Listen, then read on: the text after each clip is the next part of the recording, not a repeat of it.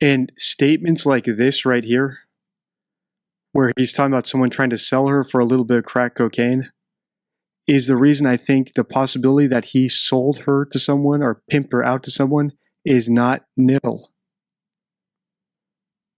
I think it's an actual possibility in this case. And I can't believe I'm saying that. As you guys know, I try to explain everything without having to resort to the totally bizarre or conspiracy theories. But in this case, it's a non-nil possibility. There is an actual possibility just based on the projection we're seeing here. I know where she's at. She's in a motel room somewhere with some weirdo. What is projection, and how can you use it to understand people and uncover their lies? I'm Deception Detective. I'm an attorney trained in statement analysis, and this channel exists to expose lies and manipulation. Before we proceed, please hit the like, subscribe, and notification bell. In today's video, we're going to look at a compilation made by YouTuber Criminal of the top 10 most disturbing things Dawn Wells has said in interviews about Summer Wells. And if you're not familiar with this case, Summer Wells came up second on my most recent community poll after Nicola Bully. So I'm going to look at both of them, but I think that this Summer Wells case right now presents a great opportunity to get into the psychological phenomenon of projection and how you can use it in your own life to catch manipulators in the act and also detect what it reveals about the manipulator who's trying to use it on you. And just to bring everyone to the table, Summer Wells is a little girl who went missing back in 2021. She has not been found yet, and her parents have been doing a bunch of interviews lately, or ever since she went missing. I'm not sure when their most recent one is. I only started looking into this case after she came up so high in the community poll. So without further ado, let's start listening to this compilation by Criminal. And these are some disturbing things that he says here, some very strange things he says. And I'm going to point out how they are projection and what we can learn about Dawn Wells himself from what he says. It's the beginning, and I felt... Hello there. I've been following some... And just a quick note, if you haven't subscribed to Criminal, I suggest you subscribe to her. I'm going to link this original video in the description so that she gets credit for her hard work. Also, the audio, I'm only hearing it in my left headphone part of it. So just be sure that if you don't hear the video, you're using both speakers or both headphones. This one seems to have been recorded in mono. Summer Wells' case since the beginning, and I felt like going over some of the disturbing things which have been said by Summer Wells' father, Don Wells. As heartbreaking as they may be, I do believe they are important when it comes to understanding the brain of one of the main suspects. Number 1. Giving props to his now adult daughter for not complaining about getting raped on her 18th birthday. As soon as she turned 18, he raped her on her 18th birthday. Jesus. Yeah, because he knew once she turned 18, there wasn't a whole lot she could do about it or whatever. Already, this gives us an insight into Dawn Wells. We can see from his tone discussing something as terrible as sexual assault that he doesn't take it that seriously. And also, he seems to be under the understanding that even if you sexually assault a woman, as long as she's after 18, there's not much she can do about it. Which is a bizarre thing to state, but gives us insight into this man. Remember, this is the father of a little girl who's gone missing. And already from what I'm seeing here, this looks like a guy who might have a very bizarre attitude towards women, the sexuality of women, including his own daughter, because he's talking about one of his daughters here.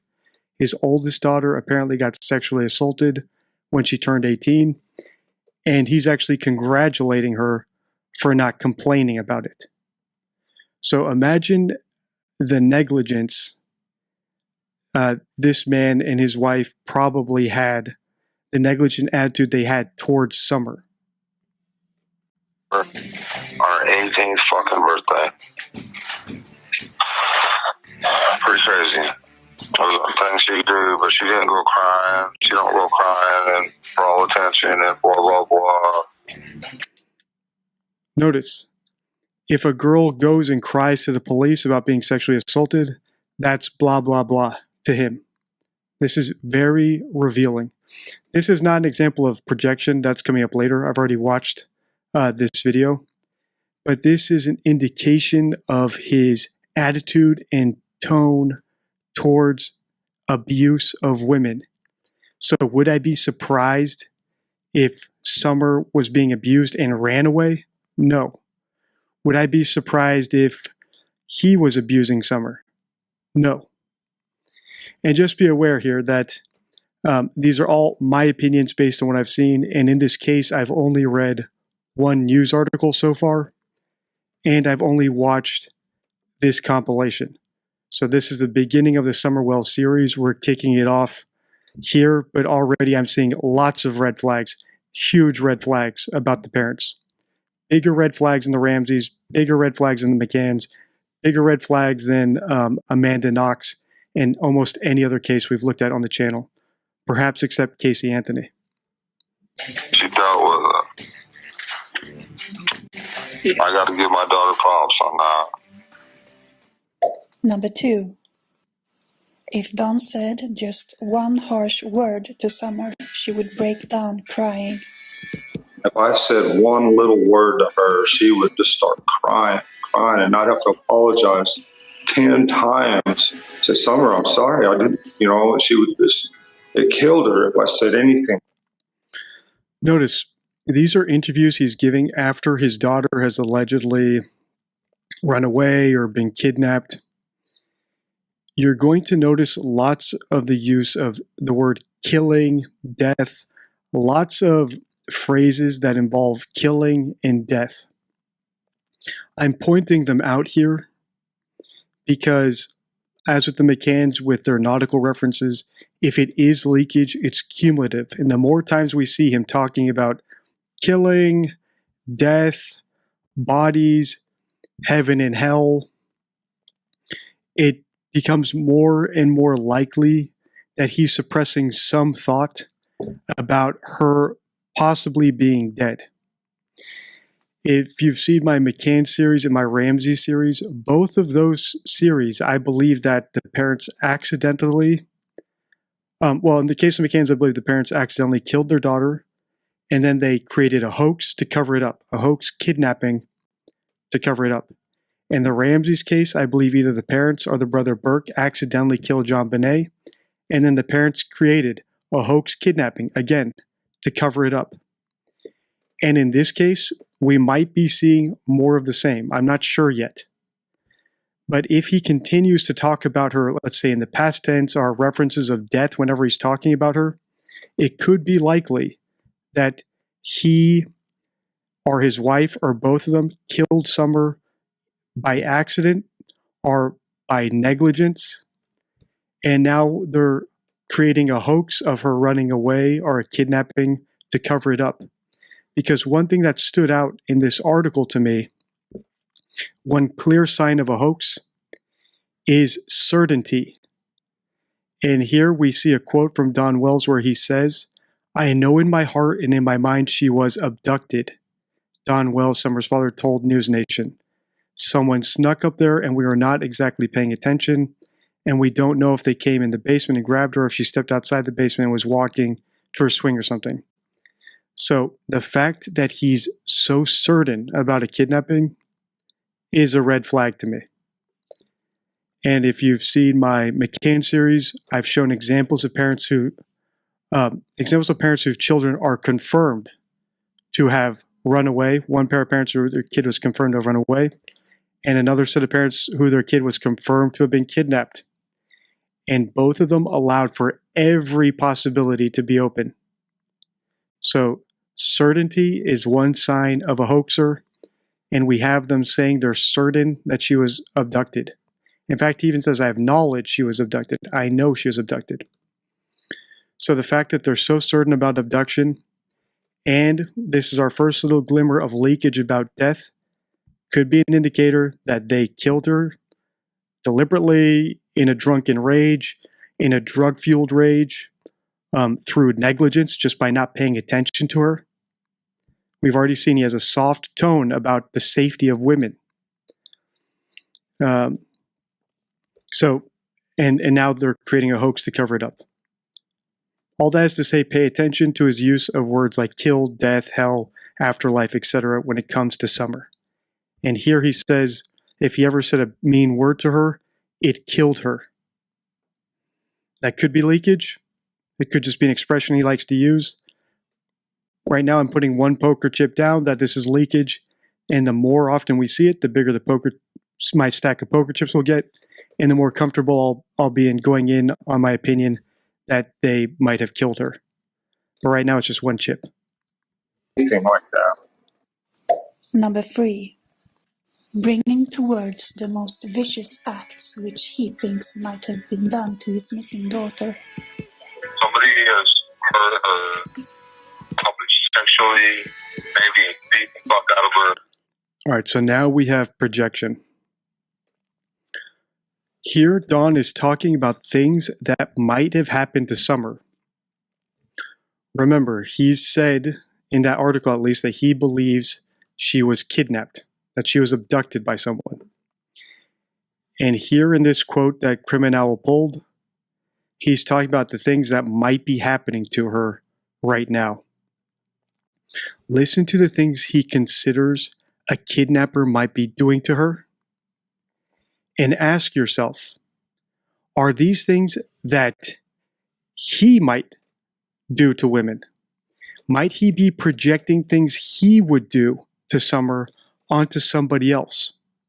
Because if my kid were kidnapped, I would not even be able to imagine the things he's about to describe, let alone even entertain the idea that they're happening. Which he thinks might have been done to his missing daughter. Somebody has hurt her, probably sexually, maybe beat the fuck out of her, probably killed her. Number 4. Also, another thing you'll notice there, people don't like to lie, as I say all the time in my videos. Often what they'll do is, if someone's going to lie, the least likely thing they'll do is tell a lie by commission, where they just straight up bold-faced lie to you. Like, did you eat my sandwich? No. I did not eat your sandwich. I was in my office all day. And then you watch the video footage and they stole your sandwich. That's really unlikely. Telling a bold-faced lie like that is the hardest way to lie because you're lying direct. So the most likely way people lie is lying by omission. So you tell the truth, but you withhold context. For example, the context that you did something that you're saying somebody else did. And here Don says somebody hurt her. Definitively, somebody hurt her. The lie there might be that he has hurt her. He's just leaving out the context that it was himself who hurt her, or he knows who hurt her, right? A friend of his hurt her. Maybe he let someone come in there once a week and have his way with Summer and, pat her on the head for not crying. Good job for not crying, and blah, blah, blah about all that, in exchange for drugs or favors or whatever. This guy's a criminal record. Remember, this is all speculation at this point, but everything is on the table. And then just briefly, since this will be in the deception deck, if you've not picked up your deception deck, it is on sale right now, on pre-sale at deceptiondeck.com. My 52 best rules about spotting lies in the form of flashcards so you can memorize them and practice them easily. The third way people lie is a lie of persuasion. And that's where they manage. This is what manipulators do, where they tell you the truth, but they manage your perception of the truth by using different qualifiers, are hedging terms, so that even though they're telling you it's the truth, they minimize it or they skew your perception of it so that you don't totally get the correct picture. And manipulators like Meghan Markle or Amber Heard tend to do this a lot. And I think Don does some of that here as well. All right, so anyway, just listen to this quote and just imagine that it's so vague because either he did the things he's saying or he knows who did the things he's speculating about. Either because the person paid him to be able to do it, or he's just got friends in low places and he suspects one of them might have come in and done this. Number 3. Bringing to words the most vicious acts which he thinks might have been done to his missing daughter. Somebody has hurt her. Somebody has hurt her. Well, that's a definitive statement. Somebody has hurt her. It's in the past tense. It's very clear. I actually believe it's true. But the fact that there's no evidence of a kidnapping and the fact that he's saying with such confidence means he might actually be talking about an actual event where she was hurt by somebody, either himself or his wife or a friend of theirs. But somebody has hurt her. I take him at his word. I believe that is true. Probably sexually, maybe beat the fuck out of her. And here's the projection. So somebody has hurt her, and now he's saying it's likely they hurt her sexually. I think that's because, and I think he actually has a history of being attracted to minors. That's from what I've read. So if that is true, that he has a history of being attracted to minors, I'm not going to say the word because YouTube will flag my video. So in the comments, please don't use the P word. But the fact that he's saying it's probable that someone sexually assaulted her, and remember, she's like a 5-year-old little girl, is projection. I think he's revealing what he would do in that situation. Because if it were me or you or any other normal person, thoughts like this would be A, hard to even think up in the first place. B, even if we could think of them, it would be so unbearable and disgusting to even consider and so hard to consider, you might not even be able to put it into words. And then third, the fact that you would say it's probable that's happening is totally unlikely, unless you've had some sort of experience like that in your life where you consider this disgusting thing probable. I think this is projection. He might be telling us more about himself than the supposed abductor of his daughter. Probably killed her. Number 4. Not wishing prison upon the person who took his daughter. So this is another test that law enforcement uses to deduce if a suspect is actually guilty. What they'll do is they will ask the suspect, all right, if we catch the guy who did this, do you think they should get capital punishment? Right? We actually saw this in a Ramses video. They asked the Ramses, if we ever catch the person who kidnapped and killed John Bonet, should they get capital punishment? And John gave a very weak response to that. I think he said they should be punished to the fullest extent of the law, which was a red flag. A soft tone about the person who allegedly abducted your daughter is a red flag. I would expect any parent in that situation whose kid was actually murdered by someone to say, you're damn right, fry him. And even more of a red flag was Patsy, who couldn't even answer the question. So if you haven't seen my Ramses playlist, there's lots of similarities there and here. As well as in McCann's as well. It's amazing how whenever I do a community poll, the ones that rise to the top are all unsolved mysteries. They involve little girls who something terrible happens to and suspicious parents. Except for Nicola Bully, which is a totally new one where the suspicion is on the boyfriend killing his girlfriend. And that will be a new series that we start soon. So make sure to subscribe if you want to be notified for updates to all my series and when the Nicola Bully series starts. Okay, so not wishing a harsh punishment on the hypothetical real culprit of a crime to law enforcement, to juries, basically to anyone, is obviously a red flag, because if you're actually the victim of something, it's easy to expect you to want them to face the harshest punishment possible. And that goes to tone, which is also in the deception deck.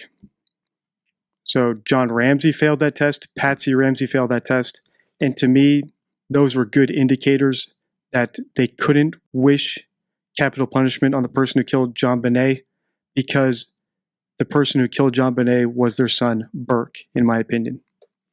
Now, let's look how Don Wells talks about the person who allegedly abducted his daughter. What would he want to happen to them?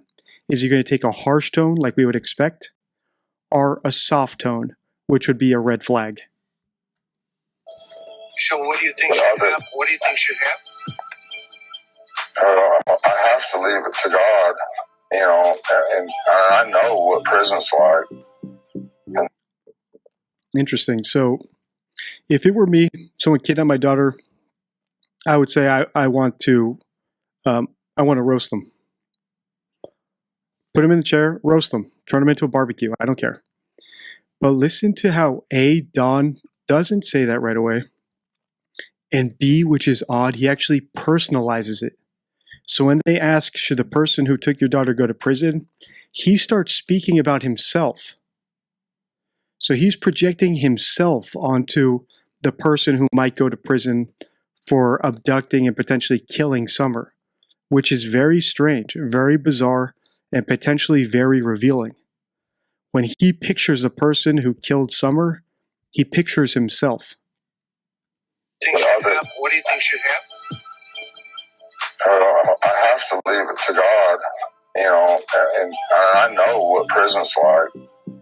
And I have mercy for anybody who's in prison. I have mercy on anybody who is in prison. That's strange. That's not what we'd expect from the parent of a little girl who's been kidnapped. Like he says, he says he knows she was kidnapped by a stranger. But now when it comes time to discuss the punishment of that person, he has leniency on them. To me, this is a suggestion. It suggests that either he is the culprit, that he might have killed Summer, or she died on his watch, or he knows who did it. And he doesn't want to condemn them, even in his words. So maybe his wife is responsible. Maybe Summer ran away while his wife was supposed to be watching her because she was drunk or stoned or just a negligent, unfit mother. So he doesn't want to condemn her for that because he's also negligent. Right? So this indicates, it might not mean that he is responsible, but someone he cares about might be responsible by the fact that he does not want to condemn them even in his words. This is a big red flag, and it's a great law enforcement test. You're lucky if you get out of there alive. Yeah. Anyway. So would you want to see this person in prison?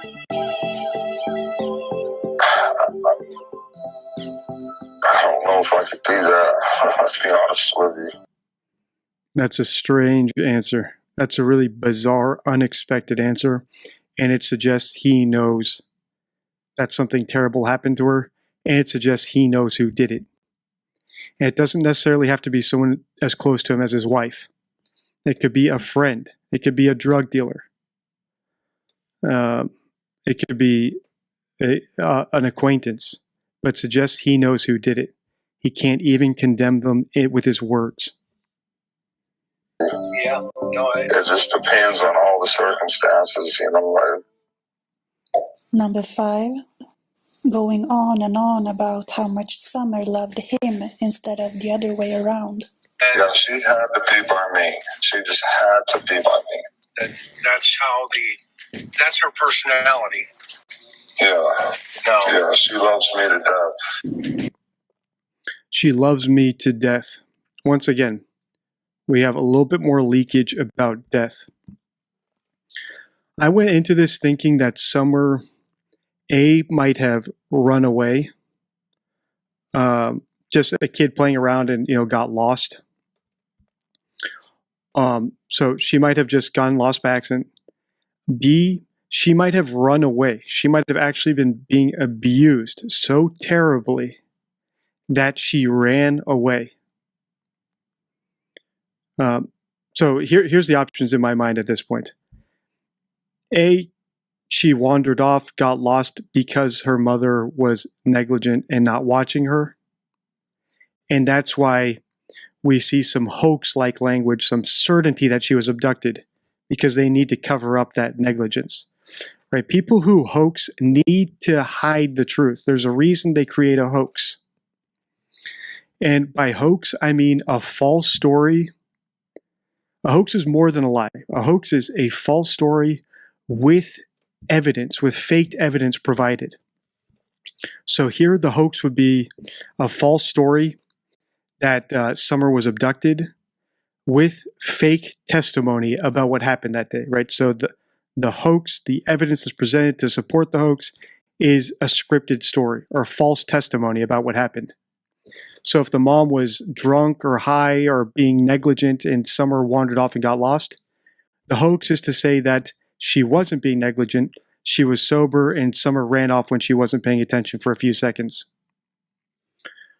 All right, so that's possible and likely. B is the parents accidentally killed her due to negligence. So they might have tripped on her and knocked a ball on her head, or gotten upset at her and beat her up till she died, or just abused her to the point where she was malnourished or just gave into the stress of the abuse and died. Okay, this is a little girl. So the more I see, he already said, when he said bad words to her, it killed her. Now he said she loved me to death. This is the second time we've seen a reference to death when he's talking about his daughter who is allegedly missing or has been kidnapped. Also, the third option is that they hang out with lowlives, drug addicts, drug peddlers, basically scum of the earth. And one of them, they might suspect who, right? So one of them, they hang out with lowlives, they know people. These people have weird proclivities, perversions, and one of those friends was there one night and took her. And they don't want to ruin their relationship with, a potential drug dealer or someone who knows stuff about them who could blackmail them. So they don't want to turn that person in. And so they know someone who actually abducted her, but it's not a stranger kidnapping.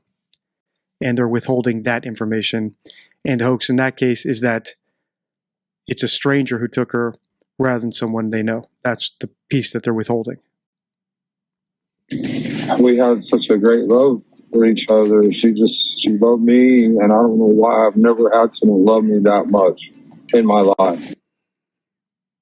All right, so he's talking about how Summer loved him. So he's talking about his daughter. Notice how he's saying how much she loves him. And as Criminal pointed out, he hasn't said yet that he loved her that way, which might be a little bit of over-persuasion that if he was abusing her, that she liked it. And he's trying to convince us she loved me that much, she enjoyed every minute of it. And he's forgetting to tell us what is to be expected, which he tells us how much he loves her. So he's so focused on persuading us that she loved every minute of what he was doing to her that he forgets to tell us how much he loved her back. So just listen to this. Notice how he's very insistent on how much she loved him. And like the old Hamlet quote goes, methinks the lady doth protest too much. He's so insistent that she loves him and loves him so much, and no one ever loved him that way. that he's not even telling us that he loved his daughter. Yeah, she had to be by me. She just had to be by me. That's her personality. Yeah. No. Yeah, she loves me to death. We had such a great love for each other. She loved me, and I don't know why I've never had someone love me that much in my life. And so it's been awesome, between me and her. And so it's killed me. Once again, it kills me. I'm seeing lots of references to death here. Now, this might just be the way the guy talks. At this point, I've got 3 poker chips telling me this might be leakage, that whenever he talks about his daughter, if death pops up, it means he's suppressing the memory of her being dead. Whether he did it, or his wife did it, or it happened by accident, that's yet to be determined. The best case scenario is that this little girl ran away and she's going to turn up somewhere. But she's been gone for 2 years now. So I don't even think that's a realistic possibility at this point. Because if someone, a normal citizen, found her, they would obviously they would have called the police by now. So I think she's either dead or abducted by someone they know. She didn't want her mother. She only wanted me. I just couldn't believe it. She only wanted me. I've never had anybody love me like that. She says, but Daddy, I just want to be with you. Number 6. All right, all that is very bizarre. Just ask yourself, is that how you would talk about your daughter's love for you? I've never had someone love me like that. I only want to be with you. I don't think children even talk like that. To me, this looks like too much persuasion. Maybe he's telling himself she liked. If he did abuse her, this is him convincing himself that she enjoyed it. Which to me is projection that he was probably abused himself as a kid. Children who are abused often become abusers themselves when they get older. He always knew something would happen to her. I just always had this feeling that something's going to happen to her. I've always knew that something was going to happen to Summer. It's something in my gut has always told me. Number. All right, so when people go on about this, like these premonitions or mystical thoughts of how they knew something, to me, it indicates that they're pushing a narrative. And they don't have evidence to push their narrative, so they appeal to the gullible.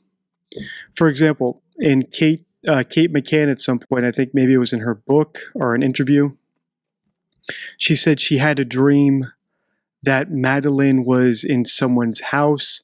The kidnappers had her in their house and they were taking care of her, something along those lines. Which to me was her trying to push the narrative of a stranger kidnapper, but because she didn't have any evidence of it, she was just appealing to gullible people by saying, well, I've had this vision of it, so there is some evidence she's out there and she was kidnapped. Telling me about a dream you had means nothing to me. It's not evidence, it means precisely nothing. So the fact that you're telling me about your dream, a dream that supports your narrative, means that you're trying to persuade me of a particular narrative. And here what Don is doing is he's trying to tell us about this. I always had this premonition that something would happen to her. A premonition that, something terrible, someone might kidnap her. If you're gullible enough to believe in voodoo, then fine. He tricked you, right? He manipulated you. It's like, well, he had that feeling, so I guess someone kidnapped her. He always knew it was going to happen. In reality, it's just him trying to push a narrative. And whenever someone's trying to push a narrative on me, it's clear that it's very possible they're trying to hoax you, right? So The McCanns constantly narrowed the focus of the investigation to a stranger kidnapper, and to me that was a red flag that they knew what happened to her because they were pushing the stranger kidnapper narrative too hard. Whereas when we looked at the parents of children who actually went missing, who are confirmed to have gone missing, they allowed for all possibilities to be open because that's what normal people do. When you don't know what happened, you allow for every possibility. When you're trying to persuade people and misdirect them, then you get very, very desperate. You get very conclusive about what happened and try to point everyone in that direction. So Don telling us this premonition that he had, that he always knew something would happen to her, is a giant red flag of a hoaxer. I just couldn't believe it. She only wanted me. I've never had anybody love me. Her? I just always had this feeling that something was going to happen to her. I've always knew that something was going to happen to Summer. Something in my gut has always told me. Number 7. So if someone tells you about something they knew in their gut, just be aware that you're probably being manipulated. Or if they tell you about a dream or a vision they had, your skeptic antennas should be shooting up at that point, that someone's trying to persuade you of something that they do not have evidence for. So they're trying to appeal to your gullibility. See if you'll take the bait. Blaming the children. They're all glued to the fam TV and their game. Part of the Summer Wells story, I'll just bring everyone to the table here, is, so the story is, and I think this story is probably scripted, and I'll do a video about that. The mother, Candace, says that they were in their, they live in some remote house in Tennessee or something. Let's see. So they live in Tennessee in some very remote property. And the story goes that Summer was playing outside, or Summer was playing around, and she told her mom that she was going to go inside. Let's see. Okay, so here's the story. I'll just read it to you just so we're on the same page. And you can see how he's trying to blame the other children. All right, so on June 15, 2021, Summer's parents said she was helping her mother and grandmother plant flowers before going inside their Rogersville home to play with her toys. All right, so Summer told her mom, I'm going to go inside and play with my toys. Then out of nowhere, Summer vanished. That was the last time her mother said she had seen her daughter. And apparently their other children, the boys, were playing downstairs in the house. So if Summer actually went down there, the other children should have seen her or watched her. And what Don is doing in this clip that we're about to listen to is blaming the boys for not keeping an eye on her. And this is a hallmark of a negligent parent. It's the parent's job to watch their kids. It's not their siblings' job to watch them. And the mother said in this story, I'll just keep reading from this article. She said, I yelled downstairs for her a couple times and I didn't get an answer, which was unusual because usually she always answers me. So I went down there to check and she was nowhere inside. She was just gone, Summer Wells' mother, Candace Wells, said. Her family believes Summer may have been abducted, taken down a steep hill behind the home, possibly to a waiting car along the road. All right, so the boys were inside playing downstairs where Summer said she was going. And now Dawn is trying to pass the blame onto her siblings for not confirming that she went downstairs. In reality, this is a great indicator of a negligent parent. Someone who does not take responsibility but tries to pass the buck onto others. They don't take responsibility for their own kid. Something in my gut has always told me.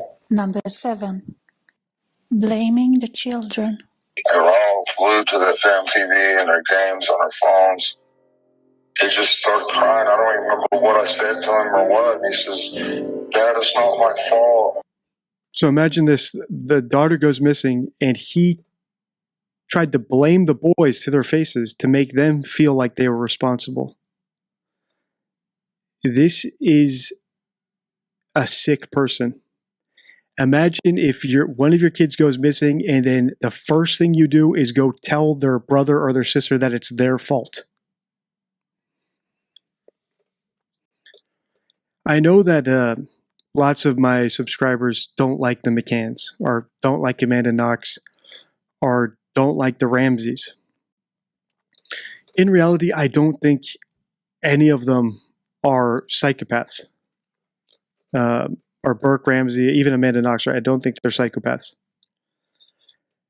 I do think that we might be seeing something very, very deranged in this case, though. And this case is ongoing. And I feel like a lot more is going to come out as this case goes on and as I analyze these statements. Because the McCanns, Ramseys have never said anything like we're seeing here, nor have they treated their remaining children as terribly as Don has treated his kids, the remaining children. And I've even pointed out that in my McCann's video, the things the McCanns did, let's say that they did kill Madeline and they did hide her body somewhere, right? So they desecrated her body. They could still justify it to themselves as doing it for the twins.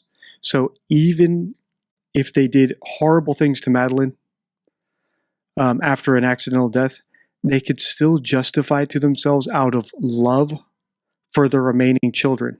And I'm not saying anything they do is justified. I'm saying they can justify themselves as almost heroic. As we did all this so that we don't go to a Portuguese prison and get stripped away from the twins, and twins go into foster care and their lives are ruined. So they can justify it out of love for their remaining kid. The Ramseys, I think that Burke probably killed John Bonet and the parents covered it up. And once again, they did it out of love. So even doing something as sick as tying the garrote around John Bonet's neck to make the kidnapping and murder look more convincing was done out of love for Burke, to make sure that, well, John Bonet's already dead, but we don't want the stigma of being a killer to follow Burke around for the rest of his life. So we will do all of this. We'll desecrate the body. We'll lie to the police. We'll sue anyone who says Burke did it to protect Burke because he's our remaining son and he's our focus now. That's not what we see here. And this is the reason I don't think, for example, that any of Summer's brothers accidentally killed her. Because I don't see any parental instinct for protection in Don Wells or Candace Wells. The first clip we saw of him in this video, he was congratulating his oldest daughter for not whining and crying about being sexually assaulted on her 18th birthday. That's not a father you want to be around. That's not a father who would do anything to protect his children. And now we see, after someone went missing, the first thing he did is try to pass the buck onto her siblings. That's not what you do if out of love for your children. So this is a totally different beast than we've seen in my other series.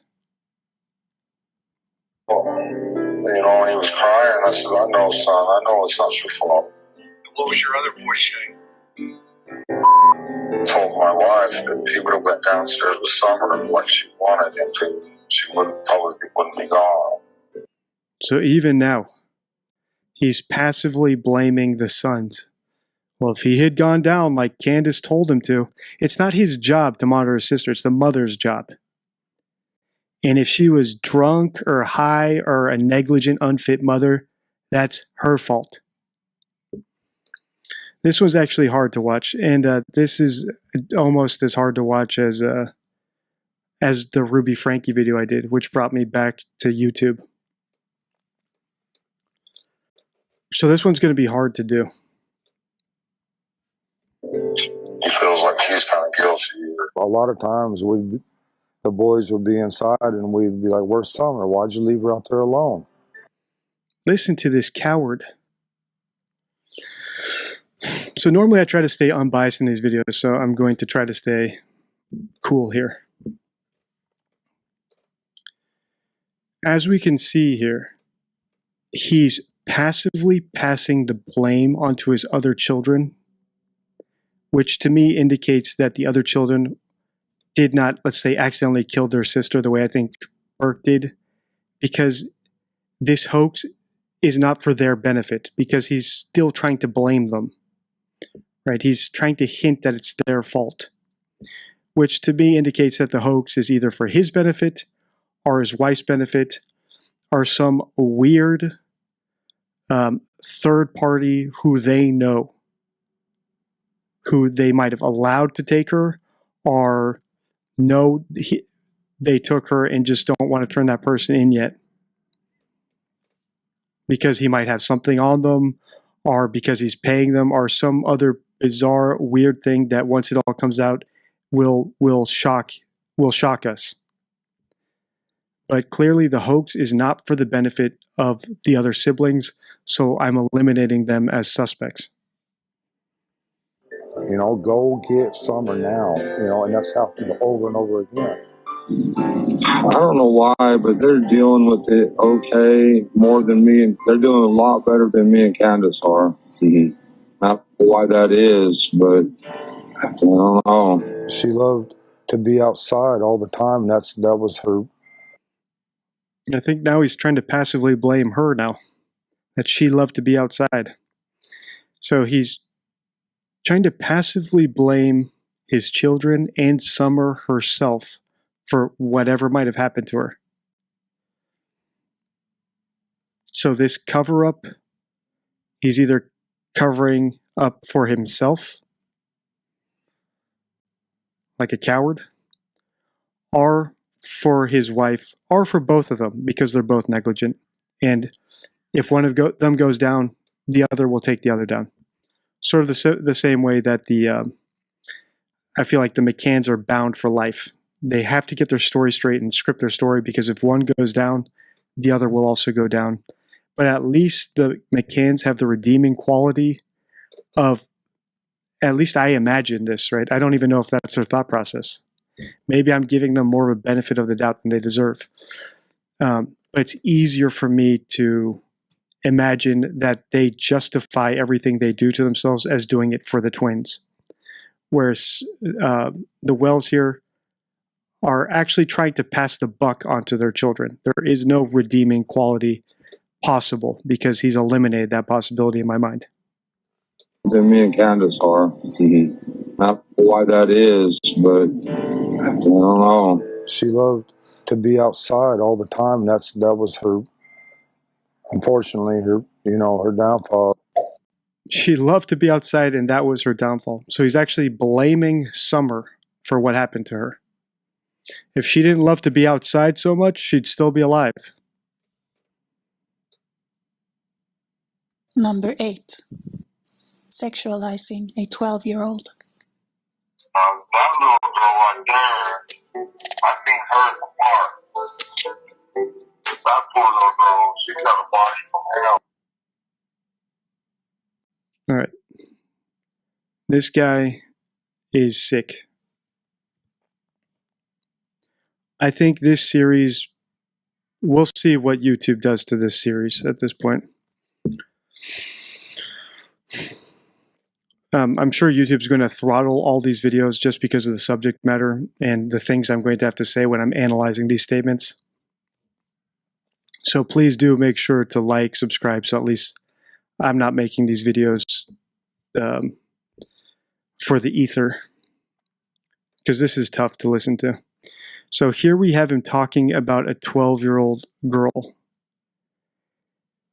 And you'll notice that he's talking about her body in a sexual way. She's got a body from hell. You'll also notice the word hell, which is another afterlife-related word, right? So he said, it killed her, it was the death of me, or something like that. So he said, kill, death, and now hell. Hell, I didn't know that I'm black people all over her heart. She'll be pregnant. She ain't pregnant. All right, so that's projection. She will be pregnant. He's talking about a 12-year-old girl, and he's saying she will be pregnant. What is he revealing here? He's revealing that he thinks it's common. It's a given that people will be attracted to a 12-year-old. He's revealing that, just like he said it was probable that someone was sexually assaulting Summer, he's saying it's probable that a 12-year-old girl will be pregnant. It tells us about him. And I think I've gone almost 50 minutes without describing what projection is, right? So, and it's the title of the video. So this is what projection is. Projection is when someone feels guilty or shame or has an opinion on something that they're ashamed of or embarrassed about, and they project it onto other people, right? So an insecurity, a shame, a guilt, and what they do is they accuse other people of that thing. Because in their mind, it's so big and so obvious that they simply assume it of other people.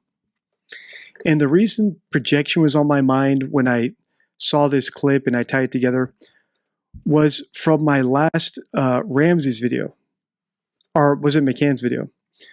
I got a comment from someone saying in the comments, how can you know what people will do in a certain circumstances? DD, you, how can you know anything? How do you know how people will react? How do you know that what people's words mean what they say? And then she says, I'm confident this podcaster will not address any of my comments. Well, what was this woman doing? She was projecting her inability to read people onto me. Just because she can't read people doesn't mean that I can't read people. And that's what I told her, right? So here was my reply to her. I am confident this podcaster will not address any of my comments. Wrong, right? So already she couldn't read me. She was so confident in her opinion, it was wrong.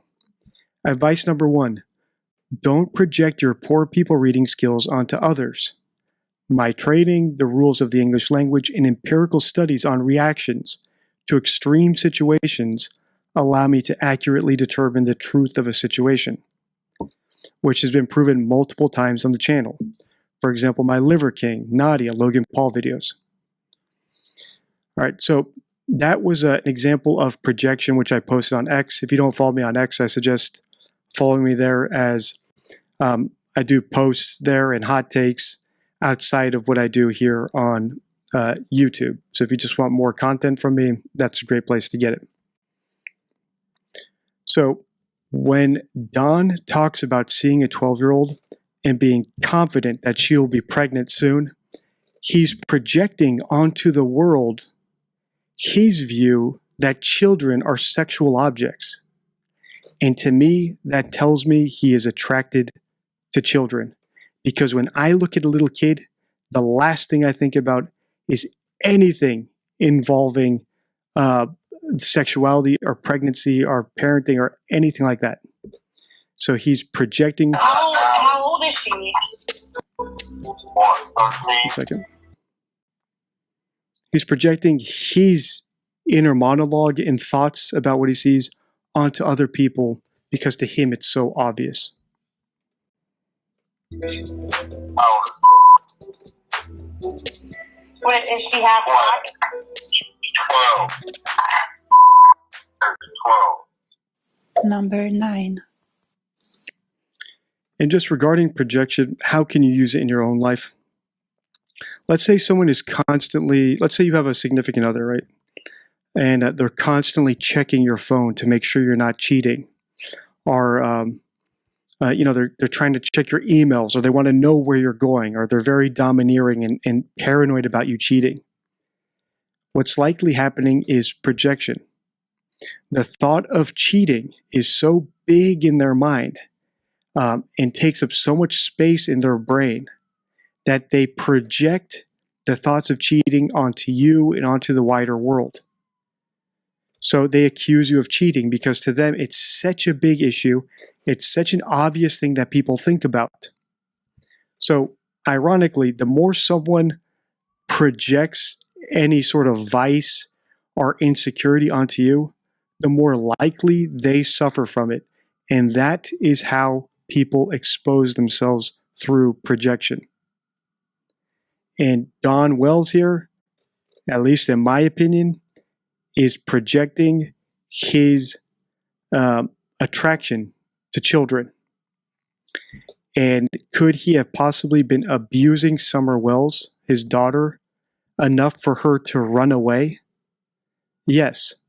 Or could he be abusing her to the point that he killed her? Yes. And then finally, could he be abusing her to the point that he would rent her out to someone else in exchange for drugs or money, or sell her off to someone? Yes. Because he's projected a very distorted view of children, their sexuality, and their place in the world. Of all the parents we've analyzed on the channel so far, this couple here is the sickest. And I've only analyzed an article and a compilation video. Remember, this is all my opinion. Will it crystallize more? Will I be able to figure out? Let's say he starts leaking more about death. Well, then I'll be more confident that she's dead. Let's say he starts talking about potential people who might have taken her, and continues his soft tone about what should happen. Well, then it might become more likely that he knows who took her and she was actually abducted, but she was abducted with consent or as part of exchange.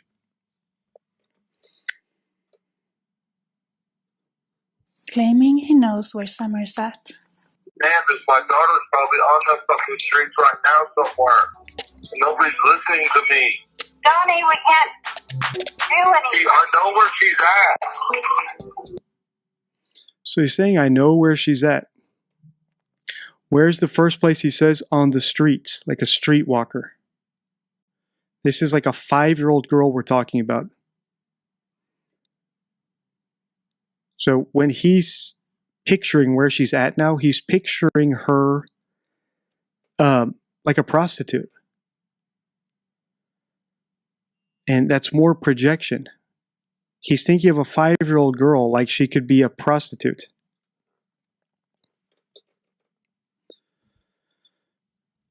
So the possibility that she is like sold off or rented out to someone is not nil. When it came to the McCanns, that was always a 0 to me. You don't take your kid, your 2 successful daughters, and go rent her out to sexual abuse rings or sell her off. It's too. It's probably one of the rarest things that could possibly happen in the Western world. Does it happen in other countries? Yes. Right, people sell off their daughters all the time in other countries. But in the West, no. But in this case, it's not a nil possibility. Strictly because of the way he talks about children being sexual objects, pimped out. So just listen to this. He's talking about a 5-year-old as a streetwalker. 12. There's 12. Number 9. Claiming he knows where Summer's at.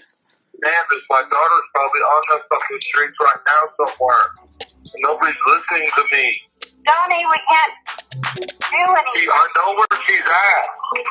She's in a fucking motel room somewhere with some fucking weirdo. Right, so he is projecting his view of children, and he's in his mind they're equivalent to prostitutes. He sees them as sexual objects. And these are his words, not mine. This is very bizarre. Also, just remember, everything he's saying here is about his own daughter.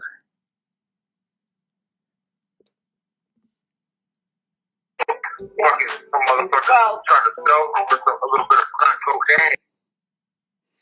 And statements like this right here, where he's talking about someone trying to sell her for a little bit of crack cocaine, is the reason I think the possibility that he sold her to someone or pimped her out to someone is not nil.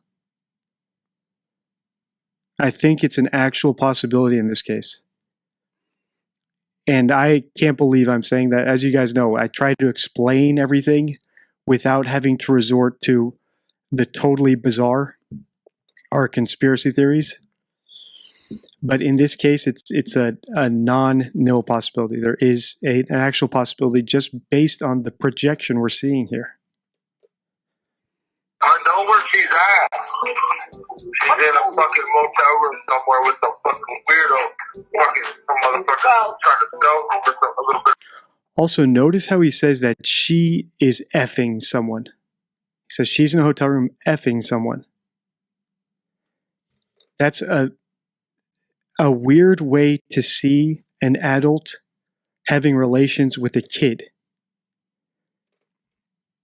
The correct way to say something as disgusting as that would be she's getting abused by someone, abused by some MFer, not effing an MFer. That implies that she is actually consenting to it and participating in it.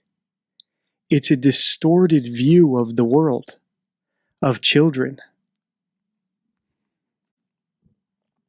And the fact that he can say this like it's obvious is him projecting his worldview onto the case. And it's a sick worldview. It's a scary worldview.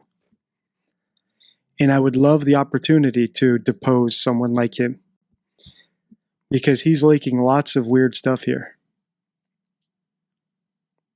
I'd be very curious what he would say under oath. A little bit of crack cocaine. I know how it works. Here, I know how it works. I wouldn't be surprised if he's done it himself. Somewhere pulled up in a fucking motel room. The fact that he's saying he knows how it works. I wonder what his history with these seedy hotel rooms with children is. Donnie, stop letting your fucking mind go there, okay? I've already been there. I've seen Stop it. Listen to these admissions. I've been there, I've seen it. So the first thing with statement analysis is you take what people say at their word. We don't go in there trying to interpret what people say. Right now, I'm just seeing these as clips out of context. So they do jump out to me, but I'd like to know the full context of them, which we'll look at in this series. But right now, if the context is him just straight up saying, I've been there, I've seen it, I'm going to take him at his word. And I'm going to take that as an admission that he's done this. I'm just telling you what I'm telling you what I've seen with my own eyes. I believe that you have seen this. Number 10. Again, more disturbing ideas on what might have happened. And remember, these statements were made just within a couple of weeks after Summer went missing. I don't want to think she's dead, but it's a possibility. All right, so here we have him allowing for the possibility that she's dead. This is another indicator that she might actually be dead. And compared to the alternative of what I think might have happened to her, her dying by an accident because her mom wasn't watching her might be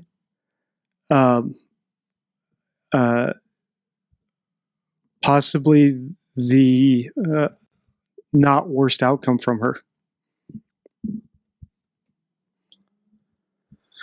So if you've seen my video on emergency calls in my McCann series,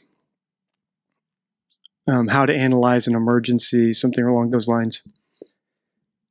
Right, the FBI has done studies, police have continued to do studies on what people do in emergency situations. And parents of missing children, empirically, do not allow for the possibility that their children are dead, even 20, 30, 40 years later. Until that body is found, they do not accept it as a possibility. So could one set of parents accept it early? Yes, but empirically, they do not. Right? So the vast majority of them, we can expect, do not accept the death of their kid unless they know their kid is dead. So the fact that he's allowing for the possibility that she's dead is an indicator that he might know that she is actually dead. Ability. Well, I'll see her in the resurrection. As long as I keep the commandments and I do what I'm supposed to do, I'll see her in the commandments. If that's the case, you know. My biggest fear is, you know, her being tormented or locked in a dungeon or basement or something. Yeah, that's my biggest fear too. Or the motel room he described, or the streets he described. Statistically speaking, I mean, there's a good chance she's already. Once again, statistically speaking, there's a good chance she's already dead. Parents of actual missing children do not, they think that their circumstance is the 1 in a million. They don't care about the statistics. And if you saw my video about how real parents of missing children talk in my McCain series, the mother of Gannon Stouch was a great demonstration of that. She said, Gannon Stouch was a preemie. He was born early. The doctors told her there was a 1 in 100 chance that he would come out and grow up and live a normal life, and he did it. And then she used that to say, he's out there. Statistics might say that he won't be found because 48 hours have passed, but Gannon is that 1 in 100. He's that 1 in a million, and he's still out there. And that is how parents of missing children think about their child. They do not accept the statistics. The reality is statistically, yes, she's dead, so okay, she's dead. That's not how parents of actual missing children talk. So once again, the fact that he's allowing for that possibility is a good indicator that he knows she's dead. And now the question is, let's say she is dead, why the cover-up? Why the hoax? In the case of the McCanns, I think the cover-up and the hoax was because they sedated Madeline and they knew that if there was an autopsy done, it would show medical malpractice, negligence in dosing their daughter with sedatives so that they could go out and drink, right? It would just show child abuse, negligence, medical malpractice. They could be arrested for that. Their family unit could be torn apart for that.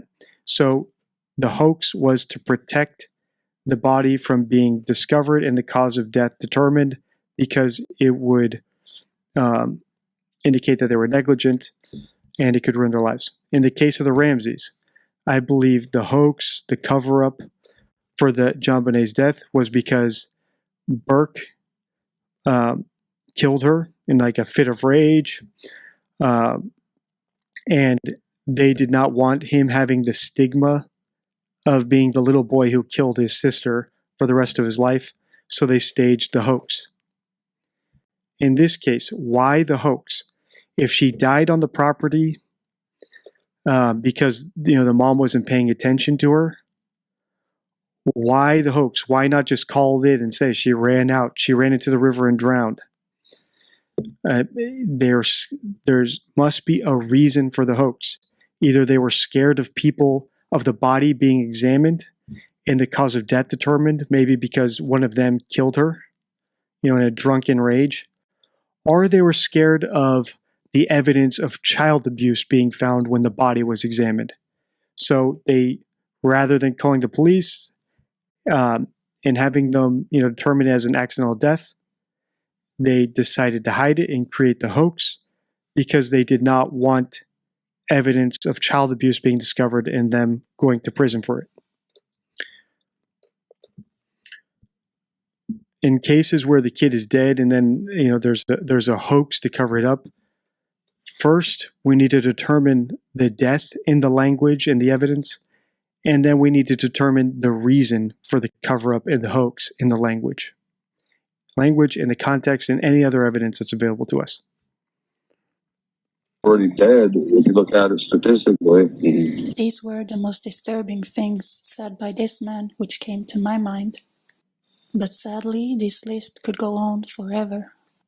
We don't know if he had anything to do with his daughter's disappearance, but he sure doesn't look innocent in my opinion. What do you think? All right, so this is a great compilation by Criminal. I think it's a good way to kick off the series because it shows us lots of bizarre statements all in one go. And now I think the rest of the series, what we should do is peel back the layers of the onion, examine the interviews, examine what other analysts have said about this just so I can get it caught up to speed. I don't know much about this case. I learn through the statements I analyze.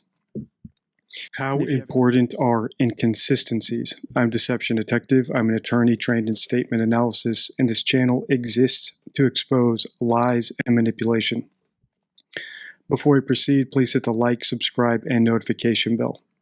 This is the second video in my series on Summer Wells, and today we're going to look at one of the earliest interviews with Summer Wells' parents, Don and Candace Wells. This interview was done on June 29, 2021, so it was within 2 weeks of when Summer went missing.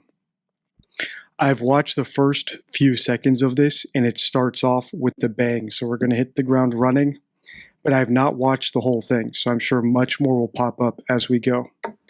Without further ado, let's listen. A lot. I know she didn't walk away from this property by herself or off this yard by her swing. I feel in my heart that somebody has came up here and took her, has lured her away from here. Already, we can see a huge red flag.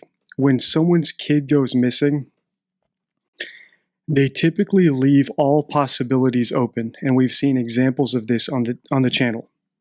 So whenever a parent or anyone is conclusive about something, I'm on alert that they might be hoaxing.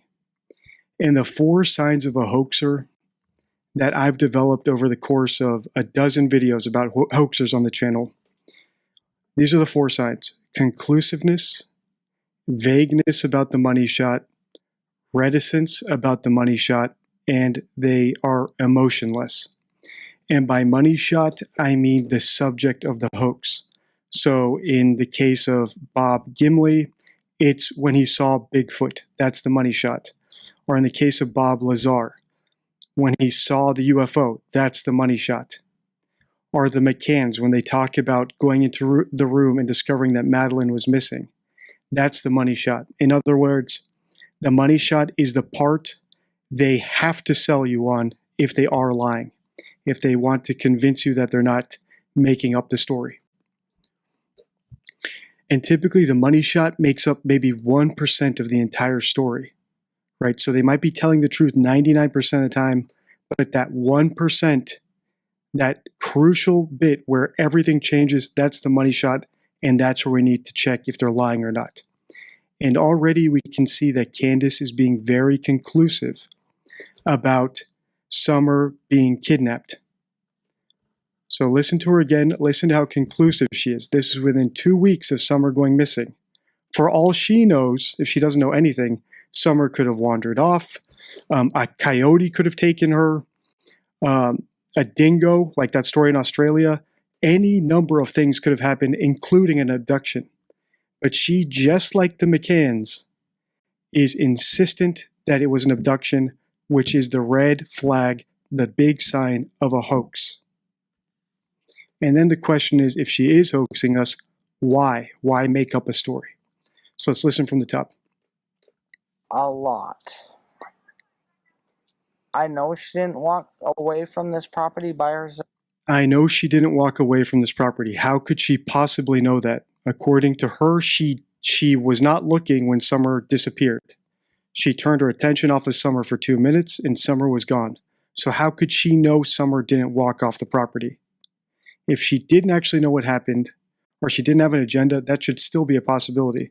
In fact, it should be the top possibility, the most likely scenario. But she discounts it entirely. Herself or off this yard by her swing. I feel in my heart that somebody has came up here and took her, has lured her away from here. Me and my mother and her were planting flowers. All right, so here's the money shot. Now Candace is going to tell us about the moment where Summer vanished.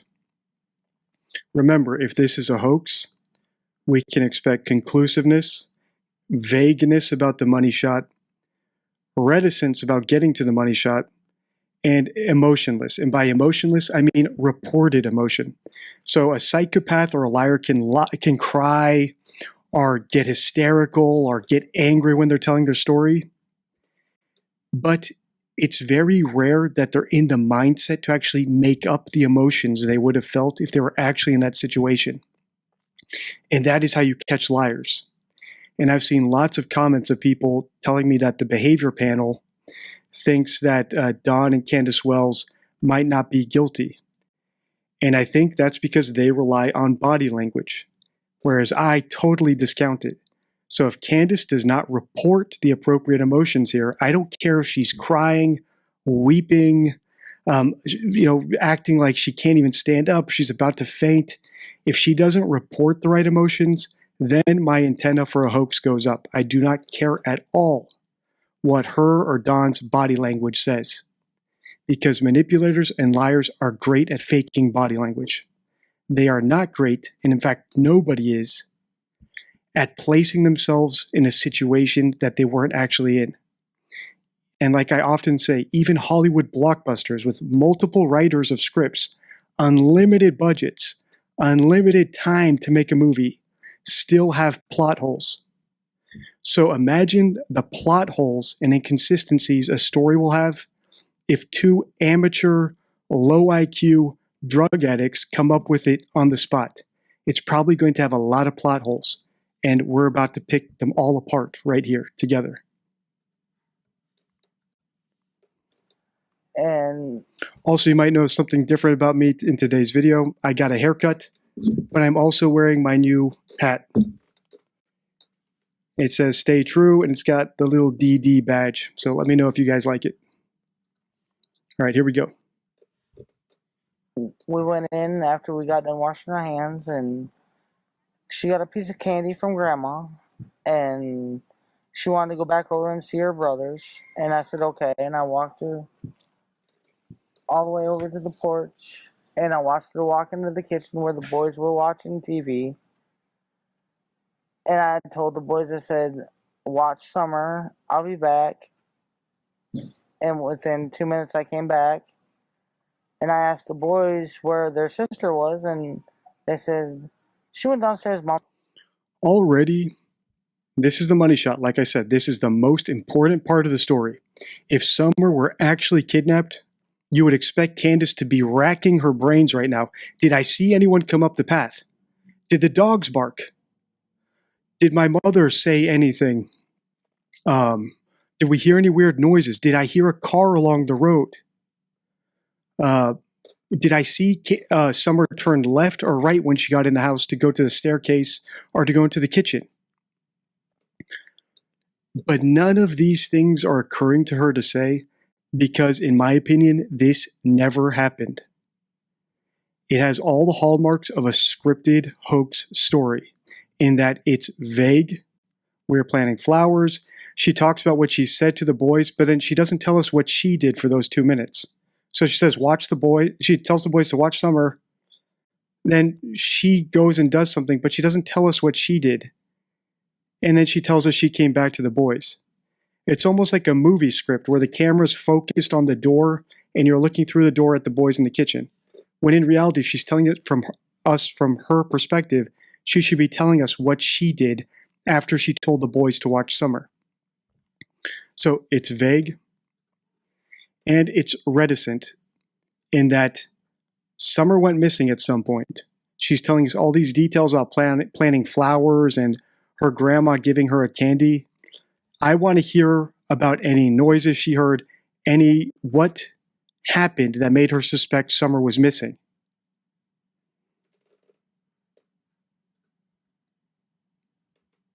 His mom to play with her toys in the playroom. I said, okay. So listen again. All right, let's just back up. She says that she left, she came back, but she doesn't tell us what she did when she left. In TV. And I told the boys, I said, watch Summer, I'll be back. And within 2 minutes I came back. Okay, so watch Summer, I'll be back. Within 2 minutes I came back. What did she do during those 2 minutes? If she's telling us what she was doing, you would expect her to say, I told the boys, watch Summer, I'll be back. I went back to help my mom pack up all the gardening tools, and then I came back. But she tells this almost like someone told her her script, almost like Don sat down with her and came up with a script. It reminds me a lot of the Kate and Jerry McCann scripted story.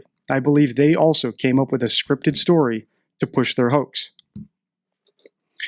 And here, if just listen to how bizarre that is. I told the boys to watch Summer, and then I came back 2 minutes later.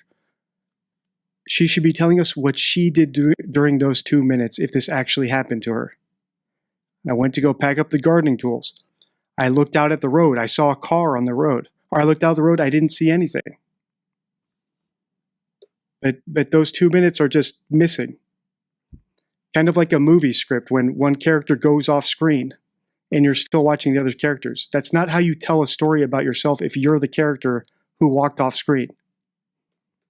I hope that's making sense, just how bizarre this is. And I'm surprised more people are not pointing this out. After I made my first Summer Wells video, I had lots of comments of people telling me, that they're so glad to have me looking at this. To me, this looks like a laydown. I'm very surprised that I'm one of the few people with training in this stuff who is seeing how obvious this is. It's very concerning, actually. Watching TV. And I told the boys, I said, watch Summer, I'll be back. And within 2 minutes I came back. Watch Summer, I'll be back. Within 2 minutes I came back. Also, if you pre-ordered the deception deck, stuff like that, like within 2 minutes I came back, is going to be one of the cards. I'm working on deception deck now, so it'll hopefully ship according to the time I have on the website right now. So if you haven't pre-ordered, it's 20% off right now during the pre-sale at deceptiondeck.com. But that is called a temporal lacunae, when someone skips over time. I told the boys to watch Summer, beep, beep, beep. Within 2 minutes, I came back. It's skipping over 2 minutes. Why? I want to know what happened during those 2 minutes. So when someone says like next or suddenly or around that time or after that, any word that indicates a jump over time, and let's say someone does that to you in your own personal life, where were you yesterday? Why did you come home late? Well, I was at work. After I got in my car, well, you let them say it and then come back to that. What do you mean after? You were at work and then after what? What happened, right? So when someone uses a temporal lacunae, let them continue talking, let them lock in their timeline, and then circle back and figure out what they skipped over now that you've locked them into a timeline. It's frustrating no one did that to them here. I think this early on in the case, they had a rough script for their story, but they didn't have it totally nailed down. And in the McCanns, I think a similar thing happened. Early on in the case, they would not even answer questions about what happened that day because they said it could affect the investigation, which is nonsense. But then later, in later interviews, the McCanns were much more comfortable about saying what happened when Kate checked the room and discovered Madeline was missing, because they had time to script their story out, to get their story straight, to lock in the details they wanted to go with, and then the sign of a scripted story is that those details in that story did not change over the course of years. There was no reminiscence effect. And I've got 2 videos about scripted stories, so I'm not going to belabor the point here. But already this looks to me like a deceptive story because we have a temporal lacunae. She's not telling us what happened during those 2 minutes. And it looks scripted in that it's very vanilla and it's very vague. And I asked the boys where their sister was, and they said, she went downstairs, Mom, to play with her toys in the playroom. I said, okay. And I yelled downstairs for her a couple times, and I didn't get no answer, which was unusual because usually she always answers me. And so I went down there to check, and she was nowhere in sight. She was just gone. I don't go on walks around here or runs because I'm scared of the bears and snakes. All right, so I have not even watched this far in. She said she's scared of bears and snakes.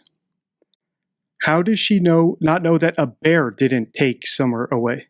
Why is that not a real possibility? Why is she certain Summer was kidnapped?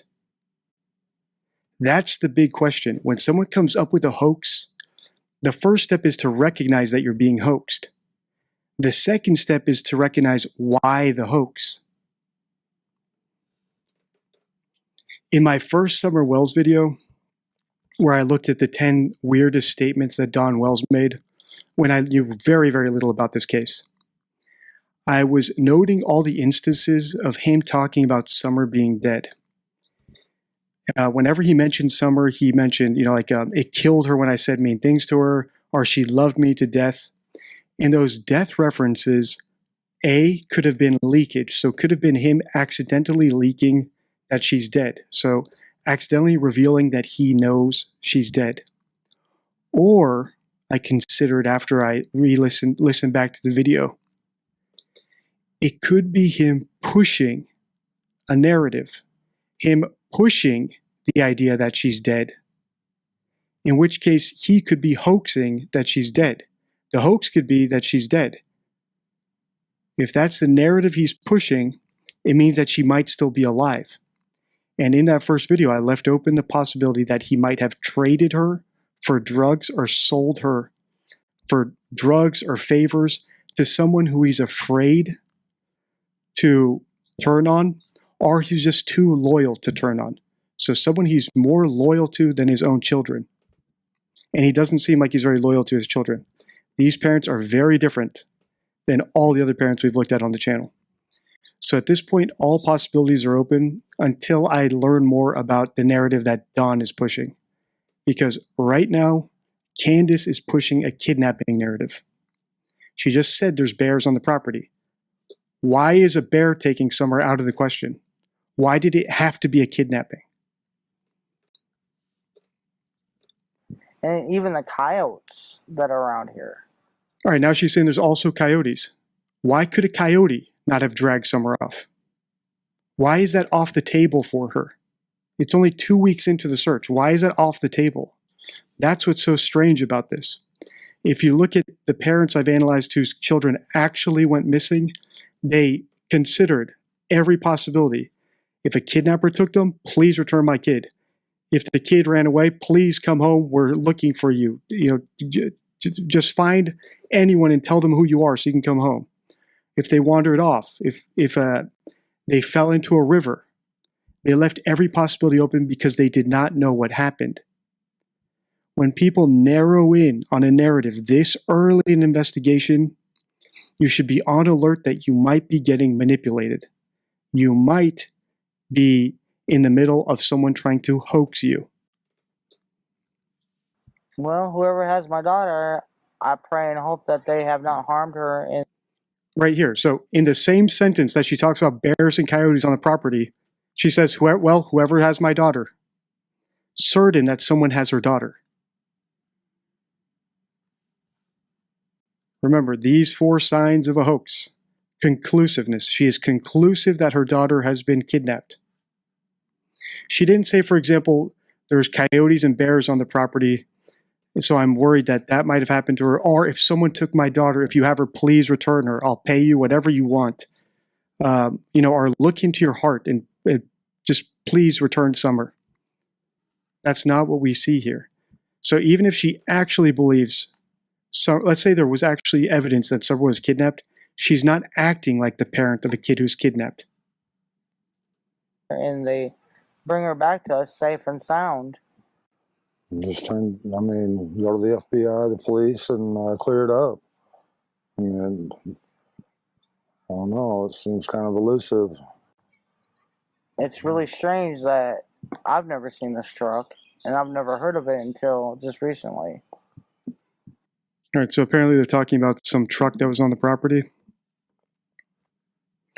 So, okay, all right, if a truck has been mentioned being on the property, now we have a little bit of an idea of why they might be considering that someone took Summer.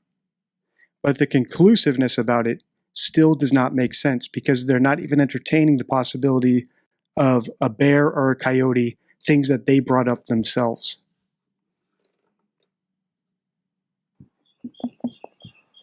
But I wish they would come forward and explain themselves.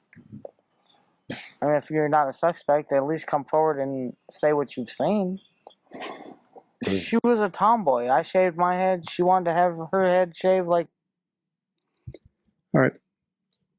I've seen some posts about this, and I actually saw when I was researching this yesterday, a video that Peter Hyatt did saying that Summer's head was shaved. So she had a shaved head the day she went missing. And I talked about this in the live chat on my last video. So let's listen to what they say about that. And I'll explain to you what a shaved head means on a potentially abused kid. And it is, it's not easy to hear. It's probably the sickest thing I will have discussed on the channel to date. All right. And stuff like this is the reason I avoided true crime for a year.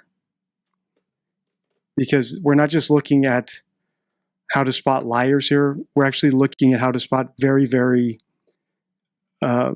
scary lies. Life and death lies. I mean, if you're not a suspect, at least come forward and say what you've seen. So as you listen, consider why Summer's head would have been shaved. Why would you shave a 5-year-old girl's head? She was a tomboy. I shaved my head. She wanted to have her head shaved like me and the boys did. All right, so Candace is saying that Summer wanted her head shaved because she's a tomboy, right? So she asked for it. She tried to shave her head She tried in to the shave her back head and make herself. it, I think you can see it in some of the pictures, and it was getting out of control. So we decided to shave her head off and let it grow back long, and she shaved her head so she wouldn't feel bad. All right. This is how you know these are not sophisticated liars, which is why I'm so surprised that they haven't been called out yet. I don't know why other analysts of big channels haven't called these people out yet. Based on the comments I've seen, I've not actually watched the behavior panel video about them. According to the comments, people are telling me they went easy on these people. They said some were asked to have her head shaved. Don just said Candace shaved her head so Summer wouldn't feel bad about it. And you can actually see him stuttering and self-interrupting because he knows he just screwed up that cover story.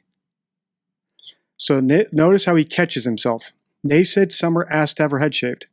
Then Don, a very likely very low IQ. These are low IQ people. Low IQ. Immediately screws up that cover story by saying that Candace got her head shaved so Summer wouldn't feel bad. So if Summer asked to have her head shaved, there's no reason she should feel bad about having her head shaved. So they've already been trapped in a lie, and we're 2 minutes into the interview. So if Summer did not ask to have her head shaved, why do you shave a little girl's head in a house where I believe she was being abused by her father?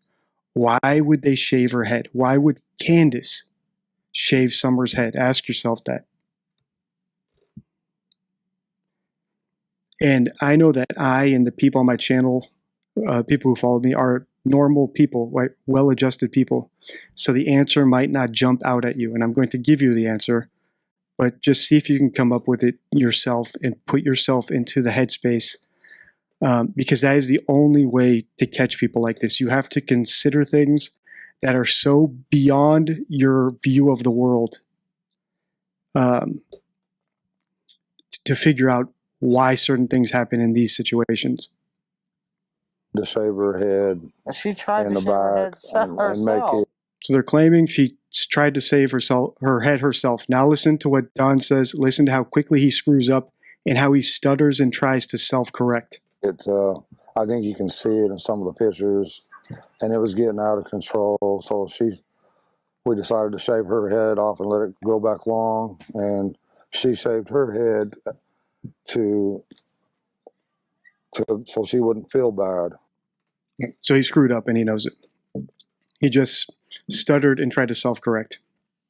That's why I would love to be able to depose them. I would love to have them in a situation where I could have my way with them. Have them under oath, so that if they lie to me, I can pin them down on it and actually punish them for telling me lies.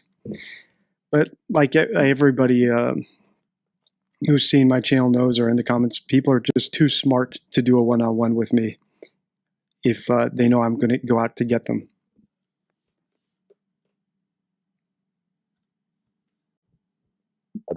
And but it didn't bother her at this point. Well, I knew right away that she was abducted. You know. All right, so more conclusiveness. I knew right away that she was abducted. How could you know that? How could you know she was abducted? Same with the McCanns. Kate says, I went into the bedroom. I knew right away she was abducted. How do you know that? How do you know they didn't wander off? The conclusiveness is the sign of a hoax, as I always say. When people are this conclusive, you need to be on red alert that they are trying to fool you. And apparently they have fooled people. And I think the reason they fool people is because, so this is important. I think the reason that people didn't suspect the McCanns, for example, or if they did suspect the McCanns, they didn't want to speak about it, is because no one likes to accuse the parents of doing something to their kid. Because if you're wrong, it looks really bad. And I've actually had people comment on my videos, DD, how dare you accuse these parents? You don't know what happened for sure. What if you're wrong, DD? I don't come to my conclusions lightly, first of all. And secondly, if I'm wrong, if I'm proven wrong, I'll own it. But the other thing is, people can be shamed into backing off their opinions. And I think that's what those comments tried to do. And I'll show you an example. For example, I got this comment a little while ago. And I feel like comments like this, and I'm going to read it in a second here if you're listening on podcast mode, comments like this, I believe, scare off other analysts because they can be shamed into backing off their opinion. Or they have big sponsors, and so they're scared of losing their sponsors by saying something that's politically insensitive. On my channel, I sell my own products, I sell my own merch. If you want to support the channel by buying Deception Deck, or if you want to get a hat like I have here, let me know and I'll put it on deceptiondeck.com. I'm supported by my viewers, by the members, by the ad revenue my videos get when you guys watch them and share them, and I thank you for that. But other people can be scared off their opinions by sponsors. They can be scared off their opinions by being ashamed. Or they can be blackmailed, right? I don't use my real name. So no one can try to dox me or get personal with me. And if they try, it will be the biggest mistake they've ever made. But here, for example, here's a comment. You're making money out of someone's grief. It's shameful, don't you think? So I think this comment was on my Ramsey's video or McCann video. So someone trying to shut down my opinion that the parents were responsible. Or in the Ramsey's case, my opinion that at the very least the parents covered up their daughter's murder. And they tried to shame me off my opinion. And I feel like that can work on some channels like Behavior Panel. I do believe they are subject to shame because they use their real names. They have sponsors. And here's what I responded. And it applies to that video as well as this video, as well as any video I've ever made or will make. I only care about two things: the truth and teaching people how to spot it before misinformation becomes too powerful. I can't be shamed, I can't be bought, and I can't be blackmailed. Capiche? So in the case of Summer Wells, I'm going to tell you right now, I think that both of these parents are addicts. I think both of them are low IQ, and I believe both of them abused the hell out of Summer. So when they are able to fool people who interview them, it's because they are manipulative. Every drug addict, every alcoholic, every lowlife is manipulative because that's how they survive. They don't survive on their wit or their industry or their skills or their smarts. They survive at the mercy of others by shaming other people into giving them charity or into being afraid to accuse them just because it'd be so obvious. They live in a trailer in Tennessee and they shave their daughter's head. And in the Don Wells video I watched, he tried to blame Summer's disappearance on his sons. These are lowlives. And lowlives, if their kid goes missing, the truth is likely staring us in the face. Statistically, they did it, or it happened because they were negligent. And I don't feel bad about saying that about them. But I feel like some people would feel bad because it's so obvious, it seems so stereotypical that they restrain themselves from saying what's totally obvious. Well, to me, these parents are not the victims. There's only one victim here, and that's Summer. And people got confused with the McCanns as well. There's only one victim in the Madeleine McCann case, and that's Madeleine. And when I'm looking for the truth, I'm looking for the truth for the actual victim. And there's a reason that in all the community polls I do, little girls always rise to the top of the poll. Little girls who terrible things happen to. And I think that's because other analysts or the police, the detectives have failed those little girls because they're too scared to accuse the parents. Or the ones who are brave enough to accuse the parents, correctly in my opinion, get pushed off the case by politicians or media or other people who are too cowardly to point out the obvious. So if, let's say, Don starts crying here or telling us how hard his life is, I don't care. Right? And that's how you have to go into it. And that's one reason I ignore body language. I ignore all forms of manipulation. All right, so I know that was a bit of a rant, but I feel like in this case, from the comments I've seen, it had to be said. These parents, in my opinion, are clearly guilty. This is almost the biggest laydown case I've seen. And in my opinion, the Nicola Bully case is also a laydown. It looks like a woman who killed herself or had an accident in a river, and I posted as much on X. So maybe I'll do a post about this on YouTube about the Nicola Bully case. But regarding Nicola Bully, it looks like someone who fell into the water and got her foot or a piece of clothing or hand trapped between two rocks and just got drowned that way. And that can happen in very gentle currents. You don't need white water tides. And I know that's a possibility because I used to go whitewater rafting all the time. And the number one rule is if you fall out of the boat, do not try to stand up, because if there's a rocky bed and something gets trapped between the rocks, you can get held down under the water. All it takes is a minute. And all it takes is one article of clothing or one appendage or one limb to just get trapped under something, and you can drown. You don't need very deep water. You don't need very heavy rapids. Okay, so to me, this looks like a laydown. The only part I'm curious about is what actually happened to Summer. The parents, to me, are guilty. Now I just want to know how guilty and what happened to her. Oh, I knew that right away, and that's what I told them from the beginning. But they have to go through their, I forget the word. Investigation. They have to do one step at a time, I guess. But I'm sorry that they had to spend so many man hours in these woods and everything. I've seen them limping and everything else. So now he's apologizing to the police who are looking for his daughter. That's bizarre. And I feel for them. But in fact, this is also in the deception deck. This might be ingratiation, where he's being very complimentary and nice to the police because he wants them to like him.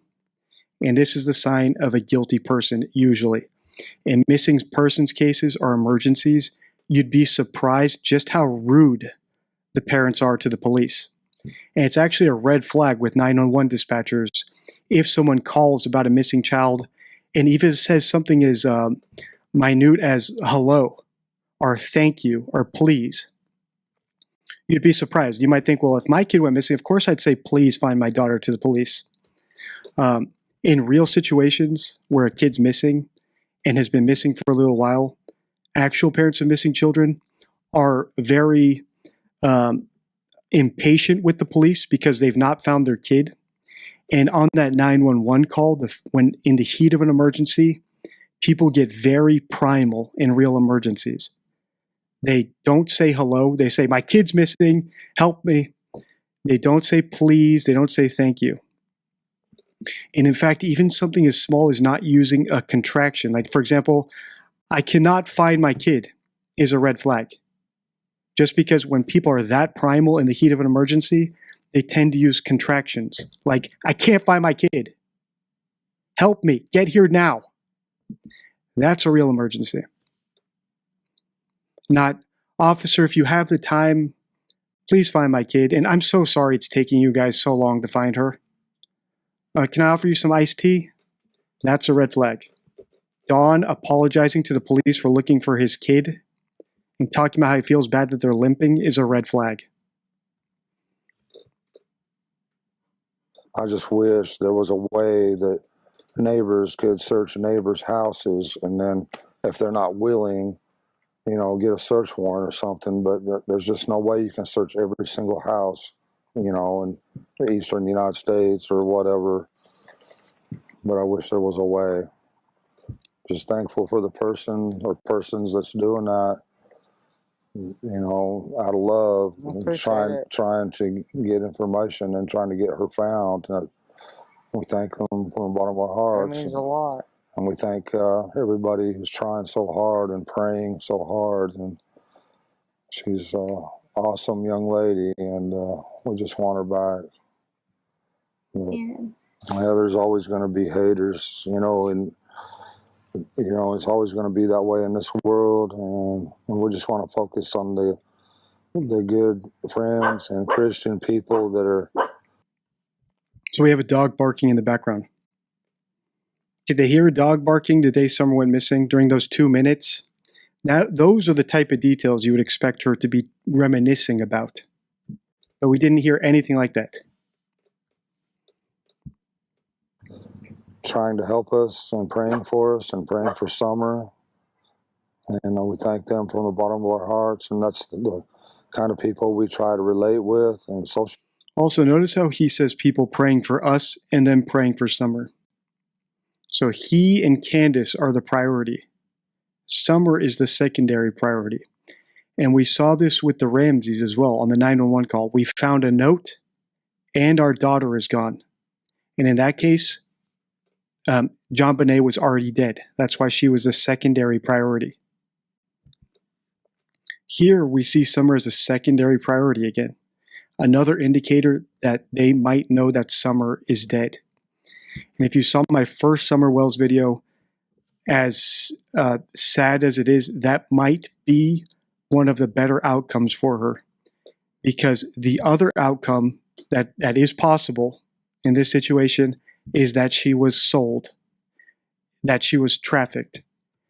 And that is a hell I don't even want to consider for a little girl.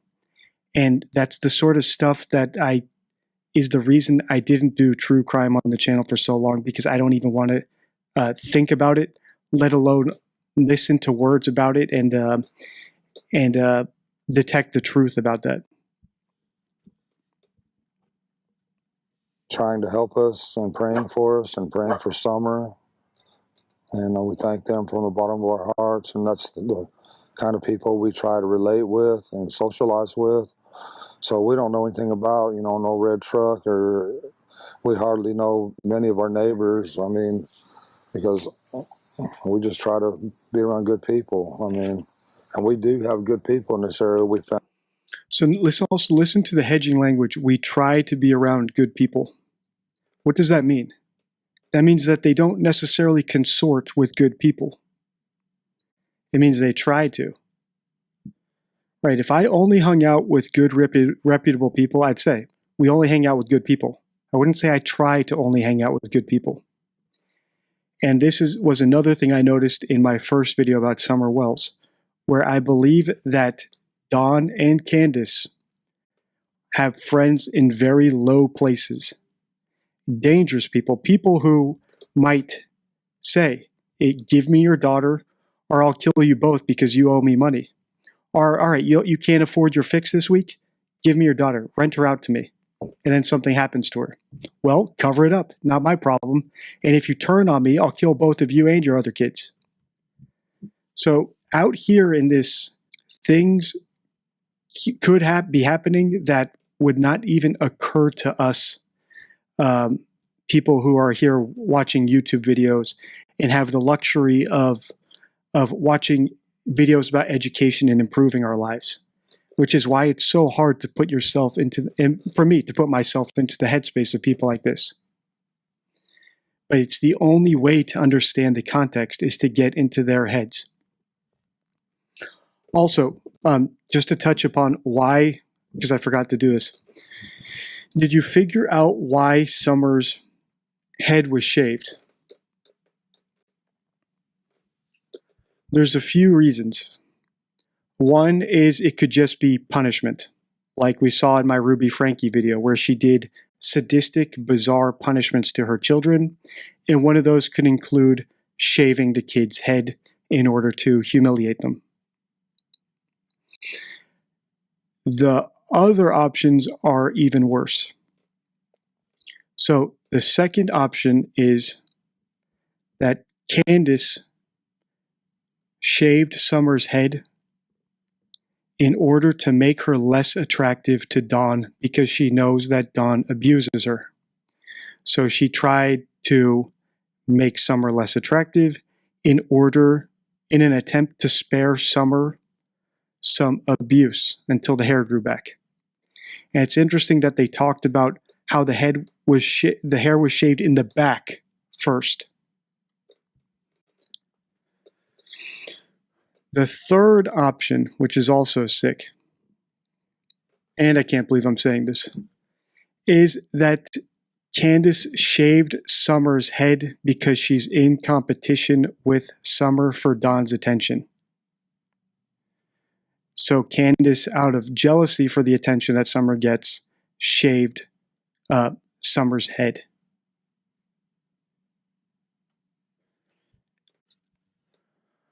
All right, let's see how far. So we're about a third of the way through this video. Let's finish this up in a part 2 on this video.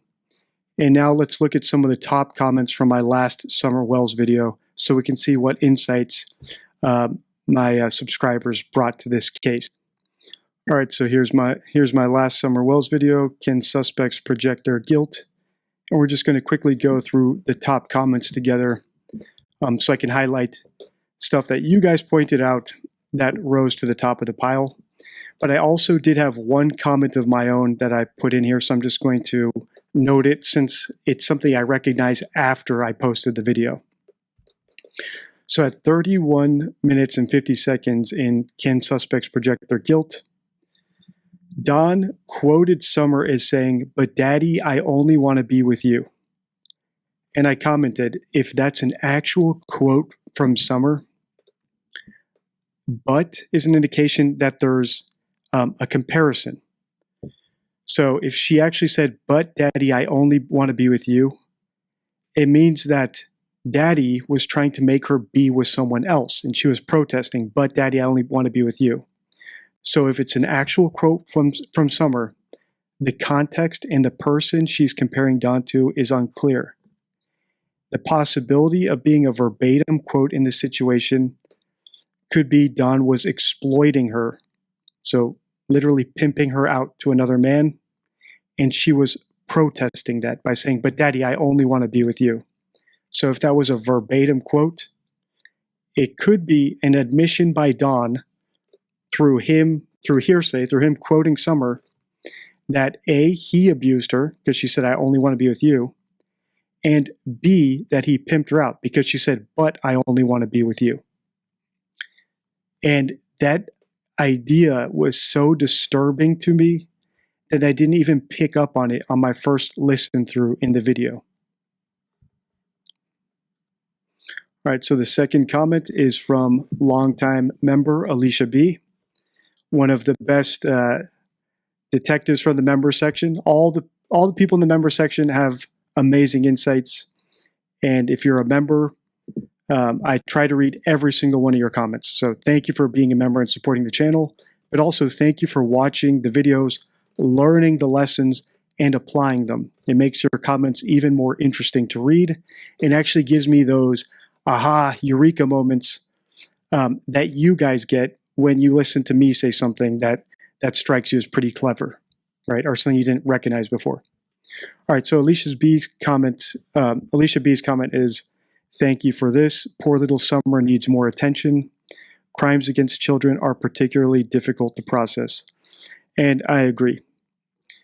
I think the reason that, like I said earlier in my earlier little rant about how analysts fail little children, especially little girls, it's because they consider how bad it would look if they're wrong, so they don't want to go too hard against the parents.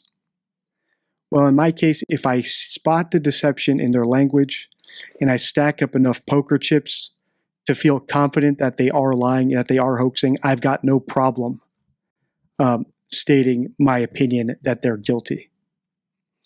And already here, we're not very deep into the Summer Wells series. We're just getting started. As you know, in my McCann's video, when we were only 2 videos in, I knew very little. I was just shaping my ideas. We'd only picked out a little bit of leakage about nautical references. 15 videos in, if you watch that whole series, you can see how much more confident we are in things as minute as why the case got derailed, the most likely places Madeline might have been left, and being so confident that we could rule out Christian B as a suspect. And I feel like the same thing will happen here with Summer Wells, because these parents are very unsophisticated liars. And unlike the McCanns, they were not smart enough to be reticent about their story until they had it perfectly scripted. Already here we can see contradictions about why Summer's hair was shaved, and clear signs of skipping over time, for example, about those 2 minutes. And then if you are one of the people who voted for Nicola Bully on my community poll, I will do a video about Nicola Bully, but just be aware that from everything I've seen, unless I see something totally different than what I've seen so far, to me it looks like a straightforward suicide or accident. It doesn't look like some big conspiracy theory to me. But then again, I've only read the mainstream news about it, but I couldn't find any good interviews that would indicate anything else. So I am aware, if I were to only read mainstream articles about the McCanns, I would be totally wrong about that situation. However, the McCanns in their interviews look deceptive right away.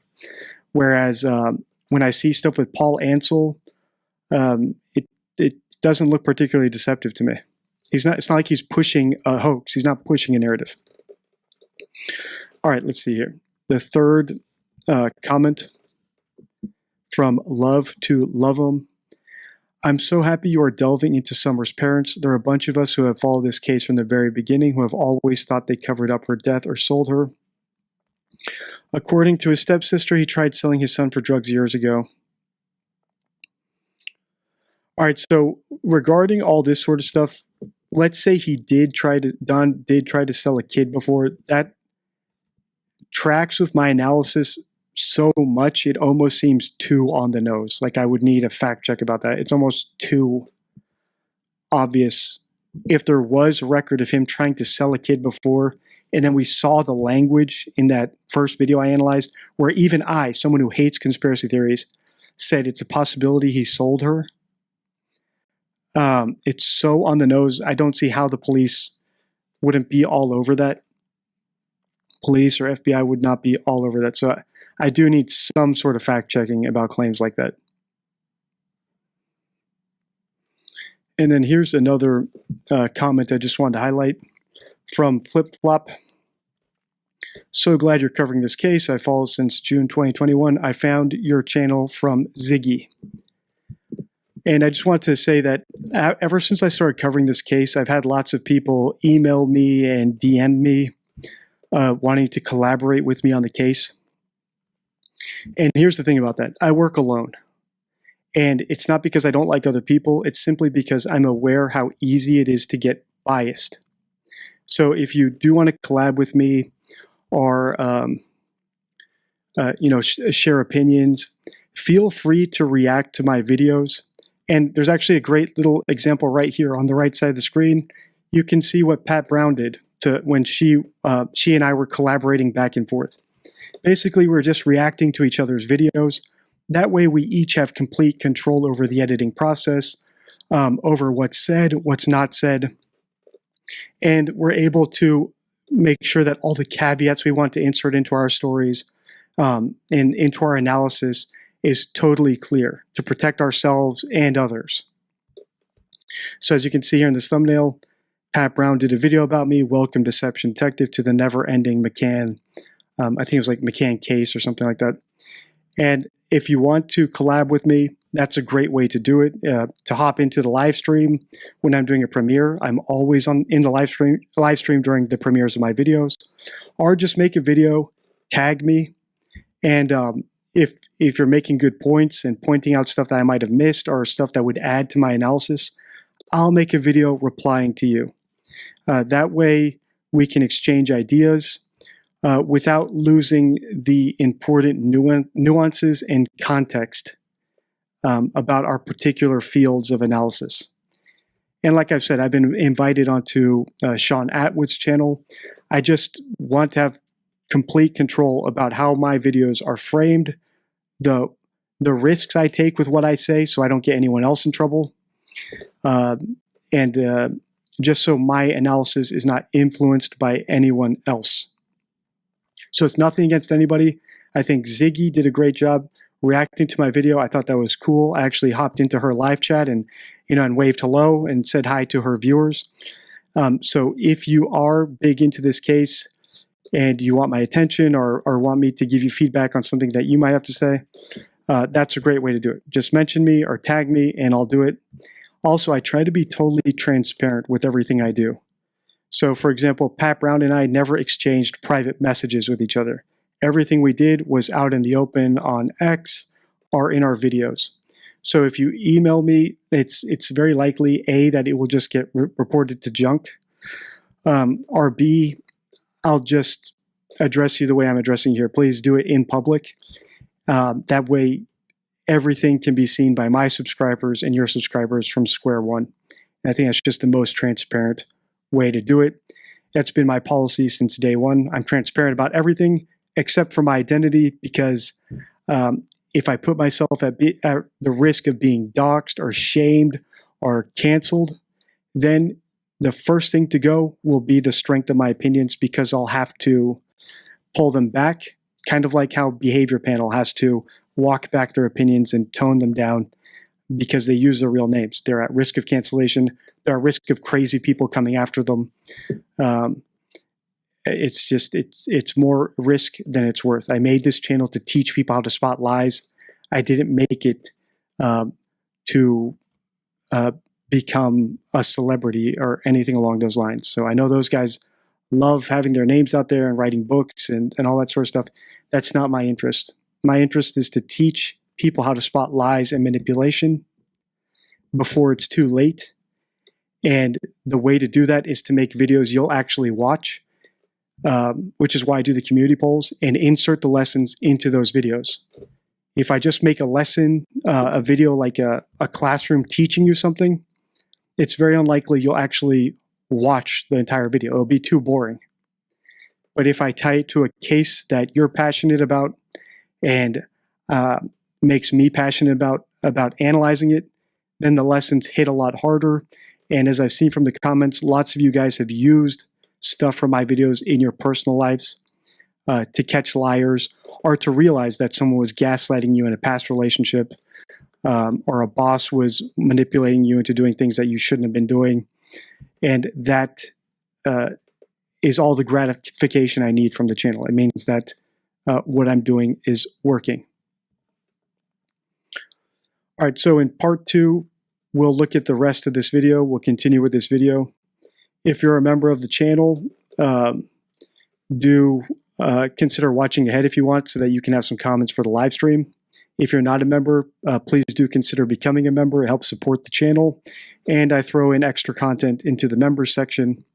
And if you want to support the channel, consider picking up a copy of the Deception Deck, which is my 52 favorite rules for spotting deception, boiled down to flashcards so you can practice them and learn them and memorize them so you can use them on the fly the same way I do. So you can spot liars and manipulators in real time. How do you spot a contradiction? I'm Deception Detective. I'm an attorney trained in statement analysis, and this channel exists to expose lies and manipulation. Before we proceed, please hit the like, subscribe, and notification bell. In today's video, we're going to look at one of the first interviews with Don and Candace Wells, who are the parents of Summer Wells, who went missing in 2021. And this is the third installment in my Summer Wells series. We've looked at the first part of this interview in my last Summer Wells video, which you can find in the playlist in the pinned comment below. Now we're going to continue watching this interview. We found out since this has all happened, we got some real good neighbors and good folks everywhere. But the most important thing is to bring Summer home safe. I'm sorry that you feel this way about us, but we love our children with everything we have. We've never went without. One of the frustrating things about this video is that it looks like the interviewer has cut out their questions. So, for example, we can infer what was asked here, but we don't actually have it on record. So let's listen to what I think she was asked about people who doubt their story, or people who suspect them of killing or getting rid of their daughter. Sorry that you feel this way about us, but we love our children with everything we have. We've never went without, thanks to Summer's daddy and my husband. He's always provided for us and has worked as much as he could and can and still is. And I'm sorry that you guys feel that way, but that's... It's interesting when she seems to be responding to critics that she brought this up on her own, that Don supports the family and has made sure they never go without. It might just be her parroting what he tells everyone whenever they complain about his treatment of them. For example, if he did abuse Summer and Candace jumped in and told him to stop or asked him to stop or criticized him for it, he would tell her, "I provide for this family. You've never gone without. So how dare you question me or not let me enjoy myself?"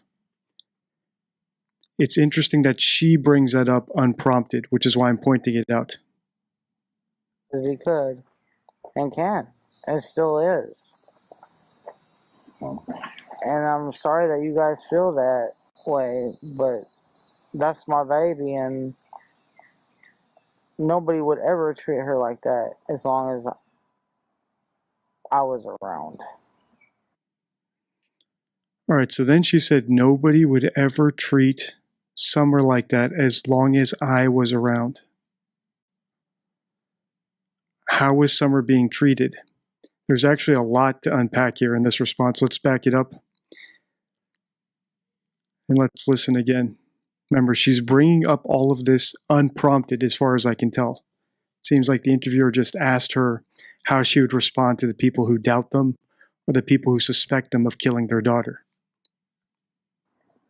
We've never went without.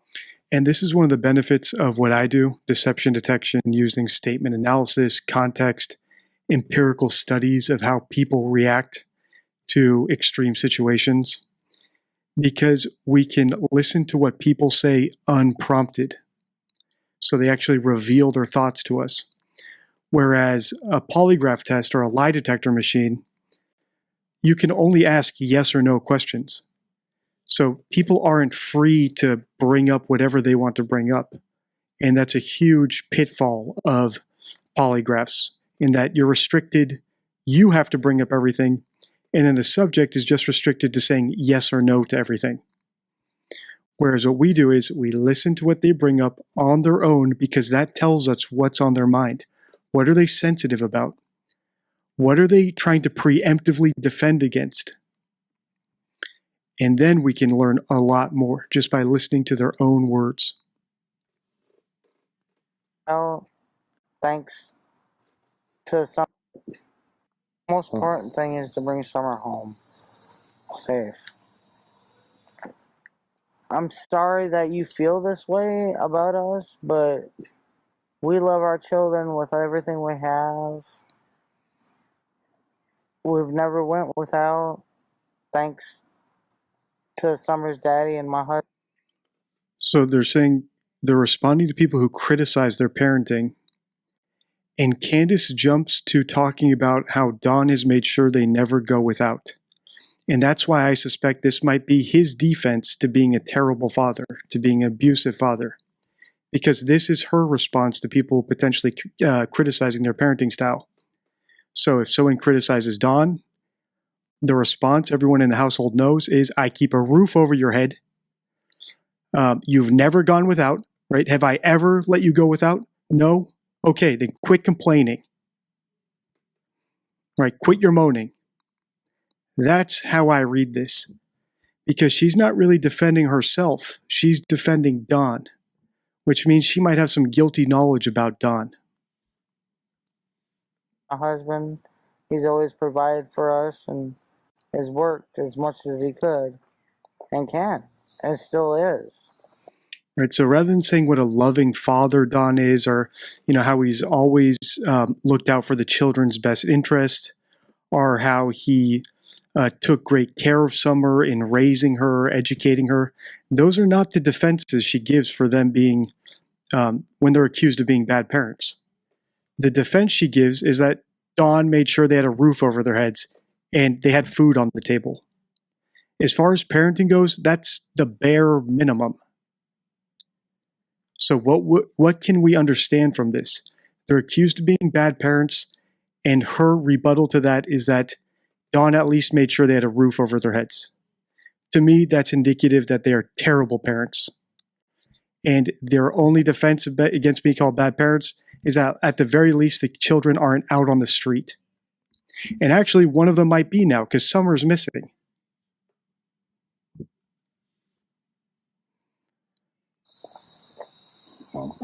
And I'm sorry that you guys feel that way, but that's my baby, and nobody would ever treat her like that as long. All right, now she's saying nobody would ever treat her like that. So we can assume that she's talking about a hypothetical, right? Nobody would ever treat Summer in a bad way, maybe abusively, corporal punishment, starving her, all the stuff that we saw in my Ruby Frankie video and earlier in this series, right? Stuff that we saw Don talking about on his own. in can suspects project their guilt?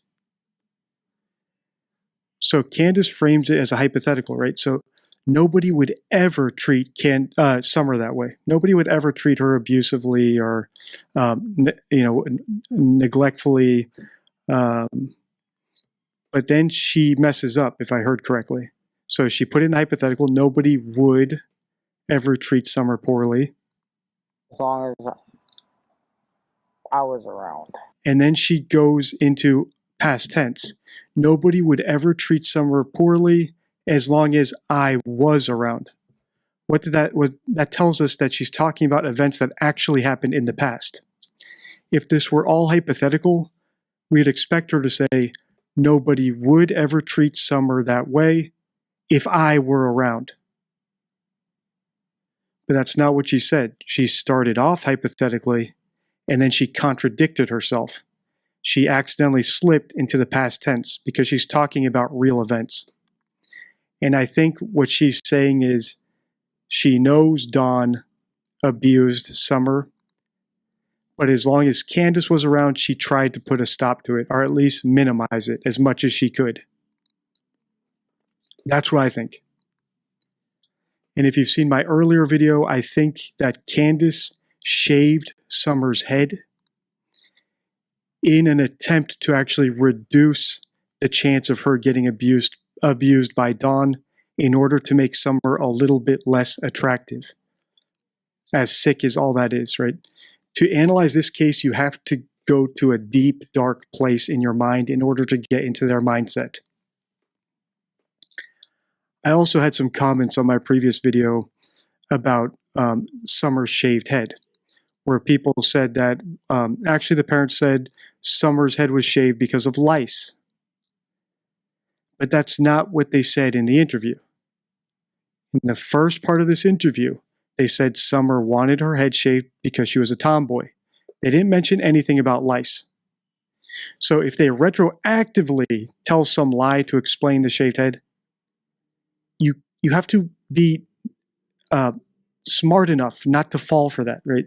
They're expecting people to naively fall for any little thing they say down the road to cover up a past lie.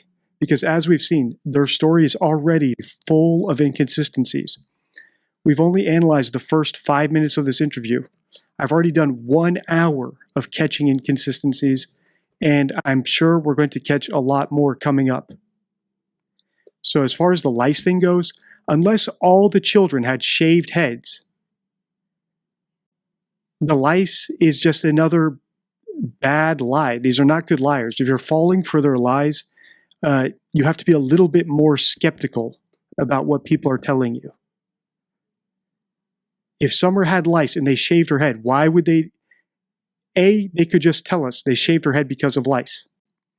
B, if they were lying about it, then, well, first of all, if they were telling the truth, all the boys would have had shaved heads as well. I'm looking at Candace right here. She has a full head of hair. Dawn had hair. This is 2 weeks after Summer went missing. Summer went missing with a shaved head. The lice thing is just another weak sauce lie. Ever. She loves to. And all that is to say, I know I went off on a tangent there, that Candace is saying here that she knows for a fact that Summer was abused because she talked about it in the past tense. And she tells us that as long as she was in the room, she did her best to make sure it didn't happen. Whether or not that's true, I don't know. But what the takeaway is, she's talking about Summer being treated poorly in the past tense. And I believe her. I'd take her at her word. That's the other thing about what we're doing here as far as the statement analysis goes. We're not going into this saying, okay, we're going to get these parents. We're not even saying we're going to interpret their words to find the hidden meanings. We're literally listening to what they say, and I'm just pointing out what they say. That's all I'm doing. I'm listening very closely and pointing out the things they say. She loves to dance. She would always want me. She says, "Daddy, hold my hand so I can twirl," and she would just like to twirl and twirl and twirl until my arm got tired, you know. But I put out there that one of Summer's favorite songs was Godzilla, and they say, and they're jumping all over me about past tense was, well, I'm sorry about that. So here Don is saying that people are jumping all over him because he's talking about Summer in the past tense. And this is a popular thing, right? Everyone knows this. If a parent talks about their missing child in the past tense, it usually means that they know the kid is dead. And this is because of cases like Susan Smith, who drowned her kids. She talked about the kids in the past tense. Right? She said that someone carjacked her with her kids in the backseat. The kids were missing, but whenever she spoke about the kids, she spoke about them in the past tense. And it was later revealed that she drowned her own children.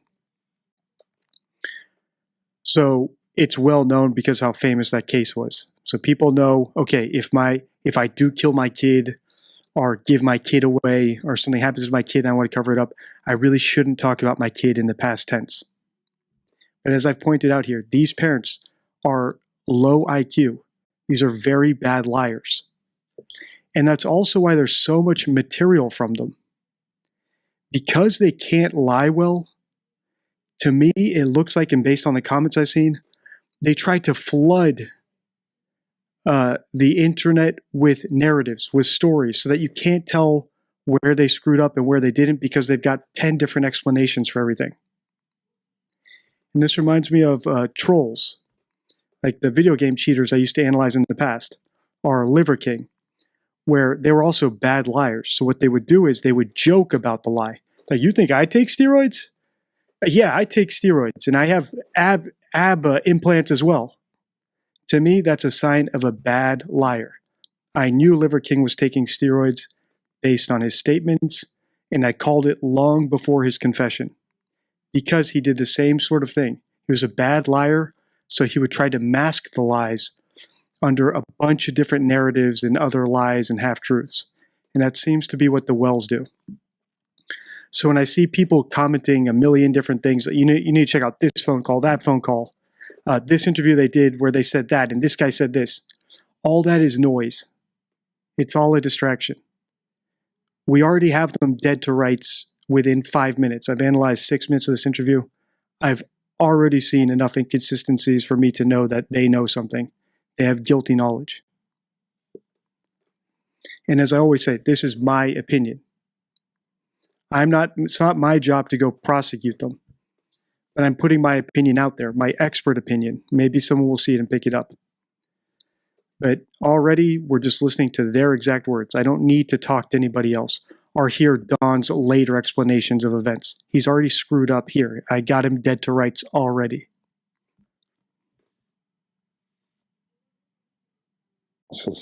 She also liked the song by New Breed. It was called House. My House. The other thing about Don saying, we're speaking about our past tense, I'm sorry about that, it shows that he's aware of his words.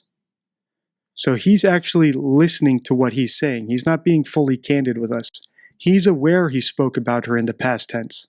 He knows that's a red flag. That's why he's mentioning it. Well, I did talk about her in the past tense. I'm sorry about that. Does that mean he's innocent, because he's saying, well, I accidentally said past tense. Well, there you go. No, it's actually a red flag that he's guilty and he's just a bad liar. And by being upfront about how bad of a liar is, he hopes that you will forgive him for it.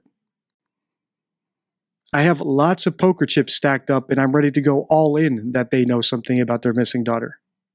Just because someone's candid about how much they're screwing up doesn't mean they're not screwing up. It just means they're aware they're screwing up and they're too low IQ, too unsophisticated of a liar to correct it. These are not intelligent people. These are not criminal masterminds. They're literally people who contradict themselves every single sentence they said. And then later, when people point out those contradictions, they come up with another excuse and hope that you'll accept it. Well, Summer's head was shaved, but they said it was lice. Well, they didn't say it here. They only said it after I pointed it out, right? That's what the response should be. If we point out something here and then they come back with an excuse for it, recognize that's an excuse made after the event. Unless Summer's head was shaved and all of her brothers' heads were shaved the day she went missing, the lice thing is another weak lie. So these might be the sickest people we've analyzed on the channel, but they're also some of the worst liars we've seen on the channel. They're right up there with Liver King in terms of bad liars. She sung that a lot of times when I play it on the TV. She loved to dance. She liked to think of herself as a princess and, and all that like y'all. Did you catch that? Listen to Don here. I know people are saying I pause this video a lot. I'm pausing it because literally every sentence they say is another contradiction. So listen to Don here. Times when I play it on the TV. She loved to dance. She liked to think of herself as a princess and, She liked to think of herself as a princess. What was the first reason they gave for shaving Summer's head? If you saw my previous video, how important are inconsistencies, where we analyzed the first 4 minutes of this interview. What was the reason the parents gave initially for shaving Summer's head? They said she wanted her head shaved because she's a tomboy. Now we have Don telling us Summer liked to think of herself as a princess. So is she either a girly girl Disney princess, or is she a tomboy who wanted a shaved head? I don't know. But I do know that they are lying to me right now because of the inconsistencies. So the big lesson for this video, if I'm trying to sum up what we've learned so far in the Summer Wells case, is you have to take people at their word. And if someone screws up, you need to recognize that. Whether they try to explain it away later, or whether they even say, hey, I just screwed up there. That was weird that I said that. Well, that's not an excuse. You still screwed up. You still said something very bizarre. So whether or not they own it or make an excuse for it, that shouldn't factor in. They still screwed up. You should not forget that. I haven't forgotten all the inconsistencies they made in the first video. I haven't forgotten a single thing they said in the first video. And I remember they said she was a tomboy. That's why they shaved her head. They said she wanted it. And then later, Don said that Candace also had to shave her head so Summer wouldn't feel bad about it. So did she want it shaved? Or did she feel bad about it? And then they also said she wanted to shave because she's a tomboy. Now Don just said that Summer saw herself as a princess. So did she see herself as a princess with the long flowing Cinderella hair? Or was she a tomboy who wanted to have a shaved head like G.I. Jane? These things, you need to mark them down. Whether or not they try to come up with an excuse later, they've already had an inconsistency. There's no explanation they could give me now to make me trust any of their stories. And all that like all young girls do. And she loved Frozen. She loved to be that Elsa. And so she loved to be Elsa. If I recall correctly, I'm not up to date on my Disney movies. Does Elsa have a shaved head? Or does she have long hair? And, and all that like all young girls do. And she loved Frozen. She loved to be that Elsa. And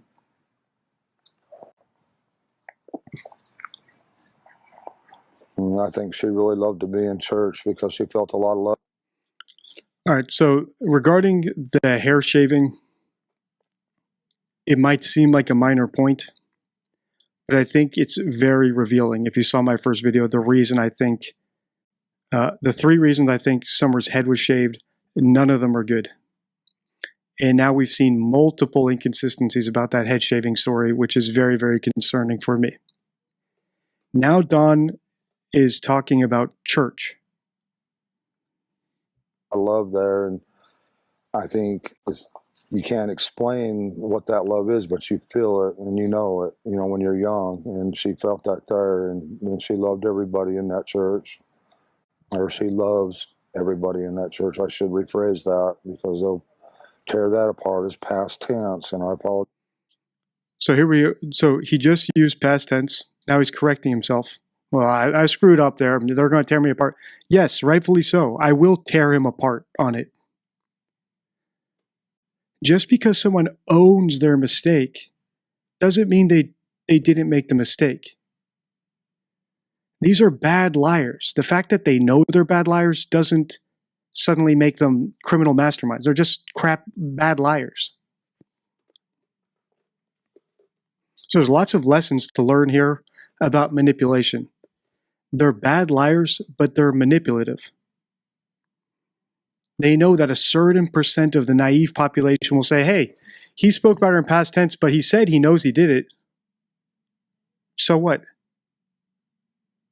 How does that affect anything? He revealed he thinks she's dead by speaking about her in the past tense. Parents of missing children generally do not consider, even for a second, the idea that their kid is dead. Even 30 years later, parents of missing children still hold out hope that their kid is going to come back. Even 30, 20 years later, they don't talk about their missing child in the past tense. Just on the tiny grain of hope that the kid is still out there alive. Apologize again for that. I hope she gets to come home, you know, and I hope she gets to be with our church family again. Our best friend in that church was Robin. She loved her to death. Yeah, she looked up to women that were... She come to that church, she went looking for Robin. That was her favorite person. This is interesting that they're talking about this church. I don't think they were ever asked about the church. They brought this up on their own. So there's definitely more investigation required here. Whatever they bring up on their own is sensitive to them. Sensitive in that they feel like they might need to defend against it, so they're just trying to address it up front because they have guilty knowledge about it. Or sensitive in that they think it will help bolster their story, so they're trying to build it up. And we saw them talking about their neighbors, how we don't really know our neighbors. That was a strange thing to bring up. And now they're bringing up the church. So there's plenty of avenues of things to investigate further in this series. But the main thing we have to do is, if you're watching my channel to learn how to spot liars and manipulation, the main thing we have to do is focus on their early statements. Because if later down the road they made up more lies and piled on more lies and distractions to plug up the holes in their story, we can't get distracted by that. Which is why I've tried to start this series all the way back at the beginning. This interview was done something like 2 weeks after Summer went missing. Everything here is coming straight from them without too much feedback. It already looks like they pay attention to the feedback though, because they're talking about their haters. So they're very aware of what people are saying about them online, of what people are doubting about them. Like Don just said, I'm sorry I spoke about that in the past tense. So he's very aware of what people are saying about him, of the commentary around the case. I wouldn't be surprised if he's watching these videos right now. But because he's a coward, he won't take me on, right? He is a coward, right? These are cowards. I welcome them to try to do anything. I've seen some of the comments where people say, oh, they threaten to kill people who talk about them. They said the same thing about the Freemasons. They said the same thing about the Scientologists. They said the same thing about the McCanns coming after me or the Ramseys coming after me. Nobody's done anything. My channel's up and running just fine. The most we've seen are some bots. And as soon as I took care of that, we haven't seen a single bot on the channel since.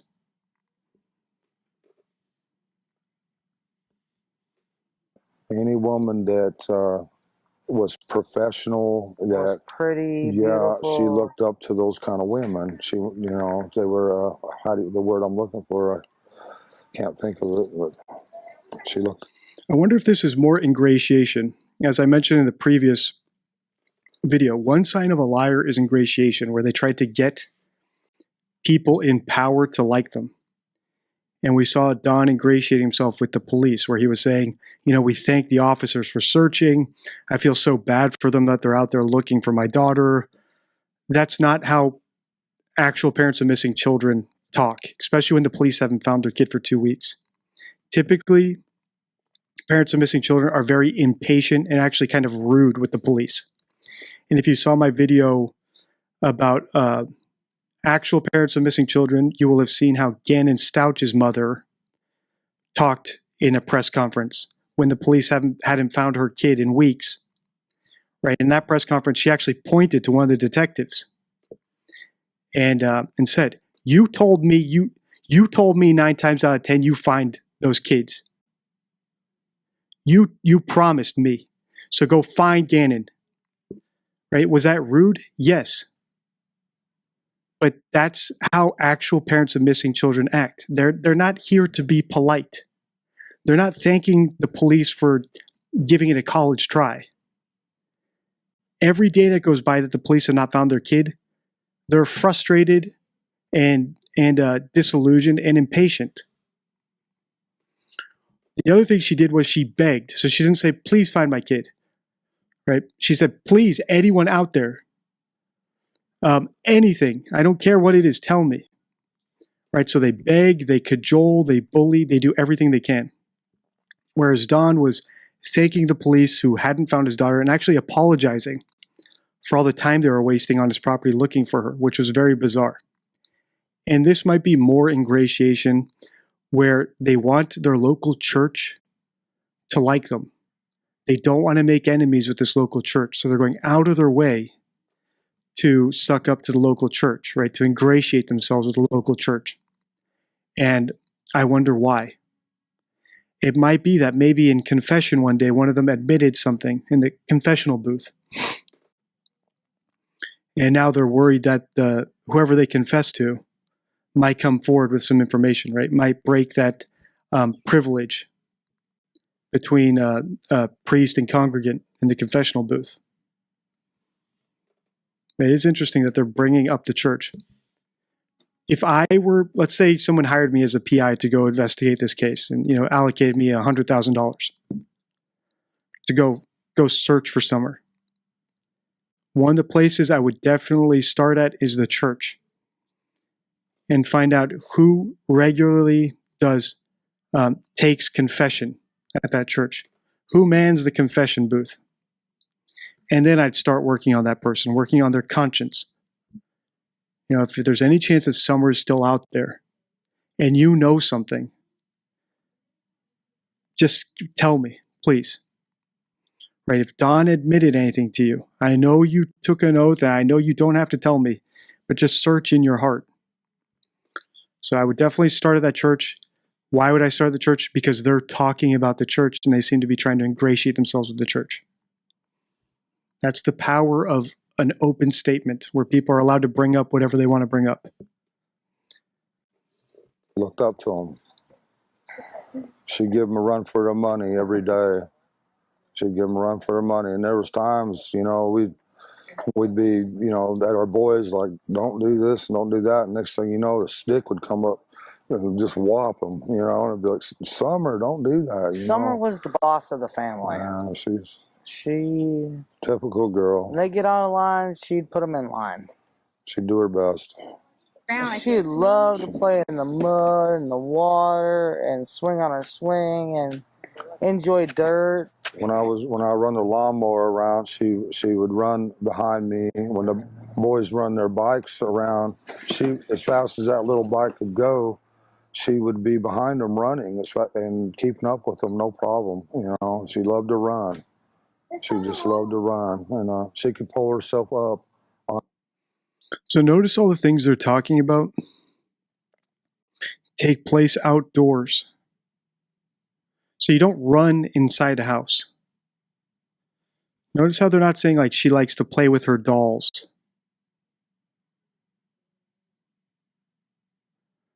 Or likes to watch TV. Lots of the stuff she does, it seems she likes to be outside of the house. Why would a little girl want to be outside of the house all the time? So just listen to the activities they talk about. And ask yourself as you listen, are any of these activities indoor activities, or are they all outdoor activities? And if they are all outdoor activities, why does Summer like spending so much of her free time outdoors? Just whop them, you know, and be like, Summer, don't do that. Summer was the boss of the family. She typical girl. They get out of line, she'd put them in line. She'd do her best. She'd love to play in the mud and the water and swing on her swing. And all right, so mud, play in the mud, that's outdoor. Swim in the water, that's outdoor. Swing on the swing, that's outdoors. Enjoy dirt. Dirt, that's outdoors. When I run the lawnmower around, she would run behind. Lawnmower, that's outdoors. Behind me. When the boys run their bikes around, she, as fast as that little bike could go, she would be behind them running and keeping up with them, no problem. You know, she loved to run. Running, that's outdoors. You don't run around inside the house. You run around outside. She just loved to run. And she could pull herself up on that swing, her full body weight with her two hands. And she could do that. None of the other boys can do that, but she can. Was she at school yet? No, she's going this year. This was. So why would a little girl like to spend so much time outside? For example, ask yourself, what did you like to do when you were 5 years old? When I was 5, I liked to play with toys, with Ninja Turtles. So maybe she's just a really outdoorsy girl, or maybe she likes being outside to be away from her abuser. Maybe she likes to be outdoors because it gets her away from her parents. If the parents are abusive or drunk and violent or loud or strict, it could explain why she likes to spend so much time outside the house.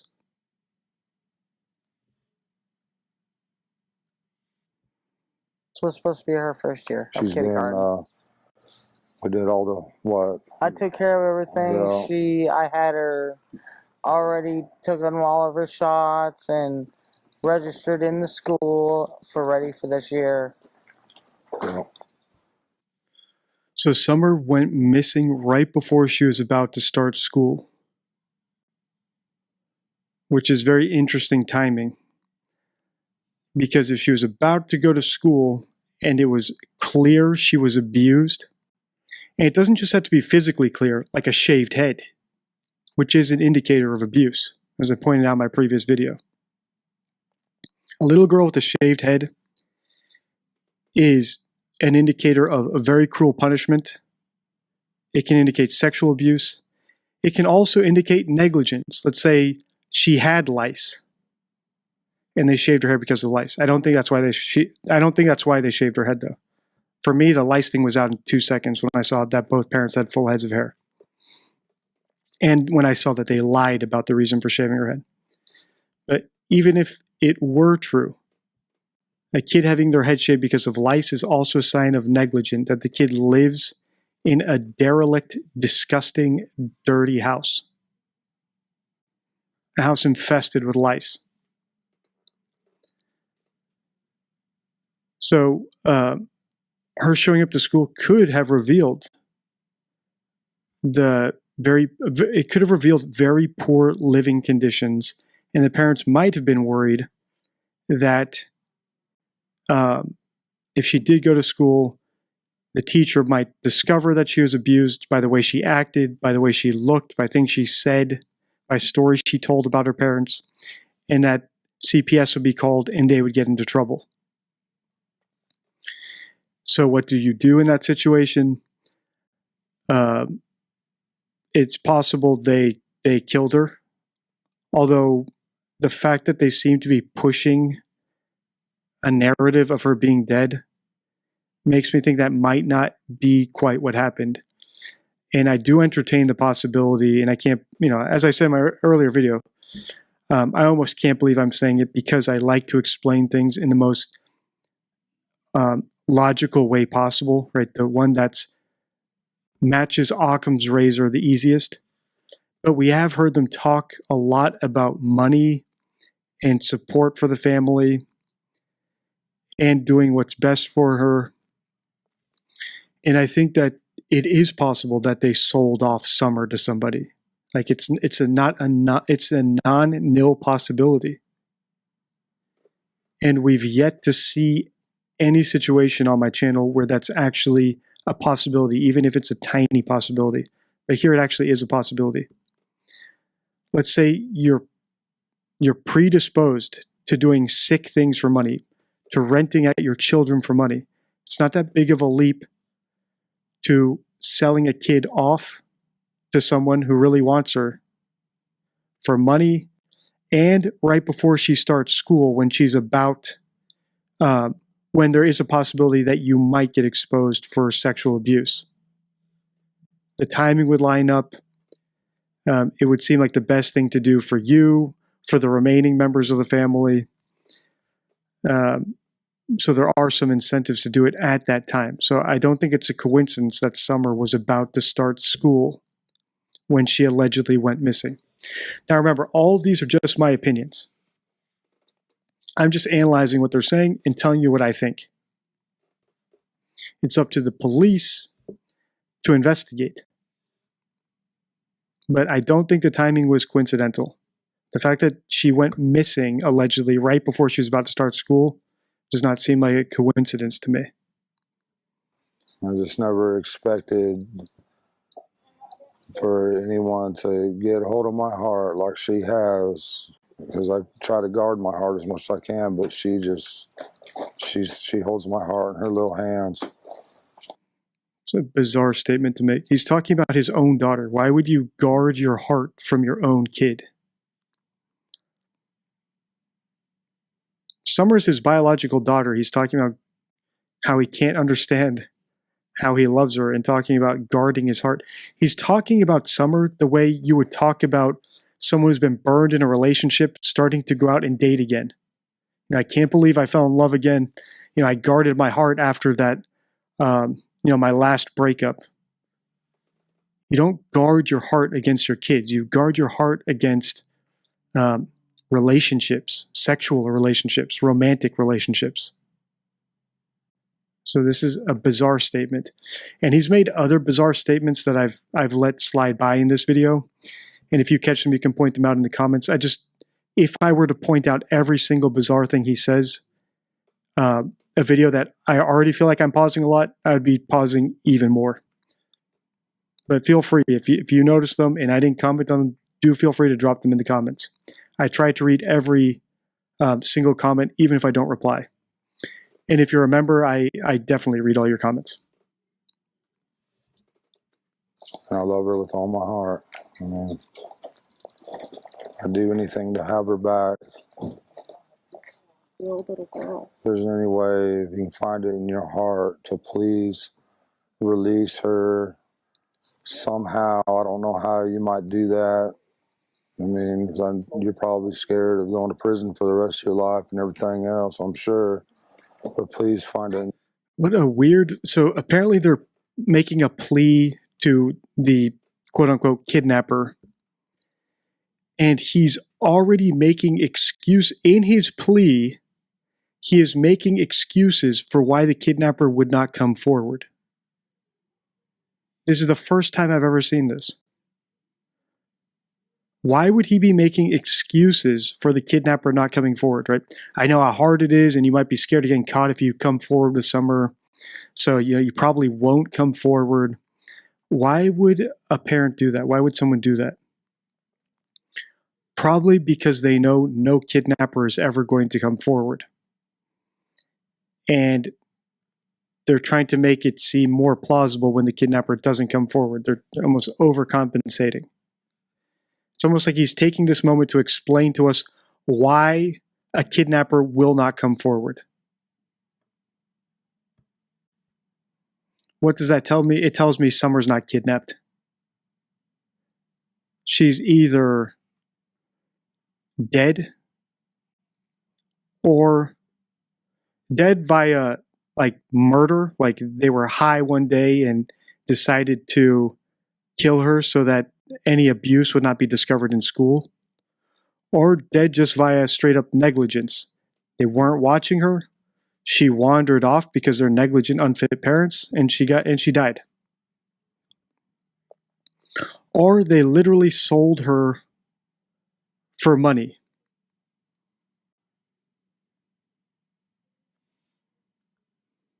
Somehow, I don't know how you might do that. I mean, 'cause you're probably scared of going to prison for the rest of your life and everything else, I'm sure.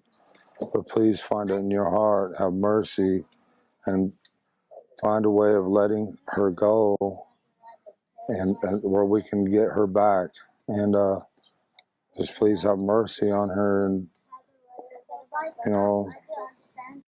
and us, and her brothers. And she's such a loving, good spirit. Please don't hurt. Notice how he describes her as a spirit. She's such a loving and good spirit.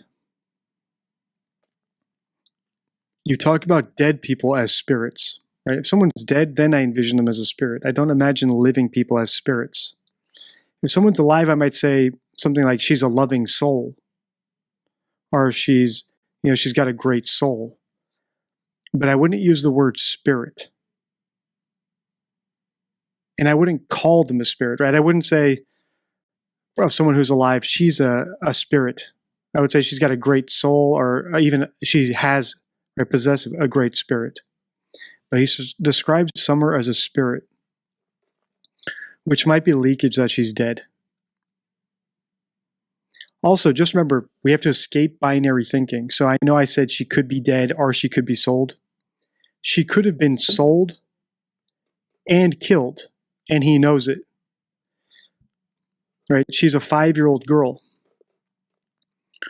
I don't know the type of person who would buy a kid at 5 years old might not actually want to raise a kid. Right? I don't think it's an illegal adoption based on all the death talk.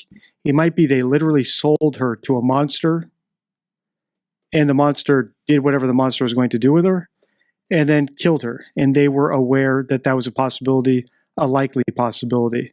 So that might be why we're seeing leakage of her being sold off. We're seeing financial leakage, the timing, as well as leakage of her being dead. So both are true. It could be sold and murdered.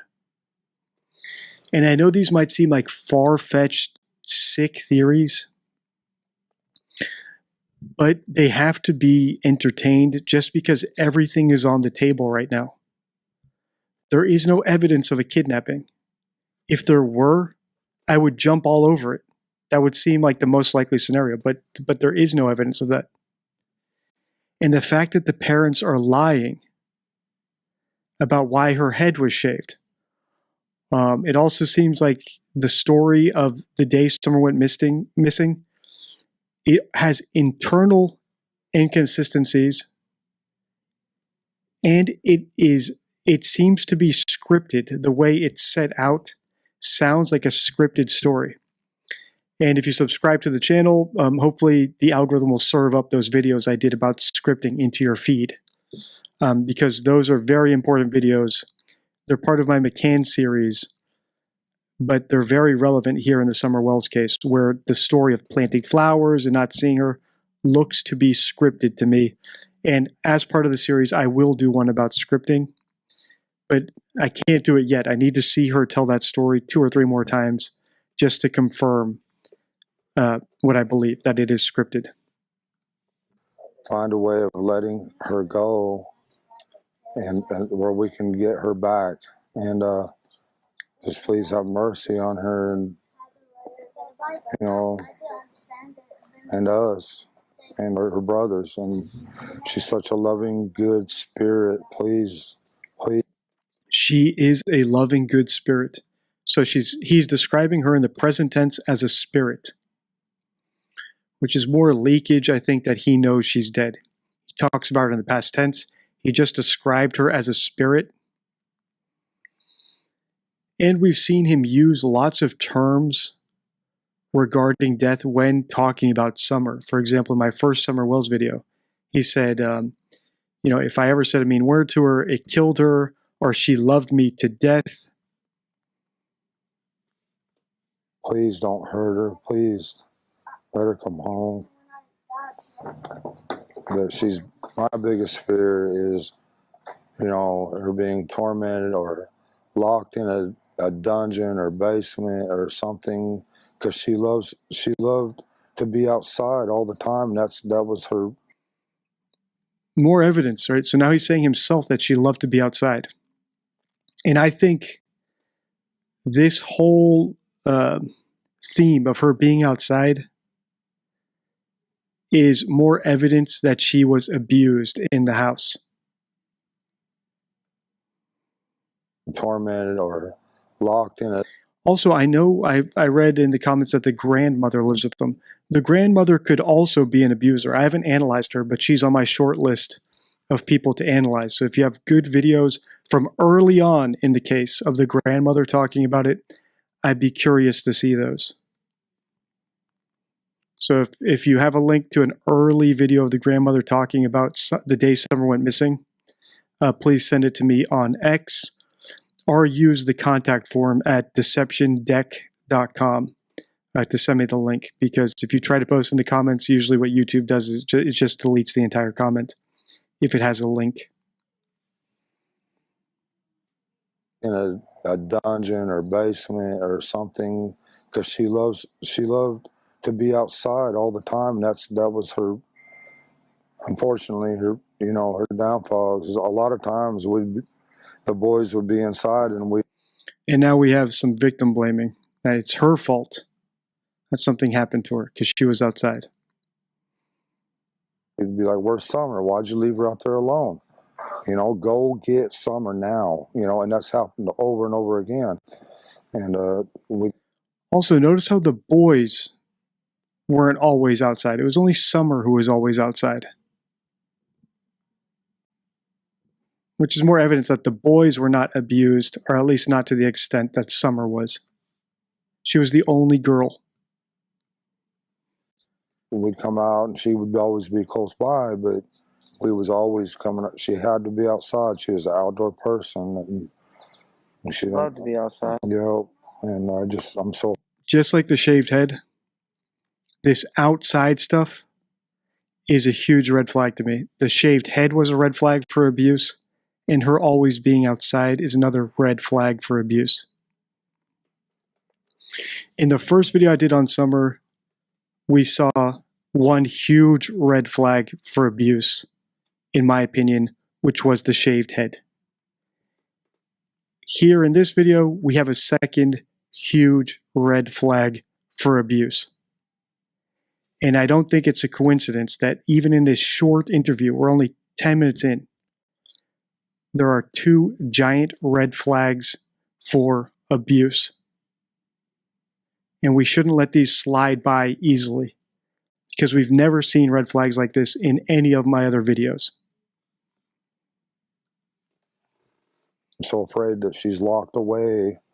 She's such a loving heart and everything, and I'm afraid that she won't be able to, blocked away where she can't be outside or play with a puppy or anything, love nature, and that's my greatest fear, that she's not able to do any of these things anymore, or that she could possibly, I don't want to think she's dead, but it's a possibility. I don't want to address all the negativity. I just want to focus on the positive, because it's so easy. I want to focus on the positive. What positive? Your kid is missing. All right, so these are strange statements. Again, if I paused every time he made a strange statement,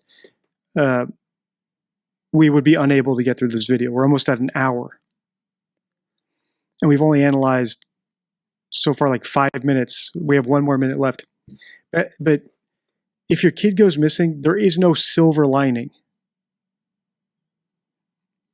So when he talks about we only want to focus on the positives, that might be an indicator that he sold her. That the positive is that they got some money so they can take care of their other children and the rest of their family. And I don't know how they could convince themselves that Summer's in a better place. But obviously they've convinced themselves that there is some positive out of this, which is very bizarre. Easy to get, lost in that negativity and stuff, and it's just not worth it. So I'm just, I appreciate y'all for the good things you say and your prayers. That's awesome. When my sister went missing, I was in between Arkansas and Tennessee. Oh, so this is something else I saw in the comments, that Candace's sister went missing. So Summer is not the first girl in this family to go missing. Summer's aunt also vanished without a trace. Could that be a coincidence? Yes, of course. Could it be that someone in this family sells people off or is a serial killer and kills people? That's also a possibility.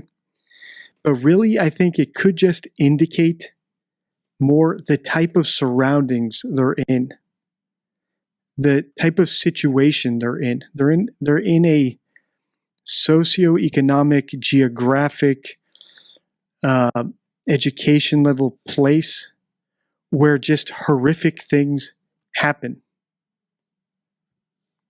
And they might happen because of financial issues, drugs, just general violence between low IQ people, alcohol, gangs,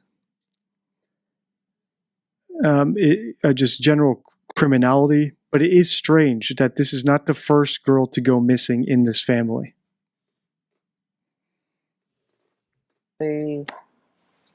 I don't know all of what happened or what did happen,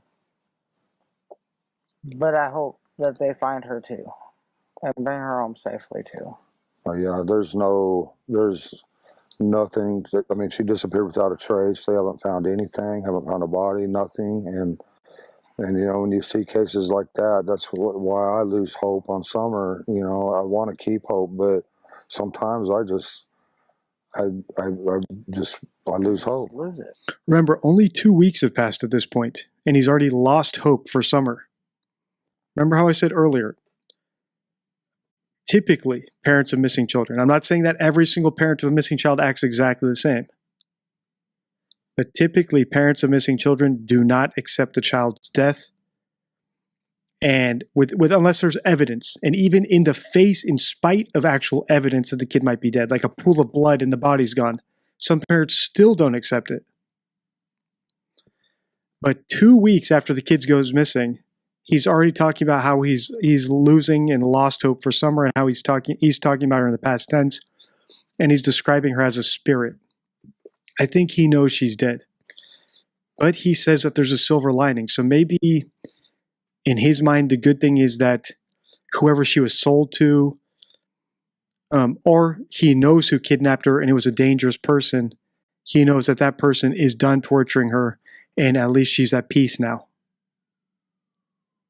Remember in my first video, I said that it is a possibility that a very dangerous person actually abducted Summer, actually took Summer because they owed him money, or just because he has power over them, and they're too scared to turn him in, which could explain why it seems like they're withholding information.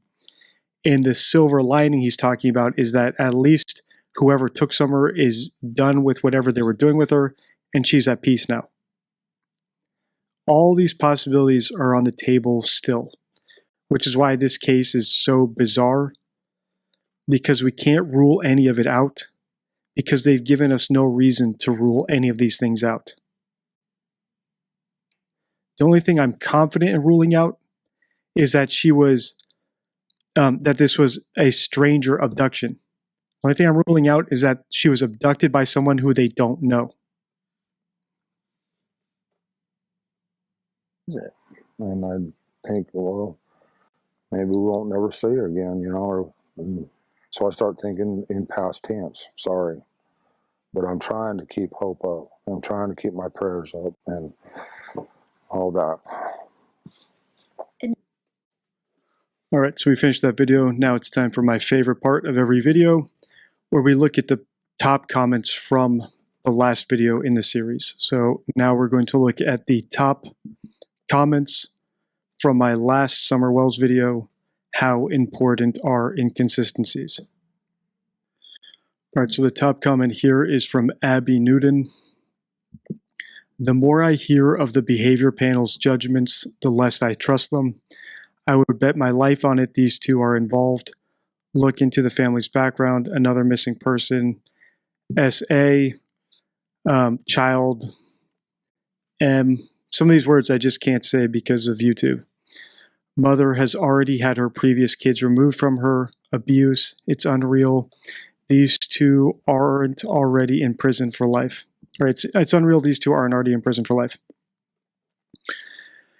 I agree. There are lots of red flags with these people and their past, like we just touched upon in this video, the fact that Candace's sister also vanished without a trace. And you're probably going to be right more often than you're wrong if you live by the mantra that where there's smoke, there's fire. So I don't think that it's inappropriate to consider people's past criminal record when trying to determine if they're liars or if they're criminals. Typically, people who do, especially sexually perverted things, do it as part of a pattern, and they do it habitually. So it's very hard to break those sorts of sexual crimes. And regarding Abby's comments about the behavior panel, I've never actually watched the behavior panel video. I've watched a clip where they were all like introducing themselves. I think there's like 4 of them, and they were introducing all their credentials. And I have complaints about them. I have reservations about the behavior panel, and I've touched upon them a bunch of times in other videos. But suffice it to say, I don't give much credibility to body language analysis. I think it's way too subjective. I also don't like analysis by panel, where a bunch of people are sort of feeding off each other, and 2 can take one position, 2 can take the other, so that the channel itself is never wrong. When there's too many cooks in the kitchen, I think that actually works against getting to the truth. There's a reason I work alone, because I want to come to my own conclusions, and then I'll look at the comments and see if the comments support what I'm saying, or if they're adding new facts that might change my opinion that I need to look into. All right, so the second comment is from Carolyn Lucas. Thank you for being blatantly honest and teaching people how to spot manipulation. Thank you for that. I think that being honest and blunt with my opinions will get us to the truth quicker and more accurately than tiptoeing on eggshells around obvious things. For example, do these parents have a criminal history? If so, then we need to factor that in. So sometimes, like I said earlier, where there's smoke, there's fire. And if sometimes you see that people are scared to blame the parents of the missing child because they're worried that if they're wrong, they're going to look like monsters. Well, if I'm wrong with any of my opinions, I will own that. And like I said in my last video, I don't come to my conclusions lightly. I put a lot of thought into it when I'm stacking up my little hypothetical poker chips to determine whether or not I want to go all in on accusing someone of being a liar, and whether or not I want to go all in on my theory and the details of my theories. All right, the third comment is from Keno Ward. You are just the tip of a massive iceberg, so to speak. You should see all the terrible shenanigans that these parents have been up to in the 2.5 years on YouTube. You'll be shocked to see the behavior from these 2. Thank you for this analysis. You are spot on.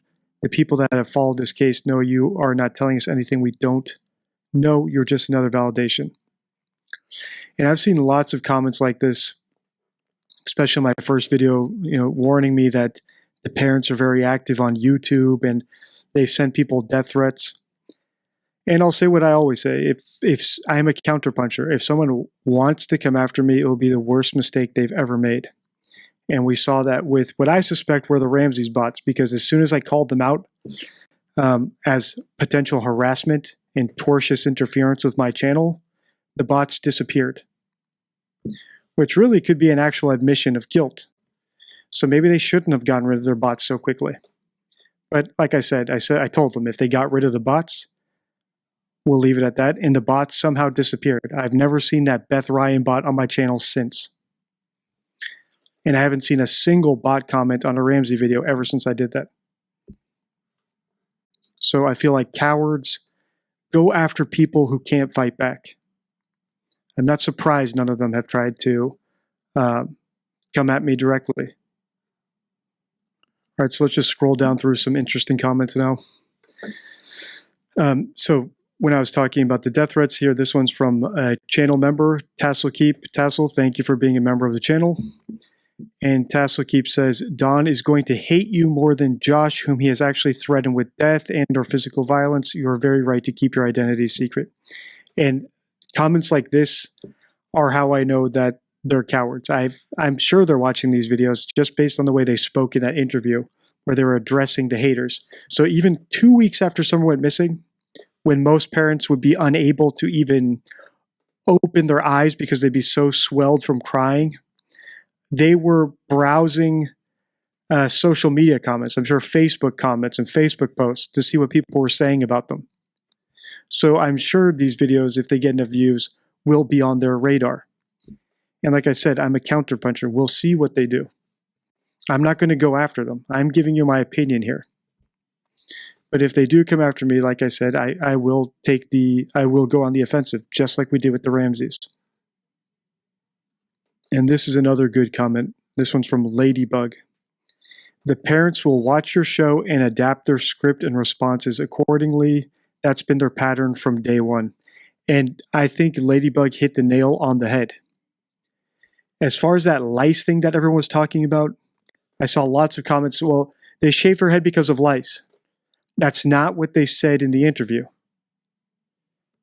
They monitor the comments, they monitor the analysis, and then they invent new things to plug in the gaps as necessary. And that's what the lice was. It doesn't, why would they lie about that? They're already lying. The boys didn't have their head shaved. It's just another lie. And I think that that's why lots of the people commentating or following this case get lost in the noise at some point, because there's just so much noise and distraction that they lose the sight of the truth. In this case, of all cases, this one's the most important to get down to the first comments, the first statements they made before their script was refined, before they made up a bunch of inventions to plug in the gaps and plot holes in their story. That's where we will get to the truth. The early comments, the early statements. And I think Ladybug hit the nail on the head. What they do is they monitor and then they adapt. And that's typical of poor liars. Bad liars have to do that because there's so many plot holes. We have a comment from Joy Carter. She says, Ziggy sent me over. I have followed Summer's case since the beginning. Thank you for speaking up on this and saying the things a lot of us has felt from the beginning. Subbed and then thumbs up. So thank you for coming to the channel. There's lots of friends of the channel now. And the best way to interact with my channel is to just react to one of my videos, adding extra commentary. I know there's people who follow the cases that I touch upon a lot more deeply than I do. And their context is usually valuable. As you know, if you followed my channel long enough, I like to go strictly on the statements and then look at the context around the statements. I don't like to do deep dives into cases. I don't like to get into all the nitty-gritty, histories and pasts of the people, because I find that it actually biases me and can affect the purity of my analysis. So when it comes to, for example, the gamers I analyze, Bad Boy Beeman is a friend of the channel. When it comes to the McCanns, Pat Brown is a friend of the channel. When it comes to the Summer Wells case, Ziggy is a friend of the channel. And if you have a YouTube channel of your own, if you want to interact with me and provide context, the best way to communicate with me is in public by making a video, tag me on it. And if it's good and adds good insight, then I'll make a video reacting to it the way I did with Pat Brown. All right, so let's wrap up this comment section with this comment from X86, a channel member. Thank you, X. And he says, I think the behavior panel just doesn't like to rock the boat. Saying they may be innocent isn't really saying anything. You're either pregnant or not pregnant. And I agree. I think that lots of commentators, what they do is they give milquetoast opinions, or they waffle, or they sit on the fence because they don't want to get in trouble with their sponsors or advertisers, or they're afraid of getting sued, they're afraid of getting doxxed, or they're just afraid of their followers or the people on their channel calling them, unsympathetic, or accusing them of making profit off of someone else's grief. So they shame them into getting off a topic. And actually, I have a quick little thing I'll show you right now to give you my opinion and why I think my channel is different. And here it is. We'll do a quick. So here's something I posted on X the other day. Little video. I titled it, Jerry McCann warning Candace Wells about my channel. And here's how any hoaxer or liar or criminal who thinks that they can scare me off a case should be talking to each other. That Terminator is out there. It can't be bargained with. It can't be reasoned with. It doesn't feel pity or remorse or fear, and it absolutely will not stop. Ever. That Terminator is out. And that's basically the ethos of my channel. Unlike behavior panel or commentators who are afraid to make state strong opinions, I can't be scared off. I can't be bought. I don't have advertisers. I don't have sponsors. I don't give out my identity, so I can't be doxxed.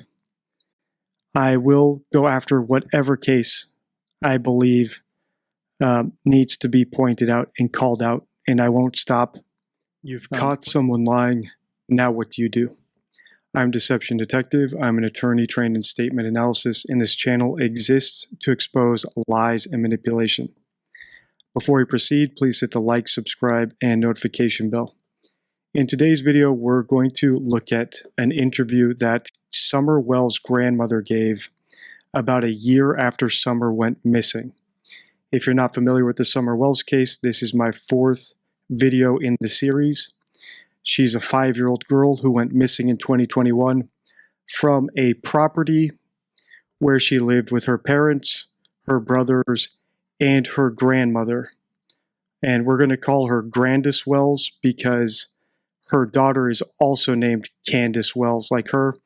And basically, when people cover this topic, they refer to the grandma as Grandis Wells to distinguish between them. Without further ado, let's listen. Candace and I got up that morning.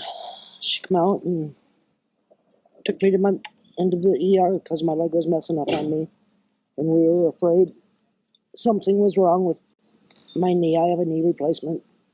And she was worried that...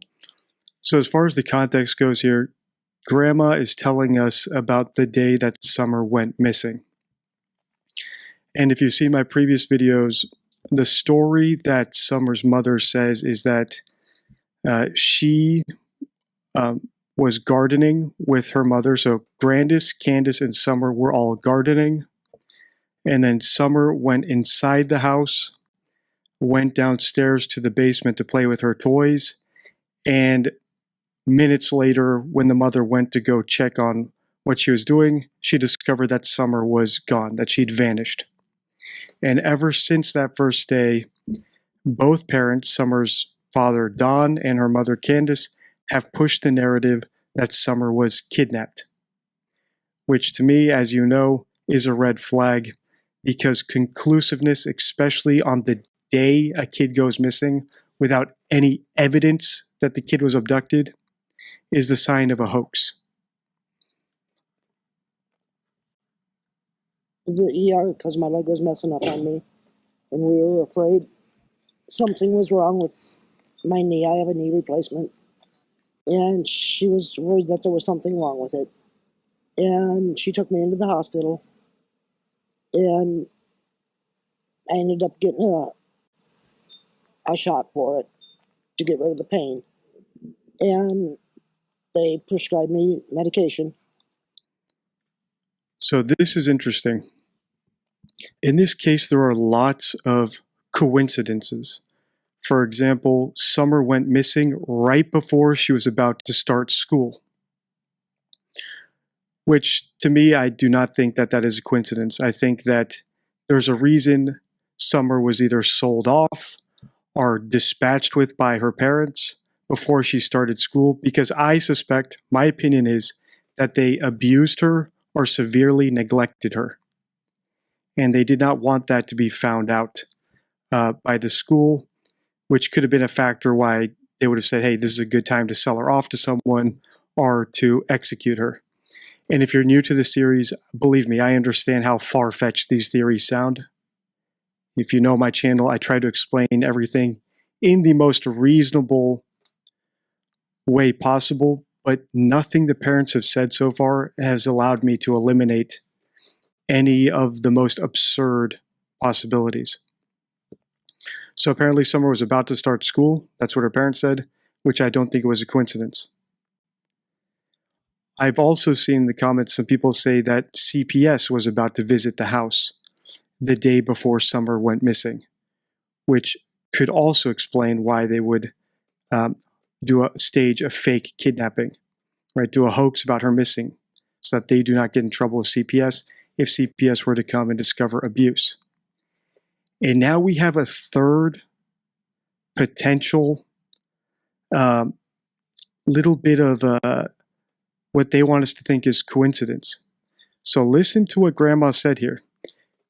The day Summer went missing, she went to the hospital because her leg was hurting. And not only did she get an injection in her knee, but she was also prescribed medication. I ended up getting a shot for it to get rid of the pain. And they prescribed me medication. So they prescribed medication. I wonder what this medication was. I wonder, remember, it's for pain. So it could be an opiate, or it could be a sedative. And why is this important? Because the day Summer went missing, if they filled that prescription that day, Summer's parents, or at least her mother, was in possession of a medication that could have affected her or Summer's state of mind. So for example, if it were an opiate and Summer's mother was an opiate addict, she could have been extra high that day and neglected Summer even more than usual, and something happened to Summer. Or she could have been extra high that day and carried out some atrocious crime against her daughter when she couldn't do in a normal state of mind. Alternatively, if it were a sedative, it could have been used on Summer, right? They were in possession of a sedative. They could have given it to her, put her to sleep, and dispatched with her in a more humane way. Or they could have put her to sleep when they were selling her off so she wouldn't be making a nuisance as they were delivering her to whoever was buying her. And believe me, just so you're aware, I understand how crazy it sounds. Even I cannot believe I'm saying I think they sold her. But these things do happen. And if you've followed this series, we're 4 videos in, you'll see how I've developed this theory. And I've been unable to shake it as much as I try. So I don't think it's a coincidence that Summer was about to start school, or that CPS was about to visit, or that the same day Summer went missing, they filled a prescription for what might be opiates or sedatives.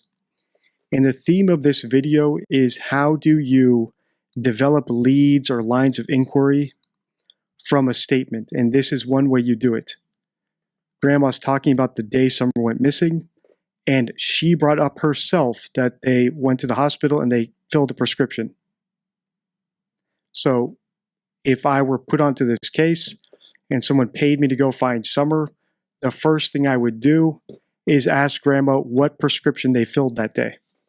Right? So that's how you develop lines of inquiry from what people say. So, for example, when they say that they think someone kidnapped Summer from the property, well, they have a bunch of dogs from what I've seen. In one of the interviews, you could hear dogs yapping in the background. So one line of inquiry would be, were the dogs barking that day? Why, if the dogs weren't barking, how could someone have snuck onto your property without alerting the dogs? So we have to listen to what people say and then determine, okay, this sounds off. What can I make of it? What will my next steps be? In this case, the next step should be to figure out what prescriptions they filled that day. Because if it was a sedative or an opiate or some sort of strong medication, that could be a clue as to what happened to Summer, whether it points us in the direction of negligence or the parents getting the extra Dutch courage from some strong opiate to do something that they couldn't bring themselves to do in a sober state of mind, or it could lead us to understand that maybe Summer was sedated to make things easier to carry out. Or it could just be that Grandma got some super strong aspirin, they never filled the prescription, and that line of inquiry is over, and we don't need to worry about the prescription and what it could have possibly been used for. To get the swelling down out of my knee and around my knee because it was inflamed. And then we waited around for my prescription. Summer went swimming that day. Oh, okay, so Grandma just said they waited around so they did fill the prescription that day. That's interesting. I would like to know what that prescription was.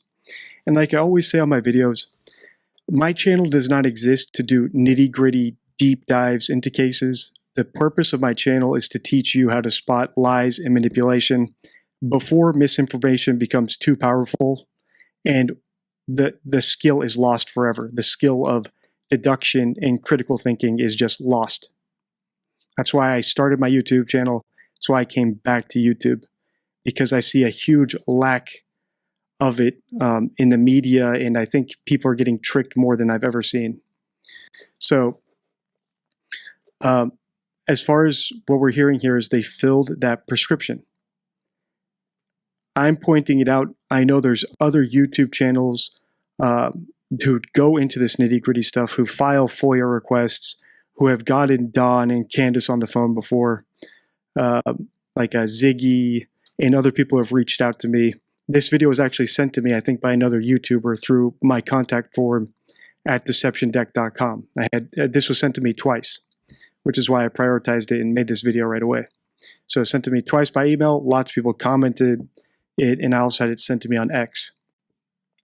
So those sorts of channels and YouTubers, right, friends of the channel who do the deep dives, if you are able to figure out what the prescription they filled that day was, I would be very curious to know. So it's interesting that she is bringing all this up on her own, and she's actually telling us they got it prescribed and filled the prescription the day Summer went missing. So they were in possession of prescription drugs the day Summer went missing. Could that be a coincidence? Yes. Could it be important? Yes. Could it even show a sign of premeditation? If they were planning to get rid of Summer and they wanted to get some painkillers to knock her out, to make the process of selling her off easier.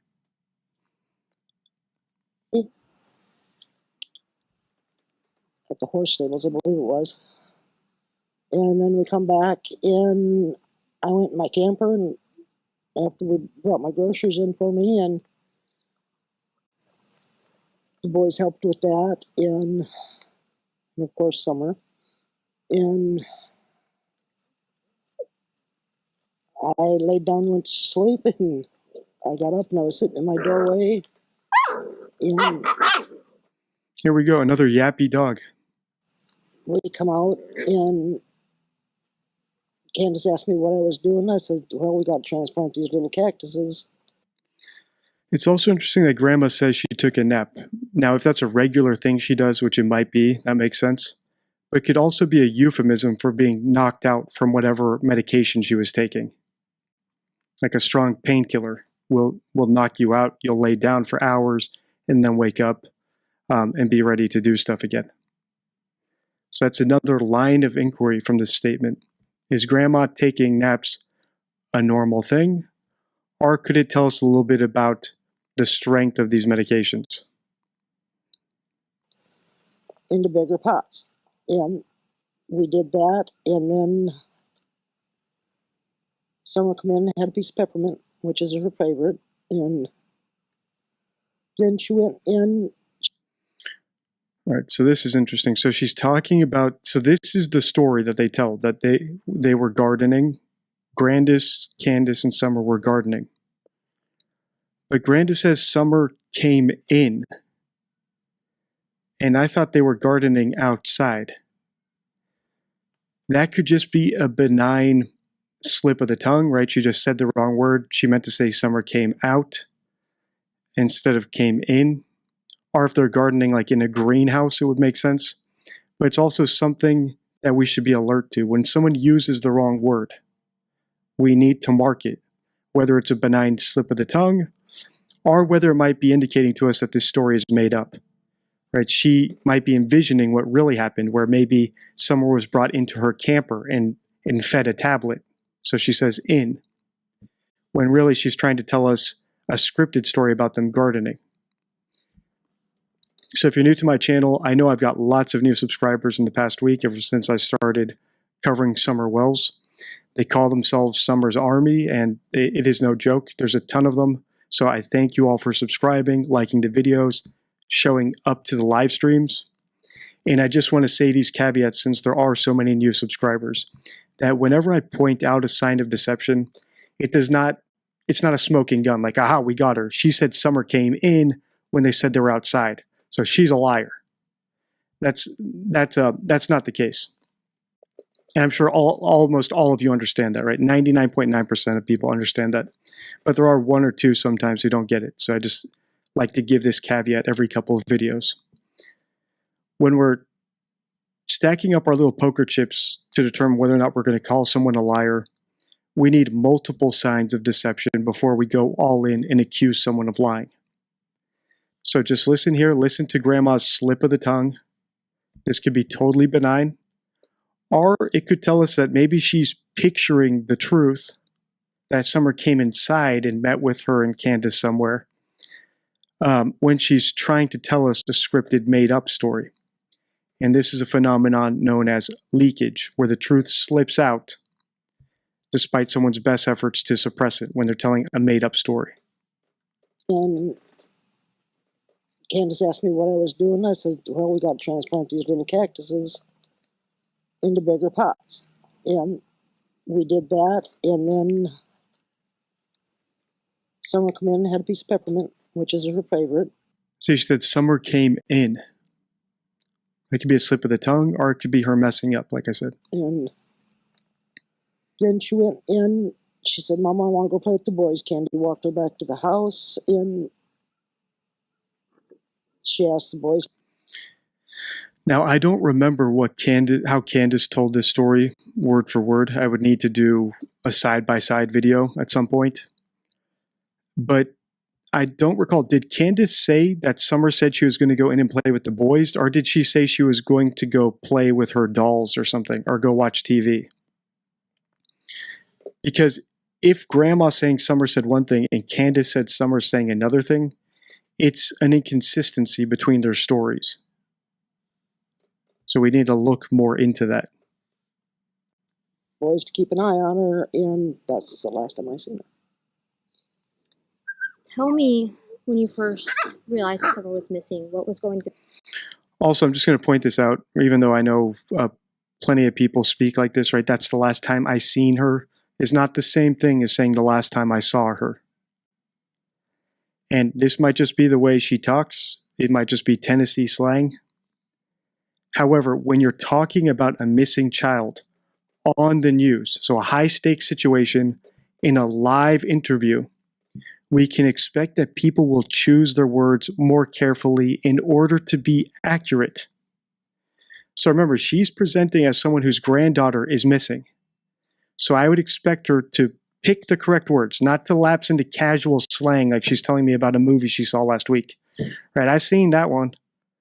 your granddaughter's missing. You know, at precisely noon on that day, that was the last time I saw my granddaughter. That's how I would expect someone whose kid is actually missing and they're actually worried about what happened to her and they're talking to the news because they want people to help find her. I would expect them to pick their words more carefully. So I'm also just noting that she said seen instead of saw. Because oftentimes what liars will do is they'll use subtly the wrong words. Like for example, I got to work on time yesterday. That's a definitive statement. I got to work on time yesterday. So if you're saying I'm late, you're wrong. However, if I say, well, I should have got to work on time yesterday, or yeah, I'm at work on time yesterday. Even though those sort of sound like the right thing, they're grammatically more vague and incorrect. And it's actually easier to lie that way by saying sentences, broken sentences are grammatically incorrect sentences. It's actually easier for your brain to say that because your brain knows, well, technically I'm not telling a direct lie. And that might be what we're seeing here. If that is what we're seeing here, if in other interviews, in other situations, she says, I saw something, right? I saw the dogs barking. So she knows how to use past tense. And here she says, I seen her. That's the last time I seen her. There might be a reason for that distinction. And it might mean that she's lying to us, that she saw Summer at some other point in time. So when they were gardening, that was not the actual last time she saw Summer. She might have seen Summer's body at some point, or Summer being dropped off in the back of someone's pickup van, the back of someone's pickup bed. So we still need to make note of it, right? So it's not, like I said, it's not a smoking gun, but saying last time I seen her is something we need to note. She asked the boys to keep an eye on her, and like she knows how to use past tense, right? She asked the boys to keep an eye on her. Not she asked boys keep eye on her. Why all of a sudden is saw? Why can she not conjugate saw into past tense? That's the last time I seen her. And Candace asked me what I was doing. I said, well, right, Candace asked me. That's correct. She knows how to conjugate a verb into past tense. Well, we got to transplant these little cactuses into bigger pots. And we did that, and then Summer come in and had a piece of peppermint, which is her favorite. And Summer come in and had a piece of peppermint. So this is interesting, actually. Whenever she talks about something Summer did, she doesn't conjugate the verb correctly. Which might mean that everything she's saying about Summer is made up. And this is usually how liars operate. Lying is hard, so most of the time, people will tell 99% of their story will be true. And then they'll just change small things to point you in the wrong direction. So for example, maybe she did move the cactuses around with Candace, but she might just be fabricating the parts about Summer being there. Maybe Summer was already dead or already gone that day. Maybe when she's talking about doing gardening, she's talking about burying Summer's body.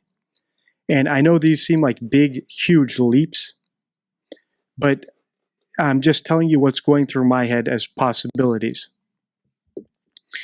And we saw this with Amber Heard as well. So whenever in the court case with Amber Heard and Johnny Depp, right, I did 2 videos about Amber Heard. Whenever she talked about, whenever she alleged that Johnny beat her up, she would always speak in past tense, right? So she would correctly speak in past tense, right? I got on the jet. I was sitting in my chair. I was looking out the window. And then whenever she talked about something Johnny did, she would switch into present tense. So I was looking out the window. Johnny come over. Johnny slaps me. I got up and went to the bathroom. Right? So, and this is something that liars do because they're fabricating the story in the moment. Right? They're plugging in imaginary details into a memory. So when they're actually describing their memory, they're using past tense correctly. And then whenever they're inserting their little made up, fabricated portion of the story, they lapse into present tense. And people can, like, for example, if they're actually traumatized, describe events in present tense because it's traumatic and they almost can't even picture it actually happening. But when they're switching back and forth between present and past tense like Amber did, it's an indicator that they're lying. That's not how trauma presents. And we're going to listen to what Grandma says here. And let's see, can she actually conjugate the verbs correctly when she talks about summer? Or does she only mess up the tense when she's talking about summer? And I'm actually glad we're catching her doing this because this is one of the cards in the deception deck. So thank you to everyone who's pre-ordered the deception deck. If you haven't, it's at deceptiondeck.com. It's on pre-sale right now. It's on discount because of the pre-sale. And it's my 52 favorite lessons for catching liars in flashcards without any of the fluff, so you can practice them and learn them and spot things on the fly like I'm doing. And tense is one of them. This is an incorrect tense conjugation. So let's listen again, and let's listen to how she describes things that Summer did. We come out and the boys helped with that. And okay, so the boys helped with that. So see, she knows how to use past tense. And of course, Summer. And she was in for me, and the boys helped with that. And of course, Summer. Notice how she left off Summer. So the boys helped with that. That's a good definitive statement. It's in past tense. There's a subject, a verb, and then she says, of course, Summer. That's not a full sentence. She didn't say, of course, Summer also helped, or of course, Summer was there. She just said, of course, Summer. So there's actually missing words here when she's talking about Summer being there. I wonder if Summer wasn't actually there. Or if Summer was out of it, like she wasn't able to help because she was drugged up. Or it could just be the way this lady speaks, right? Everything's on the table. I'm just pointing it out because it's cumulative. If we constantly see her unable to talk about Summer appropriately in full sentences, because we know she knows how to use them, in past tense, because we know she knows how to conjugate verbs, it's a red flag. Maybe Summer wasn't there, or maybe the person who was there didn't seem like the actual Summer to her. Like she was drugged up or high or a dead body. Or she wasn't doing the things that Grandma's trying to imply that Summer was doing. She didn't say Summer helped with the groceries. She just said, of course, Summer. And I laid down and went to sleep, and I got up and I was sitting in my doorway, and we come out, and we come out. So I wonder if this is made up, right? I went to sleep, I believe that. All of a sudden when she's talking about we, she switches into present tense. Because maybe this part of the story is made up now. This whole gardening bit might be fabricated. Candace asked me what I was doing. I said, well, we got to transplant these little cactuses into bigger pots. And we did that, and then Summer come in and had a piece of peppermint.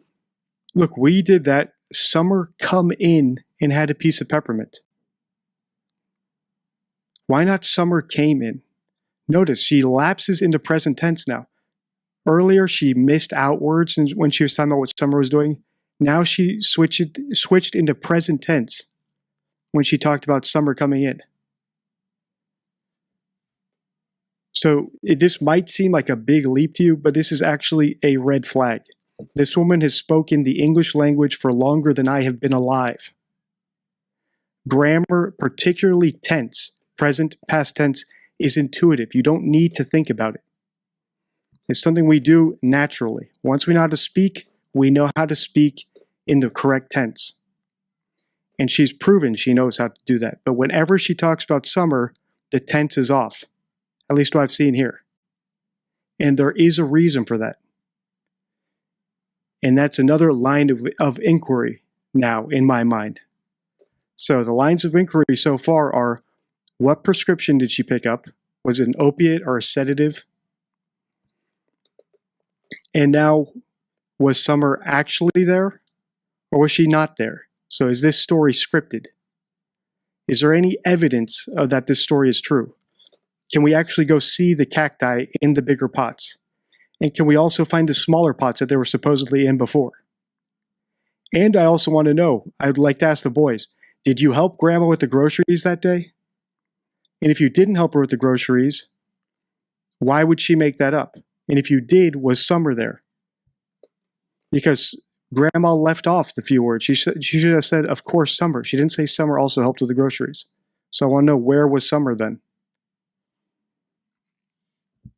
Which is her favorite. And then she went in.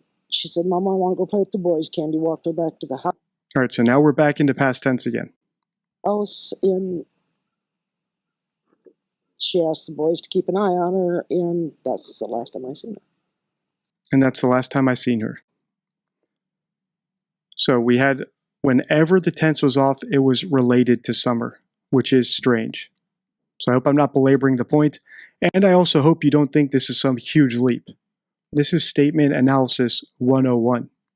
We saw it with Amber Heard. We saw it with Meghan Markle. We've seen it a bunch of times on the channel now. When people switch back and forth between past and present tense, we need to be on alert about it. Catching liars is hard.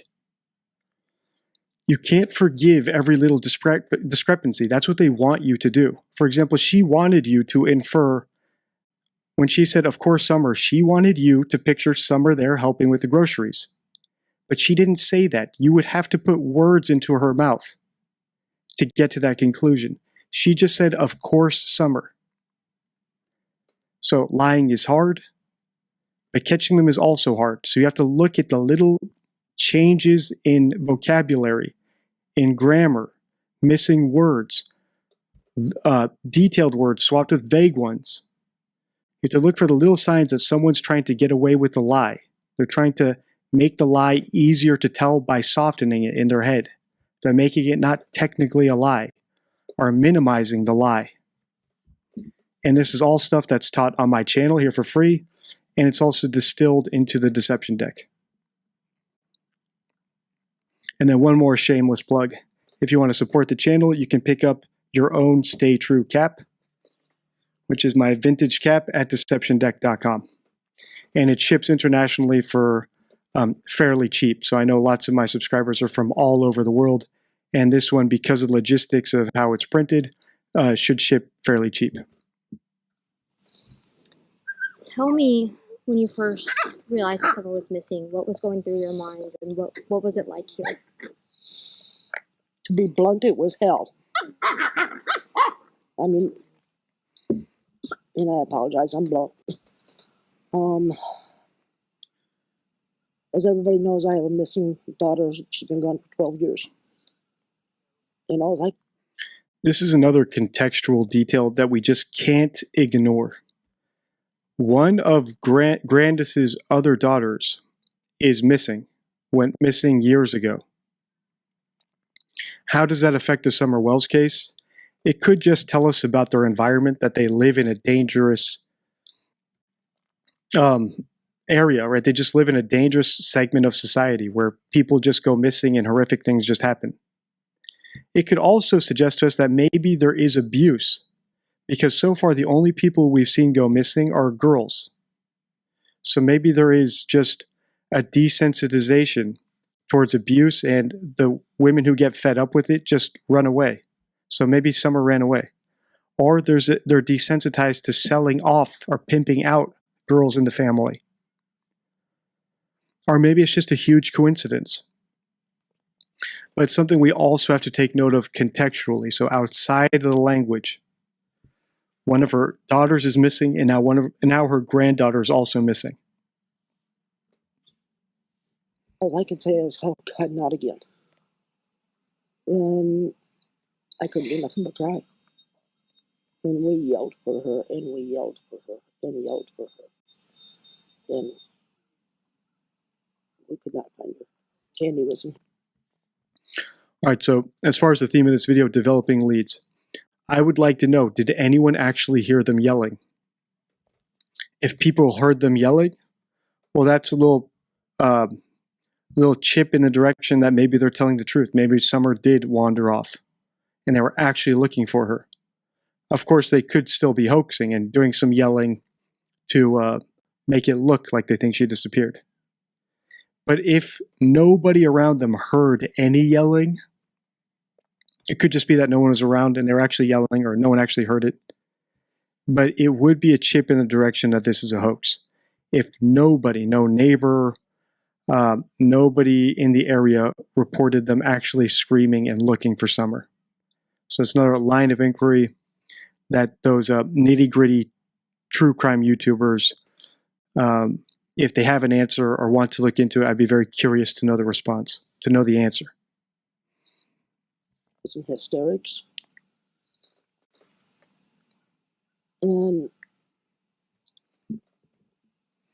we never did find her. She called 911 and she called Donnie, and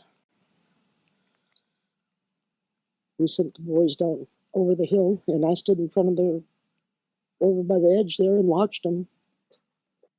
Okay. What's wrong with that? We've seen this in 3 series now. I've done a series on the Ramseys, I've done a series on the McCanns, and now the Wells. And this plot hole, because I think they're all hoaxers. I think the McCanns are hoaxers. I think the Ramseys are hoaxers. I think the Wells are hoaxers. Hoaxing a crime, right? Presenting evidence of something that didn't actually happen is hard. And even movies can't do it with their unlimited budgets and limited time professional screenwriters. There's still plot holes, even in multi-million-dollar blockbusters. Because fabricating an airtight story is virtually impossible. Because you can't consider every little factor. Right? It's actually very complicated. Fabricating a lie is a lot harder than lying by omission, where you just leave stuff out, which is why lying by omission is by far the most popular way to lie. So what is wrong with this part of the story? Remember, allegedly, Summer is vanished. So Summer's gone. They think she could have been kidnapped. They've also said in earlier interviews that there were bears and snakes on the property and coyotes. So there could be a kidnapper on the property, there could be a bear, there could be a coyote, there could be venomous snakes, any number of things that cause Summer to go missing. So ask yourself, what would you do in that situation? And now see if you can notice the plot hole in their story. The thing that they do, that if this were in a movie, everybody would be commenting on X and IMDb that this was a plot hole. We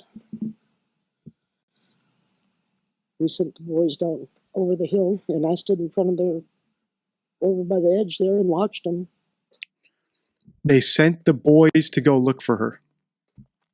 If you actually thought there was a kidnapper in the area, or a ring of dangerous people abducting children, would you send the boys out into the woods where you think Summer was abducted? I don't think so. To me, that looks like a plot hole in a hoax. Because it's hard to consider what someone actually in that situation would do. So is it possible that they're not hoaxing and they sent the boys into the woods? Yes. But is it likely? No.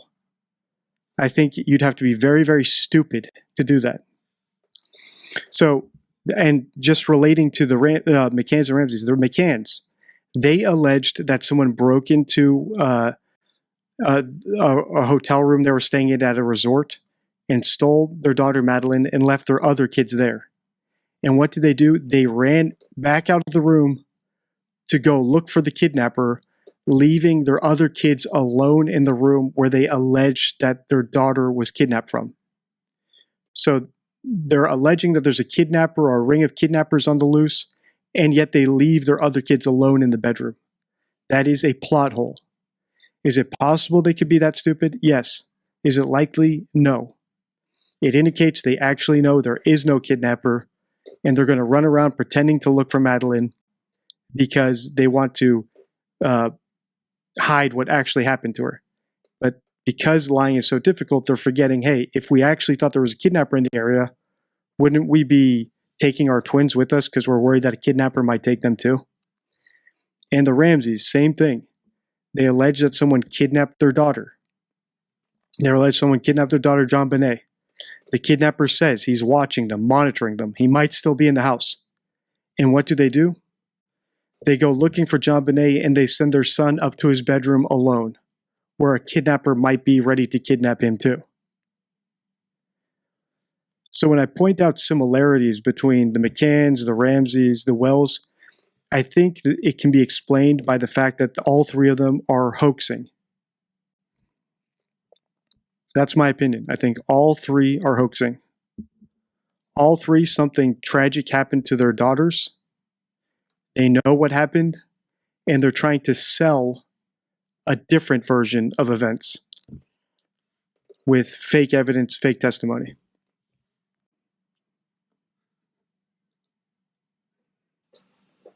And was praying to God every minute that nobody would take them.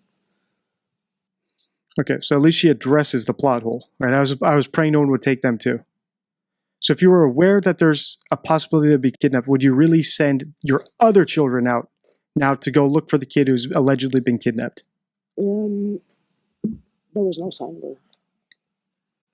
Do you believe that someone took Summer, or do you believe that she wandered off? What do you believe happened? I believe somebody took her. I know people say... So this is actually a better answer than we've seen from other people. So when she says, I believe somebody took her, at least she's not being conclusive. So that's actually a decent response. Whereas real hoaxers like the McCanns, in my opinion, who are real hoaxers, say, we know she was kidnapped, when there's no evidence of a kidnapping. So when someone's that conclusive, you can be pretty sure that they're hoaxing, that they're making it up because they're pushing their narrative so hard. Or the Ramseys. We know John Bonet was kidnapped. And they even had a little 3-page ransom note, which I've analyzed in my my Ramsey series, which is just, in my opinion, hoaxing 101. That's actually probably one of my most underrated videos, how to analyze a ransom note or how to analyze a kidnapping, something like that. It doesn't happen, but it does happen. It happens in small towns. It happens in big towns. It happens in the country. And I believe somebody took her. All right, so lots of lines of inquiry just from that very brief interview. Now let's look at some of the top comments from my last Summer Wells video. And this is usually my favorite part. All right, so this top comment from my last video, How to Spot a Contradiction, is from channel member Alicia B. You are pumping out the Wells videos. Thank you. Little Summer deserves renewed attention. It feels like her situation has fallen off the radar. Personally, I think that there actually is a lot of attention in this case. If you remember, I only covered Summer Wells because she ranked so high on 2 of the community polls I did. So the only reason I added her to my YouTube community poll was because of all the requests. And these videos, I've seen an outpouring of people commenting, sharing the videos, reacting to the videos, showing up to the live stream. So I think there is still a lot of interest in Summer Wells, and hopefully my videos can help us get to the bottom of it. I think that the parents are such bad liars that there's so much leakage and projection in their interviews that if we analyze enough interviews, we could potentially get to the truth. So I don't think people have given up on Summer. And I think this case, as far as I've seen from my analytics on YouTube and from the response from the Summer's Army people who show up to my live streams and have subscribed, that there is still plenty of interest in Summer. All right, next up is from Villanelle XOX. She says, I don't want to come off as overdramatic, but you have literally saved me from a toxic relationship that could have ruined my life. Everything you mention in your videos are phrases that my ex used, and the way I would defend him just confirms the manipulation tactics he used. You've also made me more self-aware of an intentional manipulation I've used on other people. And as confronting as it is, it's helped me so much to leave a terrible situation alongside self-reflecting on my behavior towards others. Thank you, DD, for your content. Keep it up. So I think I replied to her, actually, or at least I hearted this.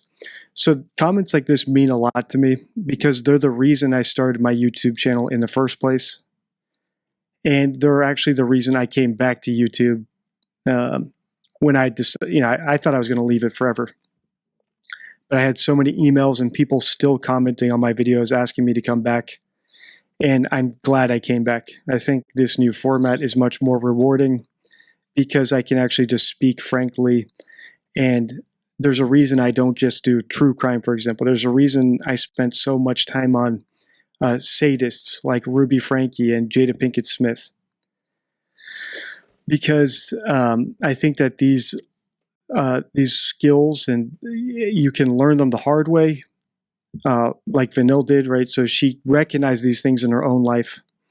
And you can also learn them by spotting them before they happen to you. And that's what I hope to do with my channel, is at least expose people to real sick forms of manipulation and lies so that they can avoid them in their own life. All right, so the third most popular comment is from Virgo Vibe 63. This is so refreshing to hear a creator who is here to analyze and isn't a tragedy pimp. So I'm glad to hear that. Yeah. Sometimes I get people commenting, trying to shut me up. Like, how does it feel to benefit off the grief of others? Or, don't you feel ashamed of yourself talking about these people? No, not at all. Right? I don't feel shame. I don't think anything I do is shameful. No one can shame me or buy me or any of those things to shut me up. I just don't care. Whenever I analyze a case, the only victim in my mind is the kid. I think there's a reason you guys continuously vote for me to analyze missing little girls, because I think lots of other commentators feel like they owe some sympathy to the parents.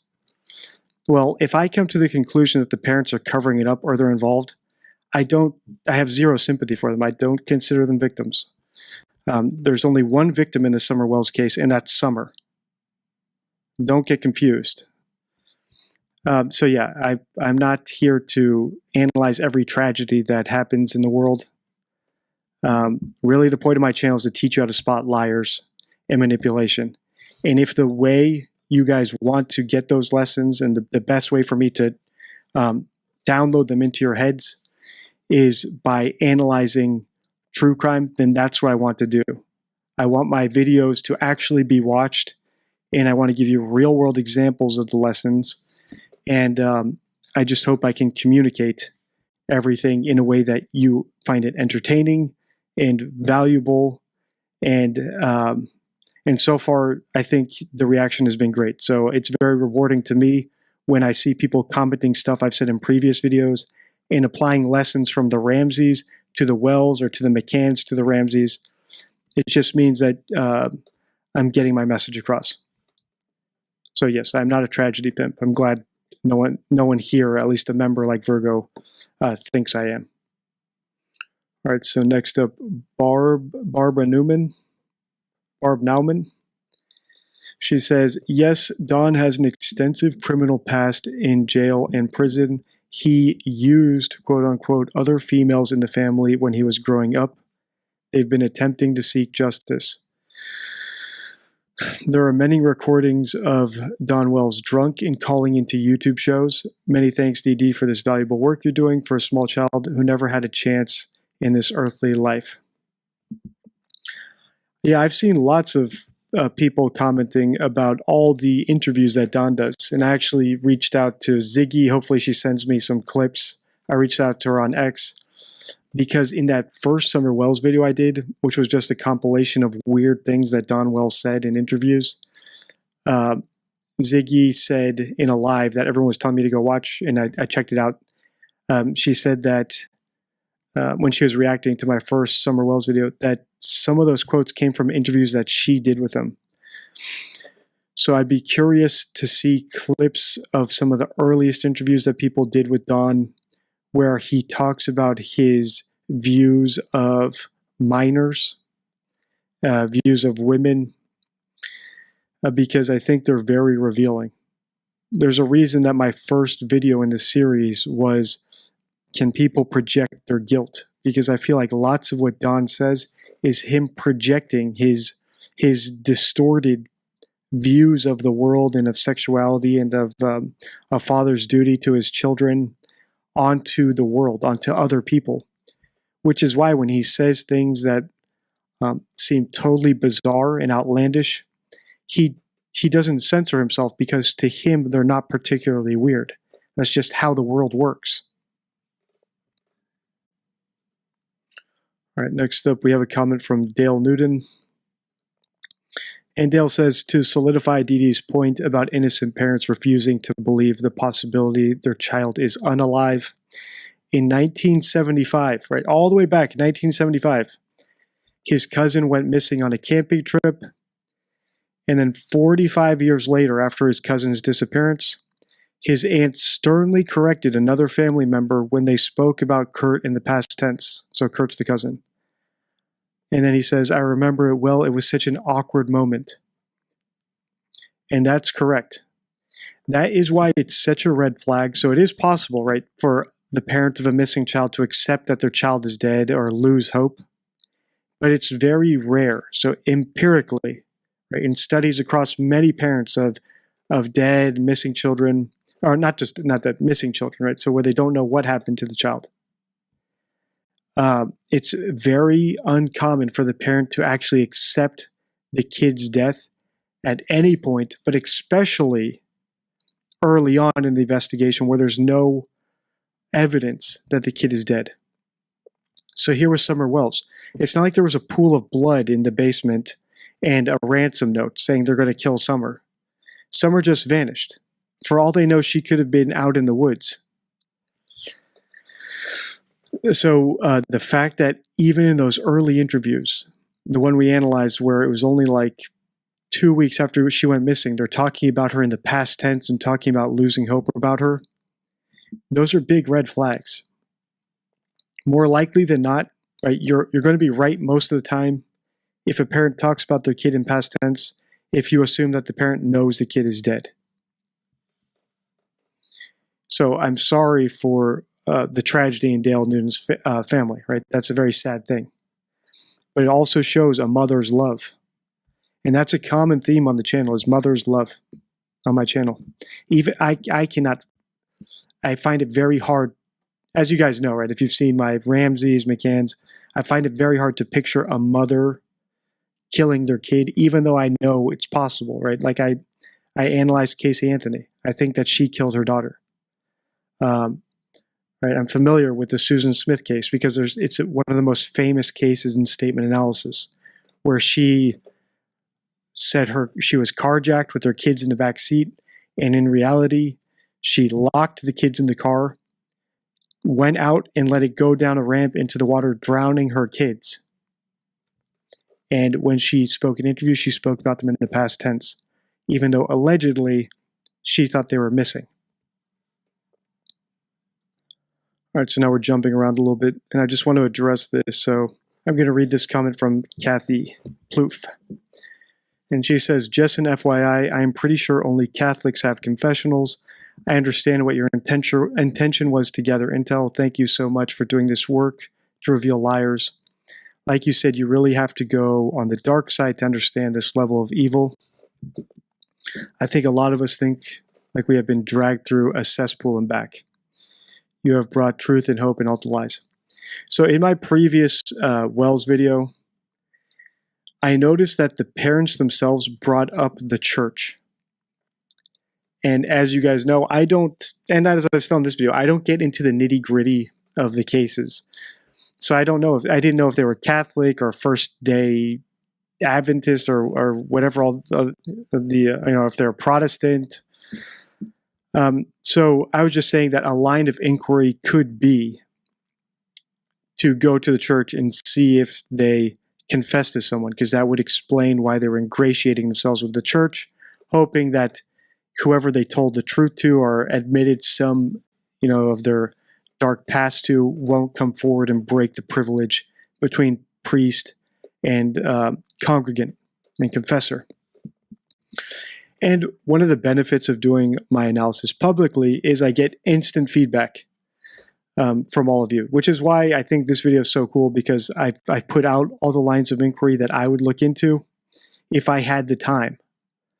But there are channels devoted to just that thing, right? So they don't specialize in statement analysis.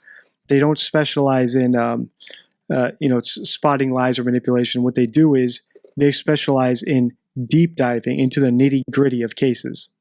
And hopefully some of those channels will investigate some of those lines of inquiry. So here I threw out the religion thing because I thought it would be interesting to look into that line of inquiry.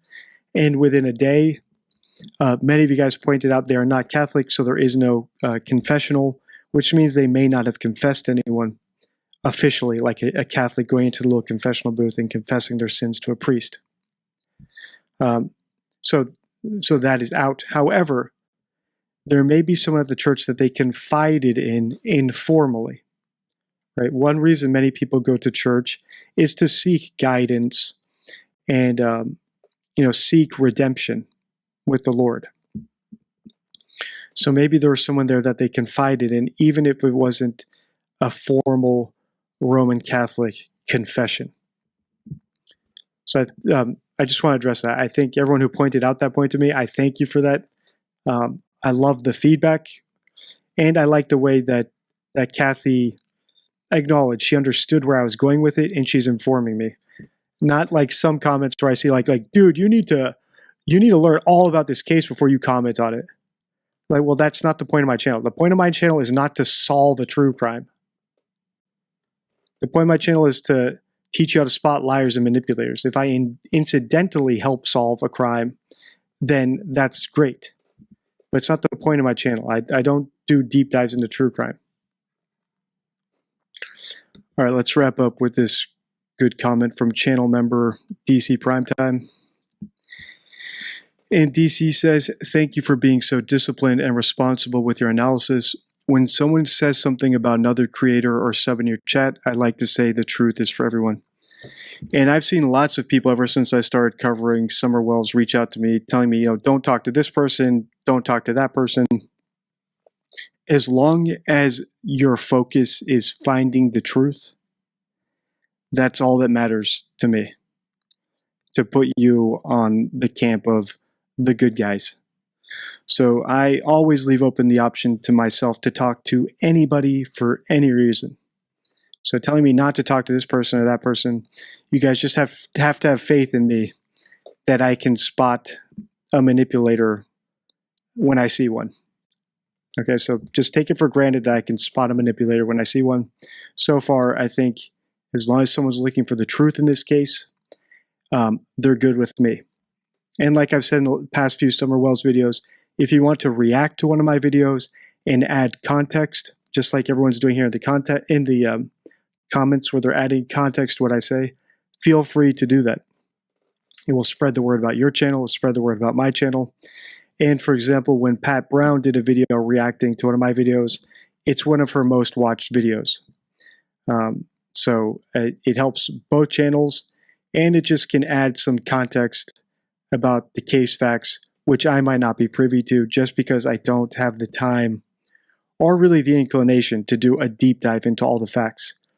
And that's important. Some people have told me to look at certain pictures of videos of Summer, and I want to be in this headspace as little as necessary. I don't want to see any heartbreaking videos of Summer or any heartbreaking pictures of her. It's not an interest of mine to be upset like that. So I want to analyze the statements and put out the theories, the lines of inquiry, my opinion, and people can take it from there. So feel free. If you are a true crime creator, a small channel, big channel, you can react to my videos. And as long as you're looking for the truth, we're on the same team. What can we learn from a hostile witness? I'm Deception Detective. I'm an attorney trained in statement analysis, and this channel exists to expose lies and manipulation. Before we proceed, please hit the like, subscribe, and notification bell. In today's video, we're going to analyze a phone call that Dawn Wells did with true crime YouTuber Ziggy. I've watched the first part of this. It gets pretty heated. And in this video, we're going to analyze what you can learn from remarks that people make in a heated state of mind. So it's actually a little bit more revealing than you might get when someone's calm and calculated. So without further ado, let's listen. I've linked Ziggy's YouTube channel in the description below. And this video actually comes from a YouTuber called Cold Cases with Colette. I've subscribed to her channel. I've linked the original video below, and I suggest giving her, as well as Ziggy, a follow. All right, without further ado, let's listen.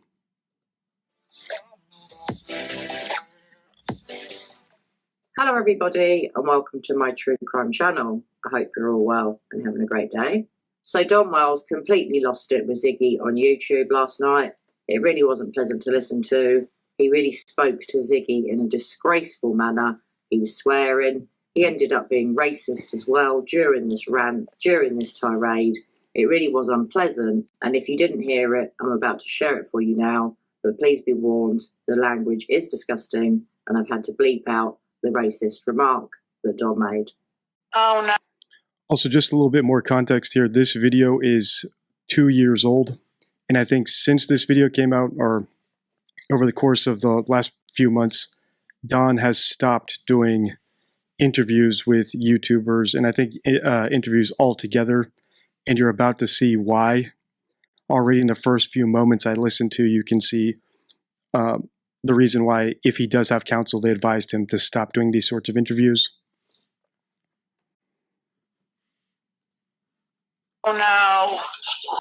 Also, I'm only hearing the phone call portion in one of my headphones, so just be aware if you don't hear audio when I hit play again, you might need to use your other headphone or other speaker or both headphones. You guys, I've got a call. You know who it is. Hello? What's up? You know I'm live, right? I mean, you're not. No, I'm not. Do you want me to put you on speakerphone? Also, if you can barely hear Don right now, that will get better once Ziggy puts him on speakerphone. We're just playing this video from the top. The audio does improve very soon. Are you sure you know you're not? You say you're not supposed to go on lives. No, I did not. Who said that? Here. Why would I kidnap my own kid? Who said you kidnap your own kid? I did. You're on speakerphone. You're on speakerphone. I did not say you kidnap your own kid. What do you mean? Why would I kidnap my own kid?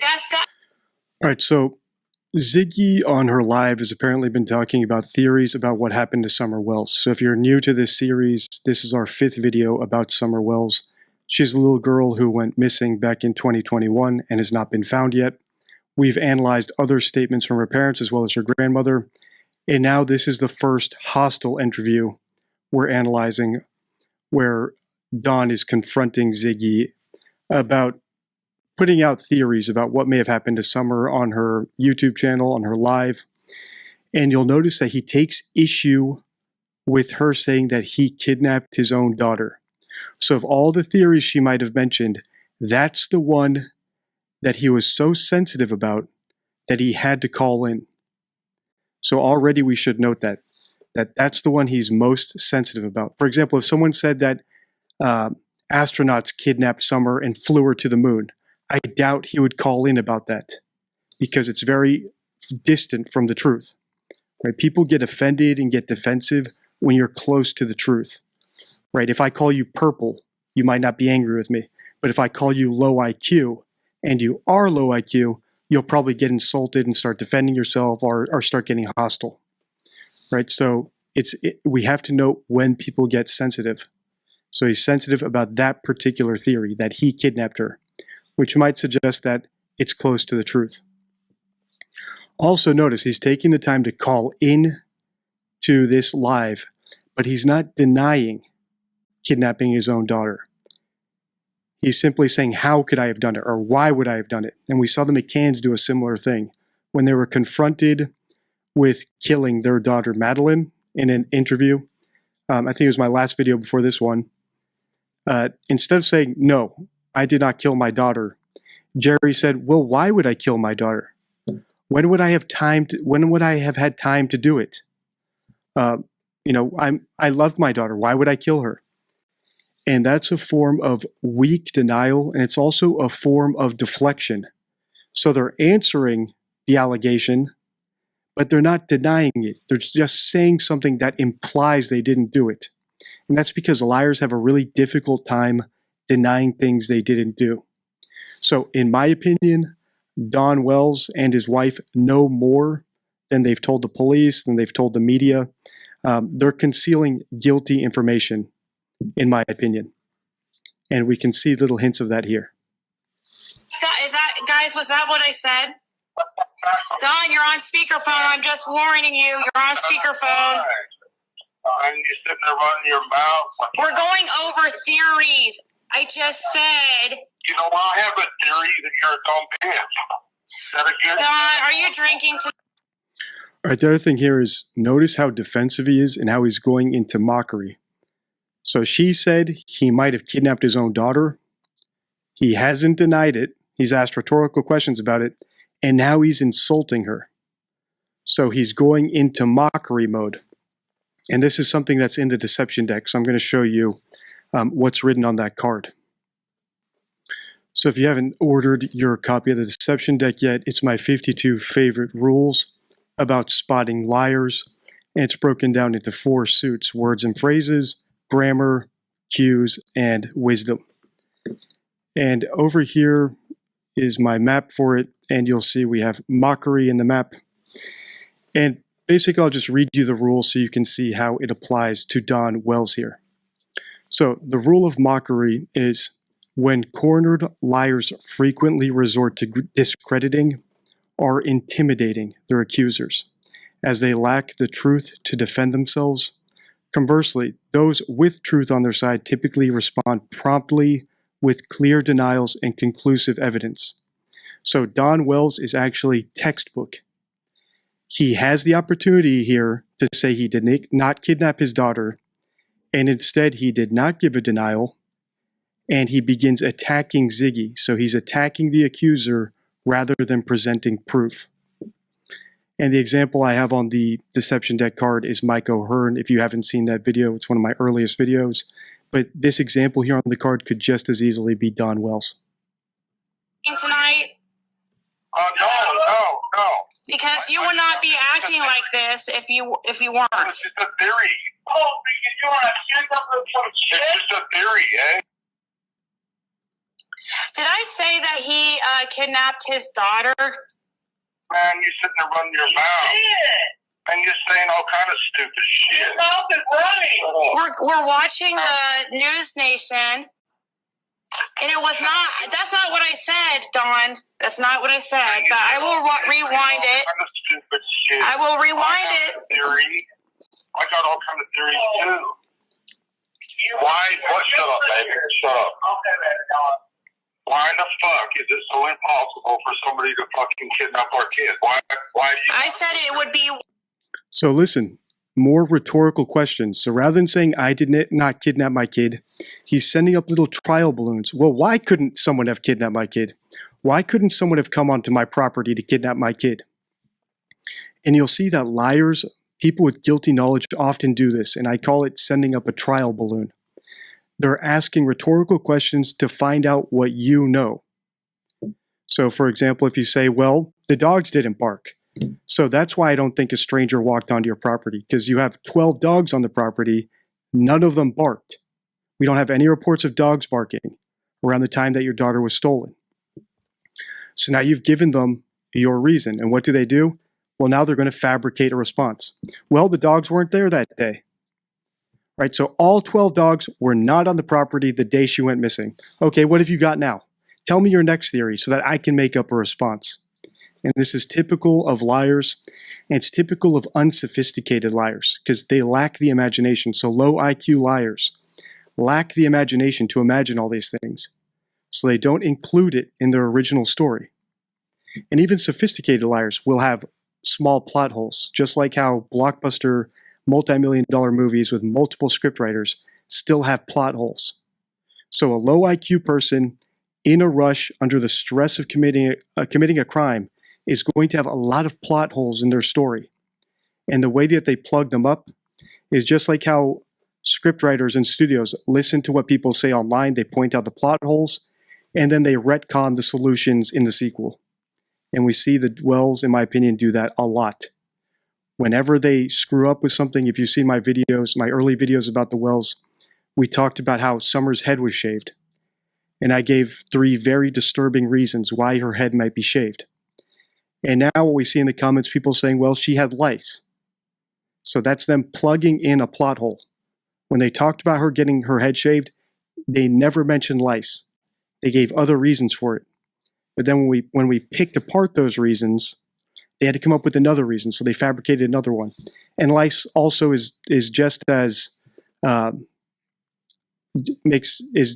inconsistent as the other reasons they gave. If Summer slept in the bed with them, how do they both have full heads of hair if she allegedly had a head full of lice? So severe that they had to shave her head, right? So all that is to say, look for these trial balloons. When someone's confronted with something and they do not deny it, but instead begin asking rhetorical questions, you should be paying attention to the questions they ask, because that's what they're most sensitive about. So right here, he's pushing the narrative that someone came onto their property, some stranger kidnapper came. So all his questions relate to that. Well, how do you know that didn't happen? Tell me how you don't know so that I can make up a reason that satisfies you.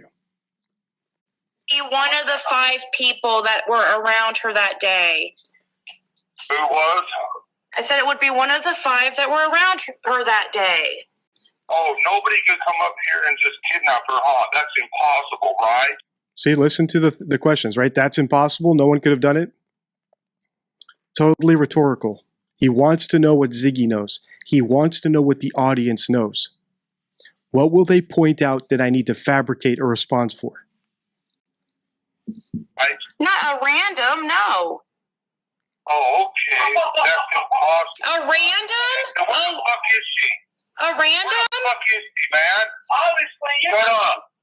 What the fuck is Hey, let Candace, I mean, you're yelling too, so why can't Candace yell? No, man, you sitting there running your big fucking cock-sucking, dick-licking mouth and saying all kinds of shit. All right, so another thing you'll notice is the insults he chooses. I'm going to get into insult choice, but before I do, notice how he speaks to women. So the insults he gets into are very misogynist, right? Talking about sexual acts that women typically perform. So he raises his voice to Candace. He tells Candace to shut up. He raises his voice to Ziggy and insults her. But if you see other interviews he does with the investigation room, he's as gentle as a little lamb, right? So when he's talking to a man, he's as gentle as a lamb. But when he talks to women, he gets bravado, right? He has very little respect for women. And I believe that same lack of respect applied to his daughter Summer, which is why I believe horrendous things could have happened to her. All right, then the other thing you'll notice is the actual insults he used. So I'm not going to repeat them. You heard them. I'll play them again just so you can hear them. And then we're going to get into the odd word choice and what that could mean. Oh, okay. That's impossible. A random? And what the fuck is she? A random? What the fuck is she, man? Obviously, shut up. What the fuck is Hey, let Candace, I mean, you're yelling too, so why can't Candace yell? No, man, you sitting there running your big fucking cock-sucking, dick-licking mouth. All right. So let's get into weird word choice.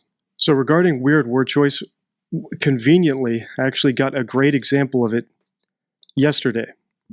So on one of my McCann's videos, I saw this comment. So someone commented, "What utter rot you talk, dude. You can read whatever you want into anything anyone does." And I commented, interesting choice of words. So I actually thought this was so bizarre, the use of the word rot, that I screenshotted this and posted onto X for all my followers on X.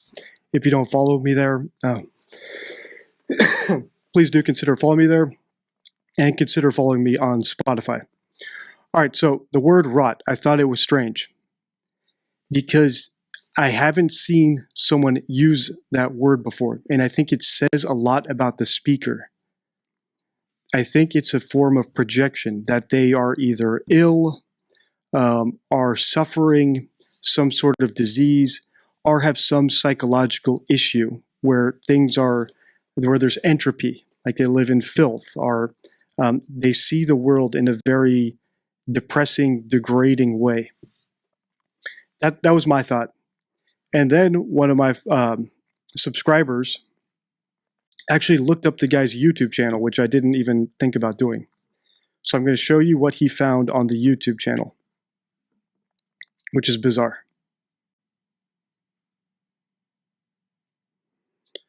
So here, Action X, otherwise known as the Gist of the Jest, looked up this person's YouTube channel, and we have these weird, low-quality videos without any faces, zoomed in so you can't see the surroundings. And I feel like this person lives in a very squalid place, right? And I'm not mocking them or insulting them. I'm just saying that's the vibe I got from that one word, rot.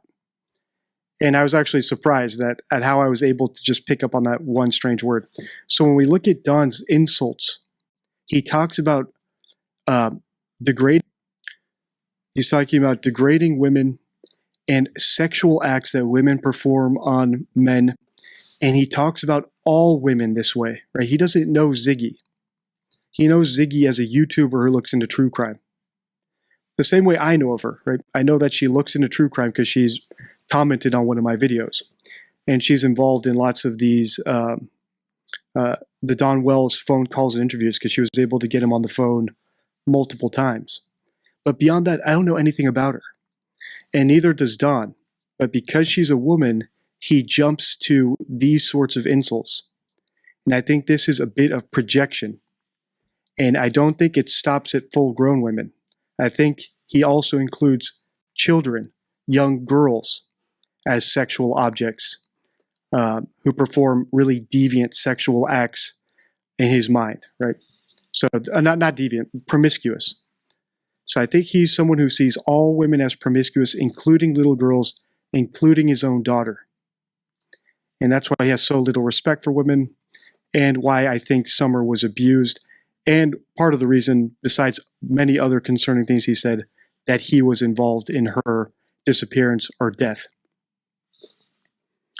Also, by the way he talks about women, he's a coward. So he's welcome to come do an interview with me, and I'm sure he'll be as gentle as a little lamb. But I don't think he has the cojones to do an interview with me anyway.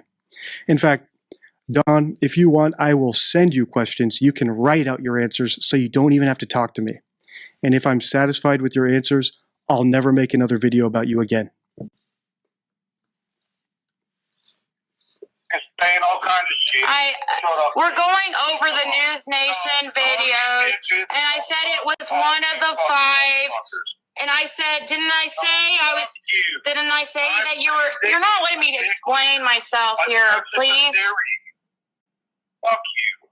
Somebody, you're not letting me explain what I said. No. I said. You guys ain't looking at the fact. Y'all sitting there running your mouth. We're watching your interview today. No, fuck all you. Hey! Fuck all you bitches and hoes. I have to say, Don, I know. Notice how he restricts his insults to just the women. There's men who make videos about him. I'm making videos about him. Back then, guys were making videos about him. That YouTube channel, The Interview Room, has a ton of videos about him. But his insult is restricted to women. I know you're drunk right now. You would not have said that had you not been drunk. That's a fact. No, you're live. You're live right now. Why are you saying this stuff? Because you're sitting there saying all kind of hateful shit about us. One of the 5. Fuck you. The other thing is, right, so Ziggy said that one of 5 people who were with Summer the day she went missing might have kidnapped her. Not necessarily that Dawn kidnapped her or that Candace kidnapped her. And just for people who think kidnapping your own kid is weird, legally someone can kidnap their own child, right? So it is a legal term. You can kidnap your own kid. You can be charged with it. Okay, so they said that one of 5 people could have kidnapped their kid. Dawn will not entertain that at all. It has to be a stranger kidnapper. Who does that remind you of? What other case have we looked at with the same sort of lack of curiosity about other suspects in their inner circle? The McCanns, right? The McCanns were on vacation with like 7 or 9 friends. Their daughter went missing. They never suspected any of their friends. They immediately took all their friends off the table as potential suspects and only wanted police to look at a stranger kidnapper. What did that tell us? It told us that they knew she wasn't kidnapped because they had zero curiosity about their friends. Right? If you don't actually know what happened to your kid vanished and you don't know what happened, you would even suspect your spouse at some point. Everyone would be a suspect. All 5 people who were with her would be suspects. The grandma would be a suspect. The mom, the siblings. Did you do something to your sister? Is your sister playing hide and seek? You know, did you lock your sister in the cupboard or something as a practical joke? But the Wells not only do not suspect each other, even though they were apart when Summer went missing. Right? Candace was with her, Dawn wasn't. Candace's mother was with Summer, Dawn wasn't. He doesn't suspect either of them. He doesn't suspect his children of doing something. He doesn't suspect the other people who were with them, friends of the family. It has to be a stranger kidnapper. And that conclusiveness is the sign of a hoax. It's the sign that he actually knows what happened to her because he has zero curiosity about any other possibilities besides the one that he's pushing. So I hope that's clear. And that will be in the deception deck. One of the cards is how to spot a hoax. There's 4 things to look for when spotting a hoax. Conclusiveness, in spite of the evidence, is the sign of a hoax. There is zero evidence that a stranger kidnapper took Summer, but he's conclusive about it, and he's conclusive that the other people are not suspects. Oh, man, I'm tired of hearing your bullshit. I said one of the 5. And I said, listen, can you let me finish? I actually said that Dawn thinks, you mentioned. I'm sick of all of you. Go ahead and keep running your mouth about us all night long, whatever it makes you fucking happy. Actually, I was going to move on from the topic, but I am. I already said, have you not been, you must have just joined. No, I'm sick of y'all. Y'all say it's impossible that somebody could. Hey, no, I'm not. The other thing is that, and this is some projection right here that we just heard, right? He's saying, you're saying it's impossible a stranger took her. That's still on the table. He's the only one saying it's impossible that one of the 5 people who were with her that day took her, which is the sign that he knows more than the general public. Right? Ziggy, everybody else, even myself, are keeping open the possibility that a stranger took her. But when I look at the likelihood, I'm stacking up almost all my poker chips that that's not what happened. I stacked all my poker chips that a stranger didn't take her. If someone took her, it was someone they knew, or they did it with consent in that they sold their daughter, or they killed their daughter and hid the body. So I don't think a stranger kidnapped her. And I don't think that the children, her brothers, did anything to her, and then the parents, out of an instinct to protect their sons, covered up the crime, like I think happened with the Ramseys, where I think that Burke accidentally or deliberately killed his little sister, but because he was so young and there was nothing they could do to bring her back to life, And they didn't want Burke to have the stigma of being a killer for the rest of his life. The parents covered up the crime with a hoax and pretended she was kidnapped. So we see lots of parallels between the Wells, the McCanns, and the Ramseys, and you can watch all those series on my channels. I have different playlists for each of them. Not going to. Glitter Queen? No, I'm not going to have to. You know so fucking much. What the fuck happened to her? We're going over theories. You said...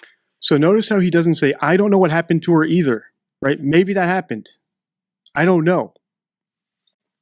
He's only asking what happened. He's never said yet that he didn't do it, and he's never said that he doesn't know what happened.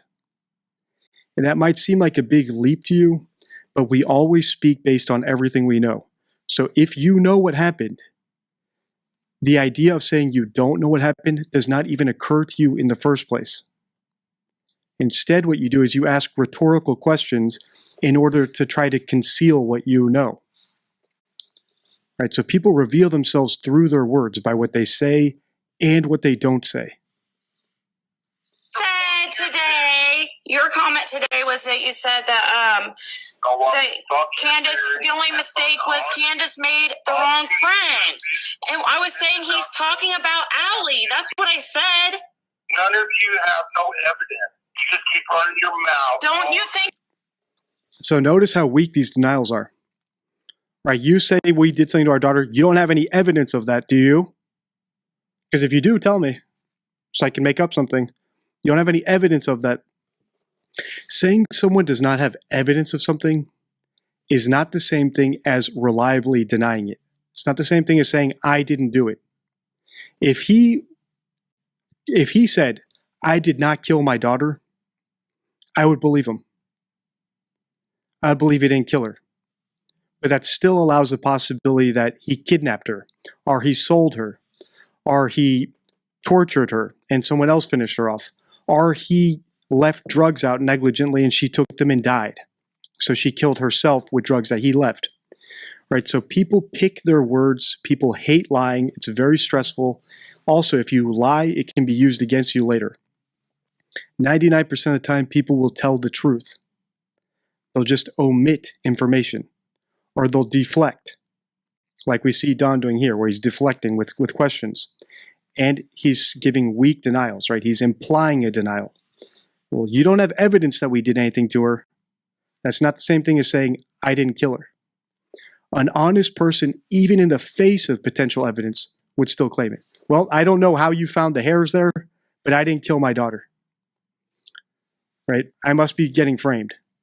Because honest people know they have the truth on their side. So it's easy for them to deny something they didn't do, and they can do it in spite of all the speculation about them in the world.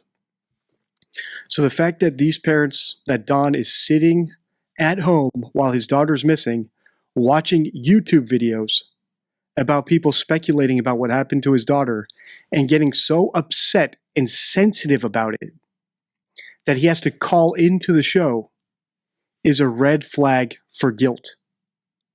He is scared. He is shaking in his boots. The same way the McCanns they had to write a book. They had to go do interviews. They were scared. They're petrified of losing control of the narrative. They had to push the story that someone kidnapped their daughter, because as soon as that story died down, all the fingers would point right back at them. And they knew that. The Wells know that too. Think it's aren't you suspecting Allie? So good. So Ziggy asks a good question here. So Allie is some lady who was with Summer the day she disappeared. And Ziggy says, well, don't you suspect Allie? An innocent parent would suspect everyone, like I said. He would even suspect his wife, Candace. He would suspect his mother-in-law, who's also named Candace. But he does not suspect anyone, any of those 5 people, including relatives, including friends of the family. He suspects none of them. So Ziggy asks a good question here. So you don't even suspect this friend of the family, Allie? Was it you said that Candace, the only mistake was Candace made the wrong friend. And I was saying he's talking about Allie. That's what I said. None of you have no evidence. You just keep running your mouth. Don't you think it's don't you? Aren't you suspecting Allie? When you don't know shit about nothing, you just run your fucking mouth constantly, 24. Also, notice how he looks down on Ziggy for not knowing jack about anything, right? You don't know shit about nothing. So he's looking down on her point of view, on her opinion, because she doesn't know anything. So what does that imply? She doesn't know anything, so she's down here. I'm looking down on her from up here, right? She's lower than me. It implies he knows something. It implies he probably knows what happened. So whenever someone's off course, he looks at them with disdain. You don't know anything. When someone says you don't know anything, it means that they might know something. And he should be just as clueless as Ziggy. He should be saying, we don't know anything. So he's revealing himself as having more knowledge than other people who should have the same amount of knowledge of the case as he does. And we actually saw the McCanns do the same thing, where they spoke when people accused them of being negligent parents for leaving their kids alone in the hotel room while they went out to go eat. They talked about how stupid those people are because the crime rate was so low, and spoke about the people who criticized them for that with disdain. When if their story were true, if a kidnapper came in and took their daughter, that would be 100% reason the kidnapper got away with it, because they left the children alone. So the fact that they don't regret leaving the kids alone, and they think that people who point that out are less than, are misguided, are silly or foolish, it means that they know that's not the reason Madeline disappeared, right? They know in their heads, us leaving her alone in the room was perfectly fine. If we hadn't done the thing that killed her, it would have gone on. It would have gone off without a hitch, right? We were perfectly fine to leave them alone in that room and go to dinner and come back, except for this one little hiccup that had nothing to do with leaving them alone in the room. We were right. So people reveal themselves by who they belittle, especially in these hostile witness interviews. Who they belittle, what they belittle them for, the words they choose to belittle them, are all great indicators of the truth if we listen closely. It tells us a lot about the person, what they're projecting, what they value, what they don't value, and what they know.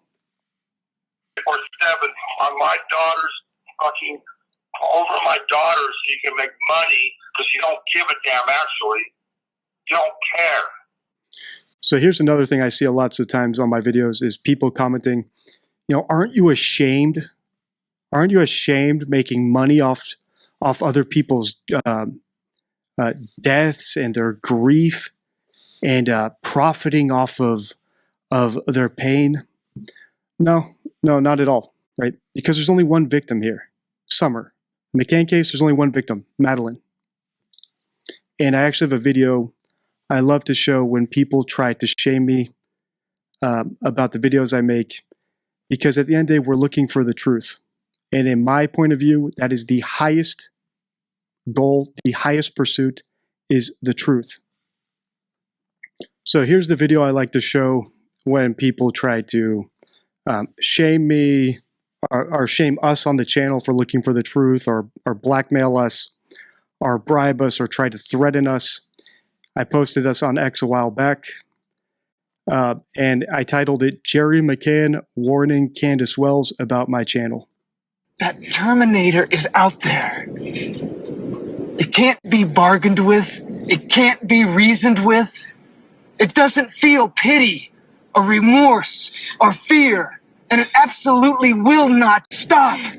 Ever. That Terminator. And that's the stance we take on the channel when it comes to finding the truth. There is nothing someone can shame us with, blackmail us with, threaten us with. I don't stop, no matter what. So the best you can do is just hope I move on. And hopefully Ziggy takes the same stance, right? So we can see Don trying to bully her, basically trying to do everything we saw on this mockery card, where they try to defend themselves. Instead of defending themselves, they have to intimidate and try to belittle their accusers because the truth is not on their side. Right? So there is no proof Don could ever offer if he is lying. There's nothing he could ever do to prove he's innocent. So the best he can do is try to bully and intimidate and shut down anyone who accuses him. That's his best last option because he does not have proof or truth on his side. You sit there running my daughter's name in the ground and me and my wife's name in the ground 24/7. You don't give a fuck because you. I'll rewind and listen to what I said, but I don't think I said that you abducted her. I don't think that I. So even if Ziggy had said that, I could care less, right? Everything anyone's talking about right now is an opinion. Even on this channel, I'm giving my opinion. Do I think the Wells should be prosecuted and locked up for life based on the analysis we do here? No. Right? The analysis we do here, the deception detection we do, should be used for us to hedge our bets, to guess the truth, especially in a life or death situation or even a small situation like a relationship. You want to have as much information as possible and be able to analyze it. But when it comes to imprisoning someone else or locking them up for life, you do need to have it beyond a reasonable doubt. I believe that is the correct standard to have in the court system. So the analysis we do here hopefully can point investigators where to look, who to look at, where to allocate resources based on likelihood, so that they can get the proof they need to lock up whoever is responsible. I said you abducted her. The biggest bitch out there. I was just watching the freaking the video. I hadn't seen it. You have that little bitch on your channel. No, I don't. It's the video. I didn't even. I was watching the News Nation videos from today. Well, whatever. You still have the little bitch on your channel. Well, I didn't. I mean, I could see that he was on the. I mean, yeah, we're watching. It's about Summer. I mean, it's not about Summer. It's about you. It's about Chris Dam. It's about Well, Chris McDonough was talking about. It's not about Summer at all. We're sick of y'all. Not one of you cannot just. You don't. It doesn't matter. What is it? I don't. This is also another parallel with the McCanns, right? So the McCanns, when journalists came to Portugal to look for Madeleine, right, to search places where her body might be buried, or to follow up leads regarding her death, right? So regarding the idea that she was dead.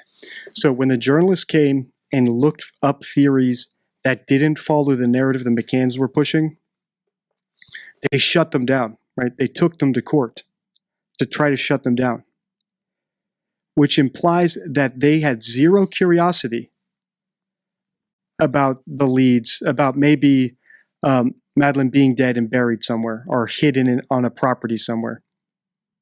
You would think that parents of a missing child who don't know what happened to their kid would appreciate more people investigating, right? More people looking in wells or looking in caves for her body because they don't know what happened to her either, right? So if you don't know what happened, at least the more people looking at the case might at least get you a body so you can give your child a proper burial. But the Wells make the same mistake the McCanns did, right? So lying is very difficult because you have to put yourself into a completely different situation. You have to think like someone who's in a totally different context. And it's very hard to do, right? Especially for people with low IQs. So the Wells, I believe, have very low IQs. And what you see is they forget themselves. So really, he should be appreciative of Ziggy looking at Allie and looking at their friends and following those leads. Because as far as he should know, she might be onto something, right? Those might actually be the suspects. They might have done it. And in his mind, Ziggy should be helping him chase down leads. But instead, he gets defensive about it because he's sensitive. He knows the truth. He thinks she's dumb for following those leads because he knows they didn't do it. He knows he did it. in my opinion, right? He knows who did it. So he doesn't want them searching people who might be involved, people he's sensitive about, so he wants to shut down those investigations. Or he belittles the investigations that look into the wrong people because he knows they're on the wrong track, and he thinks less than because they're working off information that he knows and they don't, so they look silly to him. When in reality, if he knew just as little as everybody else, he should be just as curious about all the leads everyone's looking into, and he should actually be appreciative. He should actually be thanking them for looking into those leads. I don't understand what upset you because I haven't. This wasn't even that bad. I don't understand. Everyone of you know that Summer was abducted, but you got to keep running her name in the ground and keep running us in the ground because you all don't give a fuck. So listen to the conclusiveness. Every one of you know she was abducted. How does anybody know that? How do they know that, right? A bear, they said bears were on the property. A bear could have grabbed her and taken her off. She could have wandered into a creek and and drowned. They have no idea what happened to her if the story is true. So the fact that he's saying people know she was abducted, I believe him. I believe she was abducted by someone he knows with his permission. So he either gave consent to someone taking her, or someone took her without his express consent. He knows who it is and he's too afraid to turn them in, or he's using it to gain some benefit from whoever took her. Right? So it's either a trade, a straight up trade, an exchange, or it was an implied trade. Something was taken and now he's waiting to get the benefit from it. She was abducted by somebody she knows. I don't think there's any way that she just randomly. So I can see why he called in now, because Ziggy actually said exactly what I just said, that she was abducted by somebody he knows.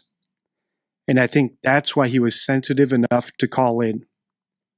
So the fact that he was so sensitive about what Ziggy was talking about, and that's what she was talking about, means we're on the right track in this analysis. And just remember, I came into this analysis 3 weeks ago, knowing nothing about this case. All I did was listen to their own words. I listened to Dawn's words, Candace's words, and Grandma Candace's words. And I came up with the same theory that Ziggy has after multiple interviews with Dawn. And I think she's researched every nook and cranny of this case that she possibly could, right, from a distance. And just as a disclaimer, I don't know everything that Ziggy's looked into. All I'm doing is listening to her interview here. And I don't know how she came to her theories or if this is her only theory. But the fact that she's agreeing with me after spending hours and hours, I think years on this case, is just a testament to how effective the deception detection we do on this channel is. Right? We've spent 3 weeks on the case and analyzed 4 videos. Right? This is our 5th video, and have come up with the idea, right, through the parrot's own words, no extraneous knowledge. Right? I've seen hundreds of wild theories in my comments. Right? Looking at this person, looking at that person. They're associated with here X, Y, and Z. I haven't looked at any of that. Right? I don't consider any of it. I'm literally just listening to the words from the horse's mouth. I'm not listening to any hearsay. So if people are concerned that I'm getting influenced by hearsay or comments about, well, the neighbor said this or the police officer said that does not factor into my analysis. Right? If you want to watch my analysis, you can watch the playlist. It's in the pinned comment under this video and see how we've come to this theory using nothing but their own words. So if you watch them in order from oldest to newest, you'll see that we did not factor in any extraneous information coming to this theory. And now we see that Ziggy has the same theory, and Don was sensitive enough about that theory to call in and try to dispute it, but not deny it. That's important. You can run your mouth. You know she was abducted by somebody she knows? You know she was abducted by somebody she knows. All right, so that's great. So we're about halfway through this video. We'll finish this up in a part 2. Right now, let's take a look at the top comments from my last Summer Wells video and see what insights we have there, and give me a chance to respond to them, see what other gems we can pick up from the comments section. All right, so let's look at the top comments from my last Summer Wells video. The title of that video is How to Develop New Leads. And the top comment is from Julie Freeman. And Julie says, thank you for keeping Summer Wells in people's mind. They cannot and must not get away with murder. So thank you, Julie. And remember, the point of my channel is to teach people how to spot liars and manipulation. So I'm glad that we're keeping an ongoing case alive. But just remember that the point of my channel is not to solve these crimes. So if we end up doing that, that's great. But I do recommend also following true crime channels who try to track down the leads that we bring up in my videos, right? So now we have a few other channels who watch my videos, they take what I say and react to it on their channel, and they also pursue the leads that I bring up. So I think those are also very valuable. All right, next up is Blue Waffle Warrior, a member. Thank you for being a member, Blue Waffle. And Blue Waffle says, oh boy, I'm definitely not missing this one. DD is the most underrated content on YouTube right now, and I'm addicted.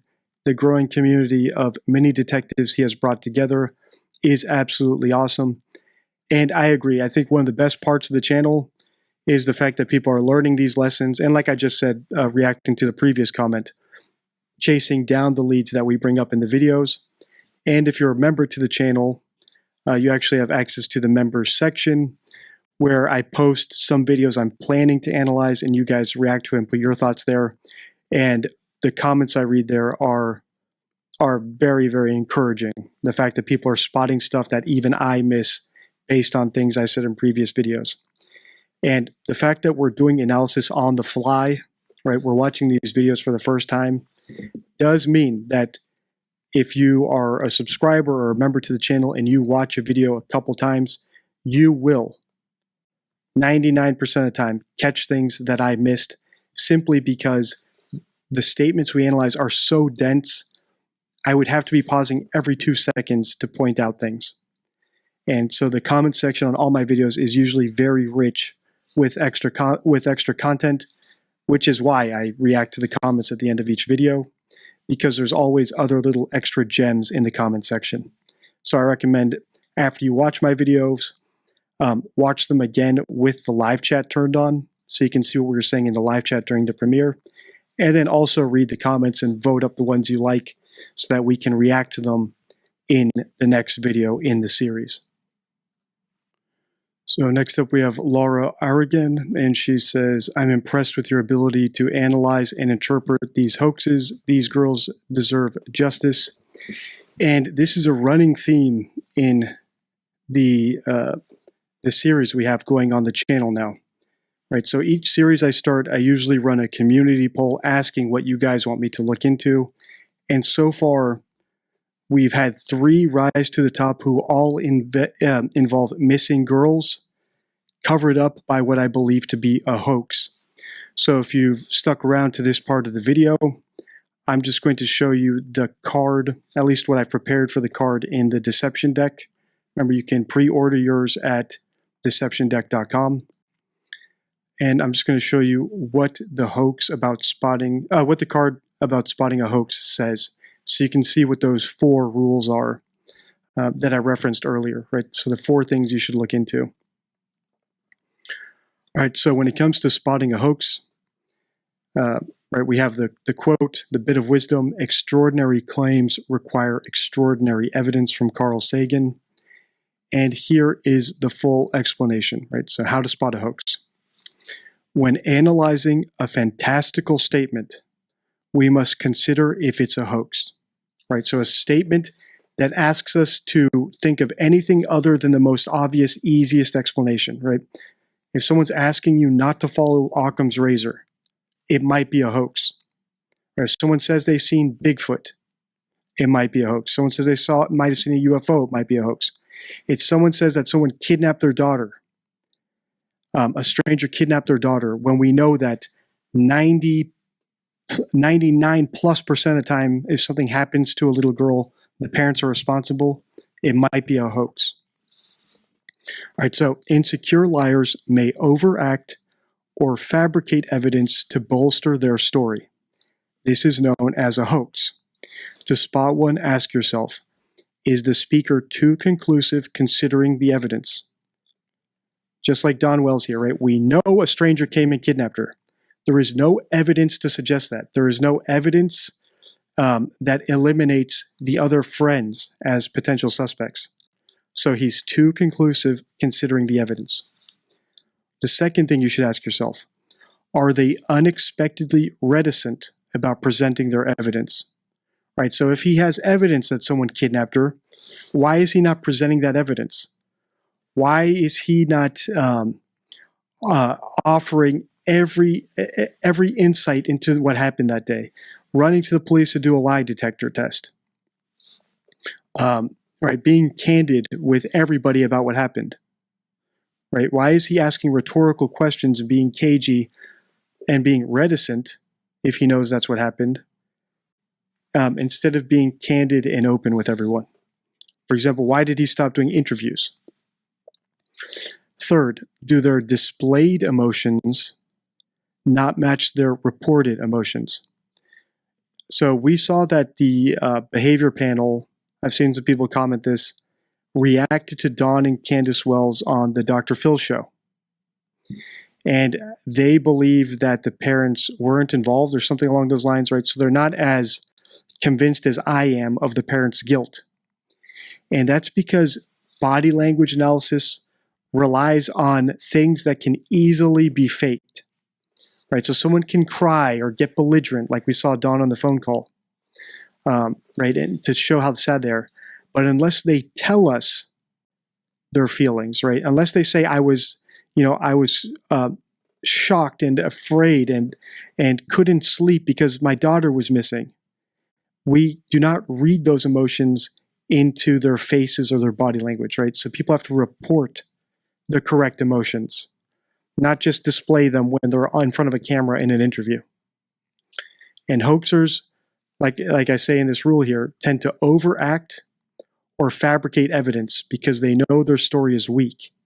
So lots of time a hoaxer will cry very convincingly on camera, right? And wail and moan and shout. But when it comes to talking about what happened on the day, they don't report any of that because they're making up the story.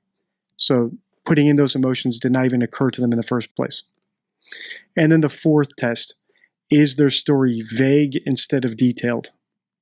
And if you saw my video where we analyzed Candace's recounting of what happened on the day that Summer went missing, we point out just how vague it is, and actually how there's pieces where she skips over time, so as not to be totally candid with us, right? So she's not giving us a detailed play-by-play like you would expect, but jumping over things and being vague and cagey about things. So those are 4 signs of a hoax. So when you're presented with something that seems like it might not be true, ask yourself these 4 questions. And once again, this is a card in the deception deck. All right, so next up is Aquarius 964. And Aquarius says, Grandis, so that's Grandma Wells. Grandis had a very busy day for having a messed up knee. She went into various stores, went down to the swimming hole, had a nap, messing up Candace's storyline, and felt like planting succulents. Yeah, no way. Just another liar on the hill, in my opinion. And this is a great comment because, yes, if you watch this video, Grandma told us how her knee hurt, how they had to go to the hospital to inject it because of the pain and swelling. However, when they get back from the hospital, she decides to go do gardening, which, if this were a movie, would be a plot hole. Right, so it's very hard to fabricate an airtight story. And I even replied to Aquarius's comment a few weeks ago. I said, pretending to be Grandma, my knee is killing me. Let's go do some gardening. So when they fabricated their story, because I think this is a fabricated story, I don't think any of this actually happened, or if it did happen, they're leaving out all the incriminating parts. And if you want to see my full thoughts about this, make sure to watch this video, How to Develop New Leads. But it just shows you how hard it is to come up with an airtight story, because you don't consider all these things. And that's how we catch liars, right? Lying is very difficult, especially when it comes to fabricating a story. So there's certain words people use and types of grammar people use when they're omitting, when they're editing out parts of a story. And then there's certain things, words and cues and grammar for when they're actually fabricating a story. So there's different indicators for each. So either someone's telling us the truth, but they're editing out the incriminating parts, or they're telling us a made-up story, and there's ways to catch both of those. That's how we catch liars, with their own words. All right, next up, very funny username, Amanda Hug and Kiss. Sounds like something Bart Simpson would come up with. And Amanda says, this channel is my new favorite place to be on the internet. Thank you, Deception Detective, for the unique content.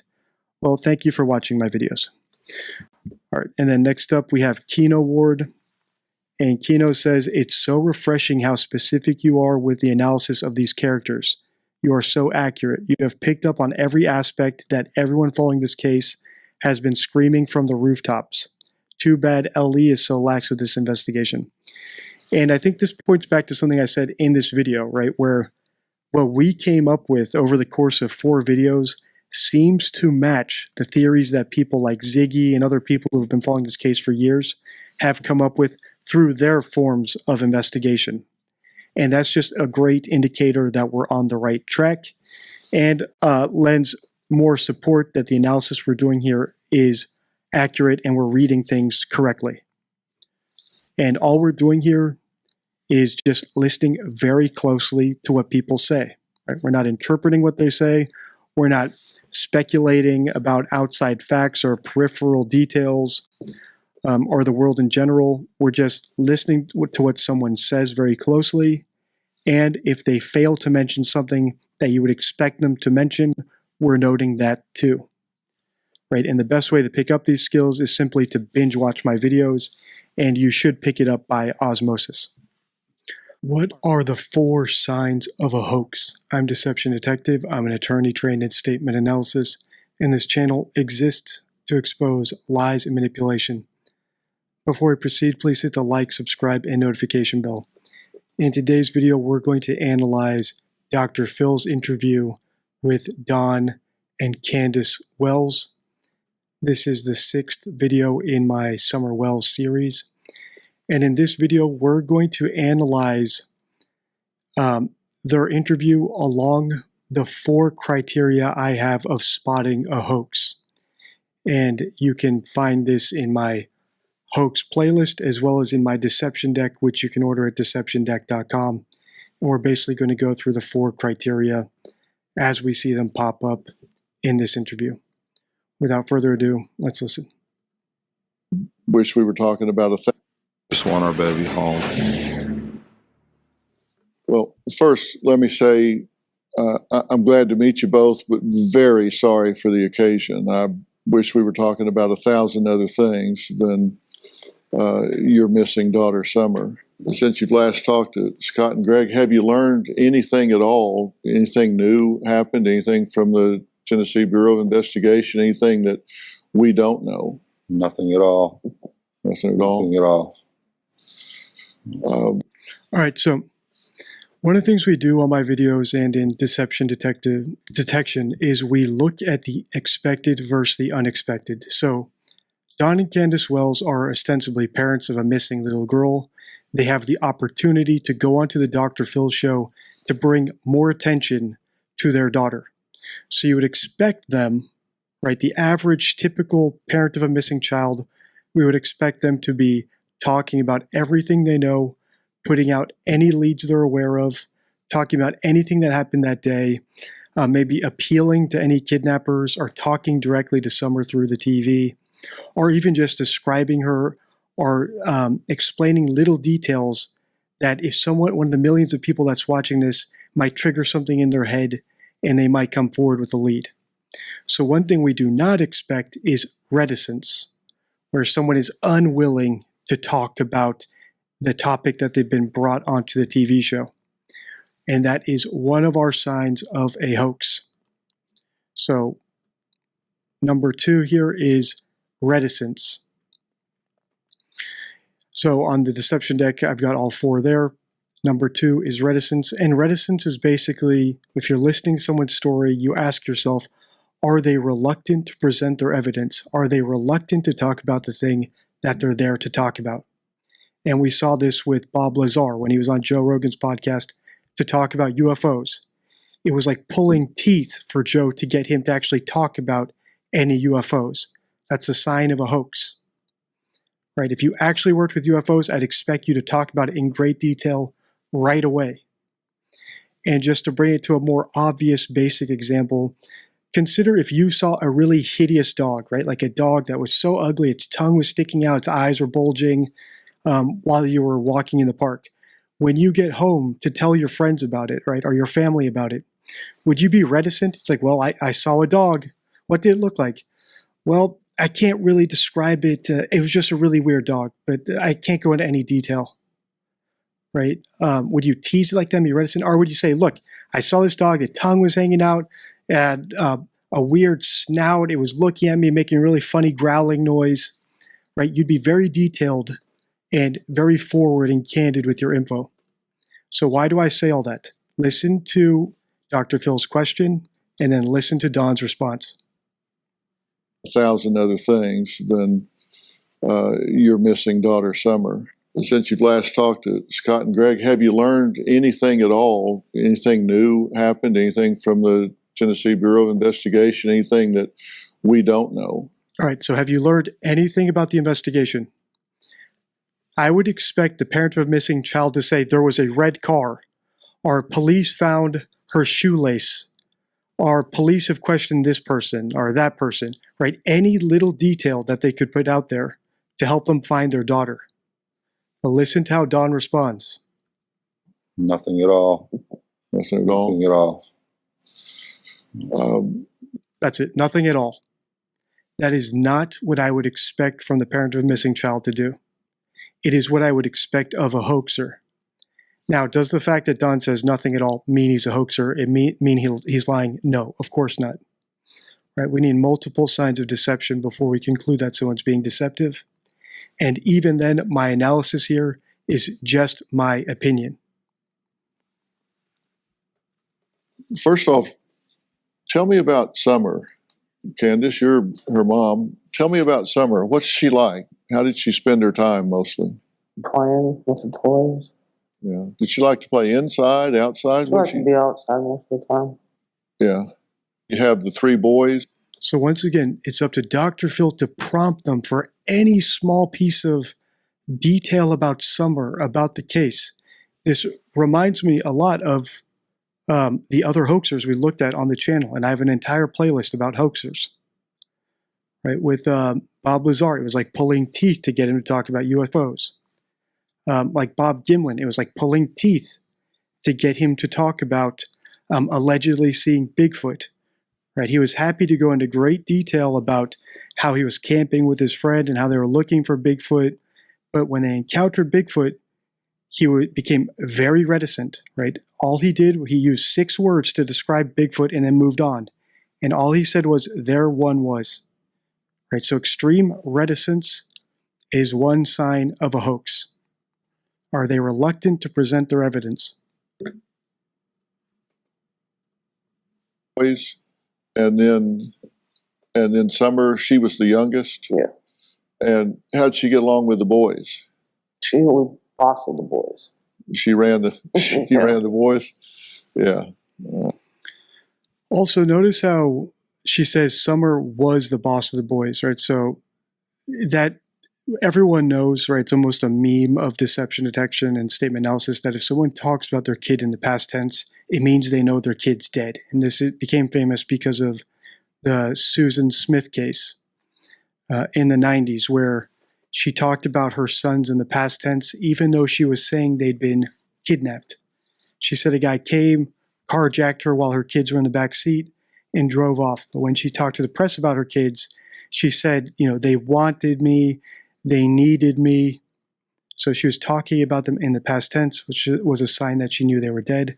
And lo and behold, she had murdered them. She locked them in the car and then let the car roll into a body of water and drowned them. So I always flag it when a parent talks about their kid in the past tense that they may know that the kid is dead. Does this mean 100% of the time that they know they're dead? No. However, it is unusual of the parents of a missing child to speak about them in the past tense, because parents of missing children not always, but 99% of the time tend to hold out that hope that their kid is still out there alive and is going to be found. Otherwise, what's the point of going on to Dr. Phil? If you don't believe your kid's still out there to be found, there's no point in raising awareness about it. So the fact that she speaks about Summer in the past tense, right, she was the boss of the boys, is something to note. But like everything, it's not a smoking gun. She was the youngest? Yeah. And how'd she get along with the boys? She was boss of the boys. She ran the ran the boys? Yeah. I kind of, in watching her run around, she sure had a lot of energy.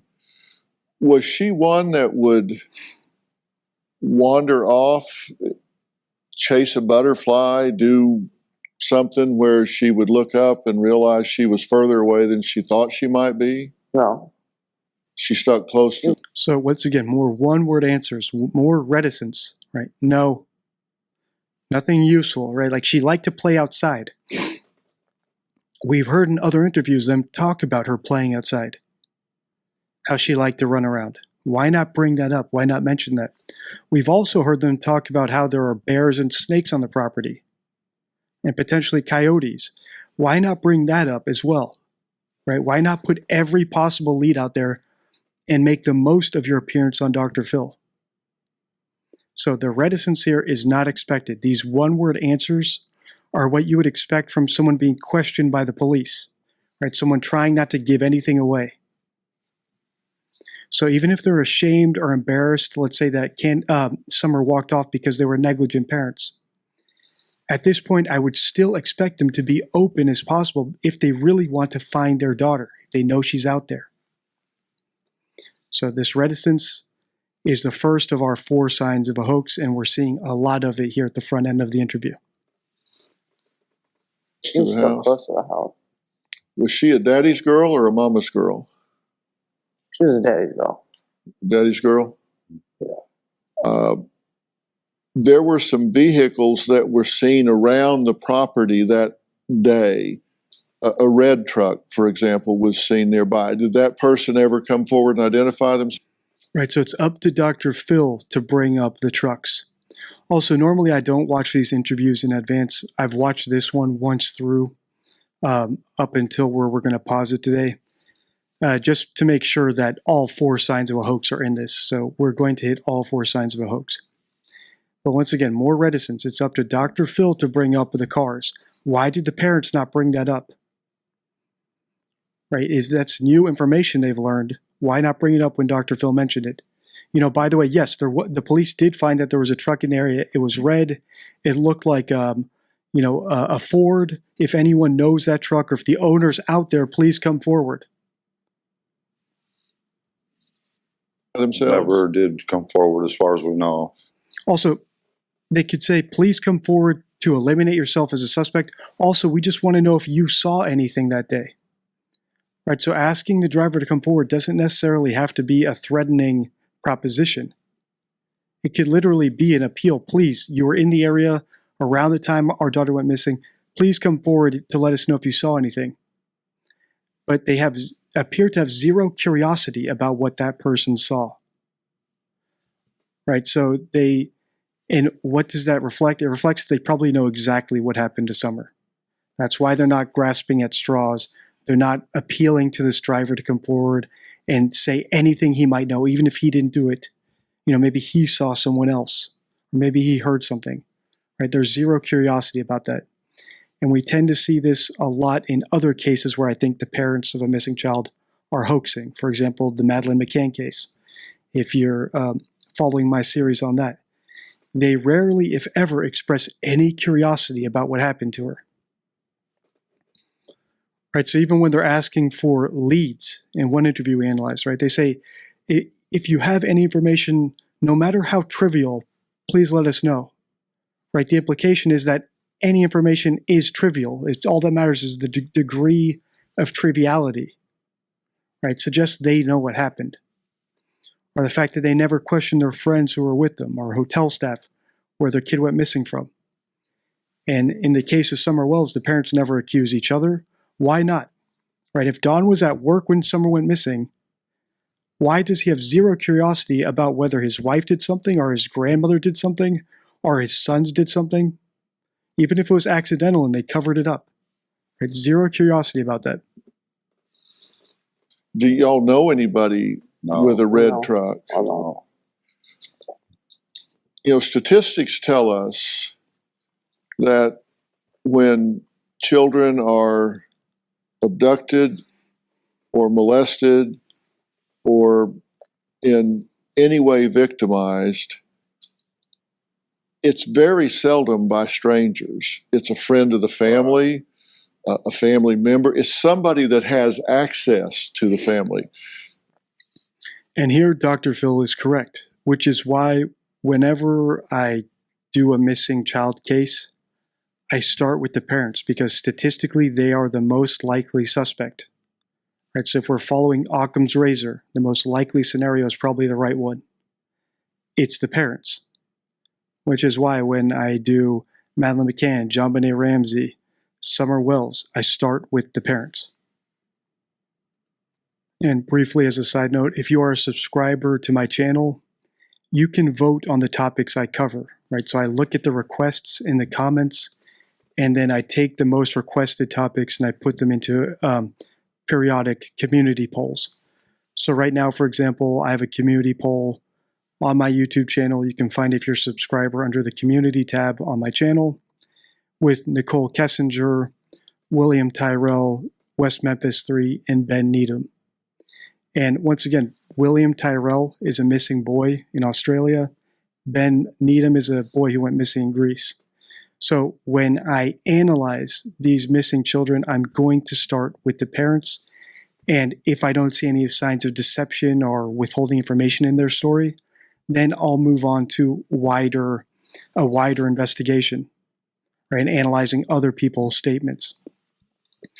Also, the third largest population of my subscribers are Australians, and thank you to everyone in Australia who subscribes to my channel. I've had so many appeals to look at William Tyrell, just personal comments from people under this poll and all my other videos. The Australians have shown so much passion for this little boy that even though he's trailing in my community poll, I've been moved to do a video about him. So I will do a video about him, and I hope my Australian subscribers and Australians in general turn out for that video. Remember, I base the videos I do on who watches them and if my general audience watches it. So hopefully, if that gets enough views, I can make a series out of it. But from what I know, this is a sad story, and it lines up with lots of other missing children that we cover on the channel, including Summer Wells. Do you have any idea, any concept of anybody that would have had knowledge of your property, how to get down that road, how to do anything that and I'm not asking you to name somebody here, but is there anybody that comes to mind? Once again, Dr. Phil is asking them a very broad question. Is there anyone, anywhere, at any time who knows anything about your property? What would the parent of a missing child say? What do you expect someone to say? What if your kid was missing, or even your dog was missing? What would you say? Well, for example, if it were me, I would say I've got a mailman that comes to my property. There's a UPS guy who comes to my property and delivers packages. There were people working across the street on an electrical pole, right? Which I think is actually the case. There was actually government workers working around the property. Right, then I would say I've got friends who visit, family who visit. I would be bringing up every possible lead. But what do you, if they are hoaxing, what do you expect they say, right? So start thinking like me now. You've got, I'll give you all 4 signs of a hoax right now, right? Just so we're not hiding the ball. So conclusiveness, reticence, emotionality, where there's a difference between the emotions you see and the emotions they're reporting in their story, right? So if they're crying and they don't report that they were crying at the time, or they don't report any emotions of sadness, it's a sign that they're probably manipulating you. And then vagueness, right? So those are the 4. If you've pre-ordered your deception deck, thank you very much. They're going to ship out very soon now. They're at the printer. If you haven't, you can order at deceptiondeck.com. While they're on pre-sale, while they're on pre-order, there is a sale, so you can actually get it for cheaper than when they're actually printed and in hand. Okay, so these are the 4. Reticence is the one we're looking at right now. If they are hoaxing, what do you expect them to say? Do you expect them to come forward and talk about everyone who's been to their property? Or do you expect them to give us another one-word answer? That might have seen Summer or targeted her in some way. Not that we know of. We've been thinking about that constantly. Constantly. It's just trying to think. Candace, is there? No. Another one-word answer. Not that we know of. So no postman, no one you saw, no friends, no nothing. I don't believe it. Right? And you don't need to be a deception detective to realize that that's an odd response. Not one person comes to mind who is familiar with your property at all. Is there anybody that made you uncomfortable, just the way they looked at her or were around her? Nobody that I'm aware of. I'm sorry? Nobody that I'm aware of. Nobody that I'm aware of. These are big red flag answers because they are so reticent. Reticence. And if you've seen a video I did, What Does an Innocent Parent Sound Like? It's in my McCann's playlist. You'll see the difference between the way these parents are talking and parents of actual missing children. Once you watch that video, the difference is so stark it's almost impossible to unsee it. And maybe I'll do another comparison video for this series as well, where I look at 2 other parents of actual missing children and compare them to the Wells, just so there's one of those comparison videos in this playlist. So please do let me know in the comments if you want me to do another comparison video with innocent parents. And if you have any innocent parents you think would be a good comparison, drop their names in the comments below as well, please.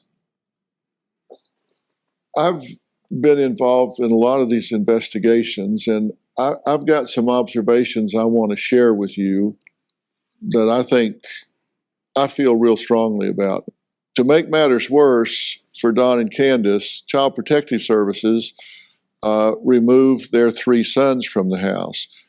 That might be a bad thing. It might not be a bad thing given some of the hate that's been directed towards them. We'll talk about that when we come back. Authorities say on October 14th, Summer Wells' mom, Candace Bly, told officers Donald Wells came home drunk and saw someone else in the house and believed that Bly was cheating on him. Bly filed an order of protection. She says Wells drinks and So just here briefly, we already have written proof there was another guy in the house. Why did they not mention this guy as a potential person? So even if they're not bright enough to say, hey, I've got a postman who drops off packages, there are people doing work, there at least was another guy at one point in their house. And I do believe that there were a bunch of people coming in and out of their house a lot, very shady, low-class people.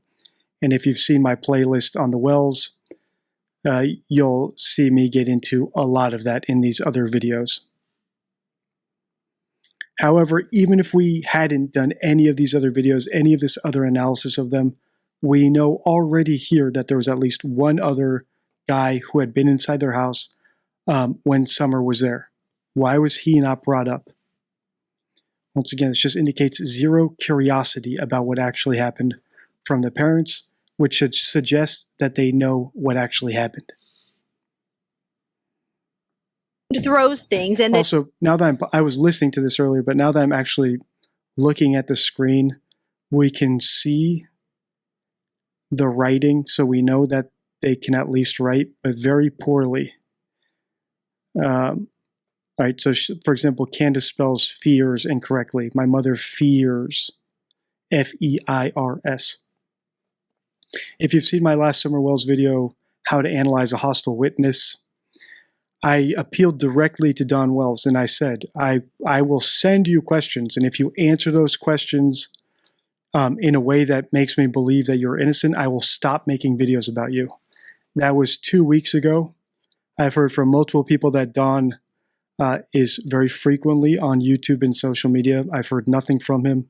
All he'd have to do is leave a comment or submit a contact form on my website, deceptiondeck.com. I've heard nothing from him. Some people said that I might not hear from him because they are illiterate, but here clearly they can read and write, even if not very well. So I gave him 2 weeks. He hasn't done it, so that's why we're making this video right now. And that he was mentally and physically abusive. She's apologized to me. She even talked to the judge and told him that she made a serious mistake. The domestic assault charges and unlawful possession of a handgun were dismissed. For Don and Candace, it was bad enough dealing with the stress of their 5-year-old daughter Summer disappearing 4 months ago from their rural Tennessee property. But to make matters worse, their sons, 13, 11, and 9 years old, were removed by Child Protective Services. This is the hardest time of me and Candace's life. You lose your daughter, and then you get blamed for it, and then everybody turns on you. We had threatening phone calls daily. They threatened my job. They'd done everything they could to destroy our family. All right, so this interview was done only 4 months after Summer went missing. So already we see a total lack of curiosity about what happened to her. And we're starting to see all 4 signs of a hoax, right, from my spotting hoaxes card in the deception deck. So conclusiveness, reticence, emotionality, vagueness. We've already seen some examples of some of those, and now we're going to see examples of the rest. And when I mean a hoax can just be someone presenting false evidence or lying to you with false testimony. Right, so a hoax isn't necessarily like the big banner hoaxes we looked at on the channel, like aliens, specifically Bob Lazar's story about aliens and UFOs, or Bigfoot, or Me Too hoaxers, right? So people who weren't actually victims pretending to be victims. There's also hoaxes you experience in everyday life, and like we have here, what I believe to be a true crime hoax, where the parents are hoaxing an abduction in order to cover up a crime, whether it was a crime of passion, of negligence, of premeditation, we don't know. At least at this point, we don't. Family. Had a stranger come up at 2 in the morning, didn't know what he was doing there. I fired a shot over his head, and they ran down the driveway. I expected bullet holes to be coming through our house, so we had a lot of sleepless nights. So once again, now we have a mention of another shady person. So even after Summer was missing, someone came to their property allegedly, and Don had to shoot at them. Why was that not mentioned when Dr. Phil asked for new information, new leads? So just notice all the potential things they could have mentioned outside of the obvious. Why do they not do that? Why are they not scrambling for leads the way we expect them to? Like I've said many times now, I believe it's because they know what actually happened, so they are not curious about what happened. Instead, they're trying to shut down the conversation and wrap up this little investigation. And we've seen this from the McCanns as well. Right? They express zero curiosity about what happened that night or where Madeline might potentially be. It was taking a toll on me. At one point, I broke down. I lost it. I started drinking really bad, and I made some poor decisions. Once Summer was taken, CPS had to open a case for our good and for the boys' protection. So CPS thought our house was dangerous. I was being dangerous. The CPS took our boys. which I was glad at the time. I was glad that they were not here because I was scared to death for their lives. So 99% of the time, if someone's trying to deceive you or trick you, they'll just tell the truth and they'll leave out vital context or detail. So they'll lie by omission. More advanced liars, like psychopaths, lie by commission, where they actually just make up something whole cloth. But that requires a certain type of boldness. And then the most sophisticated liars lie by information treatment, where they tell you the exact truth, but they distort it with the words they use. So, for example, if you see my Casey Anthony video, that's an example of someone who lies by commission. 99% of the time on my channel, we see people lie by omission. And then if you see my video, how to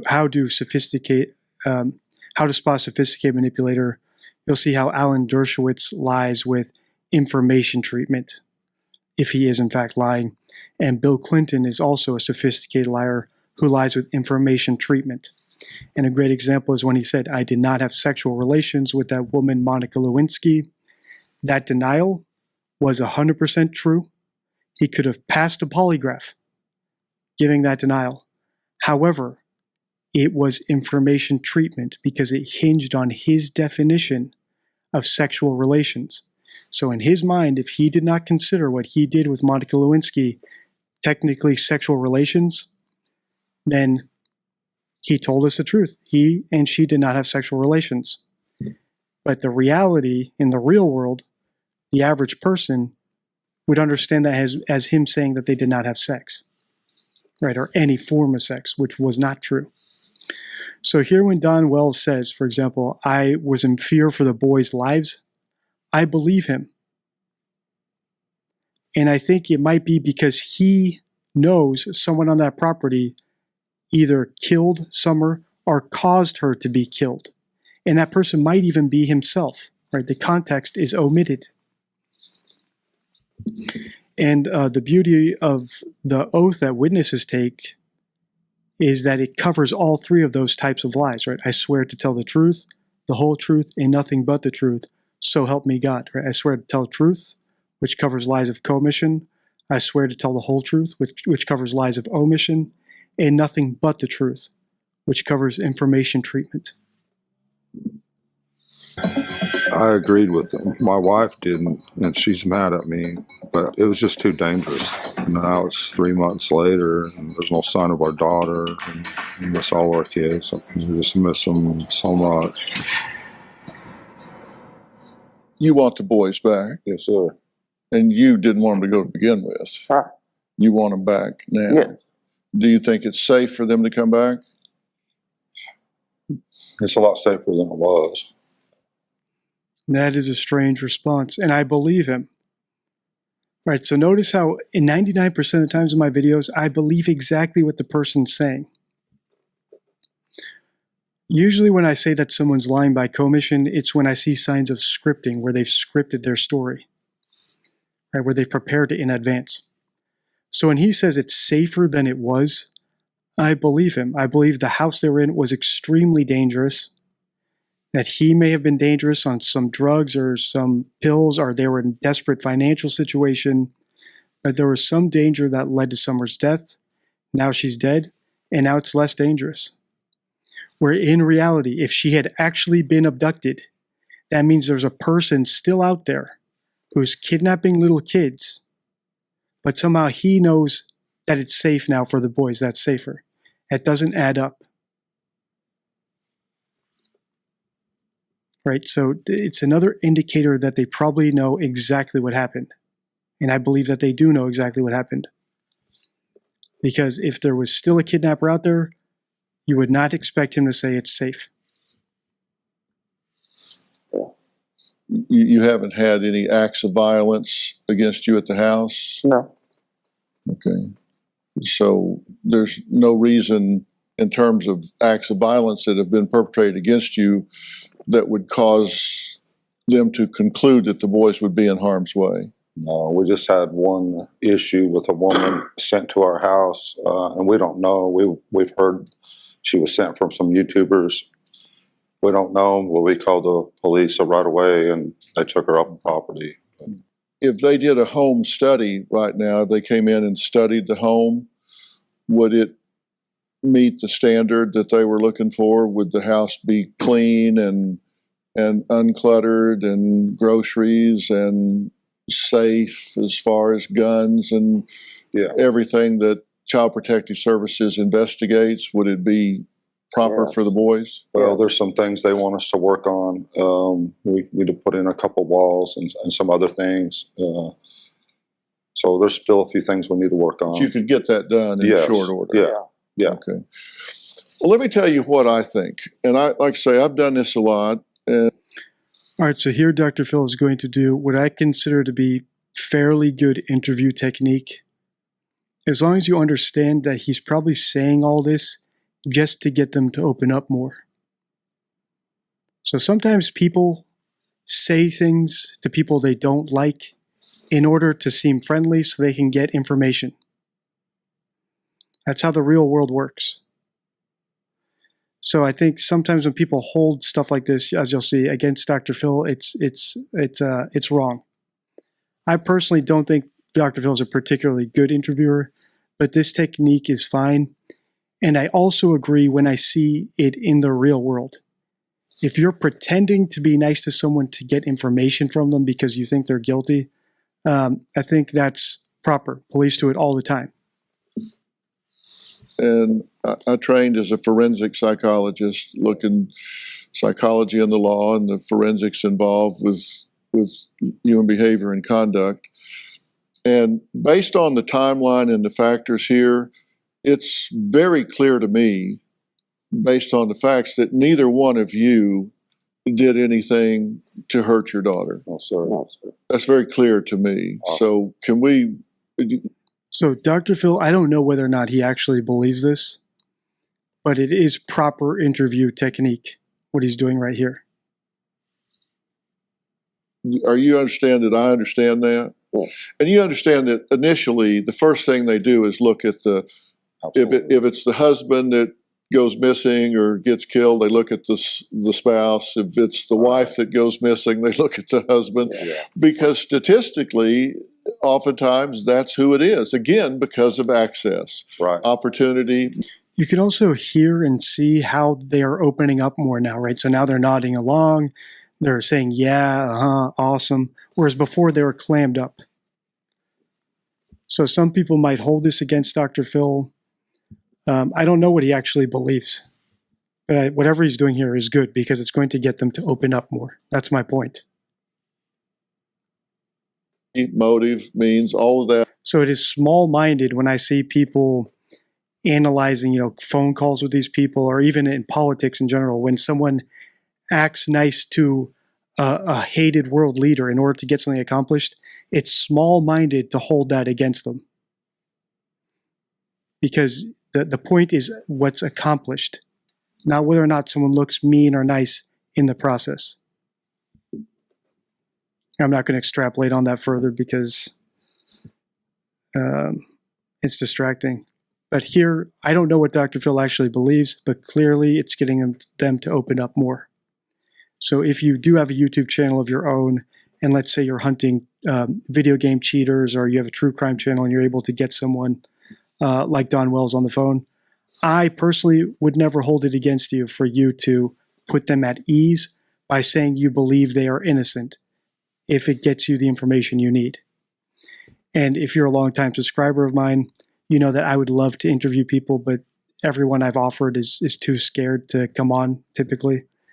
But just be aware down the road, if I do that, just know what I'm doing, okay? That they look at the spouse. And so when something happens to a child, parents are the ones in control of the child, so that's the first place they look. Yes, sir. And when I first studied this case, the first thing I looked at was, okay, what would be the opportunity for the father and the mother? And I looked at that, not knowing y'all at all, just to look at it. And given the timeline, there's no way that either one of y'all did harm to your daughter, and I hate to even say these words, killed your daughter and hid her body in the woods somewhere. I just don't believe that's even possible. So understand, I'm not sitting here. So that might actually be a little bit of leakage from Dr. Phil, that he really does believe they killed her and hid her in the woods, because they didn't say anything about her body being in the woods. They've stuck to this abduction story since day one, similar to the McCanns. So we might have a little bit of leakage from Dr. Phil, and this is also part of the reason I don't think Dr. Phil actually believes what he's saying here. As a forensic psychologist, he probably knows he needs to set them at ease in order to get them talking. And it's actually pretty brave of him to do this, because I feel like lots of the audience who can see clearly, who think the Wells are guilty, might hold this against him, but he's doing it despite that backlash in order to actually get some good statements for us. So while no interviewer is perfect, and as you've seen when I analyzed Burke Ramsey's interview with Dr. Phil does make lots of mistakes. He is by no means a perfect interviewer. This is good, right? So that's a point I want to make here. Here wondering if you killed your daughter.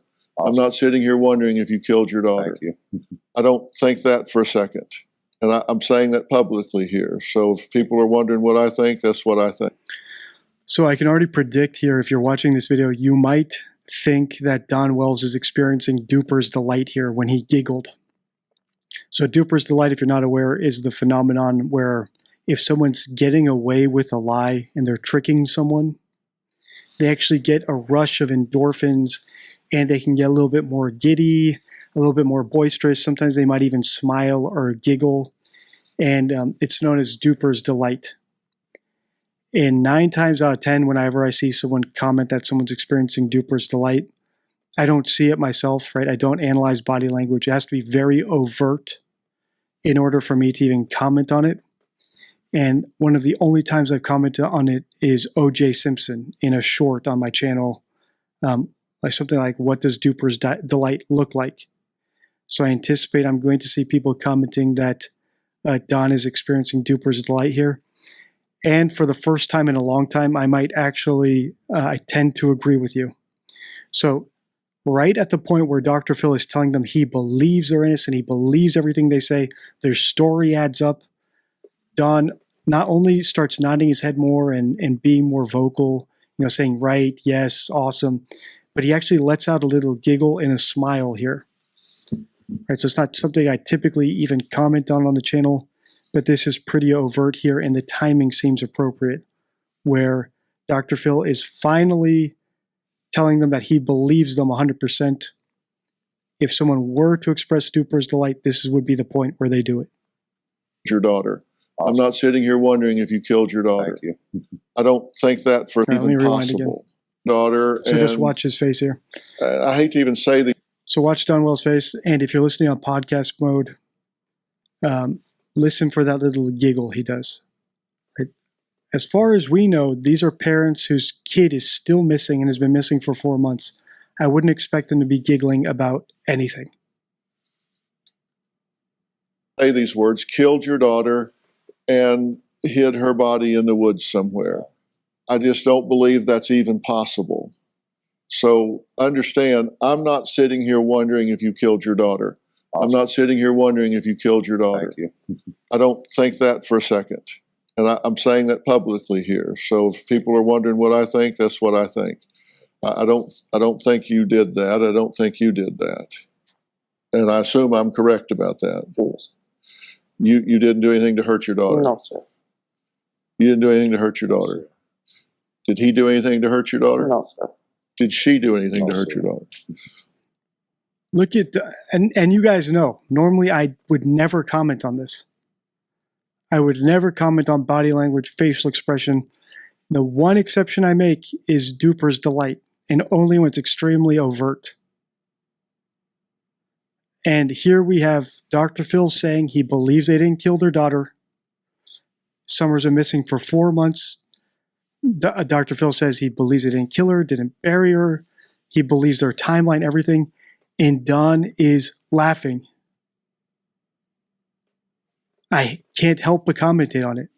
The things in this case are things we don't see in almost any of my other series. This is highly unusual, and it's causing me to comment on things I haven't commented on since Casey Anthony and O.J. Simpson.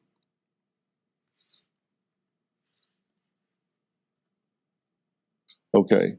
And, the reason that I can conclude that is based on the timeline is you couldn't have done that and hidden the body somewhere that couldn't have been found by now. Cadaver dogs, hunting dogs, search parties, all of that. You couldn't have gotten far enough away before authorities and search parties and everybody got in there. The question that I'm then left with is, do you know something about it that you haven't shared? Know something about it that you haven't shared? So once again, I commend Dr. Phil for his technique here. And like I said as well, I wouldn't hold it against anyone. And if I do it in the future with someone who probably doesn't know enough about my channel and agrees to do an interview with someone I suspect, don't hold against me if I do it. This is proper technique. He's clearly put them at ease. But he's using that now to ask a less threatening question that is going to reveal some answers for us. Something you may not even know you know. You may not, there may be something in your mind you don't even know you know, or you may know something that you haven't chosen to speculate about, or you haven't chosen to tell.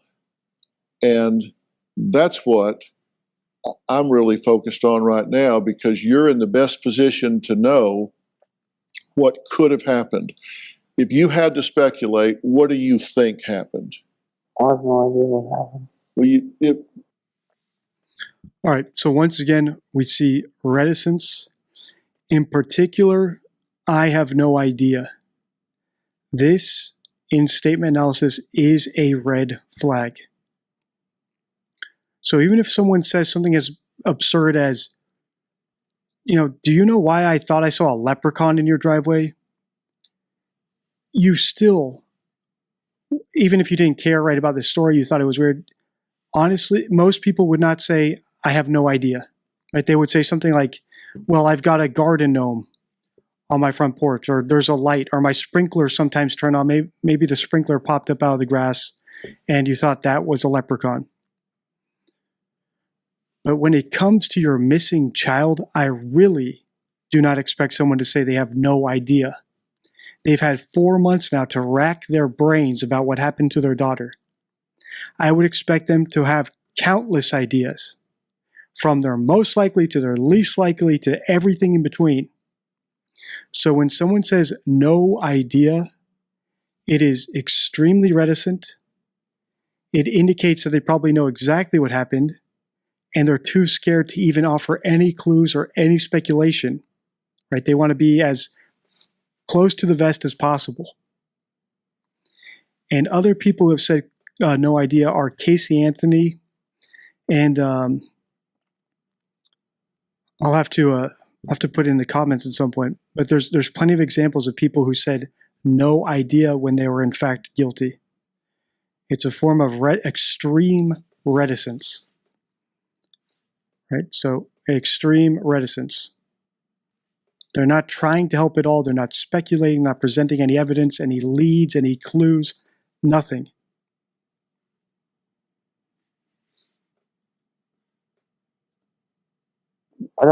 You have to have some idea, because you took your daughter in the house and you never saw her come out.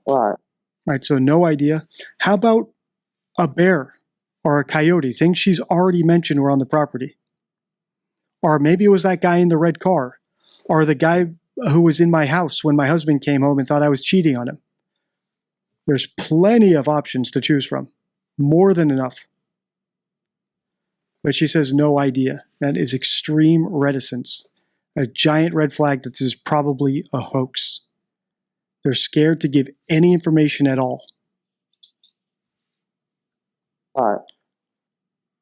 And why are they scared to give any information at all? Because they know guys like me are listening to their every word. Something happened. I don't know. And not just me, all of you too. You guys catch stuff that I miss all the time. What happened? She just was gone. but she didn't just vaporize. Someone had to take her out of that house. And we know it wasn't you.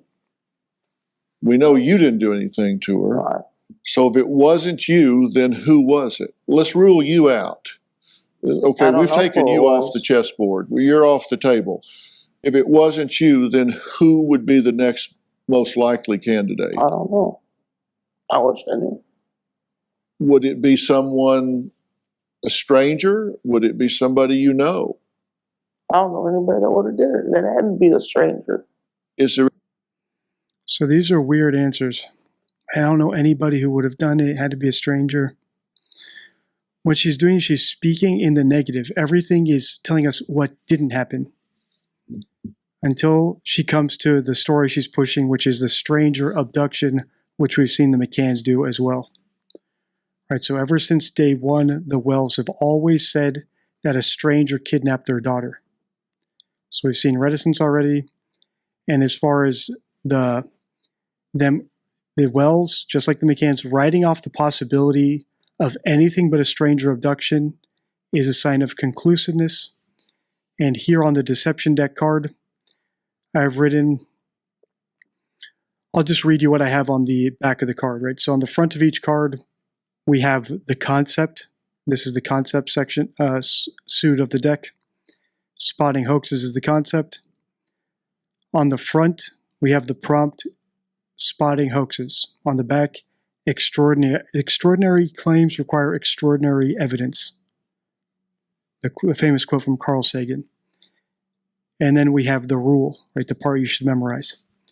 When evaluating a story that seems implausible, considering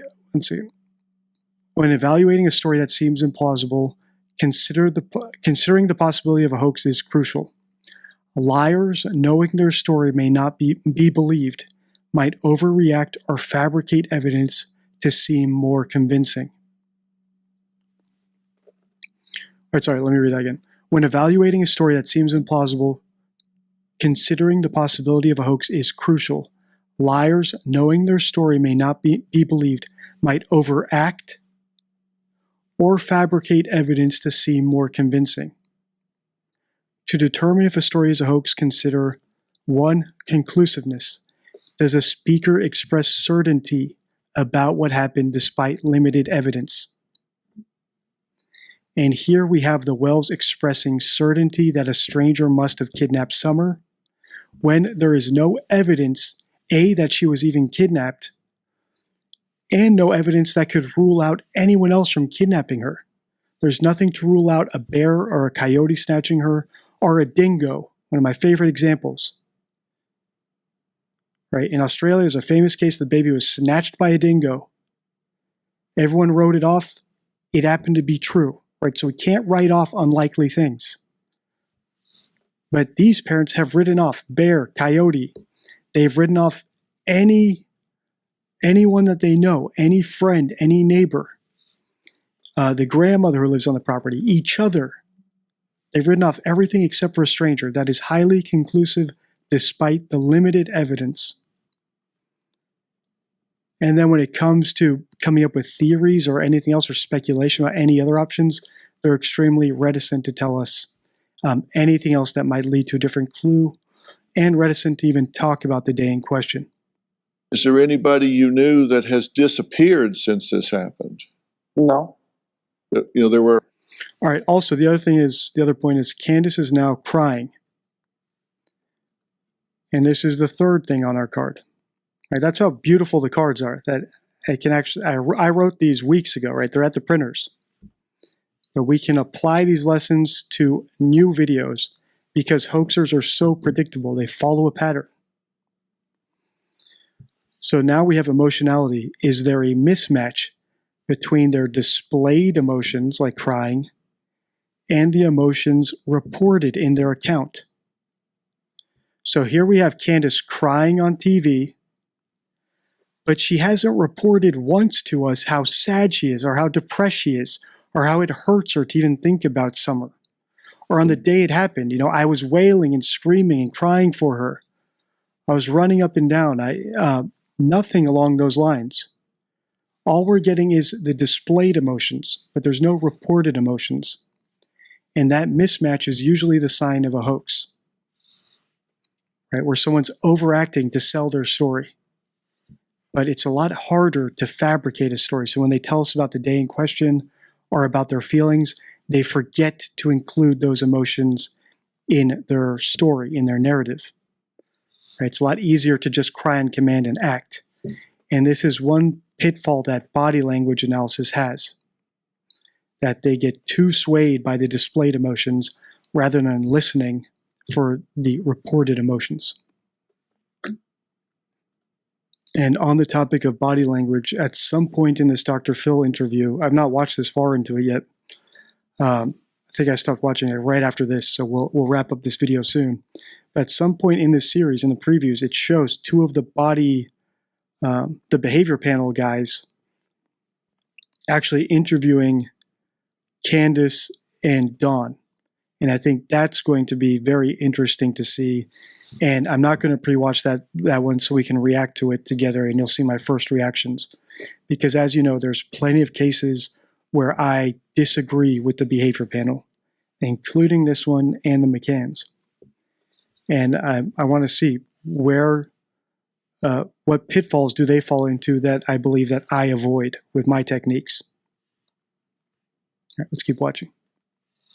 They were around, and then this happened, and all of a sudden they kind of moved away, or they've gone away somewhere. Well, nobody that I know The only people that I know is the people I work with on a daily basis, and that's the only ones I've ever hung out with. I work all the time, and when I am home, I'm with my kids and her. And is there anybody?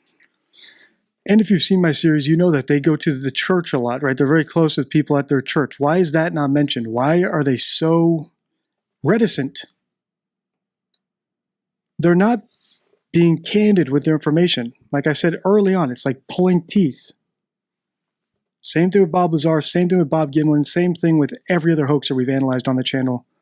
And if you want to see a contrast, as well as Amber Heard and Me Too accusers, right? Fake Me Too victims.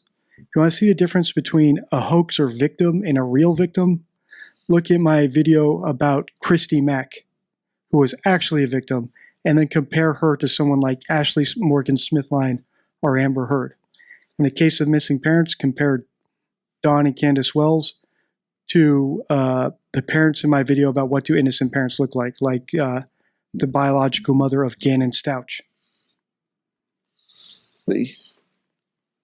That you've had dealings with that are shady, that would do something revenge-wise, just to get back at you, to hurt you, that you owe money, or that you had illicit dealings with in some way. We know that you've had some.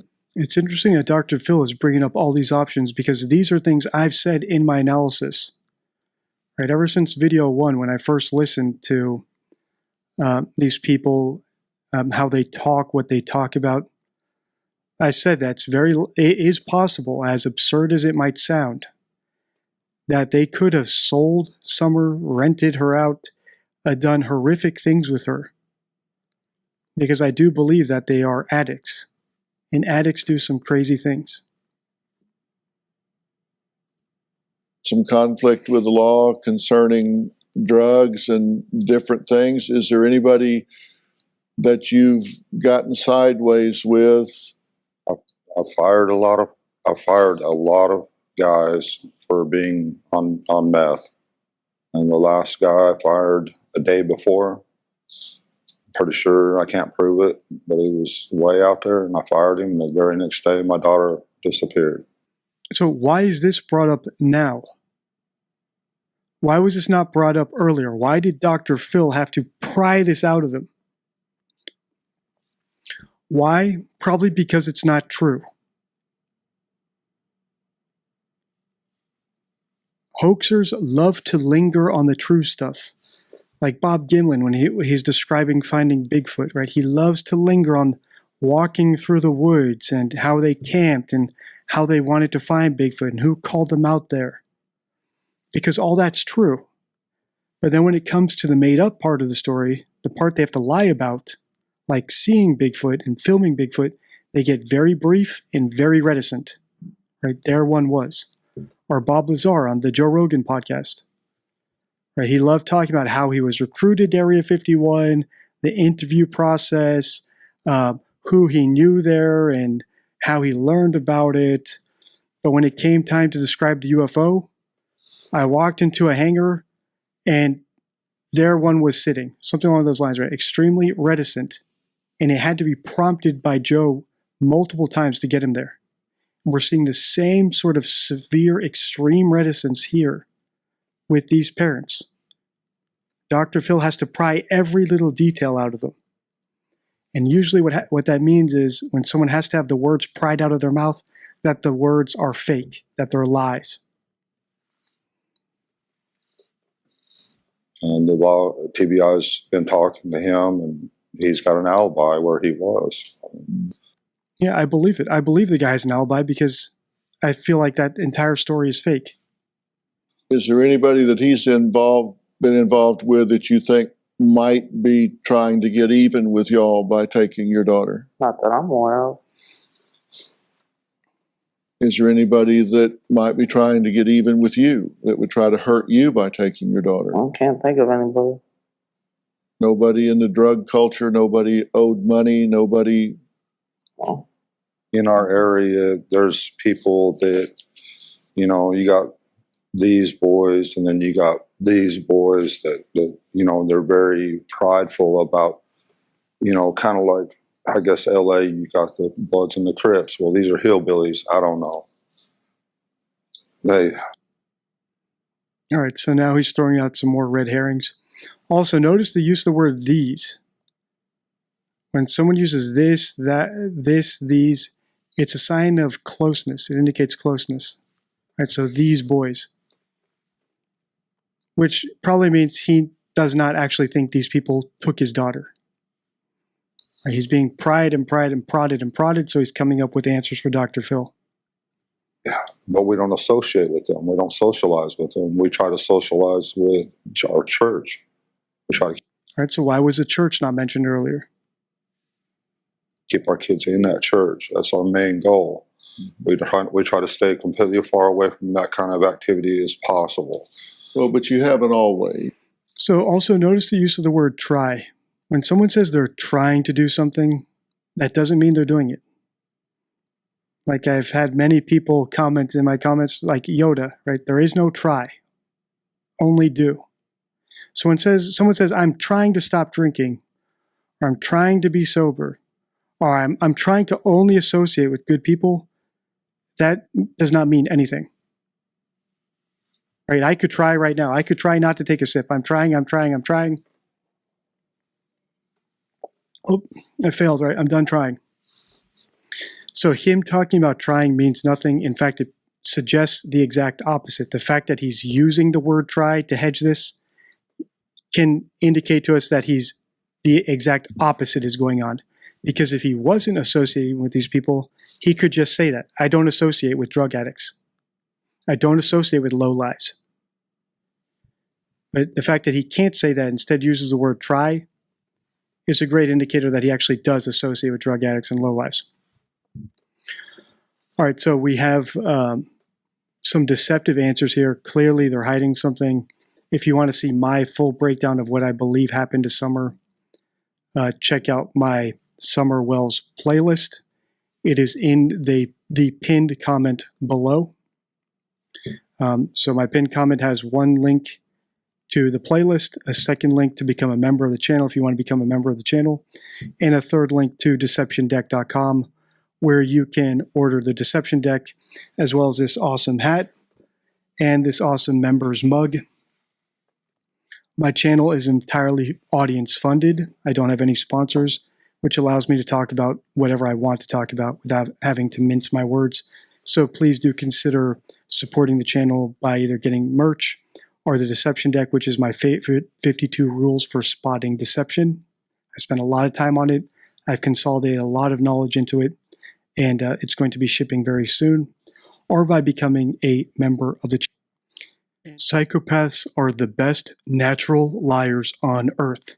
They can fool facial analysis, body language analysis, and even beat a polygraph. So what's the secret to catching them in a lie? In this video, I'll show you 4 ways. I'm Deception Detective. I'm an attorney trained in statement analysis, and this channel exists to expose lies and manipulation. Before we proceed, please hit the like, subscribe, and notification bell. And if you tap that thank you button, I appreciate it. In today's video, we're going to watch an interview that Dr. Phil did with the parents of Summer Wells. This is the 7th video in my Summer Wells series. And in this portion of Dr. Phil's interview with them, they will actually sit down with 2 body language experts from the behavior panel.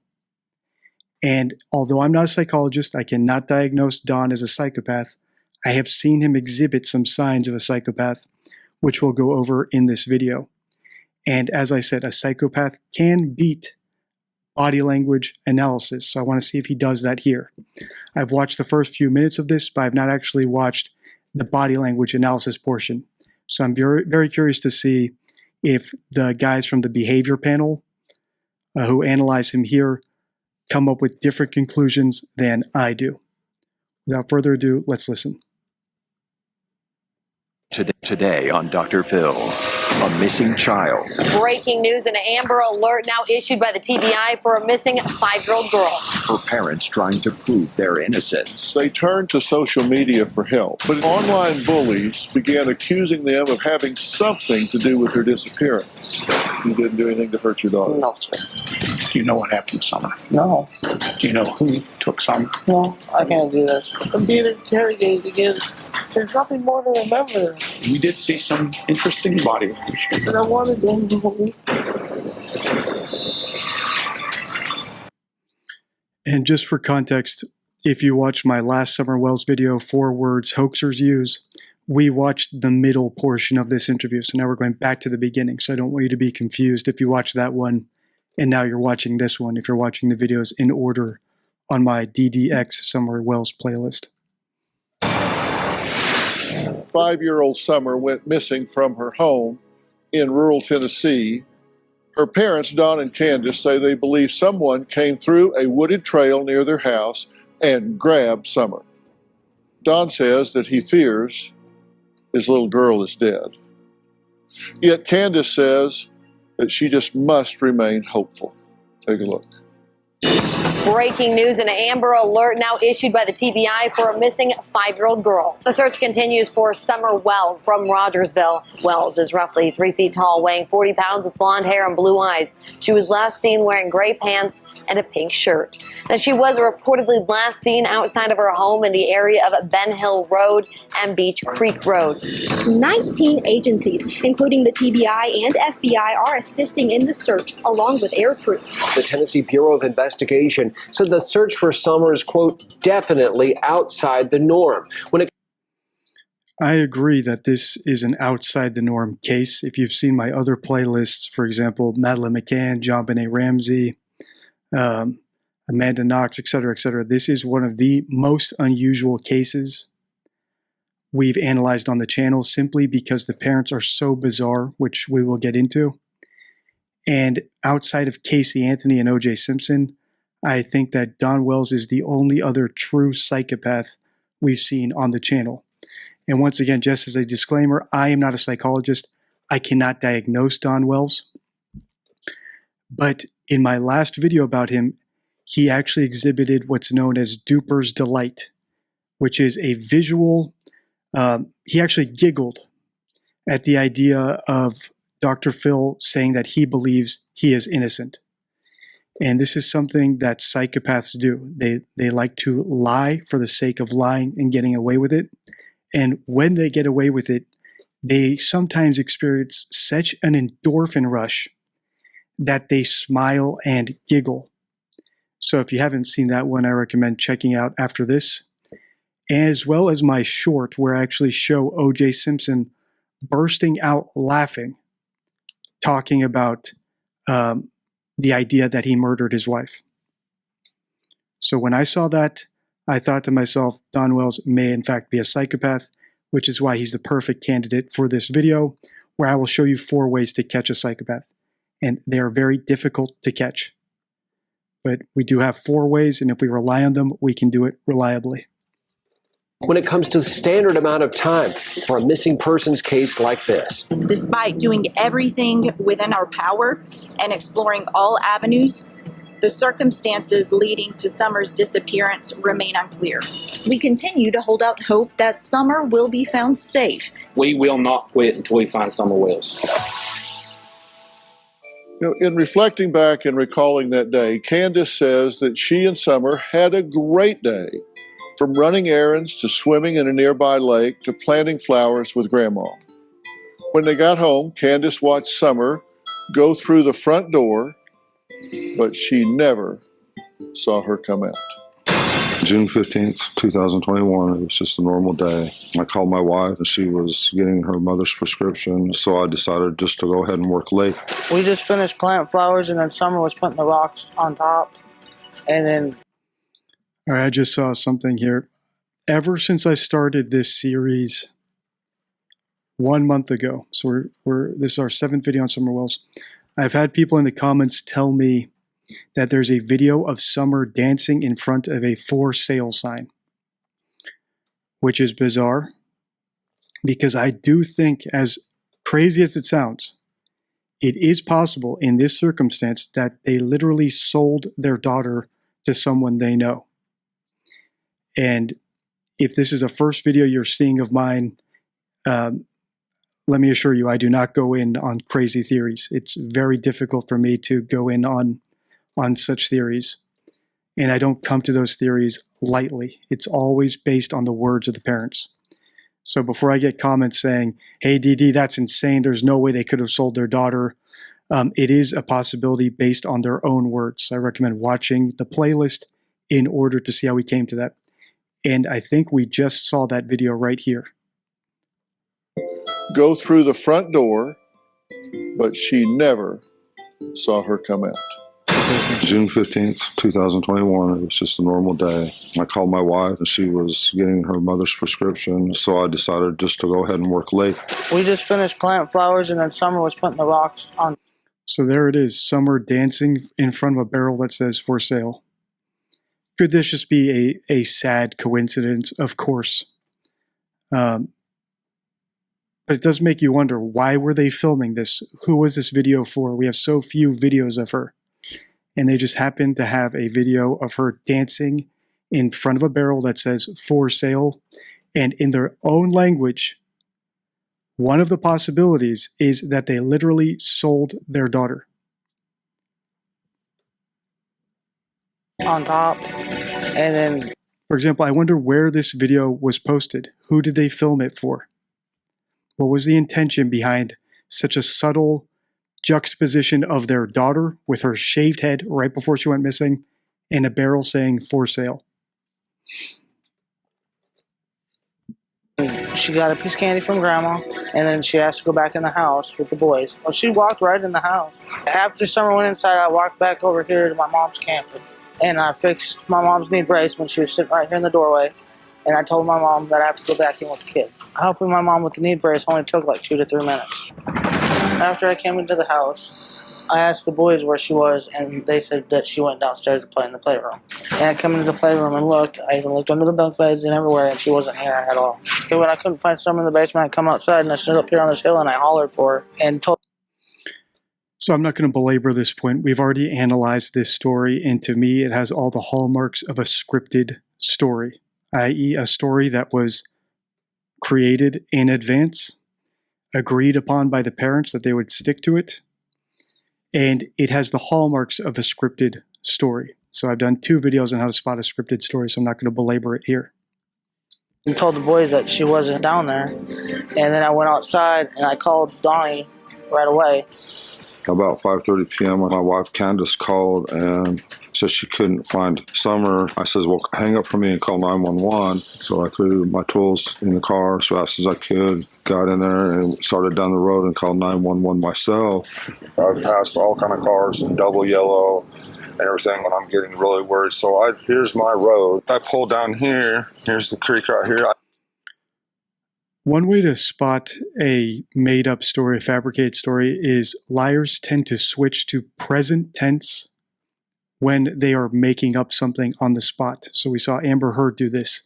When she talked about times that Johnny Depp allegedly attacked her, for example, on the plane, she would say, I was sitting in my seat, Johnny comes over, he slaps me, I walked to the front of the plane, Johnny says, get back over here, right? So every time she talked about something that Johnny did, it was in present tense. Every time she talked about something she did, it was in past tense, which typically is a good indicator that someone is telling you the truth when they're saying stuff in past tense. And when they switch to present tense, it's because they're making that part of the story up. Now, there are exceptions. For example, when someone's been traumatized and they're speaking about a traumatic event, they can switch into present tense. But the switching back and forth between past and present is the red flag.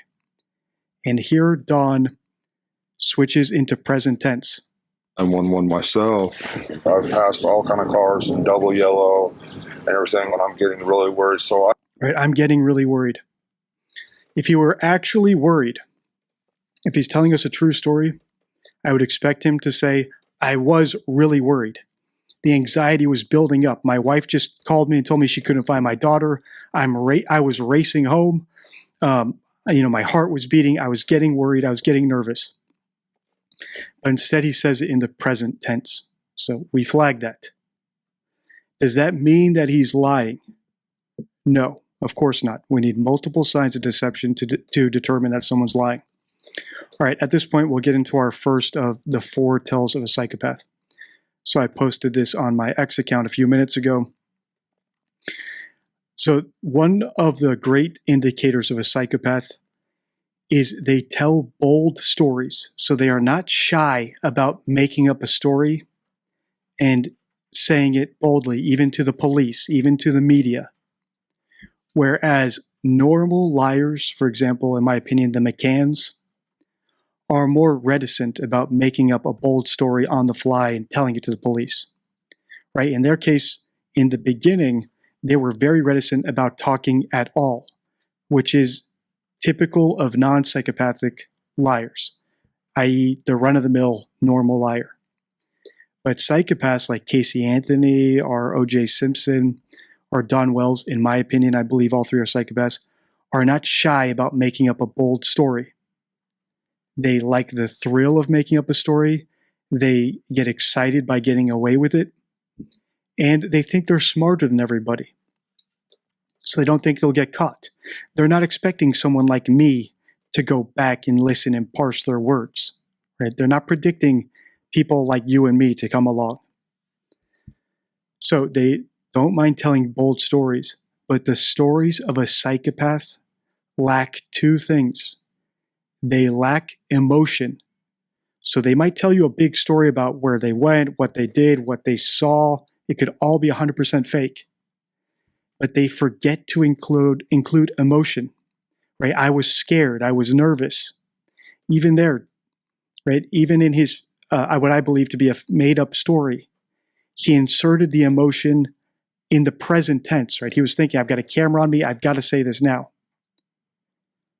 It wasn't included in his original scripted story. So they lack emotion and they lack relationship details. And this is because psychopaths do not experience emotion like you or me. They don't have attachments to people. That's someone like Chris Watts, who I believe is also a psychopath, who can murder his entire family because they're a nuisance to him. He wants to date a new girl. He wants to start a new life. He could divorce his wife. That's what the normal person might do. Or, in his case, if he's a psychopath, it's easier just to kill her and the kids because there's no relationship. Why leave them alive to have a nagging ex-wife, to pay alimony, child support for 18 years? She was still pregnant with another kid. He could just kill them all and go live with his girlfriend. So in Don Wells' case, I think if he is a psychopath, we're going to see lots of missing emotion from his stories as well as relationship details. And already we can see he tripped up on the emotional part of that story. And then since we're here, the second tell of a psychopath is duper's delight. So we have bold stories lacking emotion and relationship details and duper's delight. And there's two more that hopefully I'll be able to point out in this video. So here's my road. I pull down here. Here's the creek right here. I notice my three boys are together and they're over here looking. And then I looked over that way and seen my neighbor coming this way towards my boys, and my heart sunk because I knew she was abducted. I knew she was. All right, another sign of a hoax, like my last video, one sign of a hoax is conclusiveness, where someone says they knew something happened without any evidence of it. So for example, there where Don says, I knew she had been abducted. As far as his story goes, if it's true, he just pulled up to the scene. How would he know she was abducted? There's no evidence. How did they not know she didn't just wander off? Or a bear snatched her? Or she was playing hide and seek and she was still in that messy, hoarders looking house. So the fact that he's so conclusive, pulling up to the scene that she was kidnapped, is a red flag for a hoax, a flag that they're lying. Secondly, let's say the story was true. Why would he not suspect the neighbor? Why did he not say, hey, what are you doing here near my sons? He sees a full-grown man out there near his sons. His wife just told him his daughter's missing. Would he not even question the neighbor? But he doesn't say that. And then the third inconsistency in this story, right, just these brief few seconds here, is, and I pointed this out in a previous video, if you thought your daughter was kidnapped, would you send your sons out, who are also children, out into the woods to look for her? If you actually believe there was a kidnapper or a potential kidnapping ring out in the woods, would you send your sons out there alone to go look for your daughter who you believe is kidnapped or abducted? Of course not, right? You would bring the sons home, lock the doors, call the police. You would not send them out alone into the woods to look for her. That's something you do when you're bad at imagining what someone in that position would have done. So all three of those things, the fact that he didn't suspect the neighbor, that he was conclusive his daughter was abducted without any evidence, and the fact that they sent the sons out to look for Summer, all indicates to me that they knew there was no kidnapper in the area. In other words, it means they knew what happened to Summer.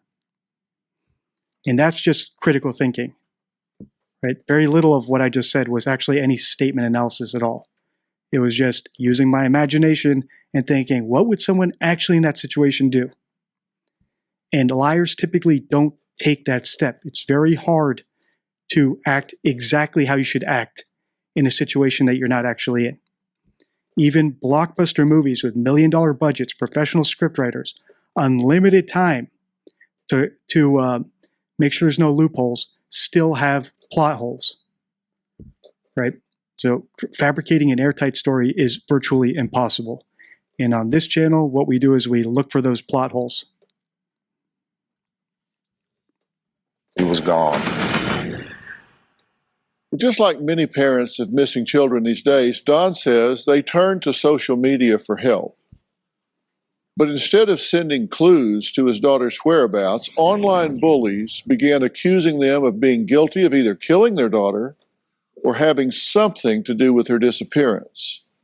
So Candace and Don say to prove the naysayers wrong, they sat down with body language experts Scott Rouse and Greg Hartley.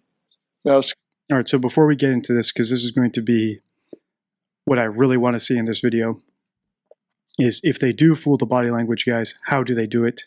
As I said, psychopaths can fool body language analysts. They can also fool Ekman followers who believe in facial microexpression analysis. The only people they can't fool are people like me, who engage in deception detection, statement analysis, critical thinking, logic. But before we get into that, notice how Dr. Phil said that the people who questioned them are bullies. And I just want to address that quickly. I get lots of comments on my channel, people saying, hey, how dare you, DD, question these parents who have lost their kid? You know, aren't you ashamed of making money, making videos about these people? How do you sleep at night?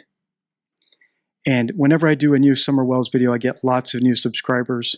So I'm sure some people will make those comments.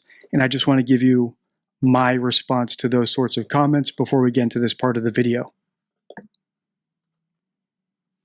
Whether it's me or any other YouTuber or commentator commenting on a case about a missing child and people are trying to silence them by shaming them, here's my response, and I recommend you can copy this, take it for yourself, make it your own.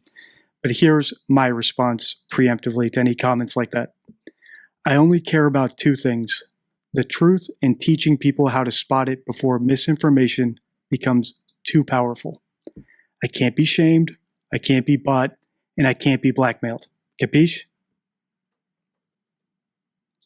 All right, with that said, let's watch the body language guys from the behavior panel analyze Don Wells, see if I agree with them, see where we disagree.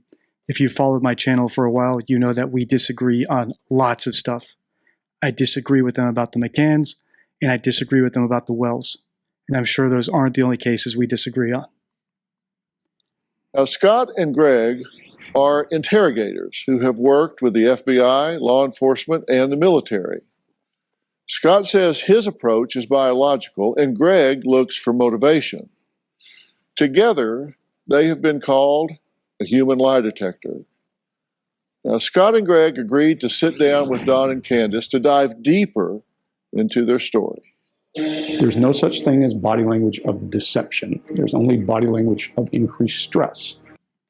Hey, he said what I've been saying about body language, so I actually give him kudos for that. As I've always said, body language is great for communication, right? Like you see me doing it all the time with my hands, or if I smile, I'm happy. If I'm frown, I'm mad. I'm sad.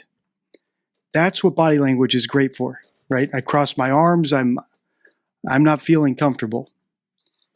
So body language is great for communicating overt things. So don't get me wrong, body language is great for communication. It's great for seeing if someone is stressed or cold. But it is not useful at all for detecting deception. Because if someone folds their arm or blinks a lot or looks left or right, it doesn't tell me they're lying. It just tells me they're nervous or they're stressed. And they could be nervous or stressed for a million different reasons. In the case of Don and Candace Wells here on the Dr. Phil show, they could be nervous just because they're getting questioned by two guys who interrogated people with the FBI. That's enough to be nervous about. Just like if the police pull you over, even if you didn't do anything wrong, you stiffen up, your adrenaline rushes, your eyes widen. That doesn't mean that when you tell them you weren't speeding, that you're lying. So I'm glad he said that up front, because that's what I've always said. All right, and before we watch them, let's get into this next way to spot a psychopath.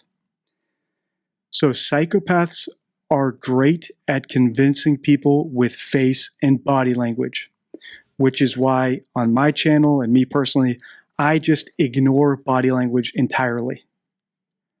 I prefer not to see the mother of a missing child crying or getting, flustered or boisterous, because really good actresses and actors, of course, can tug on my heartstrings. It doesn't mean they're not lying, but it can persuade me. So if you just ignore the body language entirely, it's a lot easier to listen to what they're actually saying. So that's especially true when it comes to psychopaths. They are very good at acting. They can really convince people by acting. However, what they struggle with, just like any other liar in the world, is saying the right words and coming up with an airtight alibi, airtight story. And that's where even the best liars in the world fail. And that's what we look for on this channel. So when we see these parents crying, and we've seen clips already from this that Candace is going to be crying, do not allow for it to tug on your heartstrings. You have to block that out. And it might sound heartless. I might sound like one of those bullies that Dr. Phil was talking about, that I'm bullying these people. But that's not the case. I personally have no stake in any of the people we cover here. If something I say here helps find Summer, that's great. That's not the point of my channel. right? The point of my channel is not to find Madeline, or it's not to find Summer. It's not to figure out what happened to John Bonet. It's not to incite harassment against the parents or people I think are guilty. It's literally to use them, because you'll watch videos about them, to teach you how to spot lies and manipulation before it's too late. That's literally the entire reason I came back to YouTube. There's so much advanced lying out there now that soon with AI and just data, it's going to be too hard to detect a lie unless you've learned how to do it already. All right, so here's the 4 things. We'll go through all 4 of these so you can look for them yourself when we watch this. So number 1, 4 tells of a psychopath. The first one is they are very convincing at face and body language, so you just have to ignore that entirely. And on this channel, we already do that. Number 2, psychopaths may exhibit duper's delight. So that is one great tell. They enjoy lying. They enjoy getting away with it. They're not stressed about lying, so they might actually just display duper's delight if you make them think that you believe them. Number 3, they are very bold storytellers. They will make up a story on the spot because they think they're smarter than you. They will tell a bold story, a big, detailed story, but their story will miss out on emotional and relationship details. And then 4th, psychopaths struggle face to face. So it's a lot easier for them to lie over the phone or over Zoom, or as I've seen with people like Ziggy, where they actually do a YouTube live call with them, right, or a phone call. Psychopaths excel at distant interviews, but it's a lot harder face to face, which is why I'm glad that these guys have gotten Don Wells in the studio to interview him face to face. It's also the reason that when I issued my challenge to Don Wells 2 videos ago, I told him, you don't even have to meet with me or talk to me. I will send you questions. All you have to do is write your answers. And if you satisfy me with your answers, I'll never make another video about you again. Because I knew that he was more likely to take me up on that challenge than to actually ever talk with me or meet with me. Not that I ever want to meet him. All right. So now let's watch these guys.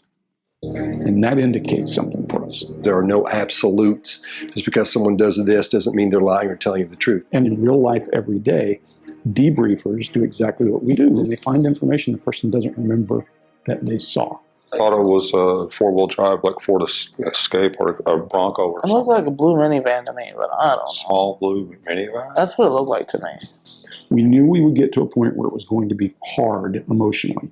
And that's hard to do because people will think you're a monster, but that's important to getting facts. So I've never actually watched one of their videos. I have lots of people telling me that I disagree with them, right? So that my views don't match with theirs. And maybe I don't give them a fair enough shake because lots of what they're saying here is good. Although I still do not believe in body language being a useful tool for detecting deception, but they also said that themselves. So I would be curious if on their channel, if they oversell their skills there by saying, hey, it looks like this guy's lying based on how he's doing this and that, right? Whereas here on the Dr. Phil show, they're being much more appropriate with how far their skills can actually take them. Do you know what happened to Summer? No. Do you know who took Summer? No. We actually hit harder on the questions for what happened that day. When did this happen? How long was it before this happened? When you come home, when you first come home. I'm not doing all that. I'm not going all the way back. I can't do this. So listen, they're trying to help. They're trying to help. It's not helping me. I know, but it might. There's nothing more to remember. And we did see some interesting body language. But I want to go home. Well, guys. All right, I hope it shows the full interview. So we saw some clips there. I could pause on literally every single clip they showed, but I'm hoping they're going to show the full interview so we can break it down. This is an interview that you conducted near their home, and a lot of interesting things turned up, and I want to look at those and discuss them. Now, Scott, what has jumped out to you most about either one of these two, either mom or dad? What's jumped out at you most? The differences in comfort and discomfort as we speak with them. There are certain things we touch on, and when we're talking to them, they're comfortable. They start becoming uncomfortable due to stress. Those are the things we look for, and we saw those things jump out. Yeah, and we're going to look at some of those in a minute.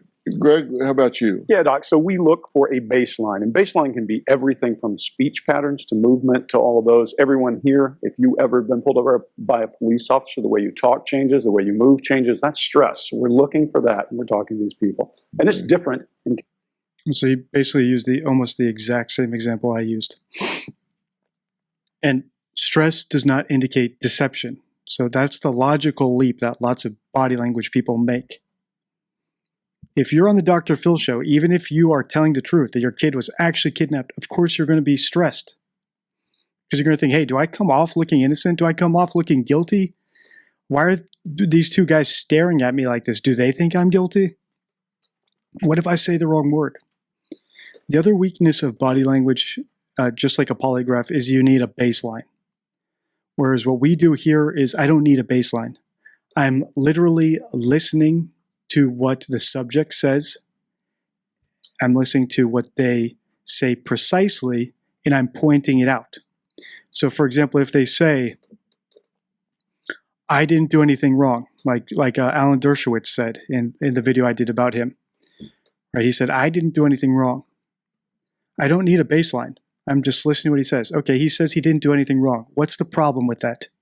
The problem with that is the word wrong. Wrong is a subjective word. All he's saying is he didn't do something that he considers wrong. He didn't say he didn't sleep with a minor or didn't sleep with Jane Doe X. He just said he didn't do anything wrong. And maybe in his mind, wrong means that he had mens rea, that he did something knowing she was underage. Right? So we don't need a baseline. We're just listening to exactly what people say. And there's a second good example I'll show you right now quickly. I don't know anything about Nikki Haley, but I don't need a baseline, for example, to see here where a few days ago she admitted to having an affair with some guys while she was married. But when she denied it earlier, she said, I was 100% faithful. Saying you're 100% faithful is not the same as saying I did not sleep with X, Y, and Z. And on X, when I posted this, I said, this mirror Bill Clinton's denial about sexual relations with Monica Lewinsky. Both hinge on the speaker's interpretation of a subjective word. In Nikki Haley's case, it's faithful.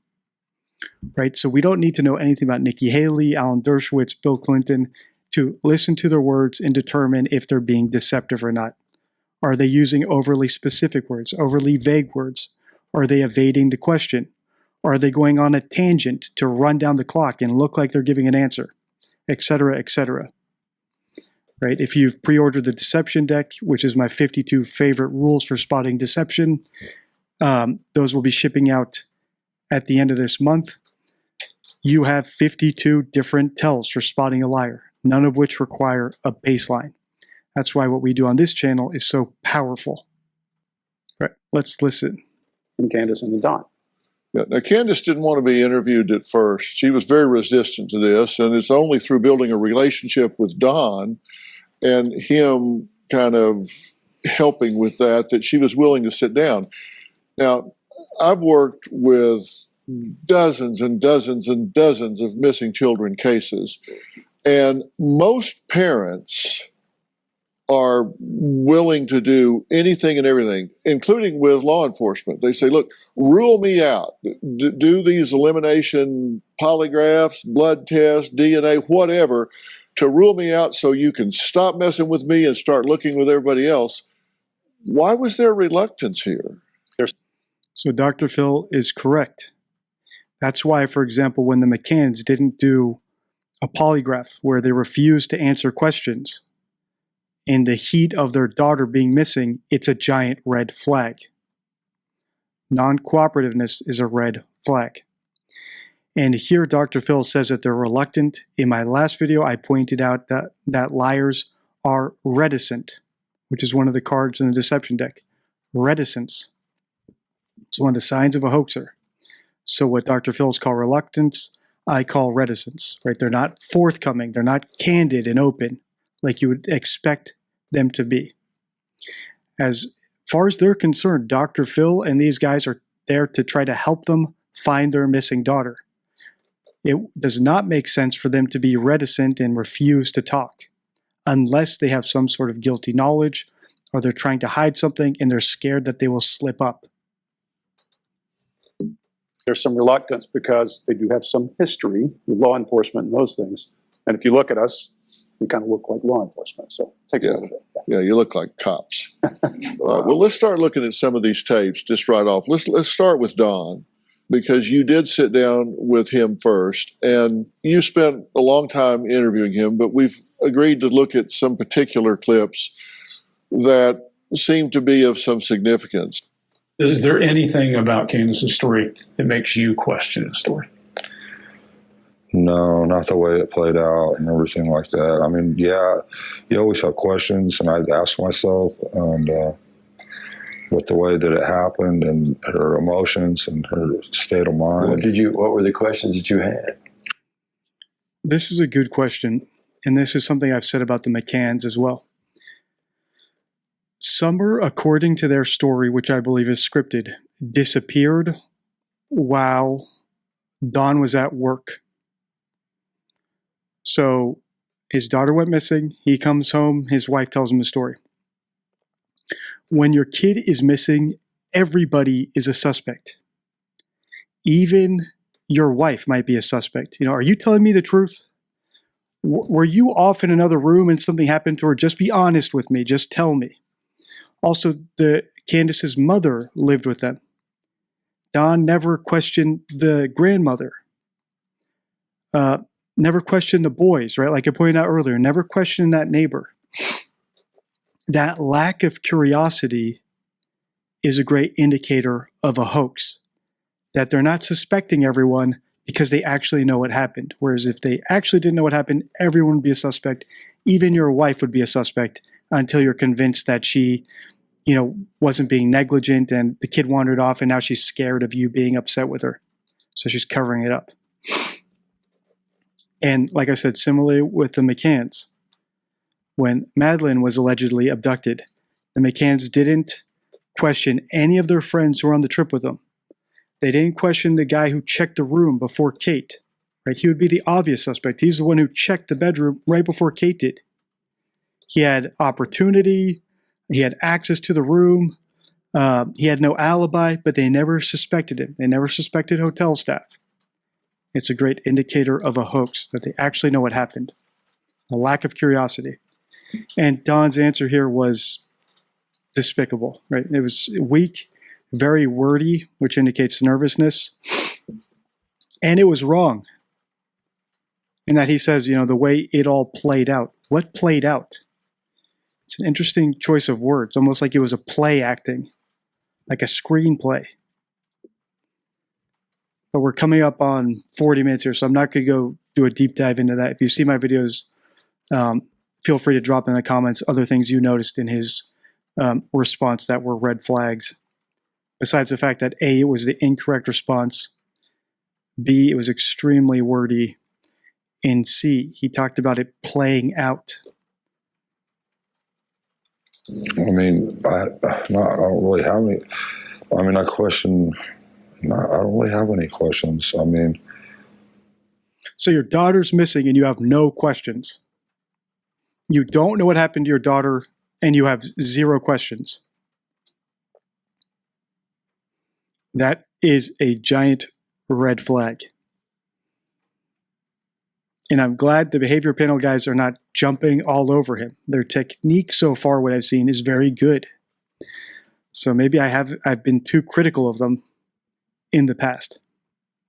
Still, I disagree with them about the Wells, and I disagree with them about the McCanns, and I'm sure we disagree about plenty of other things. And part of the reason is body language guys can be fooled by psychopaths, by acting. Okay, now you guys know I'm highly involved in interrogation, deception, detection as well. Oh, yeah. And from a psychological standpoint, not paying any attention yet to any of the body language or any of the physiology of that, I heard him say yes twice and no 4 times in there. He was stammering, stuttering all over the place. What'd you make of that? So for me, what I see is editing as you speak. You'll notice his eyes are dropping down to his left. He's having kind of an internal conversation about how do I answer this very complicated question. And I think he edits, he speaks, he edits, he speaks, and never finishes a sentence. There aren't versions of the truth. Correct. We were under the impression he was holding back little information from us at that point. Okay, now this is important to me because we're trying to find this little girl. I don't care about anything else. I want to know what happened to this little girl. I wouldn't be doing this story otherwise. I'm just interested if Summer has been abducted and she's somewhere, I want to find her. If her life has been taken, then we need to know that. I mean, answers have to be found here. She deserves that. And so I'm really concerned. It's very clear to me that he is editing. That means he's holding something back, guarding something. He has knowledge of something that he's not disturbing up. So Dr. Phil, I also agree with. Also, I think they're being a little bit, they're tempering what they're saying here, right? So they could be a lot more conclusive like I am. Like, hey, that's a giant red flag that he said he has no questions. So they might be thinking that. But if you've seen my previous video, where we looked at the middle portion of this episode, you'll know that they bring the parents on and they question them again. So this is likely all technique. They know the parents are back in the green room listening to this, so they can't go totally on the offensive, because I do believe Dr. Phil when he says he's trying to get some truth out of them. If he goes on the offensive and tries to get a gotcha question, it's not going to work. The parents are so reticent, they just simply will refuse to answer. So we have to give some leeway to their technique. And don't get me wrong, I by no means think that Dr. Phil is the perfect interviewer. But he does a good job here. If you've seen my video about him, my 2 parts about him interviewing Burke Ramsey, you'll know that I think he did a terrible job in that one. Exactly. So the question is, what's he know that he's not telling us? This is the first time in any of your interactions that he ever used this word. Yes. So we were suspicious of him, of course. And later, at this point, she wants out. She came there to help find her daughter. Correct. But you've raised the stakes to the point that, forget about my daughter, I want out of this room. Okay, let's take a look at this next tape here. And this is just kind of a follow-up, a redirect on some of the things that he had to say. Let's look at this. So what do you say to somebody who says, no, you're involved, your family's involved? How do you respond to that? Well, for 3 months, I spent on the phone. All right. Let me rewind. So this is how Don responds to people who say that he's involved. What is the answer you would expect? An innocent person, typically, innocent people do not allow for the cloud of guilt to hang upon them. So they issue clear denials. So they issue reliable denials early and often.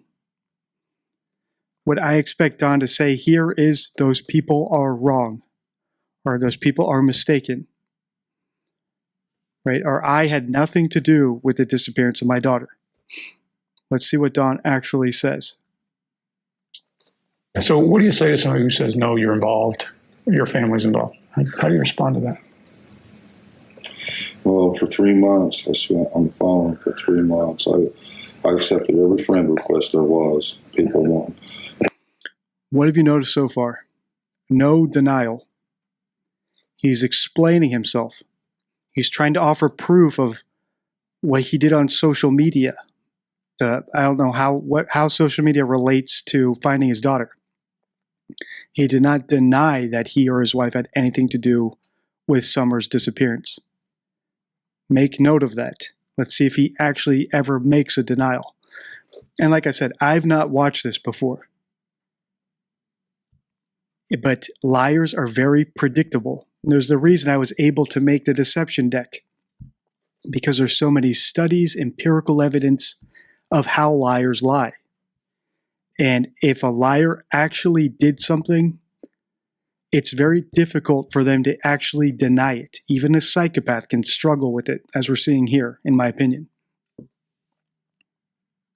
Well, I'm your friend, we can implore you, and for 3 months, I stayed on the phone day and night trying to find my baby, because Facebook's the best tool possible to help find her. And but there's this group on Facebook combating us the whole time. The term for this is a tangent. So instead of denying that he and his wife had anything to do with their daughter's disappearance, he's giving us a rambling answer, trying to persuade us that they were looking for her. Trying to persuade me that you were on social media and staying up at night and chatting with people is not the same as telling me you didn't have anything to do with your daughter's disappearance. This is a red flag answer. Also, I suspect what they were doing on social media was trying to monitor what people were saying about them and if people believed they were guilty or not. The parents of innocent parents of missing children do not spend their time browsing Facebook to see what people are saying about them.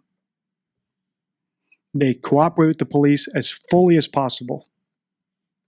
They do not spend time on Facebook.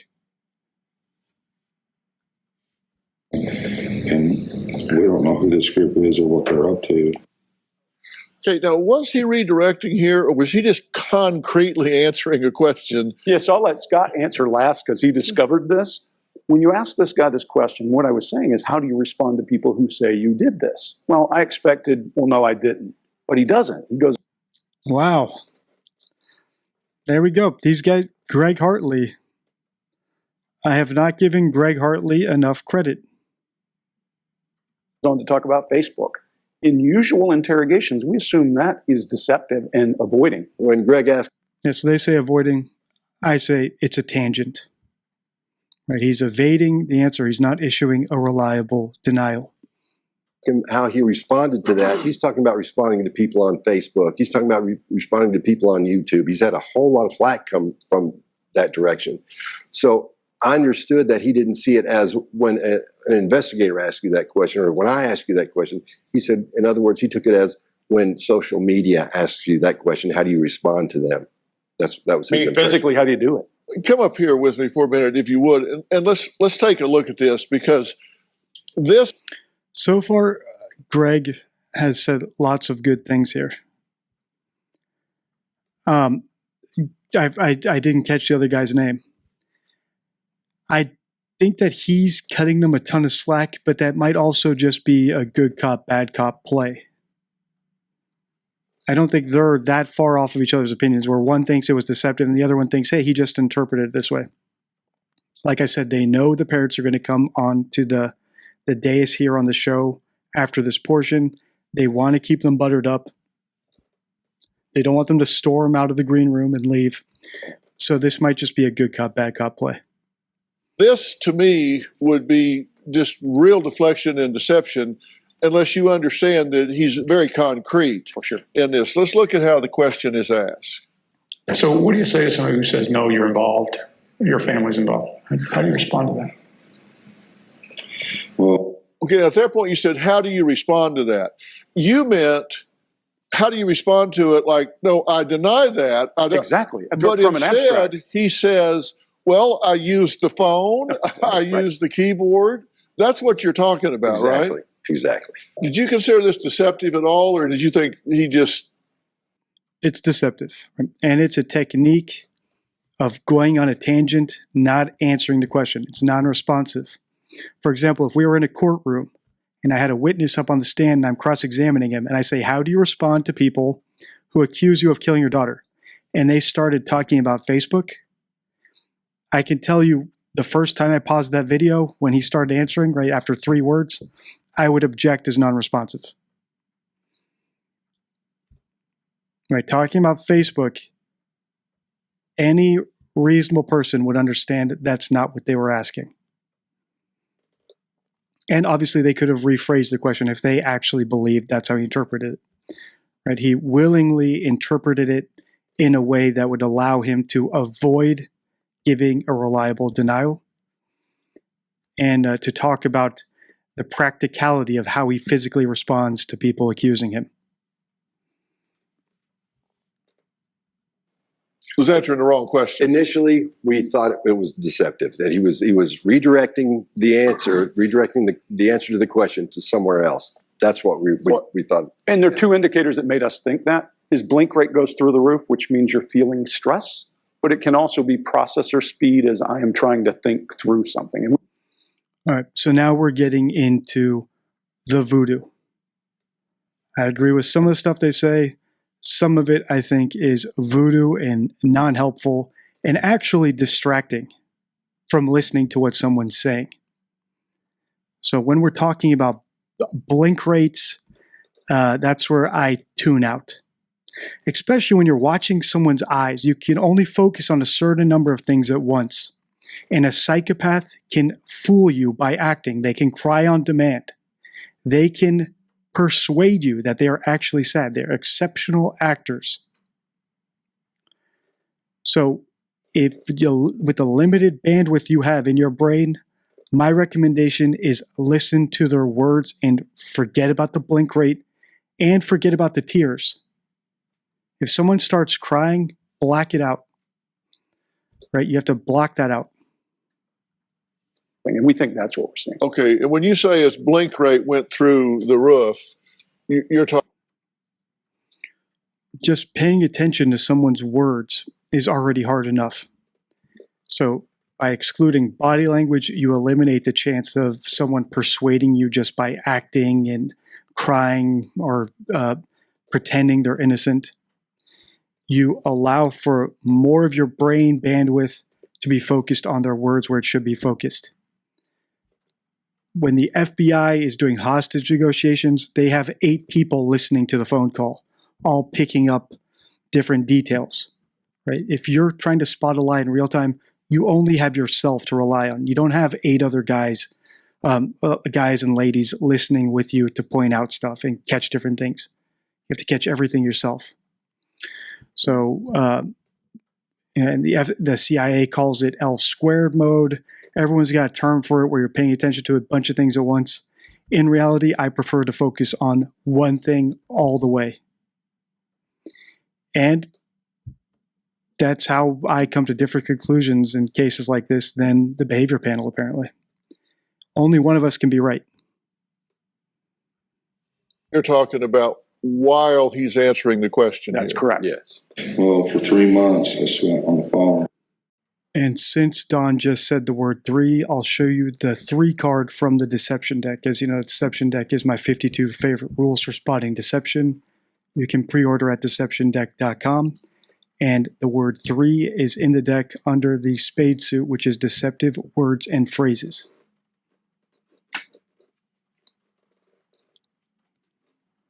And here's the card. As you can see, 3. It's a flashcard to remember the rule. You have 3 on the front. And on the back, you have the rule and an example. I'll just quickly read you the rule for 3. Liars often use the number 3 in their statements. If a statement includes a 3, like 3 p.m., 3rd floor, or $300,000, it might be fabricated. So here I think we can actually check the timeline, but just be aware that if a liar is pressed to come up with a number, for example, I was mugged by 3 people, or $300 was missing from my wallet, it might be fabricated. It's something you need to take note of. 3 months I spent on the phone for 3 months. I accepted every friend request there was. People want. Well, your friend, we can report you. Okay, his blink rate here is probably 70. So while they're focusing on the blink rate, I'm focusing on the tells of a psychopath. And one of them, like I said, is they are happy to tell a bold, detailed narrative. However, they forget to include emotion and relationship details. And what do we have here? We have him talking about the 3 months his daughter's been missing, and he has not told us how sad he is, no emotions, or how his relationship, let's say with his sons or his wife, or with his missing daughter has been affected. How did it affect anyone else? How did he feel? We're just getting facts. I have a friend request this, friend request that. So just take a note of that. Catching a psychopath is difficult, but there are tells, and now you have 4 ways to spot them, and we're starting to use this one right here. So besides all the other ways we spot liars, this one is unique to psychopaths. He's talking about Facebook, etc., etc. 3 months his daughter's missing. Where are all the words of emotion? I can see the tears in his eyes. He looks like the father of a missing child.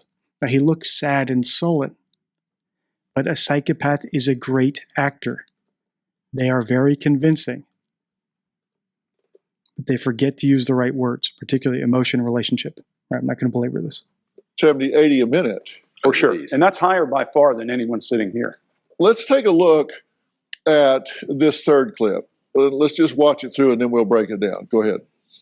Do you know where Summer is? Oh, no. I wish Do you I have did. any earthly idea what happened to her? No. I wish I did. Do you think Candace had anything to do with it? No. And what about this? And you think what might have happened to her was what? She was kidnapped. She was kidnapped. So this is similar to the McCanns, which is why even if you came to my channel for the Summer Wells series, I recommend watching my McCanns series as well, DDX Madeleine McCann playlist, because there are a ton of parallels.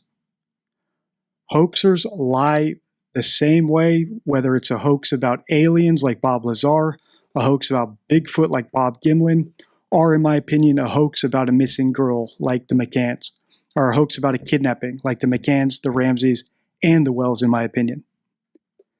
And one sign of a hoaxer, this is also in the deception deck, is conclusiveness, despite the evidence. Don says she was kidnapped as if it were a fact.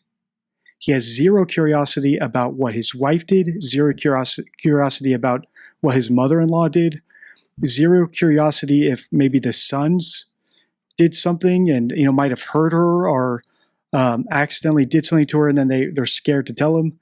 Zero curiosity if a bear took her or a coyote or one of the 12 dogs they had on the property snapped and dragged her off. It would not be the first time a dog killed a little kid. But we have zero curiosity and we have conclusiveness about the kidnapping without any evidence of a kidnapping. That is one giant sign of a hoax. Yeah. When he says kidnapped, I associate kidnapping because of my background with trading the person back for something.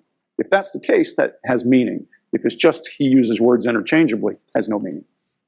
Yeah, and we don't know. You know where Summer is.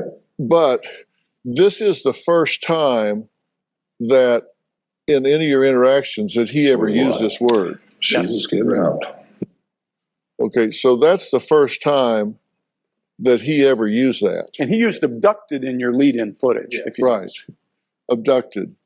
Now, and there's a substantial difference. Yes. Abducted is just all of a sudden she's there, then she's gone. Kidnapped is transactional. That's right. And that So here's where I disagree with them, right?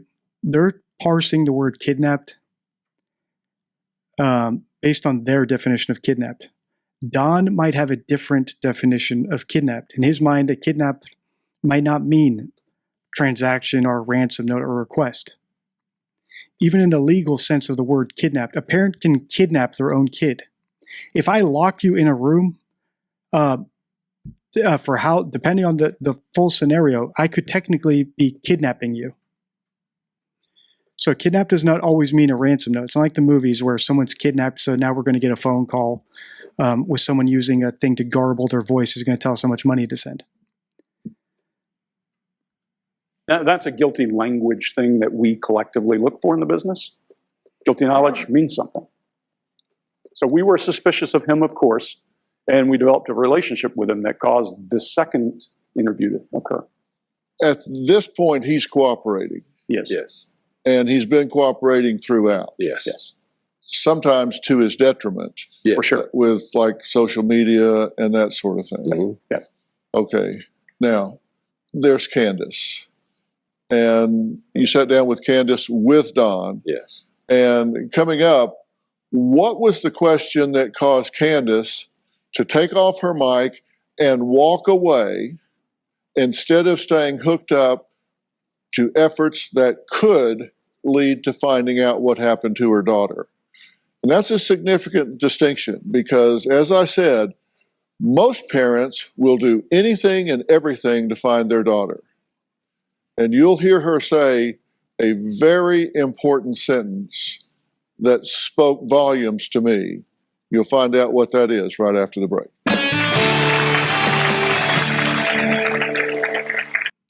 He really knows how to tease a segment. All right, let's see. As you know, I think Don is a psychopath. I'm undecided about Candace. Personally, of the two, I believe Candace is the better liar, simply because she gives fewer statements. She's more reticent. The fact that Don does so much talking is another indicator that he might be a psychopath. Right? He thinks he can fool everybody. He thinks he can hoodwink everybody. And that is one of the downfalls of a psychopath, right? So they're great natural liars, but the same thing that compels them to lie is the same way you can catch them. So as long as you ignore their facial expressions and body language and acting and dramatics and focus on potential duper's delight, the fact that they're enjoying lying and getting away with it, or the fact that they leave out things from their story that a true story would contain, like emotion or relationships.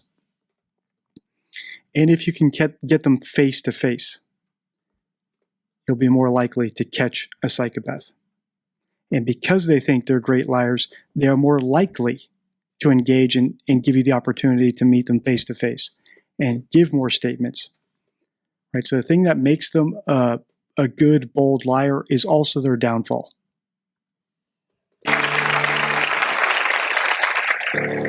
What do you think should happen to somebody that did this? Should be put away for the rest of their lives. Did you do anything to Summer?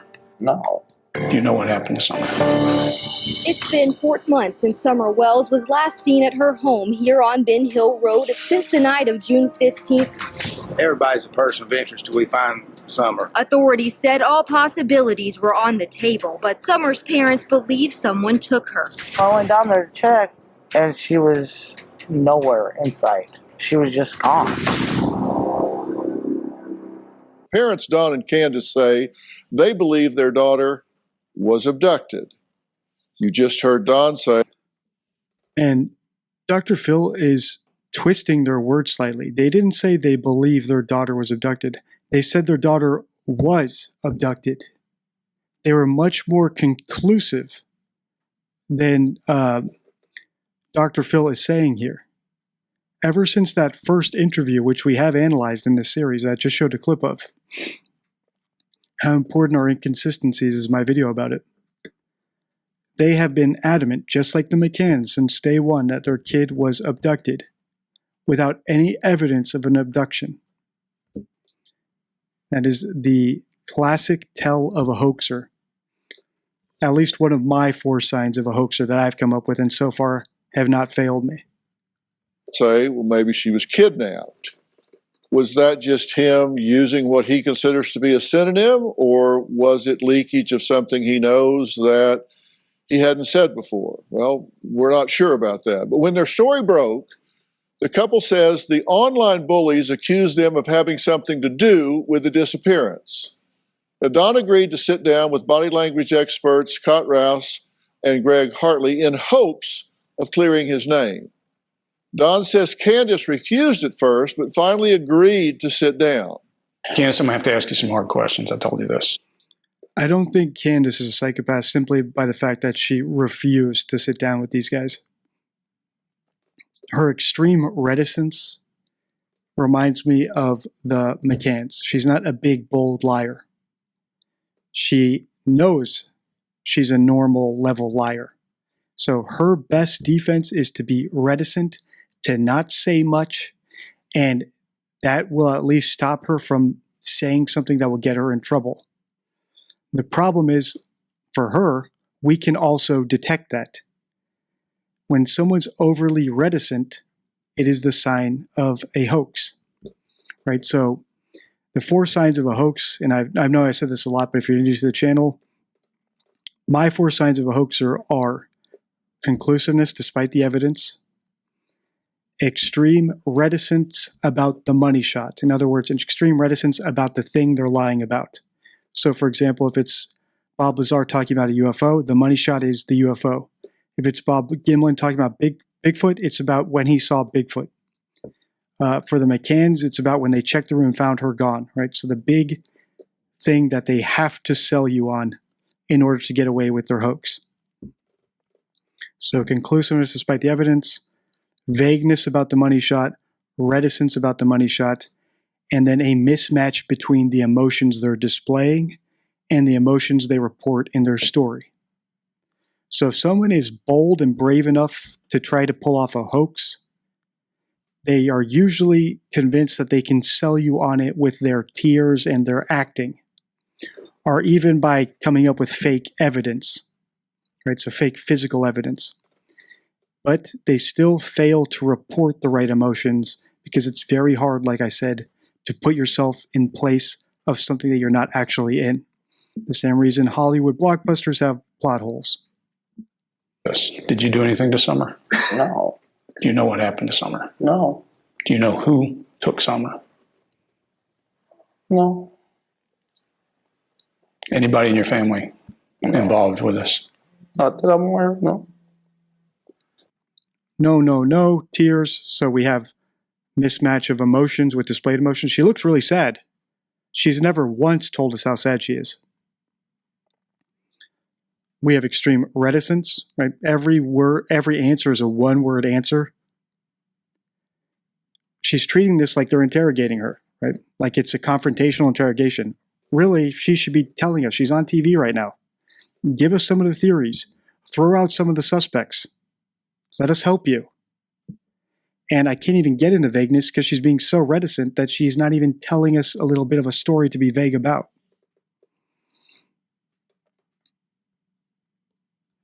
And then we do have, in the very few words she said, we have conclusiveness. Right? When they say, do you know who took her? She didn't say, I'm not even sure she was taken. She just says, no, I don't know who took her. Right? She's still conclusive that she was taken.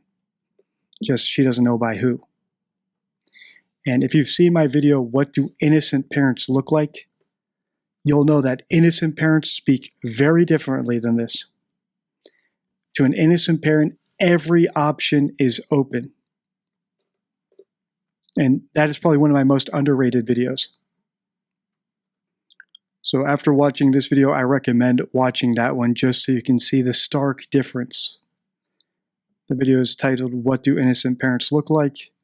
And the word on the thumbnail is mirror.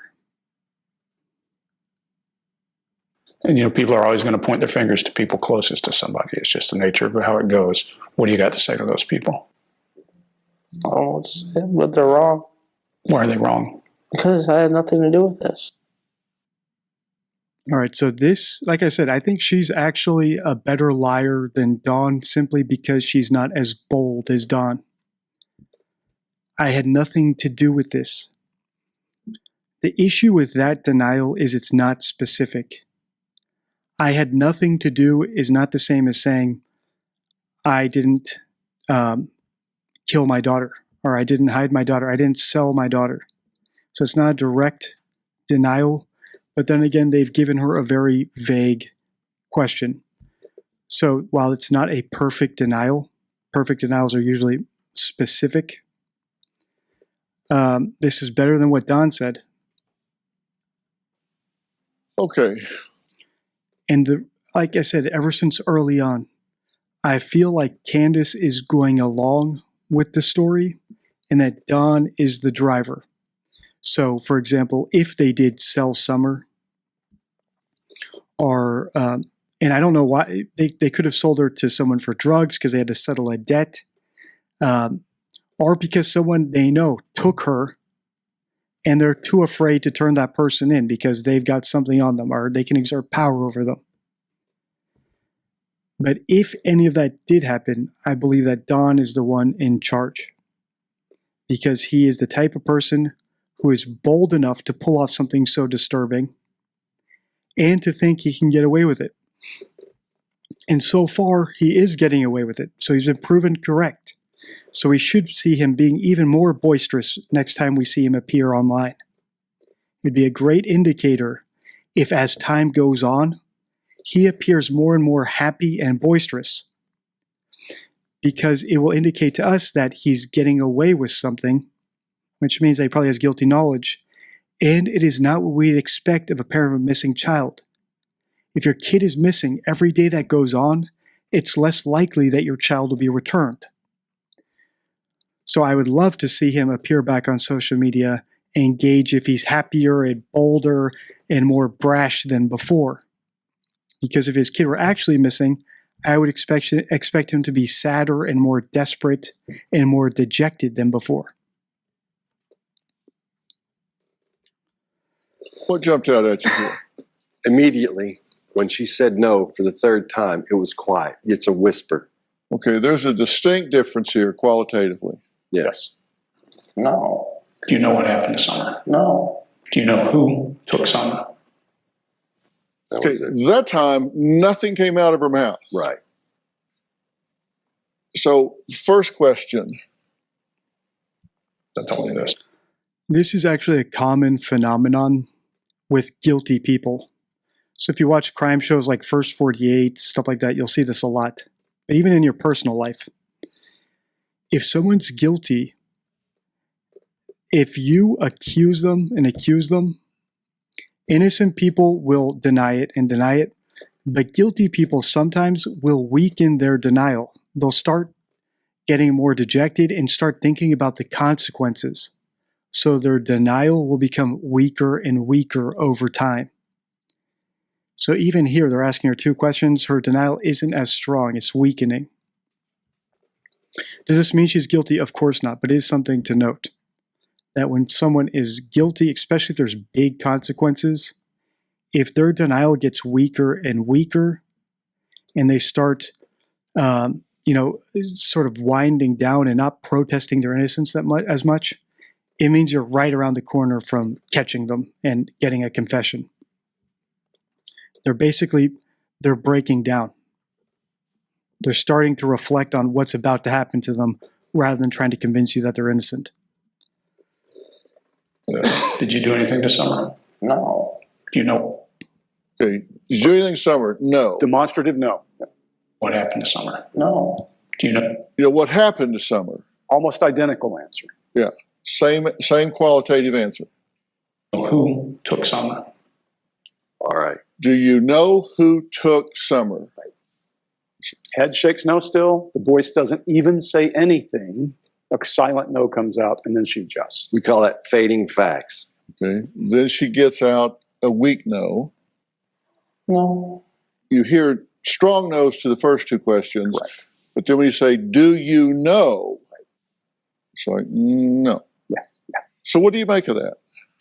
So I immediately wanted to go further and push a little harder. And I will say, when you do what we do for a living, sometimes people cry and you force them to cry.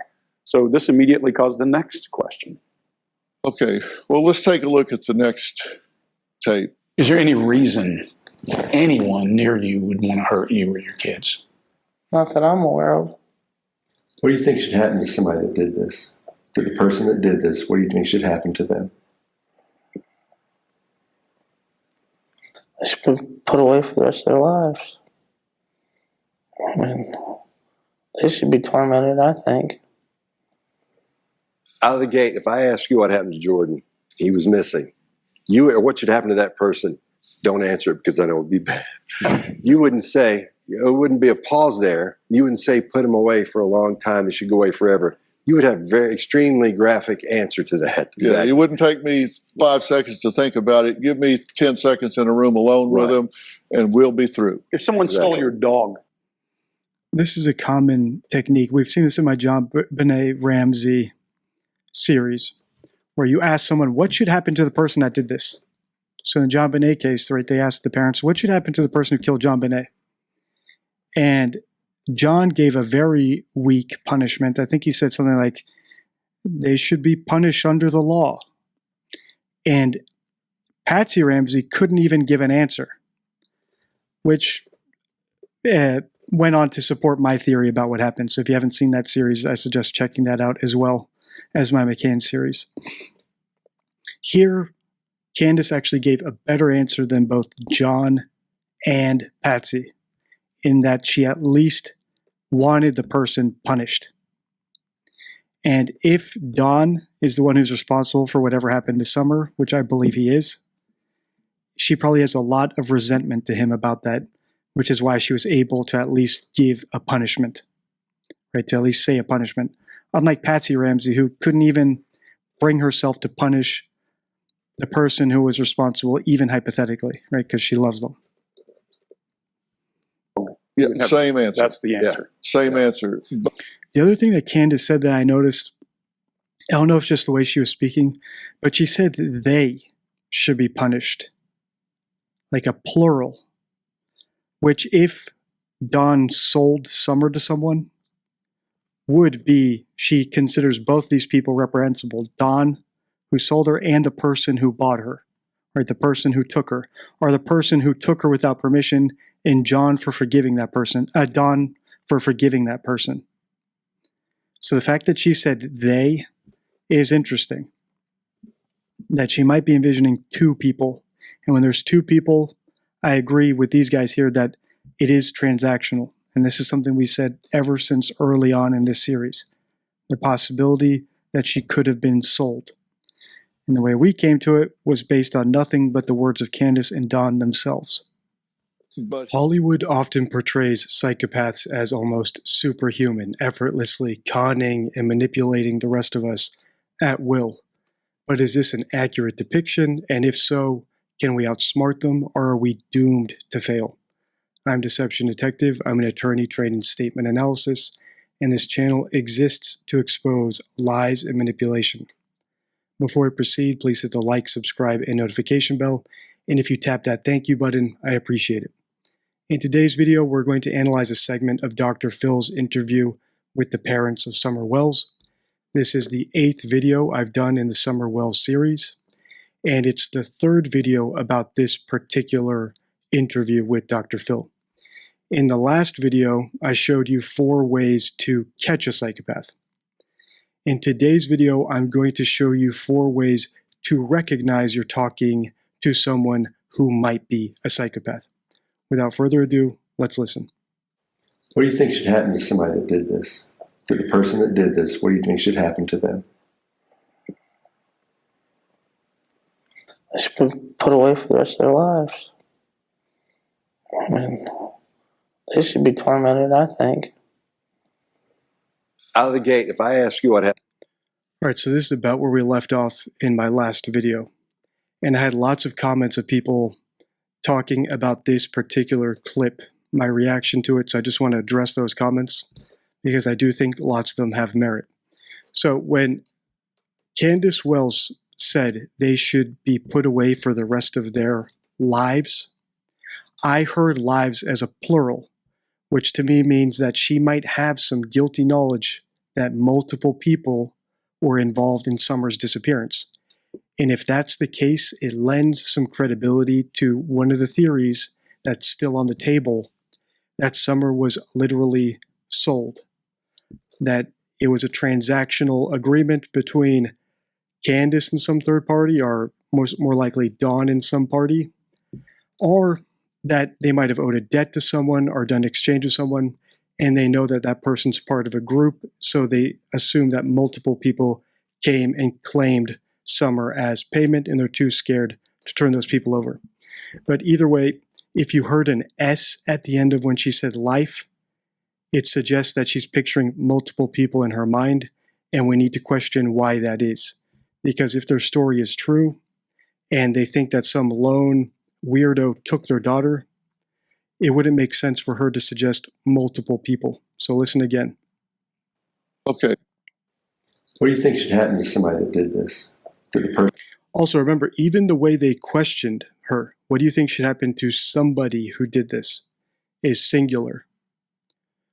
So they're not saying, what do you think should happen to the people who did this, or, the kidnappers? They're questioning her in the singular. The person that did this, what do you think should happen to them? They should be put away for the rest of their lives. The rest of their lives, right? She kind of like trailed off the S. If you heard that S, this answer is more important than if you didn't hear the S. And this could just be an audio illusion. It could just be the way she talks. I'm not going to belabor this point too much. I already addressed it in the last video. But I had so many comments of people saying, hey, DD, they can just mean she doesn't know who the person is. She doesn't know if it's a he or a she, so she's saying they. And I agree with you 100%. However, the fact that she said lives as a plural suggests that she's picturing multiple people in her mind, despite them even asking her the question in the singular. All right, let's move on. I mean, they should be tormented, I think. Out of the gate, if I ask you what happened to Jordan, he was missing. Or what should happen to that person, don't answer it because I know it would be bad. You wouldn't say, it wouldn't be a pause there. You wouldn't say put him away for a long time, he should go away forever. You would have a very extremely graphic answer to that. Exactly. Yeah, it wouldn't take me 5 seconds to think about it. Give me 10 seconds in a room alone with him, and we'll be through. If someone stole your dog, same answer. That's the answer. Yeah, same answer. But here, what you get is very different. Here, what you get is a pause and then a response. The person that did this, what do you think should happen to them? Okay, now, you said, what do you think should happen to them? First thing she does is close her eyes. She's blocking. We call that eye blocking or escaping. Right? Yes. We're getting away. And then there's a pause. Yep, she's thinking. Watch her respiration. Watch her breathing. You can't miss it. Now, if you've followed my channel for a while, you know my opinion about body language. I think that it's far too subjective to be of any use in detecting deception. The two guys here in the video are actually part of the behavior panel on YouTube, a channel much larger than mine. We analyzed them in the last video I did in this series, and actually ended up agreeing with a lot of what they said because they do hedge their analysis a lot, right? So even they say clearly that body language and all the stuff they're pointing out here is not useful for detecting deception.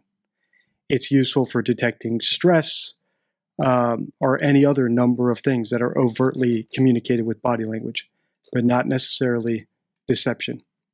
Deception is something that we detect on this channel through the words that people choose to use and the words they avoid using. Put away for the rest of their lives. I mean, they should be tormented, I think. A lot here. We see her eyebrow go up there. She's not sure what she should say. Everything she's doing says I'm unsure and shouldn't be saying this. That's what we're seeing there. Yes, for sure. And then you'll notice if I ask you those same questions, your chin would jut. You would say that person needs to be put away for the rest of their life and tormented with no second guessing. The other thing you likely would not do is drift down into your right in an emotional state. We haven't seen a lot of emotion, but we see it here. Okay, but we're going to see emotion here in just a second. She's talked about her disappearance. She's talked about looking for her. She's looked at the bed she's not in. She's looked at trigger after trigger after trigger and not a tear. But then you ask about the cornbread mafia. Watch the side of her mouth start dragging down. Since the night of June 15th, there are still no answers as to where Candace and Dawn's 5-year-old daughter Summer could be. Now, I'm here with body language experts Scott Rouse and Greg Hartley, dissecting their interrogation with Summer's parents. All right, let's see this one. The guys who run Organized crime around you? You worried about them at all? Oh, that question. Right here you can see Candace crying. Now, in my last video, we looked at Don, and I do believe Don is a psychopath. I am not a clinician, so I cannot diagnose him. However, he exhibits some of the traits and some of the language of a psychopath. So as far as I'm concerned, I'm treating him as a psychopath, or at least someone with psychopathic tendencies. In other words, as I pointed out in my last video, he has convincing face and body language. He exhibits duper's delight when he gets away with lying. So in other words, you or me, if we're lying, we're probably so stressed about it that we're not giggling and shaking like a dog wagging its tail when we get away with a lie. But psychopaths don't feel that fear, and they enjoy getting away with a lie. So think Casey Anthony, O.J. Simpson, and I saw the same thing with Don Wells. Psychopaths also tell big, bold stories, so they don't mind fabricating, even to the police. But their stories lack emotional and relationship details, because psychopaths themselves don't feel emotions like you or me, or even have relationships like you or I might have. And then psychopaths struggle lying face to face. All that is to say, I think Don is a psychopath, but I'm not sure about Candace. She could be. And that's why I posted these 4 other tells of a psychopath for this video. Because clearly Candace is not the big, bold storyteller. Clearly, as far as I've seen, she doesn't exhibit duper's delight. But these 4 things I posted for my last video are not the only tells of a psychopath. So these 4, I believe, are going to apply to Candace. And as usual, I have not watched this video beforehand, so I'm anticipating these. These are what I'm looking for as I watch. And we'll just go through them here quickly so you can also listen for them yourself. All right, first of all, psychopaths excel at evasion and distraction. In other words, they're great at avoiding a question, distracting you from the question, or even distracting you that their answer didn't actually answer your question. Second, they excel at information treatment. And this is a hallmark of all the most advanced liars, even non-psychopathic ones. And we'll get into that once we see it, because it's a little bit complicated. Third, psychopaths use excessive narcissistic words. So I, me, my, you see a lot of that, more than average. And then unlike Patrick Bateman or any other psychopath that you might see in a movie, real psychopaths on average have lower IQs than the average person, right? So real psychopaths are usually pretty low IQ. Now, of course, there's exceptions, but the average psycho is low IQ. So when I see people in my comments on my last video saying, I might be a psychopath, I have some of these traits. If you're watching my videos, you're probably, in fact, I know you're high IQ. It's very unlikely you're an average psychopath if you are a psychopath. And then again, it's a depressing thing to be. You shouldn't want to be a psychopath. The real psychopaths are not like Patrick Bateman. I question him, and he has an alibi, but, What about those fellas that live around there in the cornbread mafia? Well, cornbread mafia. That's what we call them where we live. I have no idea. I've heard about some hillbilly mafia type stuff and everything, and all these. So if you're listening to podcast mode, you can't see this, but Candace is over here crying, sniffling, tearing up, and all of this could be evasion or distraction. One way to get out of an interview is to start crying and being reticent and refusing to answer questions, wanting to get up. And in the first segment, we saw clips of coming up later stuff, right, that we did this, and we see that she actually walks out of the interview. And that might be what's about to happen. So as far as I'm concerned, Candace hits the below average IQ mark. I haven't tested her, but she comes off that way to me. And then she does seem to be very good at evasion and distraction from what we've seen so far in the clips that show us what's coming up later in this interview. Now we really have to listen out for is the information treatment and the narcissistic words. I, me, my. all these different voices. I mean, we've tried to steer clear from all these. This is words up there. I've tried to steer clear from all these people just as much as possible, and I think they've kind of seen us as targets. I mean, because they have come up and stole our stuff. They come up in my shed and stole all my mechanic tools at one. All right, so all the stuff Don is saying, we've already addressed lots of deceptive stuff that he does, particularly in answers like this, like, these boys instead of those boys, talking about them like he knows them, even though he says he doesn't know who they are, right? If you don't know who the Cornbread Mafia is, how do you know they came and stole your tools? I'm not going to belabor that here because we've analyzed Don for 2 videos now. So if you want to see me dig deep into Don, watch 4 words hoaxers use and How to Catch a Psychopath, as well as the rest of the series. But right now, let's focus on Candace. So if you feel like, hey, Dee Dee, you missed this, you missed that, put it in the comments so everyone knows. I appreciate that, especially remember, if you're noticing something that I'm not commenting on, please put it in the comments. But just be aware, I am also recognizing lots of it. I'm just not pointing it out so we can keep this moving and keep our focus on Candace. One time, when they knew we were gone. They knew me and her were together. Did you just hang on? Have you guys put any kind of security, anything on the place? No, we don't have any kind of security. Okay, now this is significant to me for a lot of different reasons. We haven't seen a lot of tears from her. She's talked about Summer. She's talked about her disappearance. She's talked about looking for her. She's talked about her being gone. She's gone down into her room where she lives. She's picked up her toys. She's held her toys. She's looked at the bed she's not in. She's looked at trigger after trigger after trigger after trigger after trigger, and not a tear. But then you ask about the Cornbread Mafia, which is a colloquial term for a kind of organized grassroots crime syndicate in Tennessee. That's correct. Yes, Yes. That's correct. And let's see what happens when you ask. Now, regarding Dr. Phil here, it is interesting. This is where she decides to cut off the interview. Now, I've never heard of the Cornbread Mafia. I don't know what it is.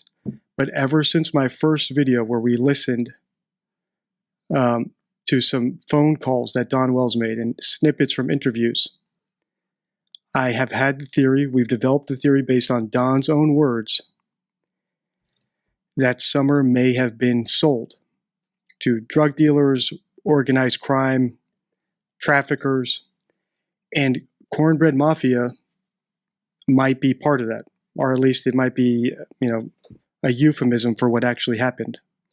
And if that is what happened, then it makes sense that this is where she wants to cut off the interview. Right when they're starting to circle the truth, that's when she needs to get out. Right? She's not confident she can dupe them any longer, so it's time to distract and evade. Unlike Don, who, if they are both psychopaths, is a different type of psychopath. Right? He is happy to talk to them. He loves thinking he's tricking them, and he has no problem discussing big, bold stories. So we're seeing if we are, I can't diagnose Candace, I can't diagnose Don. Candace, I'm still on the fence about. But we can see 2 very different types of psychopaths if that's what we're seeing. And even earlier in my last video, they said that Candace did not want to do the interviews until Don convinced her to. Right? So the big, bold psychopath, if he is one, convincing the more distracting, evasive type. And as I said in that video, I believe that Candace is the more effective liar.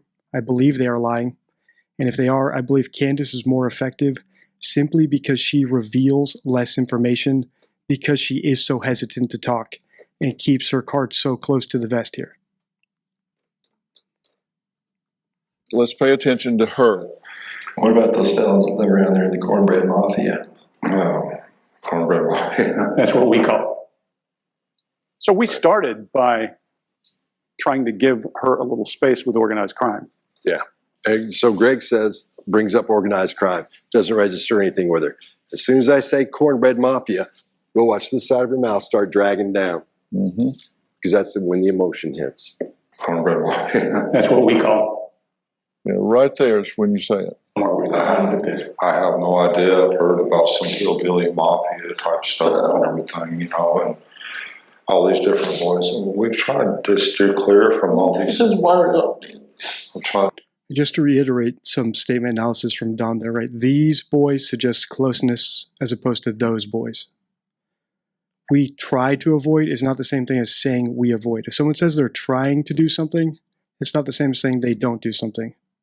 If he avoided them, he would just say that. So the fact that he says they try suggests that maybe he does have some connection to the cornbread mafia, if that's actually what it's called. We call this insulating and running. She insulates, she starts crying, so we can't get to her. In other words, psychologically, we can't speak to her. And we see the emotion. As soon as I say cornbread. So he calls it insulating and running. I call it evasion, distraction. But once again, I'm surprised how much I agree with these guys, since we're looking at totally different things, right? They're looking at her mouth and her eyebrows and where she's looking. I think all of that is a waste of time, as I've said.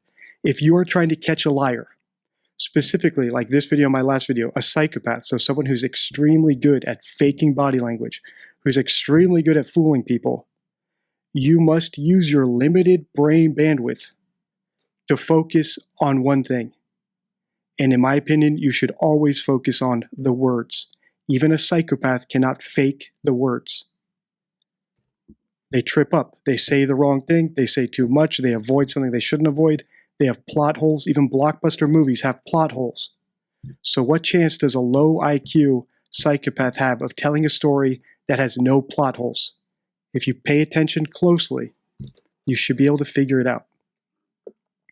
But once again, I do give these guys kudos because it seems like so far we're coming to the same conclusions, although I know from my comments that they think the Wells are innocent. So I'm still waiting to see how they came around to that. Only one of us can be right. Red Mafia right there, as we see that mouth start dragging down within seconds. And that's how long it takes to get into the brain, work around, do its thing, and say, hey, this isn't good.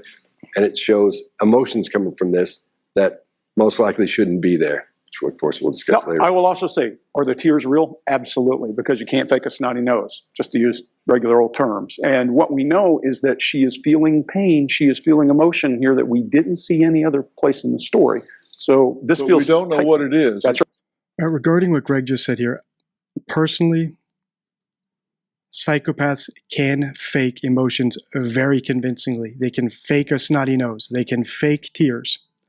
So as far as her crying convincingly, that can fool body language analysis. It can also fool people who follow Ekman with the microexpressions. But what we look for is the disconnect between their displayed emotions and their reported emotions to spot a liar. So it's easy to act. It's a lot harder to write the script. Then also, let's say Greg is right here, and it's impossible to fake a runny nose. It's impossible to cry convincingly on cue. If they sold their daughter to the cornbread mafia and they feel bad about it, of course she would be crying. Or if they, even if they're narcissistic or psychopathic, right? Even if they think, oh my God, they're getting close to catching me, I might spend the rest of my life in prison, she could still genuinely cry, right? So even if it's out of remorse for her daughter or just a selfish self-interest, oh my God, I'm about to go to prison for the rest of my life, I failed, this sucks for me. Crying is still acceptable, even if the tears are real. So real tears do not necessarily mean that someone is innocent. Just like not crying doesn't necessarily mean they're guilty. And I see lots of this in my McCann's analysis where early on, lots of people said, well, they never cried. I've never seen them shed a tear. So what? Plenty of people lose someone and don't shed a tear. Doesn't mean they're innocent or guilty, right? I personally think the McCanns are guilty, but not because of their demeanor or the way they carry themselves or their body language. I think they're guilty based on their words. Same with the Wells. Unlike Greg and Scott here, you don't have, in real life, if you need to catch a liar in real time, you don't have multiple people listening, right? One guy focusing on the face. another person focusing on their hands, another person focusing on their respiratory rate, another person focusing on the words. You only have yourself. You only have a limited bandwidth. You have to decide what to focus on. And the point of my channel is to try to persuade you to focus on the words. I think that's the best way to reduce the deception going on in society right now, is to catch and expose more liars. And I think your best shot of doing that, if you're a subscriber of the channel, is focusing more bandwidth onto people's words. That's right. It could be fear. That's right. It could be guilt. It could be fear and guilt. It could be... Okay, so my bad. I interrupted Dr. Phil when he was actually making a good point, so let me rewind. Also say, are the tears real? Absolutely, because you can't fake a snotty nose, just to use regular old terms. And what we know is that she is feeling pain, she is feeling emotion here that we didn't see any other place in the story. So this but feels... we don't know what it is. That's it right. It could be fear. That's right. It could be guilt. It could be fear and guilt. It could be any number of things. We can't read minds, we read symptoms, as you say all the time. We read symptoms, but those are pretty clear symptoms. Yeah. Okay, so once again, I agree with these guys. I'm very intrigued to see where we're going to disagree. Unless everyone is wrong here, right? But I trust you guys in my comments, right? I trust my members. They tell me that the behavior panel believes that the Wells are not guilty. So I definitely disagree with them. I want to see where they come to that conclusion, or if it's a split decision between them, right? So half the panel thinks one thing, half thinks the other, or if it's a split decision between Candace knows something and Dawn doesn't, or Dawn knows something and Candace doesn't. I want to see how they came to that, because I think both of them have guilty knowledge. But I do believe that Dawn is the ringleader. Yeah. Clear from all these people just as much as possible. And I think they've kind of seen us as targets because they have come up and stole our stuff. And stole all of my mag tools at one. Also, notice how Dawn, this is why I think Dawn is the worst liar. He talks more, so it's easier to pick apart his words. Notice how Dawn laughed when they first said Cornbread Mafia, but now he's giving all the reasons why it might be the Cornbread Mafia. That is a plot hole. If this were to happen in a movie, on IMDb, under goofs, people would be pointing out that plot hole. The real world works the same way. If you don't think it was a Cornbread Mafia, if you don't think it was this organized trafficking group, why are you now telling me all the reasons it might have been them when just a few moments ago you laughingly dismissed it? Also, let's say I really didn't know what happened to my daughter. I really believe my daughter was kidnapped. I wouldn't laughingly dismiss anything. One time, when they knew we were gone, they knew me and her were together. Okay, at this point, she wants out. She came there to help find her daughter. Correct. But you've raised the stakes to the point that, forget about my daughter, I want out of this room. It's all about me at that point. I can't do this. So notice what they said, it's all about me. Let's zero in on her words here, right? She has a missing daughter. Has she said Summer once? Has she even talked about Summer?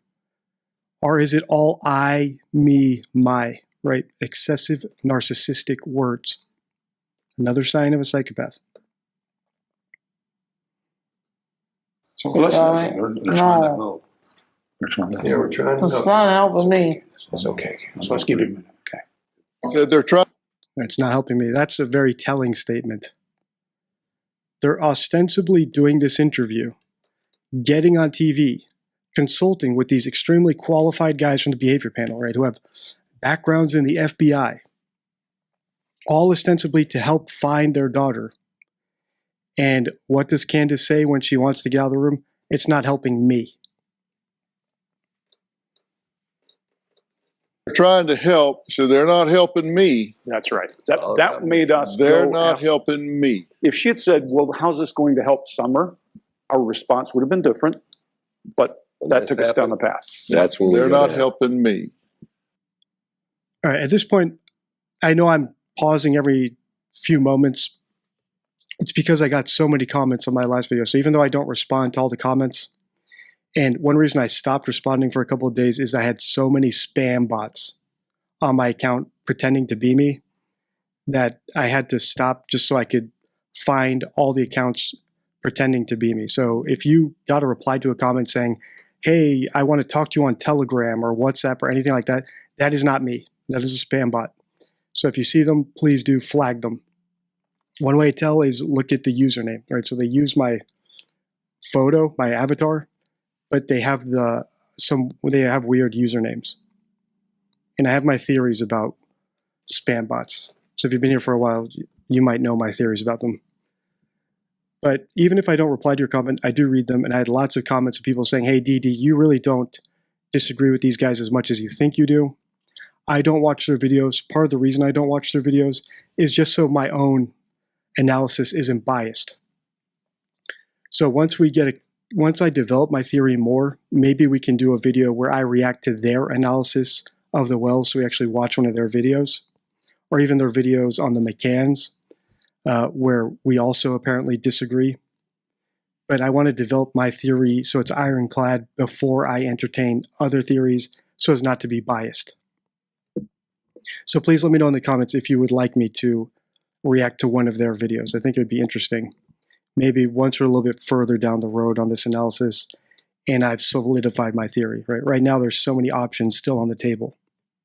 Like, was she sold by the parents, killed, kidnapped, but not technically, right? So taken with consent or some sort of understanding that if you do tell on us, we will get back at you, or you owe us money, so we're taking what's ours. I just want to zero in on that theory more. We're only 8 videos into the series. Now, Candace refused to let our cameras inside the upper level of their home, but we were able to obtain footage of Candace giving a tour inside that part of the house.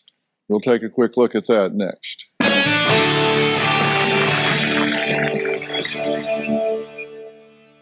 Now, I want to take another clip from their interview with Don and Candace, and let's take a look at the entire clip, and then we'll talk about it a little bit. Live in the country, you don't expect that kind of stuff. I'm not permitted. No, I want to go. These are tough questions. No, I'm being interrogated again, and I don't want to do this anymore. Yes, I am. We'll stop. I want you to feel comfortable. No, I want. Oh, and I want to go home. Right, so notice the evasion, the distraction. I'm the victim. I'm being interrogated. What did it do? It got her out of this interview.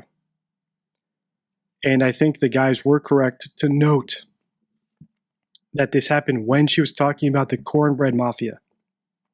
Is that a real thing? I don't know. There's definitely traffickers, though. And there is, as far as I know, some corridor in the South where people get trafficked.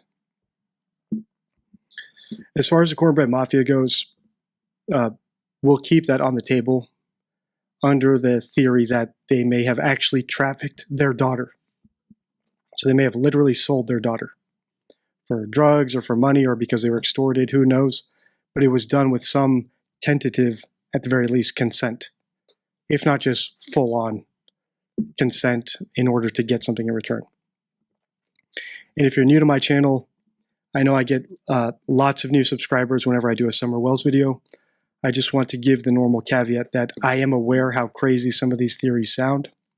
This is literally the only case on my channel where I entertain such unusual, bizarre theories, and it's because those theories appear in the language of the parents themselves.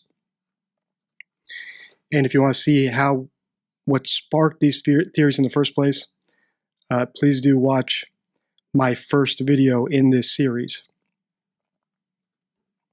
And the title of that one is, Can Suspects Project Their Guilt? And then you'll be on the same wavelength as me regarding this case. I'm down. Okay.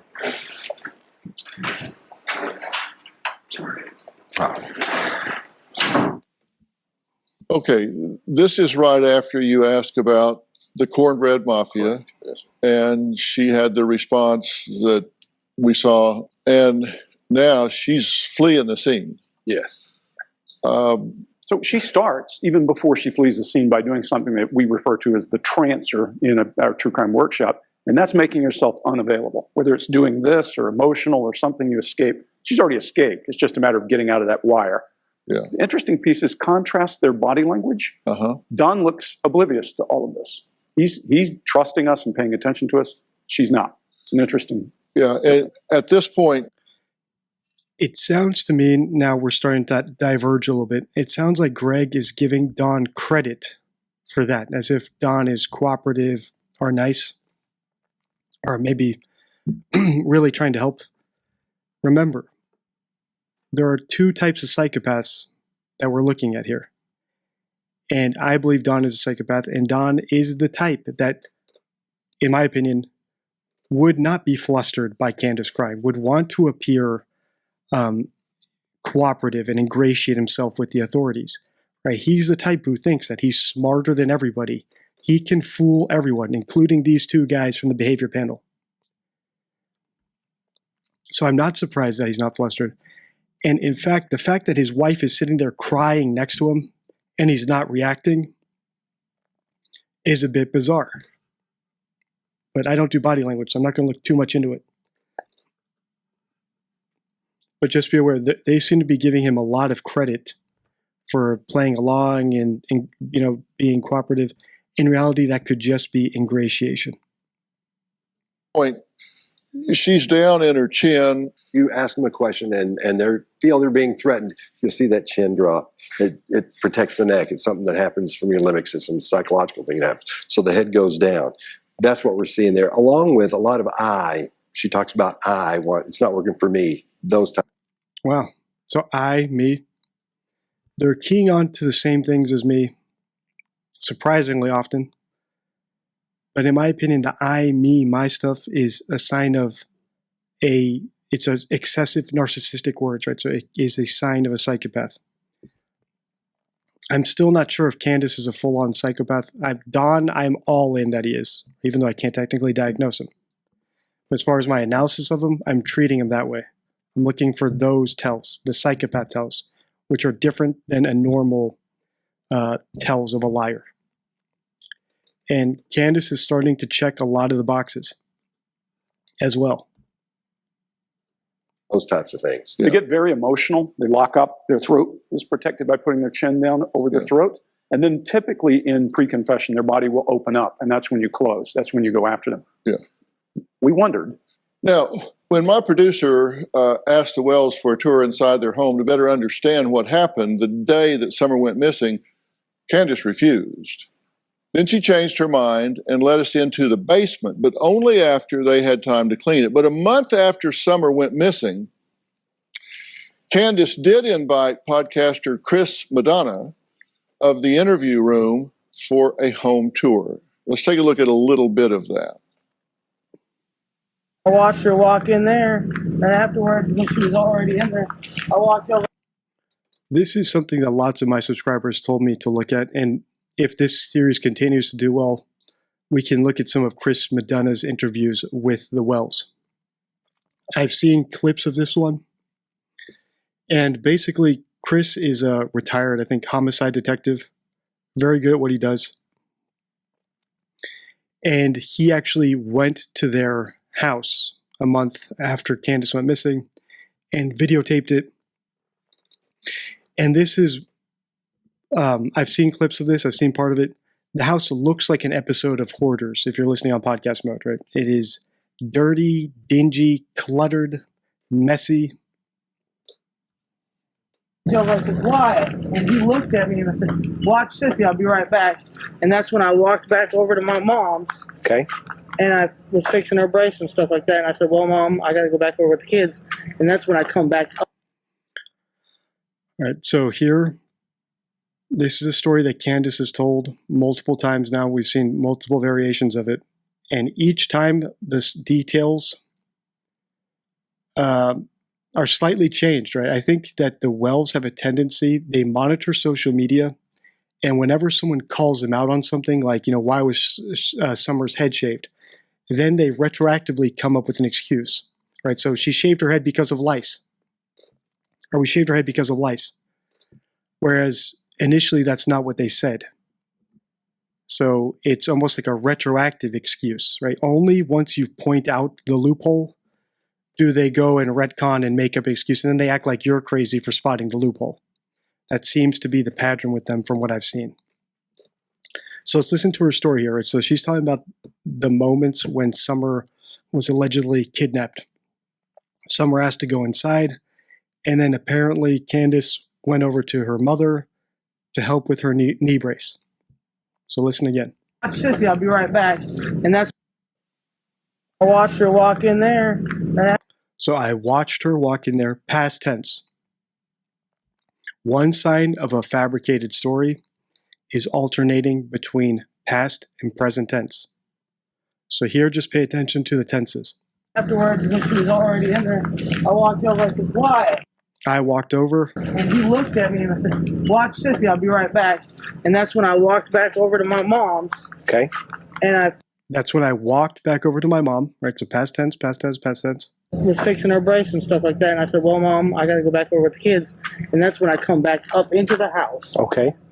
I was fixing her brace.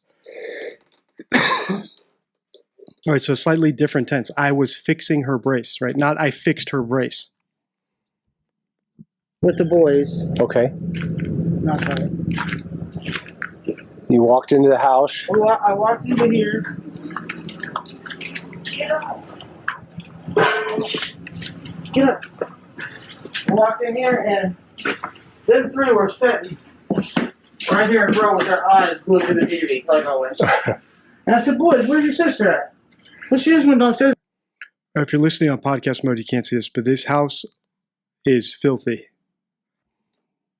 I'm on the play. So I went over here like this. So this is where the stairs are. Okay. It's actually down under there. Oh, down into her bedroom. Our bedroom, and then hers is on the other side. Oh, okay, in the basement. Yeah, in the basement. Well, this makes sense now, see? And then I yelled and I said, "Summer, Summer." And she didn't. I listened for a minute. I didn't hear nothing. So I went like this, because this is how I would get down here. Yep. I mean, I don't know if you want to come down here or not. Do I got to be tiny to get in there? No, you should. Can we come in from the other side? Well, we can, but it makes more sense if you went this way. Okay, I'll follow you. Oh, man. Good grief, No, I girl. know if my 6-foot husband can fit down here, you can. Huh? My husband. All right, one thing about their story. If you've seen how filthy that house is, somehow she immediately knew that Summer was kidnapped. Does that sound plausible to you? She didn't entertain the possibility at all that Summer could be hiding behind some pile of trash or in one of the other rooms full of clutter, just standing there or eating a snack, or even in the room with the boys. It was so cluttered she could have been in there. So the conclusiveness that Summer was kidnapped, she had to have been kidnapped, is the sign of a red flag, just like the McCanns. Is the sign of a hoax, in my opinion, right? Just like the McCanns. Maddie she had to have been kidnapped. I knew instantly she was kidnapped. How? Or William Turrell. The parents did the same thing, right? He had to have been kidnapped without any searching, entertaining any other options, any animals that might have been involved. The over-conclusiveness, the immediate conclusiveness, despite the evidence, is a sign of a hoax. It's different than if she went downstairs and there were muddy footprints, of a man-sized shoe, and the door was opened, and Summer's, bow was in the doorway. That's different. She came to this conclusion immediately, without any evidence of an intruder.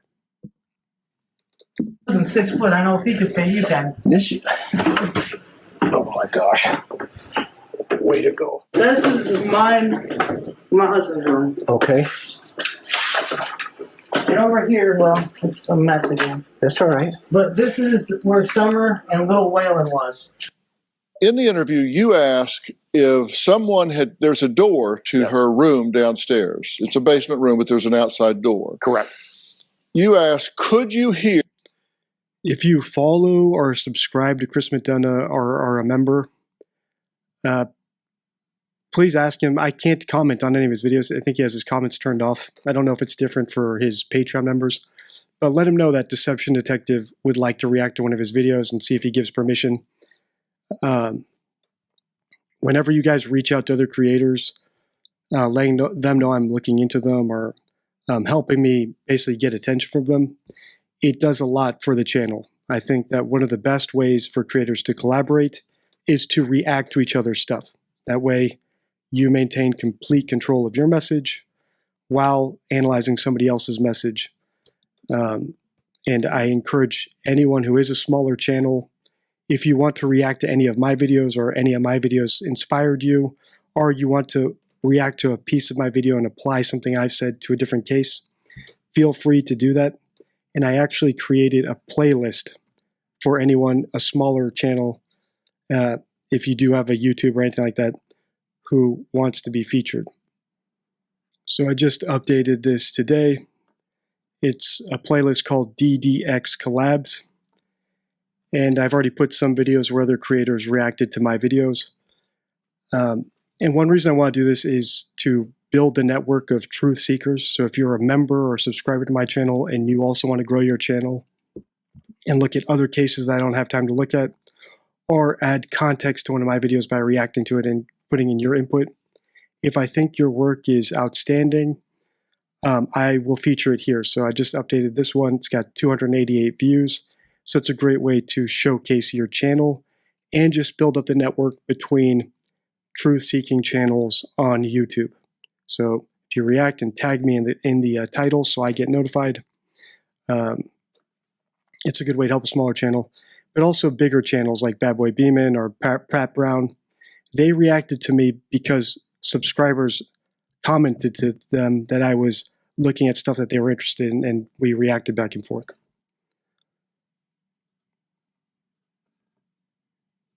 Here, if someone had opened that door. She said, yes, you can clearly. Okay, so we have footage of her opening that door. Let's take a quick look at the door.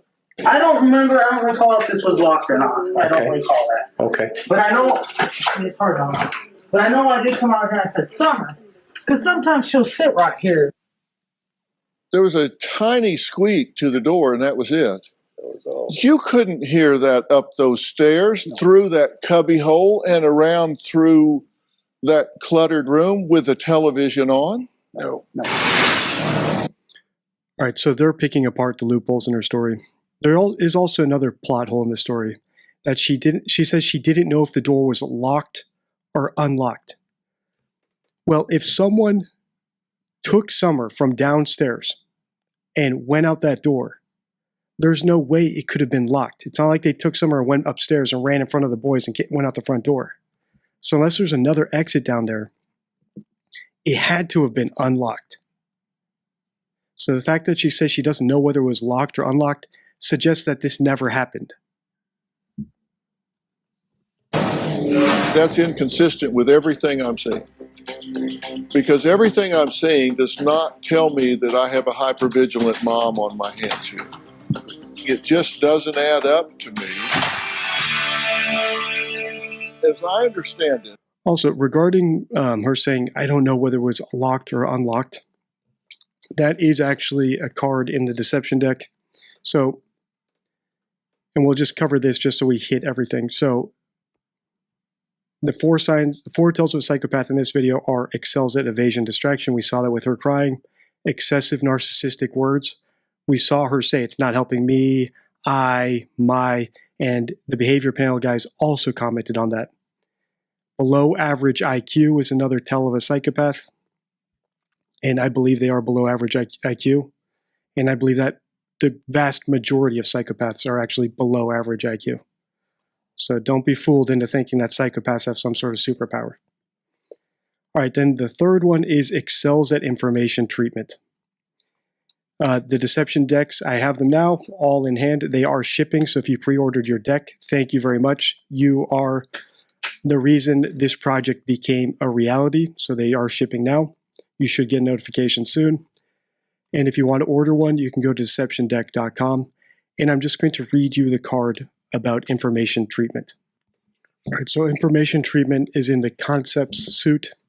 So each suit of the deck has a different type of deception. So there's, right, so here the spades is words and phrases. Another one is grammar. Then there's cues and then concepts. Right, so here you can see some of the concepts. Right, so recognizing missing information, cooperative subjects, uncooperative subjects, spotting common lies. All right, so this is the card we're going to read here. So the deck is designed to be like flashcards, so you can memorize things. So on the front is the concept. Here the concept is spotting common lies, and on the back we have a quote for the concept cards and then an explanation. All right, so spotting common lies. The quote here to help you memorize the concept is, "I swear to tell the truth, the whole truth, and nothing but the truth, so help me God." Right, the testimony oath. And here is the rule to memorize. When evaluating statements for deception, consider the three components of the testimony oath. 1. Commission.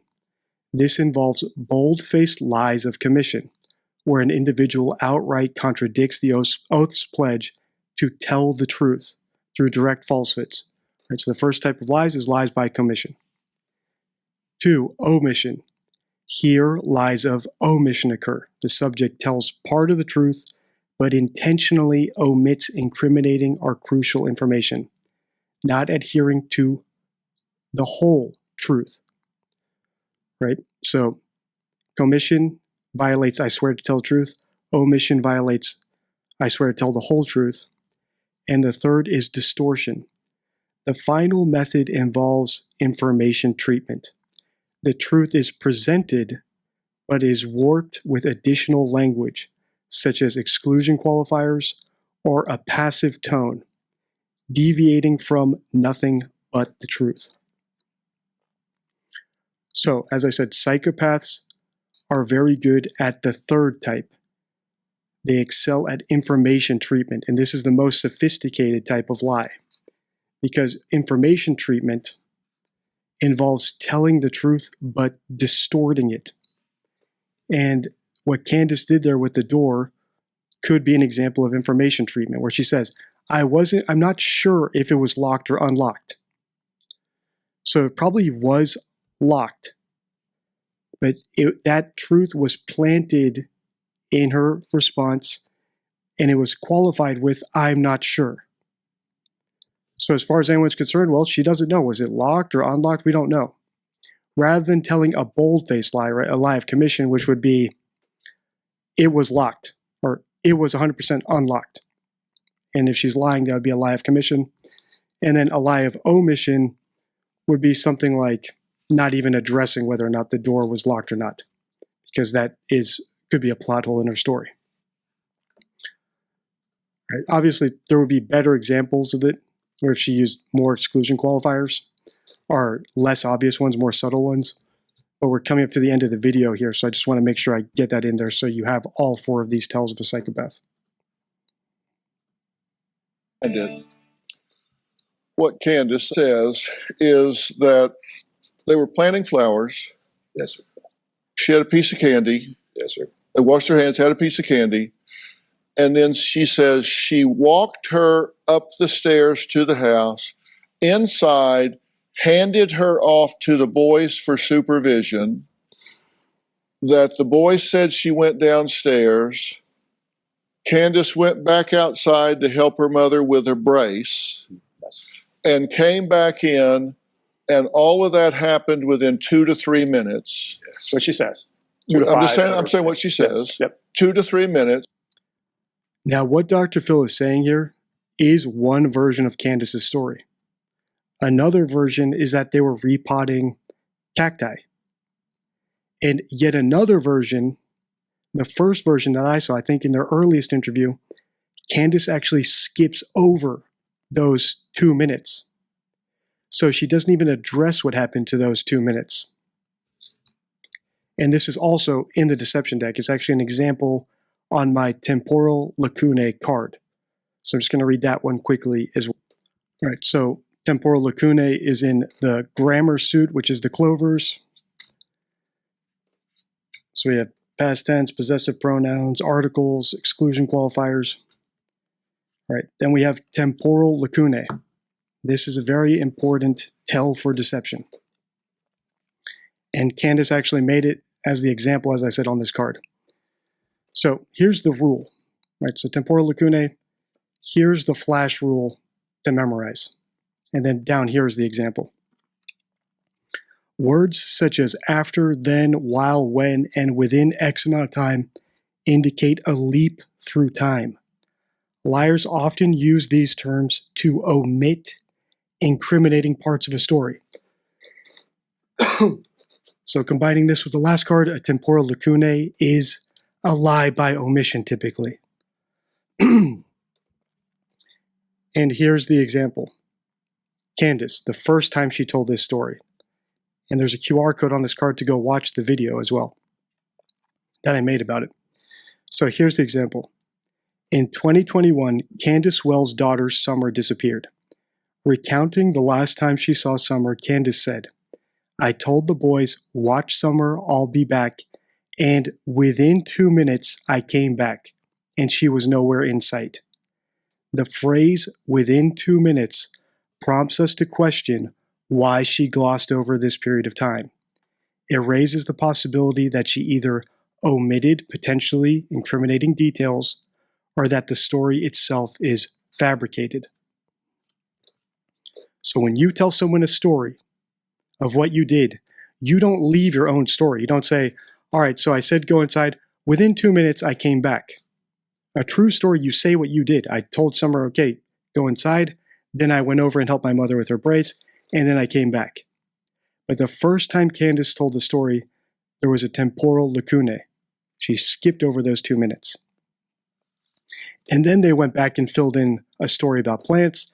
And then probably when people pointed out the issue with that, for example, that day Grandma got an injection in her knee because her knee was in so much pain. So typically when someone's in pain, the last thing they want to do is gardening. And like I said, their pattern is to update their lie in real time when people point out plot holes. And gullible people buy the excuse. Right? They say, no. So when they say, actually, we were just repotting cacti, that's why we weren't that dirty and it wasn't that labor intensive. Mom didn't have to kneel down to dig up the dirt to replant something. We were just moving cacti from one pot of rocks to the other. Gullible people say, hey, she explained it.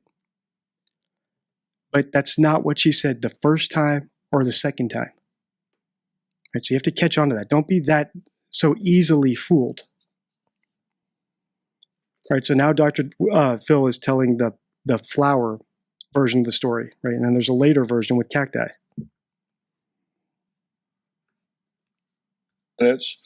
She called for Summer, no answer, and she immediately called Dawn on the phone and said Summer's missing. I think she will tell you that she didn't. We got something different the other day. We heard that after she checked the house, she crawled around under beds, she did this, she did that. She put the boys out to look in the yard, and then she called Dawn, is what we heard. So, right, it's hard. Faking emotions is easy for psychopaths. That's why I discount body language. I'd rather listen to words. Here we have an inconsistent story regarding what happened during those 2 minutes. And now the behavior panel guys got a different version of the story than Dr. Phil got. And I'm sure if we watched that video by Chris McDonough, he would get an even other version of what she did as soon as she thought Summer was missing. And those inconsistencies and plot holes are the sign of a made-up story, right? A sign that something's been scripted, but the people aren't quite intelligent enough to stick to the script. Okay, so she went on alert in 3 to 5 minutes. Correct. Psychologically speaking, I have to tell you that's inconsistent with everything I'm seeing. Because everything I'm seeing does not tell me that I have a hypervigilant mom on my hands here. Agreed. I have a hard time believing that she would walk her up the stairs and hand her off lovingly to 3 babysitting brothers, go back and help her mother, and be back inside in 2 to 3 minutes calling for her daughter. Just the timeline doesn't work right. I don't believe she could get out there and back in 2 to 3 minutes. I don't believe she called for her in 2 to 3 minutes and went on alert in under 5 minutes and started a search. I agree with everything Dr. Phil said there. So I'm curious where I actually disagree with these guys.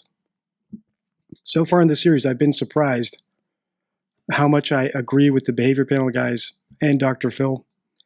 I think we're going to disagree about Dawn, because it seems like they're on Candace's case, but they're letting Dawn slip through the cracks. They seem happy with Dawn. I'm not happy with Dawn. Or that she would call Dawn, and given Dawn's history with law enforcement, that his first reaction would be call the cops. Because every time the cops have been out there before that, it wasn't to serve and protect, it was to arrest and detain. I'm not saying that Candace is involved here. I'm not saying Dawn's involved here. I'm just saying it just doesn't add up to me.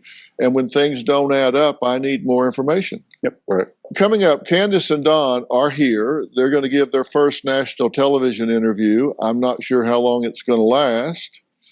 But they say they want to set the record straight, and I'm going to give them every opportunity to do that. When they come out, I'm going to ask you two to sit down here so you can observe them while I speak with them, and I'm going to see what we can learn. My goal here is to see if there's something we can find out. Maybe it's something that they have guilty knowledge of. Maybe it's something they know that they don't know. They're not aware that they know something that might be meaningful. They may know something they don't know is important. We're going to find all of this out when we meet them next.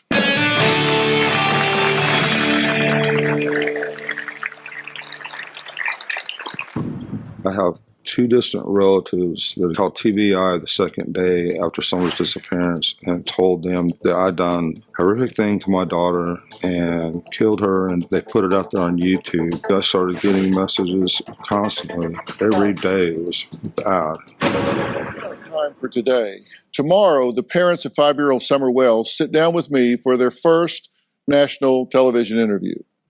Candace has been reluctant to talk with me. She walked off during her interview with Scott and Greg.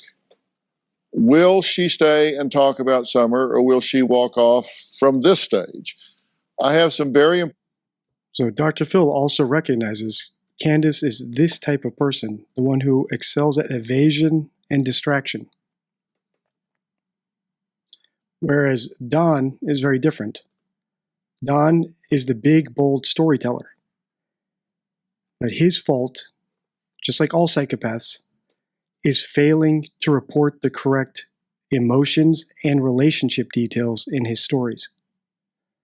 Because I believe he's a psychopath, it's my opinion, and psychopaths don't feel those relationships and emotions in the first place.